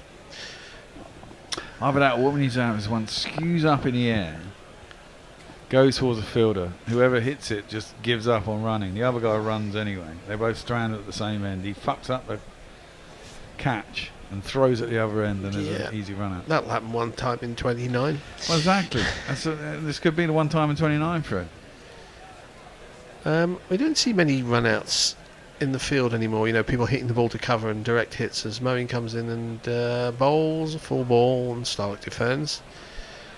I don't think Moeen to the left-handed Stark is such a bad idea. Is so bad. He's got the ball to turn a little bit. Enough in the case of Labuschagne as he bowls again. Big stride forward from Stark to defend. And of course, both teams are bound to bowl a certain number of overs in the day, and both teams will get nowhere near it. No. And will lose vast numbers of test points as Moeen bowls again. Very full, basically. Well, he almost yorks himself, Stark. He comes right forward. Defends, end of the 69th over, 273 for 7, and we'll have some tweets. Jay Grover says, I'm not a religious man, but I'm now praying for Moeen Ali to win the Tour de France. I don't think he's got much hope of that. No. Chip Sounder, yeah, nice to hear the jet stream mentioned. The wind cycles in the atmosphere are Omega block patterns. Oh, no, please, no. I mean, it's 50. What was it in Death Valley yesterday? Can we get back to talking? 57 degrees. Can we get back to talking about theme tunes in the 1970s? Why don't you like climate? You're a climate denier. I like weather. It's like quite weather? cool today in where are we in the London Overflow? South London. It's 23, 24 degrees. It's quite pleasant. Coldest July ever. We're going to have. Well, no, but it's always something ever. Let's see what this field is. I think we're going to have a change of bowling. Are we? Stokesy. No. No. No, it still works. It's still Jimmy. 2 slips weight as Anderson bowls, and this is a sweet drive, which is fielded by the captain at extra cover. The cameraman wasn't sure whether he'd stopped it or whether it had gone past him, and he sort of hesitated. Am I going to go out to the back? The camera work in this series has been absolutely dreadful. The number of times they've lost the ball is just absurd. Good bit of fielding. Yeah, that went straight into his right hand. Should have run. They should have run. They should have got halfway. Should have been sent absolutely. back. Lots of should have happened. As Anderson bowls on the leg stump, not where he wanted to bowl. Go for two. Turns this out to deep mid wicket where the substitute Hurst fields. Who's off? Who's off? Do we know? Don't know. Probably whoever's just come off bowling. Maybe Woody. Woody's gone for a rub down. Rub down by the what do they call them? Grooms. Grooms? Yeah. What do horses have grooms? Yeah, they do. Yeah. 27447. He's being groomed. He's a bit old for that. Run rate just under 4 and over, which is high by historical standards, probably low by the standards of this series. That's quite high for Australia in this series, to be fair. Yeah, not sure what that says about the wicket, the outfield. What's going to happen? We've still got 2 slips, but I don't think there's any change at all. Left-handed Stark is on strike, and Jimmy bowls over the wicket to him. It's attempted to push it across him, but well defended by Stark. He's a big man. How tall is Stark? 6'4", 5'6", huh? Yes, I guess. Good range there. 7. Tall chap. No, I think Green's like 6'7", isn't he, or something? Stark's not quite as tall as him. What was McGrath? Was like 6'5" or something. Yeah. And annoying. Very rare that you see very tall batsmen. The tallest batsman was sort of about 6'5". Is Jimmy bowls again, and this is fended into the offside. Fielded by the backward point man. No run. You would think it would be a big advantage to be a very tall batsman, but not against a short ball. Well, it'd have to be very short to bother them. Some of the great batsmen have been short. Yeah, exactly. You know, Bradman and Lara, Kalitcharan, people like that. Viv wasn't massively tall. No, Viv was reasonably tall. There's Anderson bowls, and this is down the leg side, and then swings after going past the batsman and tries to make Bairstow look foolish, as if a mere ball could do that. But he gets both hands to it, as we're seeing again the excellent catch that Bairstow took to get rid of Mitchell Marsh. Crucial wicket. But somehow, even when taking an excellent catch, he looks as though it's more by luck than design. Yeah. You look totally shocked. Yeah. And, you know, you don't need the laughter of your teammates. That sort of says a lot as well. As Anderson bowls, and this is a little bit shorter, and Stark run. fends this to point. No run, the end of the 70th over, 274 for 7, Nestlers. Neymar Butlin says, we are currently in the wilds of Vancouver Island and saw a bear. He wasn't studying the weather or drinking a can of Stella. Strange. Was it the cocaine bear? No. I haven't seen that. Is that any good? I've just seen adverts for it. But I imagine it's quite entertaining. Yeah, I think it's a bit mental. Not Fred says, sorry, Jay Grover says, not Fred has Nigel Lawson in his wank bank. What? I don't know, apropos of what, I don't know. And Dave Wood just says Vandervolt. Oh, great theme tune. Yes. Is everyone going a bit mad on Twitter at the moment?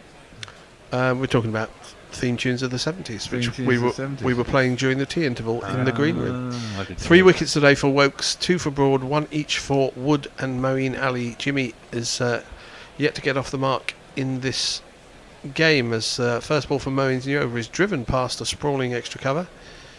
Doesn't get a hand on it. They take a single up to wide, long off. Andy Caddick was 6'5".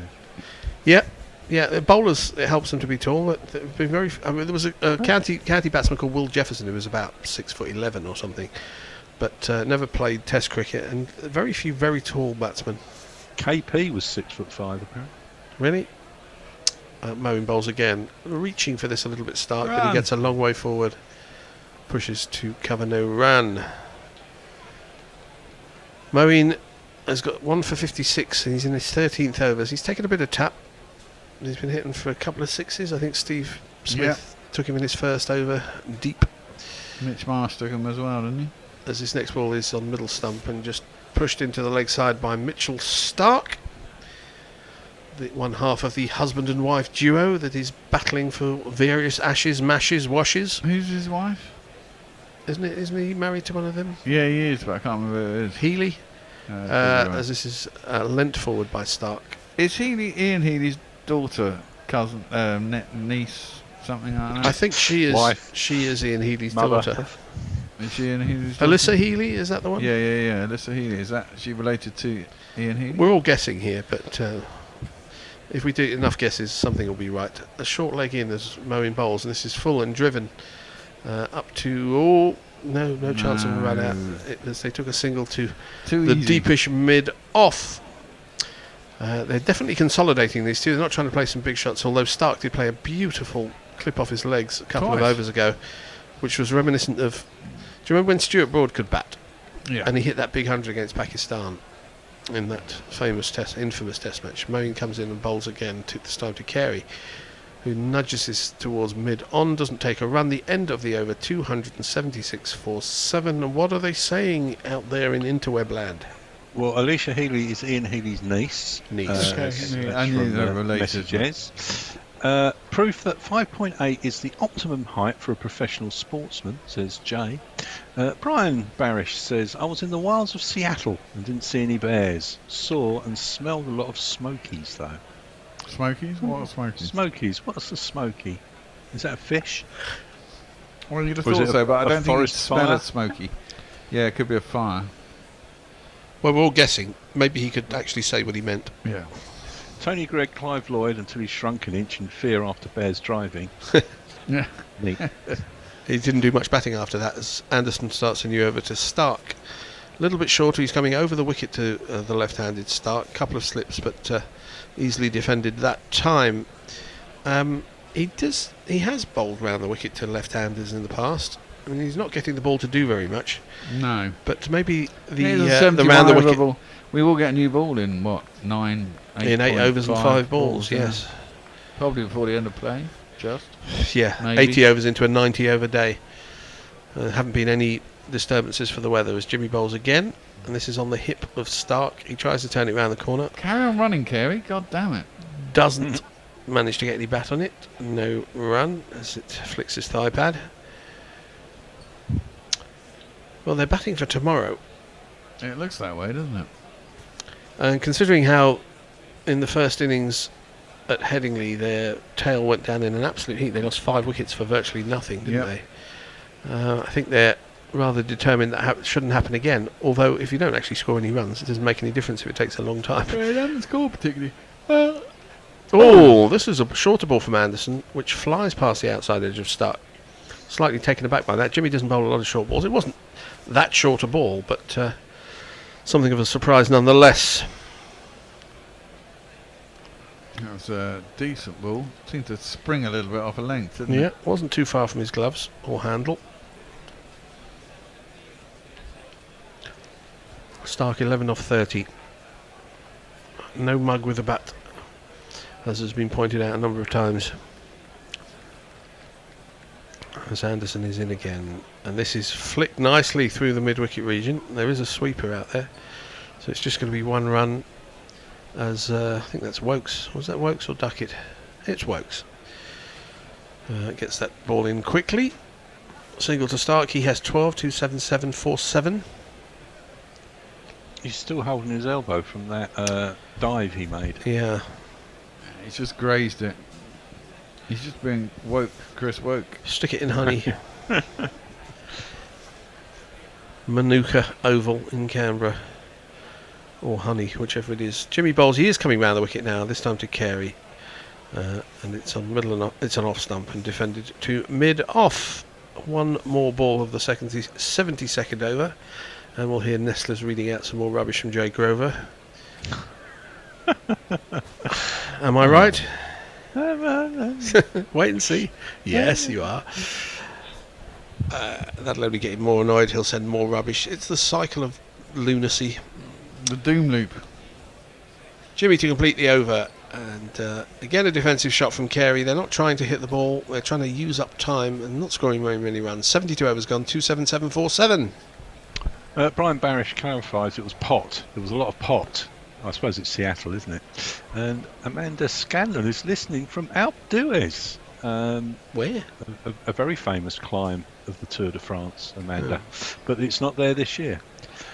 Warren wonders, was Cocaine Bear about a Gen Xer and set in La Hacienda? No. Yeah. It was based on a true story, wasn't it? It was, yeah, but the bear apparently ate the cocaine and had a horrible death, like within 24 hours. Obviously, he went totally mad. He died happy. I don't know about that. Probably confused. Anxious and hungry. Yeah, exactly. And looking for a TV remote. But enjoying the music. Moeen Ali starts a new over to Stark, full and driven. Run! Sweetly, but a good stop there, extra cover by little Benny Duquet. Or Duckett as he mispronounces it. And if you go to Redbubble, you go to our merchandise store, you can buy a Duckett bucket. Yeah, the Duckett bucket. This is the bucket hat. With Ben Duckett's picture on. Moeen bowls, middle and leg, and Stark leans forward and defends with the outside half of the bat to cover. It looks like both teams are settling for the end of the day unless something weird happens. Yeah, there's not a lot of urgency, which I think helps England because they're resting their Premier bowlers ahead of the new ball. as the next ball is defended again. And if they don't score any runs of the last 10 overs with the soft ball, and they are turned over by the new ball, what exactly have they achieved? Nothing. Silly point has come in now for Stark. This is shorter on middle and leg. No sense of turn off the wicket there. And just block back to the bowler. Wants one of those to grip, nip past the outside edge and take that off stump. Or be fumbled by Bairstow, they take a run and then they're sent back, and then there's a run out. Yes, well, that's what I actually need. But the short leg, the silly point has gone to short leg now, as this next ball is on leg stump and pushed up towards mid-on. Moeen fields himself. Hence the outside bet at 28-1, unlikely to happen, but you know.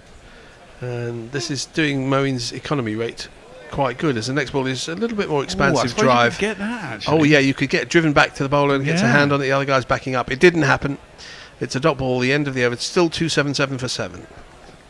That would be the best. Jay wonders, wasn't Gale tall? Well, probably still is, unless he's shrunk terribly. Larwood was 5'8", apparently. Malcolm Marshall 5'11". No, he wasn't that tall, was he? he? No, he wasn't that tall, was he? I was going to say. No. It's Courtney Walsh and Curtly Ambrose, of course. Yes, they were tall. Joel Garner was even taller. Tony Gregg, 6'7". Yeah, they were all bowlers. I mean, Tony Gregg was a batting all-rounder. Jolly Green Bryant was 55 feet 6 inches, but never played cricket. Never played Test cricket. Pokey bum finger. He may have played for sort of Gloucestershire or something. I don't know, but not international cricket. As we're looking at the leading scorers in this series, Khawaja heads Stokes, Duckett, Root. Duckett has quietly amassed 237 runs. Well, the Australians have had one more innings, haven't they, at the minute? Yep. Woakes is back, so he's not going to be taking the new ball because he's come on to bowl the 74th over, and this is full ball driven up to mid-off, fielded by either Broad or the substitute fielder. They're the only two people wearing white floppy hats. They're all grinning. England are always happy, grinning, clapping, laughing as they fuck up test matches by picking the wrong teams because they're mates with each other. Yes, we're all supposed to go along with it. As the camera focuses on, it's always nice to see a grim-looking David Warner in the Australian dressing room. Long may he look grim. Woakes is 3 for 43. He's in now to Carey on... again, they're making no attempt to find... even to push for singles. They're just playing it straight to the fielders. And we're having a long... They need to run when they hit it straight to a fielder. We're in a lull, I think it's fair to say. Last 32 balls, 5 runs... at a run rate of 0.94. I don't know what the 32 ball significance is. 5 overs and 2 balls. It's helping economy rates. It's not pushing the game forward in any shape or form, but that's probably good for Australia as Woakes bowls. And this is carved into the offside. Take a 1. They're going to get more than 1. They're going to get 4 as that finds its way to the cover point boundary. 2 + 2 is a member. Well, it wasn't much different to any of the other balls that have been bowled recently, but this time he decided to play a more expansive shot. Oh, there's a bit of an outside edge in there, actually. Yeah, it was outside half of the bat. And it's gone through the point region to the boundary. And the man was too square. Oh, it's third man rather than... It was third man. Yeah. We're not going to play the third man jingle. I never play that jingle. It's too long. We get us banned in Belarus, you know. That's no bad thing. Woakes bowls again, closer to off stump. And pushed into the offside, they've taken a single. Oh, they're going to come back for 2, They're thinking of it, but don't. And unfortunately for the Bear, they don't collide in mid-pitch, or one of them fall over. Yeah. Earlier in the day, when Smith was batting, he dropped the ball at his feet and then picked it up and threw it to one of the fielders. Why England couldn't have said, look in the rule book, and appealed. Handling the ball? Yeah. Obstructing the field. Oh man, I wish we'd do that. Absolutely. You know, Glenn McGrath would have said that it's not in the spirit of the game, but everybody else would have. Yes, they can entirely fuck off, one and all of them. 282 for 7. Stark on 12 faces up to England's bowler of the day, Woakes, and this is a gap is found in the cover region. Out to the sweeper, they think of 2. They don't think. Well, Carey thought of 2, but Stark didn't. They're toying with you, Bear. They're toying with you, mate. Yeah, I know. Come on, get this run out and the bear can buy us a few rounds in the bar afterwards. I don't know about that. He's already rowing back. I never said it was in the first place. I think we all heard you. The camera is picking out people seemingly at random of the England field.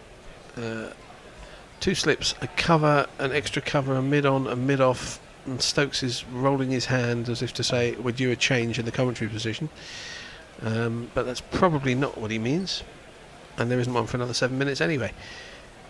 As Chris Woakes, star of the Smacksman, bowls to Carey, and that squares him up somewhat. He tried to play it in the leg side, and its ball has found its way to point, which tells you that it wasn't where he was intending to play it. And that's the end of the over. Nestlers. I hope somebody's saying something interesting. Well, Stephen Kelt's watching without sound. The score doesn't seem to be changing very much. Is anything happening? But no, there wasn't anything much happening really. WG Grace was 6'4", apparently. Yeah, inches were different in those days. I don't know how you know about that. If you don't want to get banned in Belarus, you should try playing some Wagner, says Jeff Perkins. It's just that particular tune. There's something against the Third Man or Spy novels, one or the other. Whoever owns the rights for the third... Why were they playing the Third Man? It's a very anti sort of Eastern Bloc film, isn't it? Is it? Maybe that's why. Moeen Ali starts a new over, and Stark drives this to extra cover. Is it set in East Berlin? No, it's set in Vienna, I think, post-war. Yeah. As I recall. It's a very good film. Is it just before the sort of Cold War? Well, it's sort of at the start of it, as next ball from Moeen is on middle stump and pushed back to him by Stark. And seemingly at random, the guy's going from short leg to silly point, just for no apparent reason. Sorry, Bear. Doesn't he go down a manhole or something? Oh yeah, it's a sort of Cold War-ish thriller as this next ball is floated up. Bit of drift from Moeen, but well watched by Stark, who pushes it back to him being the bowler. I think I watched it once a long time ago. I can't remember it. Great theme tune. Moeen bowls again, no signs of turn. He's basically bowling half volleys at Stark, who's patting them back to him. This is not what people want to see. The point is going back to the boundary now for some reason. As that's driven into the body of the silly point. And it skips. That double hit.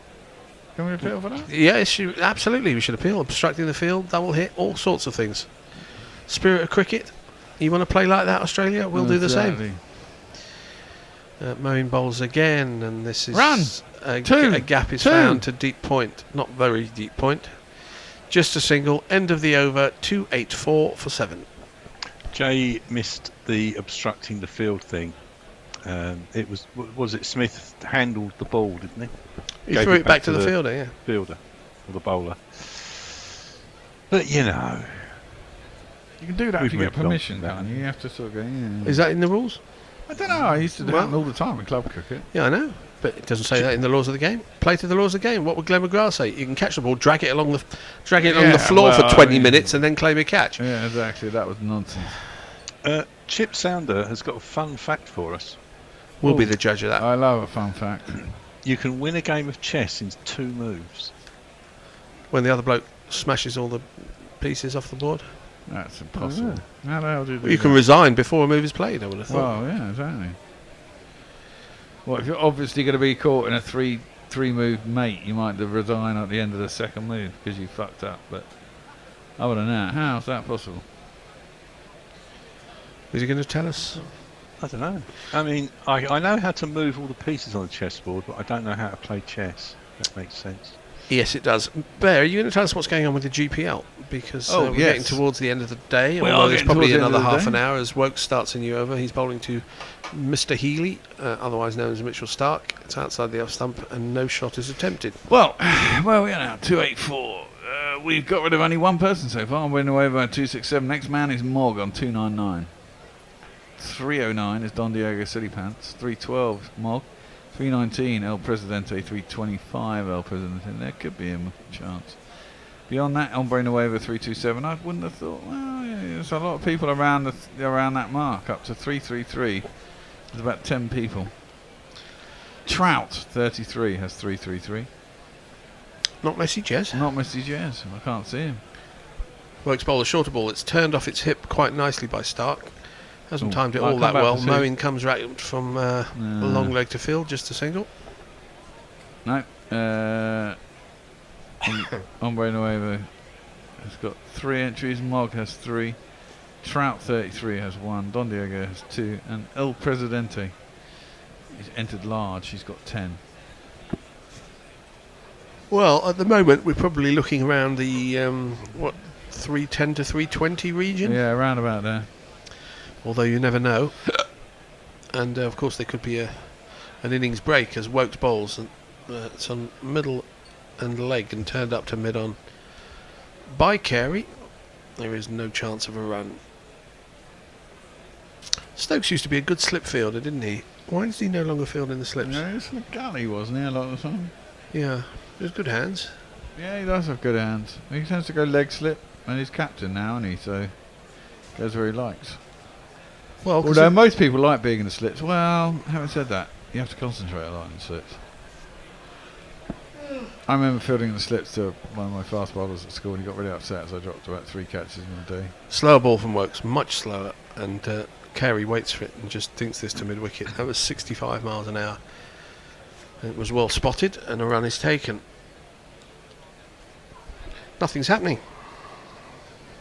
No, nothing is happening. We're just waiting for the new ball. It's due in 4 overs. Should get it in because it's not even 6 o'clock yet. Yeah, the 90 overs is going to be sort of about 83. Well, exactly, and especially as these guys aren't interested in taking runs or forcing a pace at them. Well, they do it especially as Woakes bowls a short ball. As a pull shot from Stark, an attempted pull shot. It was very close to his gloves as he wafted at that ball, but it doesn't hit the gloves. But a surprise short ball from Woakes, which Stark misplayed at. Camera picks out Johnny Bairstow in his moth-eaten cap. Still sporting the orange hair from the Just Stop Oil protesters in the last game. 28647, 1 ball left of the 76th over, and we're due a change as Woakes bowls hits the thigh pad of Stark, drops back into the offside, no run, the end of the over, due a change now, 28647.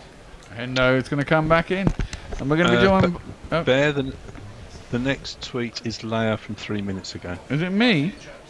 Yep. I've got to do some fucking Twitter? Yep. I can do it if you want. No, I can do it, it's alright. No, it's alright, Bear, I've got this one. Have you? What, you're going to do it instead of me? Yeah. I've arranged it with Tony before. Alright, fine. You just stay there and do the jingles, or do you want to move into that? No, you come into this. I thought you'd say that. I don't want to fucking sit. I want to go and fall asleep now. Messi, do some tweets while I'm moving into another seat. Okay, Leah says third man is set in Vienna. Bloody lad is right. I've been to the tunnel from that famous shot. It's near the Prater. Jay says I must scoop all brains out and replace with Paz balls. Jay says you could time someone out in chess. That's true. And he also says he doesn't have good hands. His fingers shatters when fluttered past by a fairy's wing. I'm not sure who that's about. Well, Moeen's going to continue. They're trying to get through this new ball quickly tonight. I think it's a better idea to try and get batsmen out. But Moeen Ali's been well over bowled, in my opinion, today. He's in. He bowls to Carey, who stretches forward to defend to extra cover. That honey must be working on his finger. Well, then, it must have worked pretty well. In fact, I saw a story just as I was off air that the woman has revealed herself. The woman who She's sent revealed him... herself? She's revealed herself. Not in that sense. This is Carey coming down the wicket trying to drive, but although it went all the way along the ground, he didn't get it past Moeen. There is no run, but she has revealed who she is. She even checked... And who is she? Is she amazing? She's a woman. Off the edge of Carey's bat. That might run all the way. Broad is rather labouring after it. He's just about going to pull it up, and they will get back for a third. She said that she checked out that it would not impinge on any of Moeen's religious beliefs, and it was a little substance that she was involved in working with. So 3 runs, and this is being played very sensibly by Australia, not so sensibly, I don't think, by England. What would you do then? What now? I mean, obviously you wouldn't be bowling Moeen. I wouldn't be bowling Moeen. Well, I might by now be bowling Moeen, but he ripped Woakes out of the attack about an over after he'd taken 2 wickets, as this is driven off the back foot to extra cover. There is no run. He took Broad out of the attack when he was bowling well, getting the ball to swing. I don't quite understand why. It's almost as if he's trying to be over clever, defended. You're doing too well, I'm going to take you off. Well, I don't think That's what we do in friendly cricket. Well, Yeah. no, I don't think it's that. I think what it is he's trying to surprise the Australians, but I don't think you need to. I don't think you need to surprise them. If you've got someone who's bowling well, keep them on. All right, obviously there's limits to that because they can't bowl forever and they can't bowl incredibly long spells. But, you know, a 3-over spell for Woakes. Jimmy Anderson. Well, I don't know. I mean, Jimmy came back. He left a gap at mid wicket, and it was clipped a couple of times through there. Yeah. I mean, even if you get the new ball tonight, there's no guarantee that you're going to have enough time. Maybe you're going to get 3 overs maximum in, I would think. So it's available in 3 overs. Yeah. And how long have we got? We've got. Well, we've got 27 minutes. 27 minutes. But it does look like Mark Wood is coming back into the attack. It's been 14 overs since they lost 2 wickets in a real hurry. Yeah. And at that stage, it looked like there was a real chance of getting Australia out for 300. Yeah, but you know, I think 34 runs since then. Yeah, and I think one of the problems has been that Australia have worked out how crucial this little period is. They don't want to let these last wickets go cheaply, as they did at Headingley, as Wood is in to bowl a short one and Carey ducks underneath it, even though it bounces a second time on the way through to Bairstow. So I think the problem is that the crowd aren't booing Carey in the same way. Oh, is that it? That could be it. But I don't really understand many of Ben Stokes' decisions today. I do hope someone's going to pick this up tomorrow and write about it. He's taken bowlers out of the attack when they're bowling particularly well, and surely that's what you want, a bowler to be on a bit of a roll. Wood gets on a roll, in bowls, and Carey goes right across his stumps, defends into a lot of vacant space on the leg side. It's Johnny Bairstow who has to run almost to square leg to do the fielding. 289 for 7. As you say, Stark's got on to 15. He's occupied 50 balls at the crease. Carey 20 from 38. And this just could be the crucial period where the game swings back to Australia. Well, it's also the time thing about the weather coming in and. Yeah, but you've got to bowl them out. This is one of my points in a way. But Stark has been occupying the crease as well, which wouldn't necessarily normally matter, particularly at this point, but it does in this case. Yes, I mean, they don't want to give England too much time, and I think that is why they're batting so much more sensibly. Wood round the wicket, it's got a gully and a leg slip, nothing more. It's going to be short. It follows Carey as he steps back towards square leg, ends up being quite full, and defends it into the offside to Broad at extra cover. So 2.5 overs to go before the new ball is available. Who's going to take the new ball? Wood is going to bowl 2 overs here with the old ball. So that only gives him 2 overs with the new ball tonight.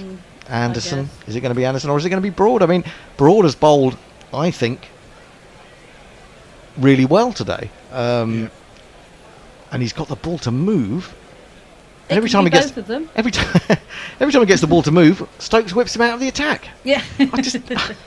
It's absolute. I mean, I don't want to be critical of Stokes because I like what he does generally, but I think he's just overthinking it a bit here today. Wood in, Carey gives himself room and crashes that through the offside. Absolutely smashed that. Although he has found Moeen Ali. I thought he'd gone squarer than that. He's found Moeen Ali and decides not to run. So a lot of effort for no reward. Yeah, it looked like it came off really fast, didn't it? But it went behind square instead of in front, and so it was straight to Moeen Ali. Good shot, though. Really good shot. And, notwithstanding what happened at Lord's, I think Alex Carey's been a very important part of this Australian team this summer. And I thought he would be. I mean, everyone talked about Johnny Bairstow, but I think Carey is a very solid, correct batsman. But he's got a little bit about him as well. Wood in short, and this one loops up off his hip as he tries to evade it. And he's not Gilchrist, though. He's not Gilchrist. No, not. He's nothing like Gilchrist. Gilchrist's a one-off, really. He's probably a better keeper than Gilchrist, actually. Yeah, he's a pretty good keeper, isn't he? It's those eyes, I think. Yeah. He's just a very solid all-round cricketer, I think. Yeah. In much the same way as Ben Foakes is, which is why it's Ben who, unfortunate. sorry? No, who's he? I'm just having a look at the entries for the GPL. I'll bring you up to date on those. In comes Wood, round the wicket again. He comes right inside, that does Carey, and then almost gets down on his knees to avoid it. It's the end of the over, 88 miles an hour, 289 for 7. 2 overs to go till the new ball. Messi.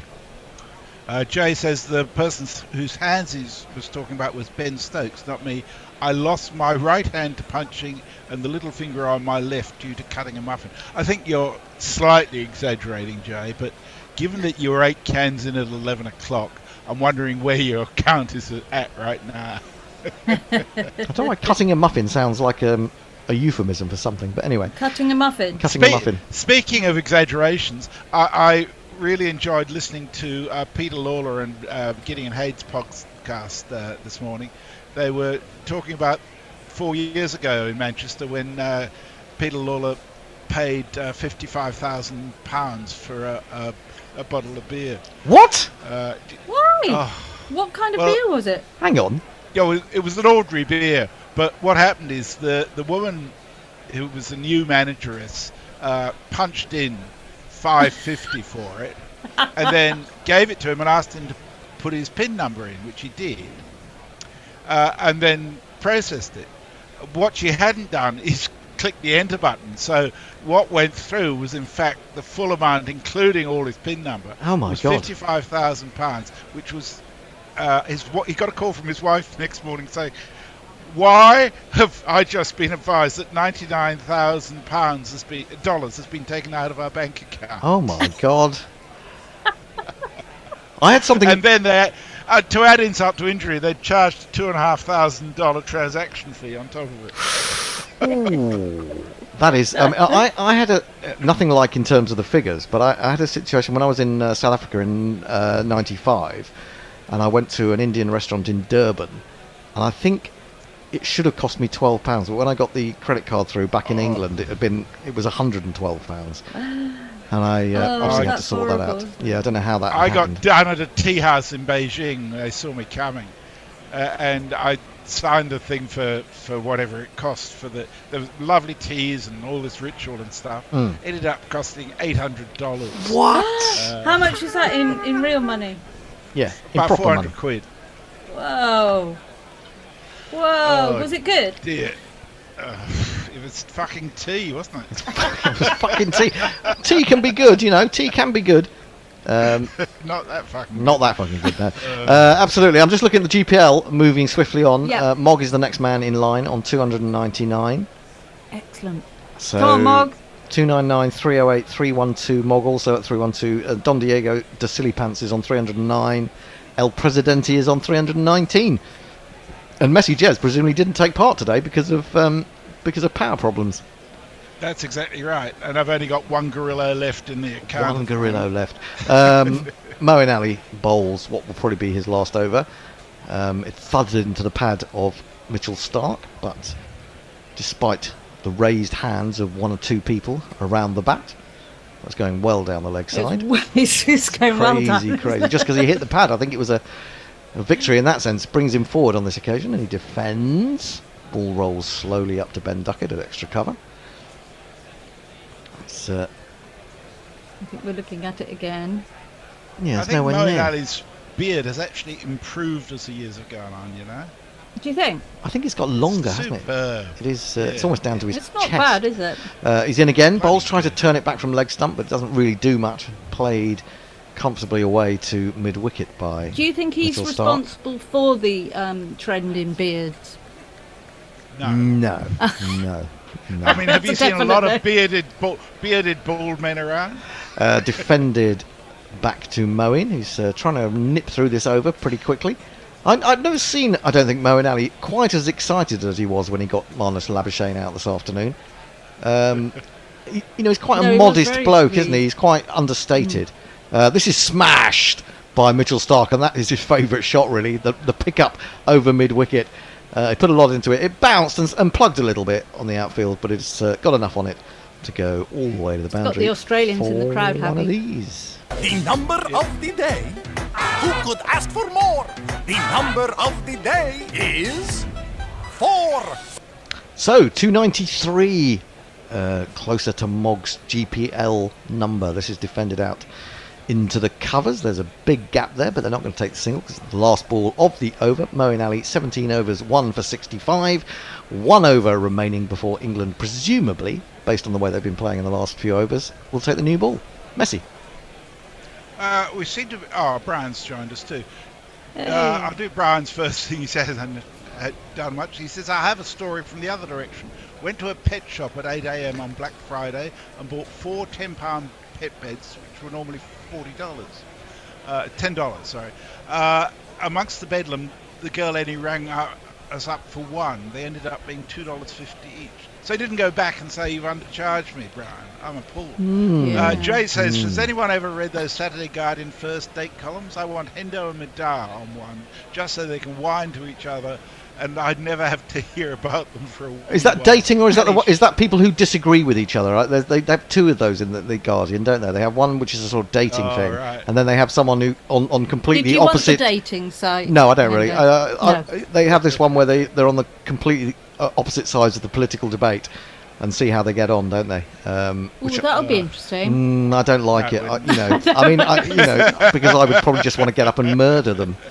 So it probably wouldn't be very effective. I think for you me. might get a little bit frustrated, Hendo. Just a little, yeah, just a tad, just a tad. Kerry's going to face up.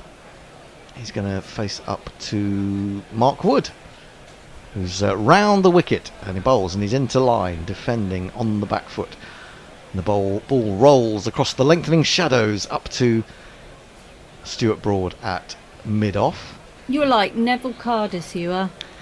Neville Cardigan. Makes it up as it goes along. Yeah, just the lengthening shadows, and The it's lengthening just shadows. beautiful, Hendo.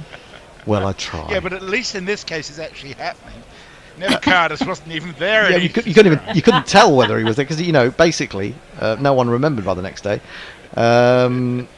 In comes Wood again. This is into the ribs, but well played by Kerry. In control, knocks it down into the ground before it reaches the man at short leg, and there is no run. Well, what with lengthening shadows and Alex Carey's beautiful aquamarine eyes, you can't help but let the limerick come out in you. Yeah, well, we'll leave the limericks to Messi, obviously. Yeah, because he's the only one who understands the meter of limericks, as we know. Here comes Wood again, tearing in past the umpire, bowls fuller and lovely, handsome drive by Carey, but straight up to mid-off. There is no run. I always feel that's a waste of a shot, isn't it? I mean, if you can't actually drive it past the fielder. Just leave it. Just drop it in front of you. Why all that effort and play a good shot? Seems weird. We're waiting for the man with the new ball to run on with it. This partnership now worth 38. He looks like an ice cream seller. He does. Maybe that's what's going to pop up out of the box. Surprise! It's not a Choose cricket your ball. ice cream. They'll get 3 overs? Yeah, that maximum. This is defended into the offside off the back foot by Carey. This partnership worth 38, but it has used up 101 balls. And what's that in overs? 6 in 1.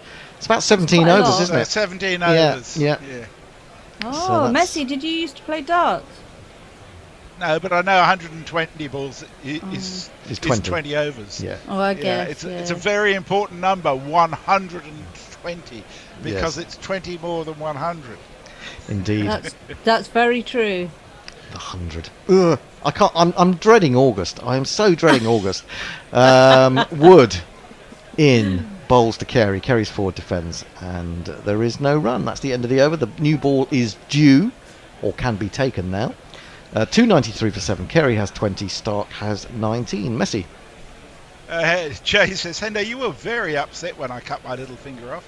If I remember, you were more concerned about the muffin than the finger, of course. Oh, yes. And he says, Annie, shut up about the eyes, I'll get the fear.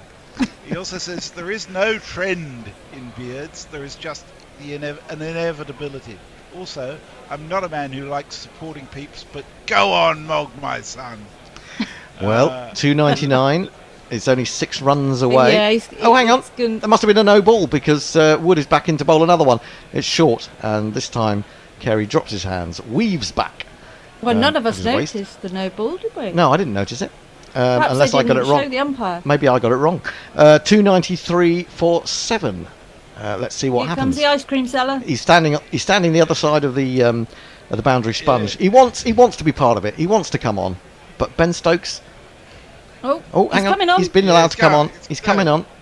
But is it just going to be handed to the umpire, or is it actually going to be given to a bowler? That is There's the a jingle question. for this, Hendo. Is that? God knows where that is. What, for the new ball? Yes. Yeah, New but balls, it's a pretty crap one, isn't it? To be honest, it's one of Bears, so you know. Anyway, Moeen Ali is out of the attack. Lord at last, and Joel Wilson holds up his hand to indicate to the scorers that the new red cherry is being taken, and the new red cherry is being taken by this man.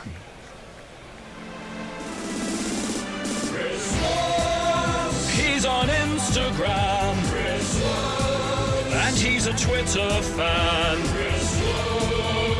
On the Ashes tour, not Ben Stokes, but he'll have to do.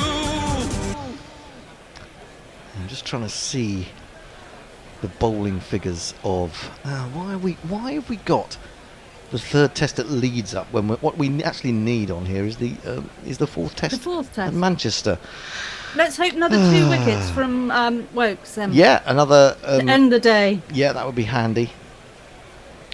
Woakes coming in over the wicket to Mitchell Stark, left-hander, and he drives. And is he caught? No, I think it's just dropped short of him. He dived forward. Thought for a moment it seemed to stick on the bat a little bit, and that Woakes was in business there, but I think it's just dropped short of him. Yeah, He's picked it up on the half volley. But encouragement for Woakes. We're going to see it from the... Oh, it's well short of him, actually. Yeah. He stopped it, though. He did. I have to say, the slight bias came out a little there. Did it? What? When I said, let's hope Woakes gets 2 wickets? Yeah. Giving yourself away. Driven in the air, but again, bouncing short of Stuart Broad at mid-off. So a little bit frustrating this for England. And when they got that 7th wicket, they really would have harboured hopes of cleaning up this tail by the end of the day. That said, this is a tail like no other. I mean, Pat Cummins, who won the game for them at Edgbaston, coming in at number 10. I know, it's just it's unfair, and I think it is cheating. I think it probably is cheating, and that should be referred to the ICC. Absolutely. Yeah, I think we should. Do you think Carey is the number 8 that Gary dreams of? Oh, that's a good question. I have to Does he ask him. He's dream in of tomorrow. Carey? This one has come off Stark's. Well, I thought that came off his thigh pad. It has indeed come off his thigh pad, and it is signalled as a leg by. It ran away behind square leg. 294 for 7. 5 runs from Mogg being in the money. Mogg will win. Hey. How many entries did we have today? Let me have a look. 1, 2, 3, 4, 5, 6, 7, 8, 9, 10, 11, 12. 16, 17, 18, 10 19, minutes. 18, I'd say. 18, so that's another £9 onto the 132 that we started with this morning. So £141.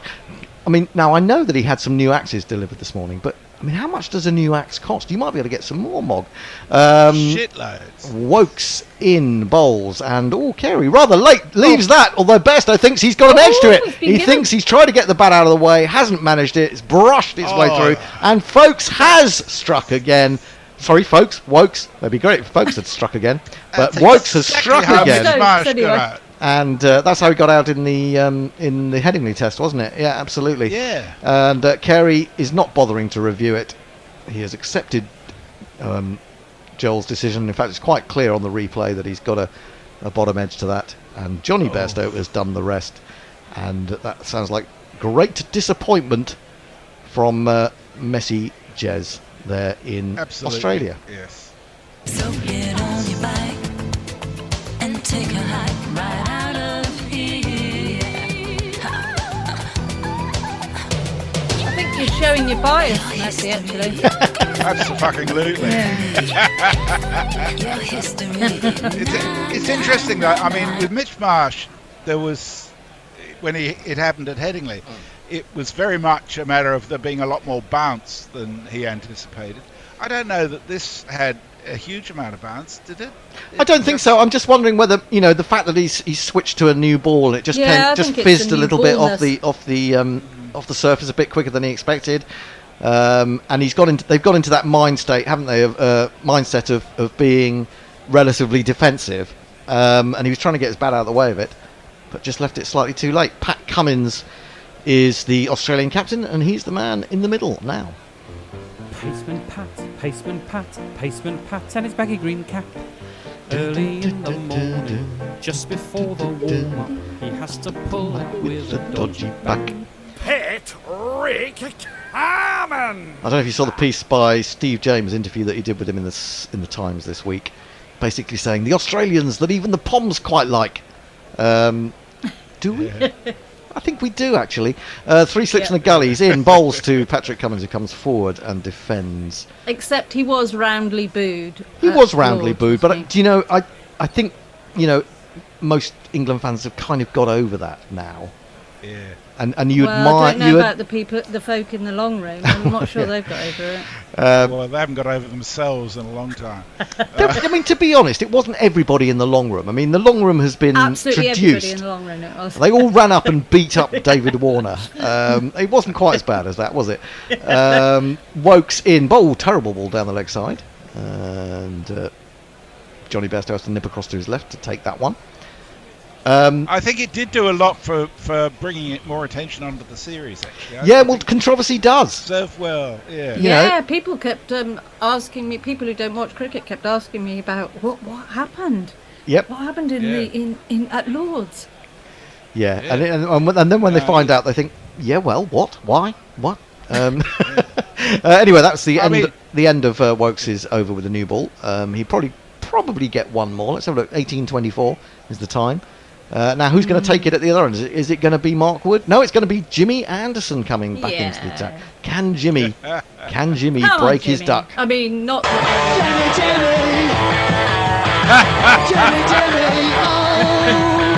Jay says, I don't care if you uncover feelings.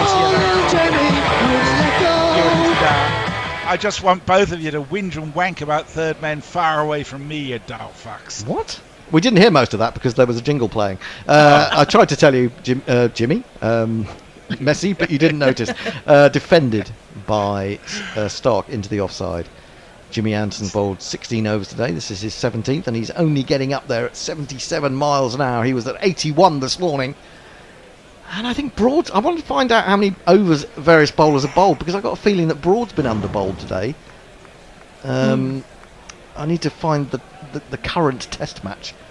I'll have to get a live score as well. 299, that's what we're looking at for a winner for the GPL. Oh, now he tries to smash that off the back foot. Gets a thick inside edge, a useful inside edge, which runs down to fine leg for one of these, and we are within one of a GPL winner.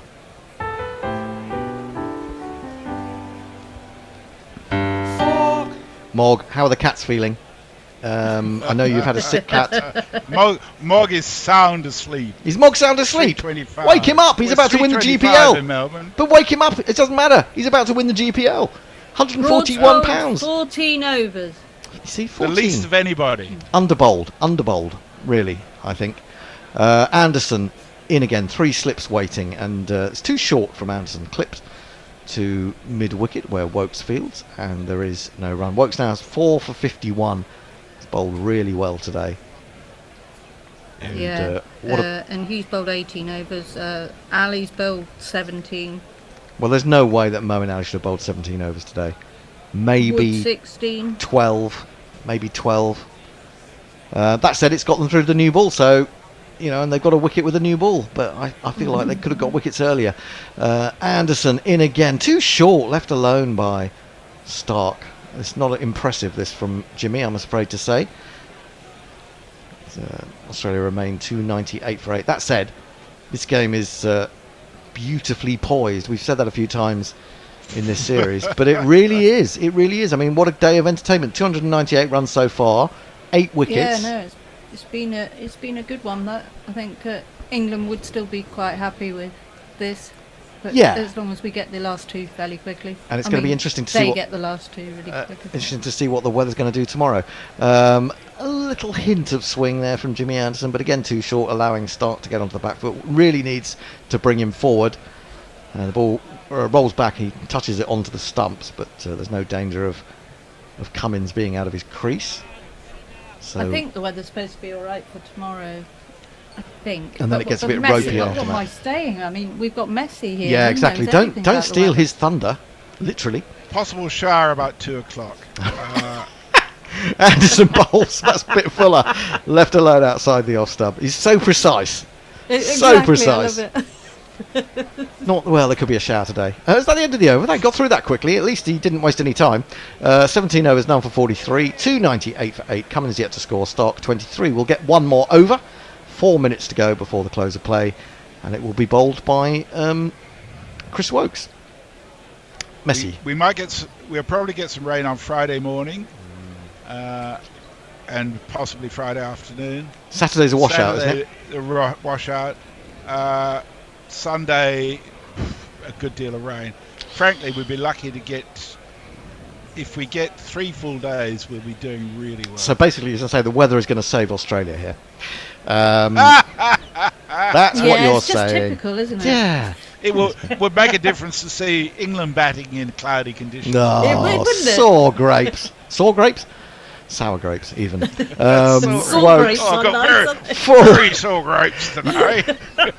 That's piles, isn't it? Sore grapes. This is pushed up to mid-off, and they'll get a single as it's half stopped. No, well, I wouldn't know, but I've heard. I wouldn't know either. Can I just interject? Well, we're all just pointing out that none of us have had piles, as far as we're aware. I don't know if you can have such a thing as silent piles that don't actually sort of impinge on your life. I'm not sure. 299 for 8. Cummins is off the mark. He has a single. Stark has 23, and Woakes has 5 balls to deliver in delicious evening sunshine at Old Trafford. Well, it's if a lovely there's no evening. score for the rest of this over, Mog is the winner. He is! Oh my word! Mog! Come on, Mog! Oh, Mog, wake him up, someone! Someone in Melbourne, go round to his place. Woakes in, bowls. Oh, he has a push at that one, does Stark, and almost gets a little edge through to Bairstow, but he survives. So we have 4 balls remaining. 4 balls remaining. And Mog is on 299, which is the score at present. Nobody else is in the ballpark. Well, if he was to go a bit mad and hit 2 4s and a 2, Don Diego de Silipants would be the winner. He's got 309, but I don't think he's going to do that. 4 balls remaining. Woakes running in. 3 slips waiting and left alone! Left alone, I tell you, by Stark. He wants Mog to win. And the score remains 299 for 8. Woakes. How much will Mog win? He'll win £141. 141 quid. 141 quid. Hopefully he'll give it all straight back to us. That's about 3 zillion Australian dollars. Yeah, exactly. Woakes in again, bowls to to Mitchell Stark, and it goes back with a square on the offside, and for a moment I thought they were going to come through for a single, but Mitchell Stark says, no, Skip, I'll take it from here. And they decline. I can hear Bear in the green room saying, run, run, run. Yeah, I know. He is. I can hear him. There he is. There he was. Run, run, run. We just need a little edge now, don't we, to save the bank. To save the Gorilla Bank from paying out. Just a little inside edge. Down to third man down to fine leg for 4. whisper it quietly. 2 balls to go. Woakes, 4 for 52. He'll have completed 19 overs when his work is done tonight. Bowled extremely well. He's going to switch to round the wicket for at least one of these balls. Trying to cramp Mitchell Starc for a bit of room. He's in, he bowls and he pushes, and again the bear was excited because he thought there might be a run on the offside, but Harry Brook was in the way. Mogg is 1 ball away from winning £141. £141. He's dreaming of nice things. That'll help him pay for his vet bills. So it couldn't be a more deserved winner than Mogg. Jingler extraordinaire. Very generous benefactor of guerrilla cricket and lover of cats, if you hadn't guessed. In comes Woakes, bowls, and he's on the back foot. He's defended it up to mid-off, and Mogg has won the GPL. Joel Wilson flicks off the bails, and with Australia 299 for 8 from 83 overs bowled at stumps on day 1, Mogg has won the GPL. How exciting is that? I mean, like, strangely enough, not only did he have 299 down as a choice, but he also had 999 down as a choice. So there was a bit of a gap of 700 runs, but never mind. He is victor. The Gorilla Bank will be paying out. But besides that, what another fascinating day of Ashes cricket it's been, people. Absolutely. I got to tell you that I may have been going a bit stir crazy, but I spent the whole day listening to you guys, and it helped keep me warm, if not sane. Yeah, it won't keep you sane. It was great coverage to listen to. Wouldn't keep you sane. Definitely not. Annie, I see you're going to Cheltenham College tomorrow. Yes. See, I know everything about I you. am. I just follow you on Facebook, and I see what you're doing. I know. I'm almost a stalker. You almost are, but then I do put it out there, don't I? You do put it out. You do put it out there. I put it out there. And to be fair, to be fair, I'd like to be going to Cheltenham College myself. Are you the nurse that exposed herself? I must say. Yes, I'm going to Cheltenham College, and yes, I'm going to watch Gloucestershire v Glamorgan. Wow. Well, I really love to go to the festival at Cheltenham College some year. I've never got around to it. It's lovely. I've seen the ground. I've seen times, Cheltenham College. It's really glorious, lovely. isn't it? It's absolutely glorious. When I've been down there for the jazz festival, it's looked beautiful. But so you'll be there, and you'll be waving the flag for county cricket. There's been a whole programme going on today, hasn't there? I'm doing a bit of a question and answers at lunchtime in the. Are you? In one of the So. You said you went on a writer's retreat. Yeah, I did. Yeah. You're just unstoppable. I know. Well, I'm writing a book. You're writing a book? I will tell you about the details of it sometime. Ooh. When Is it a cricket book? Actually get it organised. Is it a cricket book or is it fiction? It's a cricket book, yeah. Oh, okay. Well, that's interesting. Right. Have you got a publisher? I've got someone interested. Oh, I could probably find you a publisher if you're struggling. Anyway, let's have a look at the scores on the doors. Broad 2 for 68. I thought bowled really well today. A little bit expensive, but only bowled 14 overs. I don't understand that. Anderson didn't take a wicket. However, there were fantastic spells of bowling from Chris Woakes, who's ended up with 4 for 52. Fantastic work from him. From an Australian perspective, people, a lot of people got in and then got out. Got in properly, didn't they? Actually got in properly. Got decent scores, but haven't gone on to convert. Yeah, but you know how sometimes we say, oh well, he got in, he got 20 or he got 30, but these are people who've got 50 and 40 and they haven't gone on. The likes of Smith and the likes of Labuschagne, so they'll be a bit disappointed about that, would we say? Yeah, yeah, and Warner certainly that's started. Happened a lot this series. Sorry. That's happened a lot this series, I think. Yeah, there haven't been huge scores, have there, from lots of people? There's been decent scores. Yeah, looking down this list now, David Warner made 32, Labuschagne 51, Stephen Smith 41, Travis Head 48, Mitchell Marsh 51, and then even Cameron Green, Alex Carey 16, 20, Mitchell Starc still there on 23. The only real failures in that lineup, perhaps, were Usman Khawaja, who made 3, first man out this morning to Broad LBW. And Broad, of course, we should mention, because he's gone to 600 test wickets. And I think the Bear was saying to me in the green room, could he get more than Jimmy? If Jimmy retires at the end of this series or fairly soon, could he go on and beat Jimmy even? What do you think? He's got 4 years on him. Like, I'd be surprised. But, yeah, so would I. Yeah. Do you think it's because he got a ban now? Because he's got a ban, he won't want to go on that long. I think Stuart Broad wants to play cricket forever. Yeah, he's a bit Peter Pan-like, isn't he? He's sort of quite young and youthful still. But it's one of those things where partnerships are really important in bowling, and once one goes, the other one isn't always as potent afterwards because somehow or other they feed off one another. Yes. Yeah, I think there is an element of that. I also think he's got a career in media, presenting, and well, I was going to say, I think both Jimmy and Broady will go straight into the media when they finish, won't Yeah, they? I Because think they're they both will, very yeah. articulate and interesting guys. I just hope when they do that they just get rid of some of the useless ones.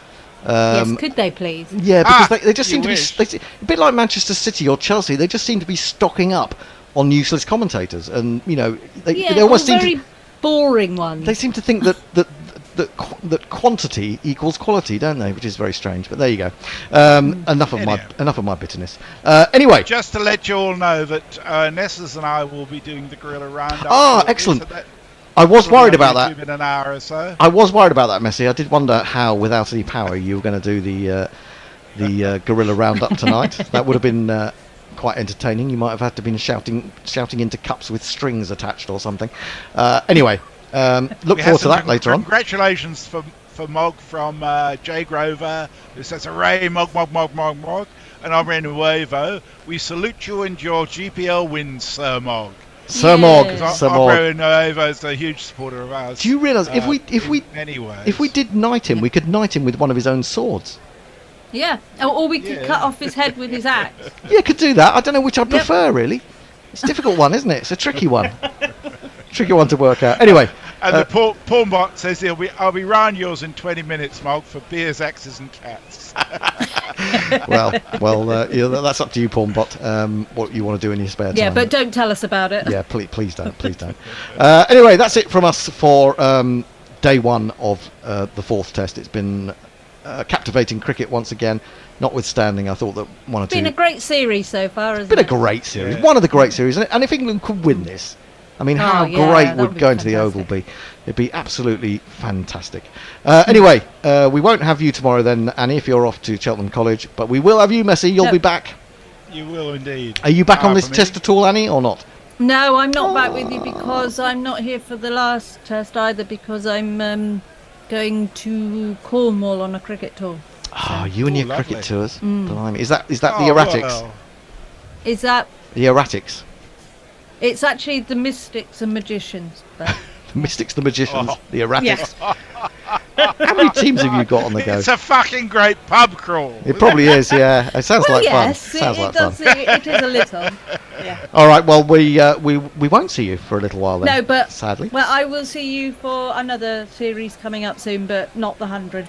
Oh no, it's going to be a long time with no Annie, isn't it? Well, Gorilla can use the 100 to record a whole lot more episodes of Who's That Weirdo? Yeah. Yes, we must do that. We haven't done absolutely. any for about 6 months. That's absolutely true. Anyway, that's it from Gorilla Cricket. Thanks to everyone who's been on today and everyone who's listened and contributed through Twitter and YouTube and various places like that. Until tomorrow at about 10:50 a.m. Good night. And as someone used to say, God bless, or may your God go with you, if you've got one. Guerrilla crickets. Whoa. Guerrilla crickets. Whoa. Guerrilla. Take guard, man the barricades, patrol the cover boundary. At last the time has come, this is a cricketing emergency. Hear this call to arms for every cricket revolutionary. Take up your bats and stumps for the test match insurgency. At first they tried to silence us, but we would not be silenced. They threatened us with lies, so we threatened them with violence. Che Guevara, Sangakkara, Joseph Stalin, Douglas Jardine, Robespierre, Darrell Hare, Vladimir Lenin, O'Brien, Kevin, guerrilla cricket. It's not about the winning, it's about how many rules you break. Even in cricket commentary, this is the best advice to take. Pick guerrilla cricket, it's the finest choice you'll ever make. There's so much more to cricket than rev counters and a slice of cake. At first they tried to sanitize us and clean up our act, but people like it filthy, and we know that for a fact. Fidel Castro, Lenny Pascoe, Carlos the Jackal, Umar Akmal, Mahatma Gandhi, Grant and Andy, Brendan Behan, Austin Ian, guerrilla cricket. Stick with us, cause you know we're not the kind of thing that you see on the TV and the radio. So vive la revolution. First they tried to buy us, but we would not be bought. Okay, we were, but then we ran away, and we will not be caught. Would not give up the ghost when they left us all for dead. They decapitated us, but we just grew another head. Chairman Mao, Jamie Howe, Ho Chi Minh, Asif Din, Václav Havel, Graham Saville, No Surrender, Percy Fender, Che Guevara,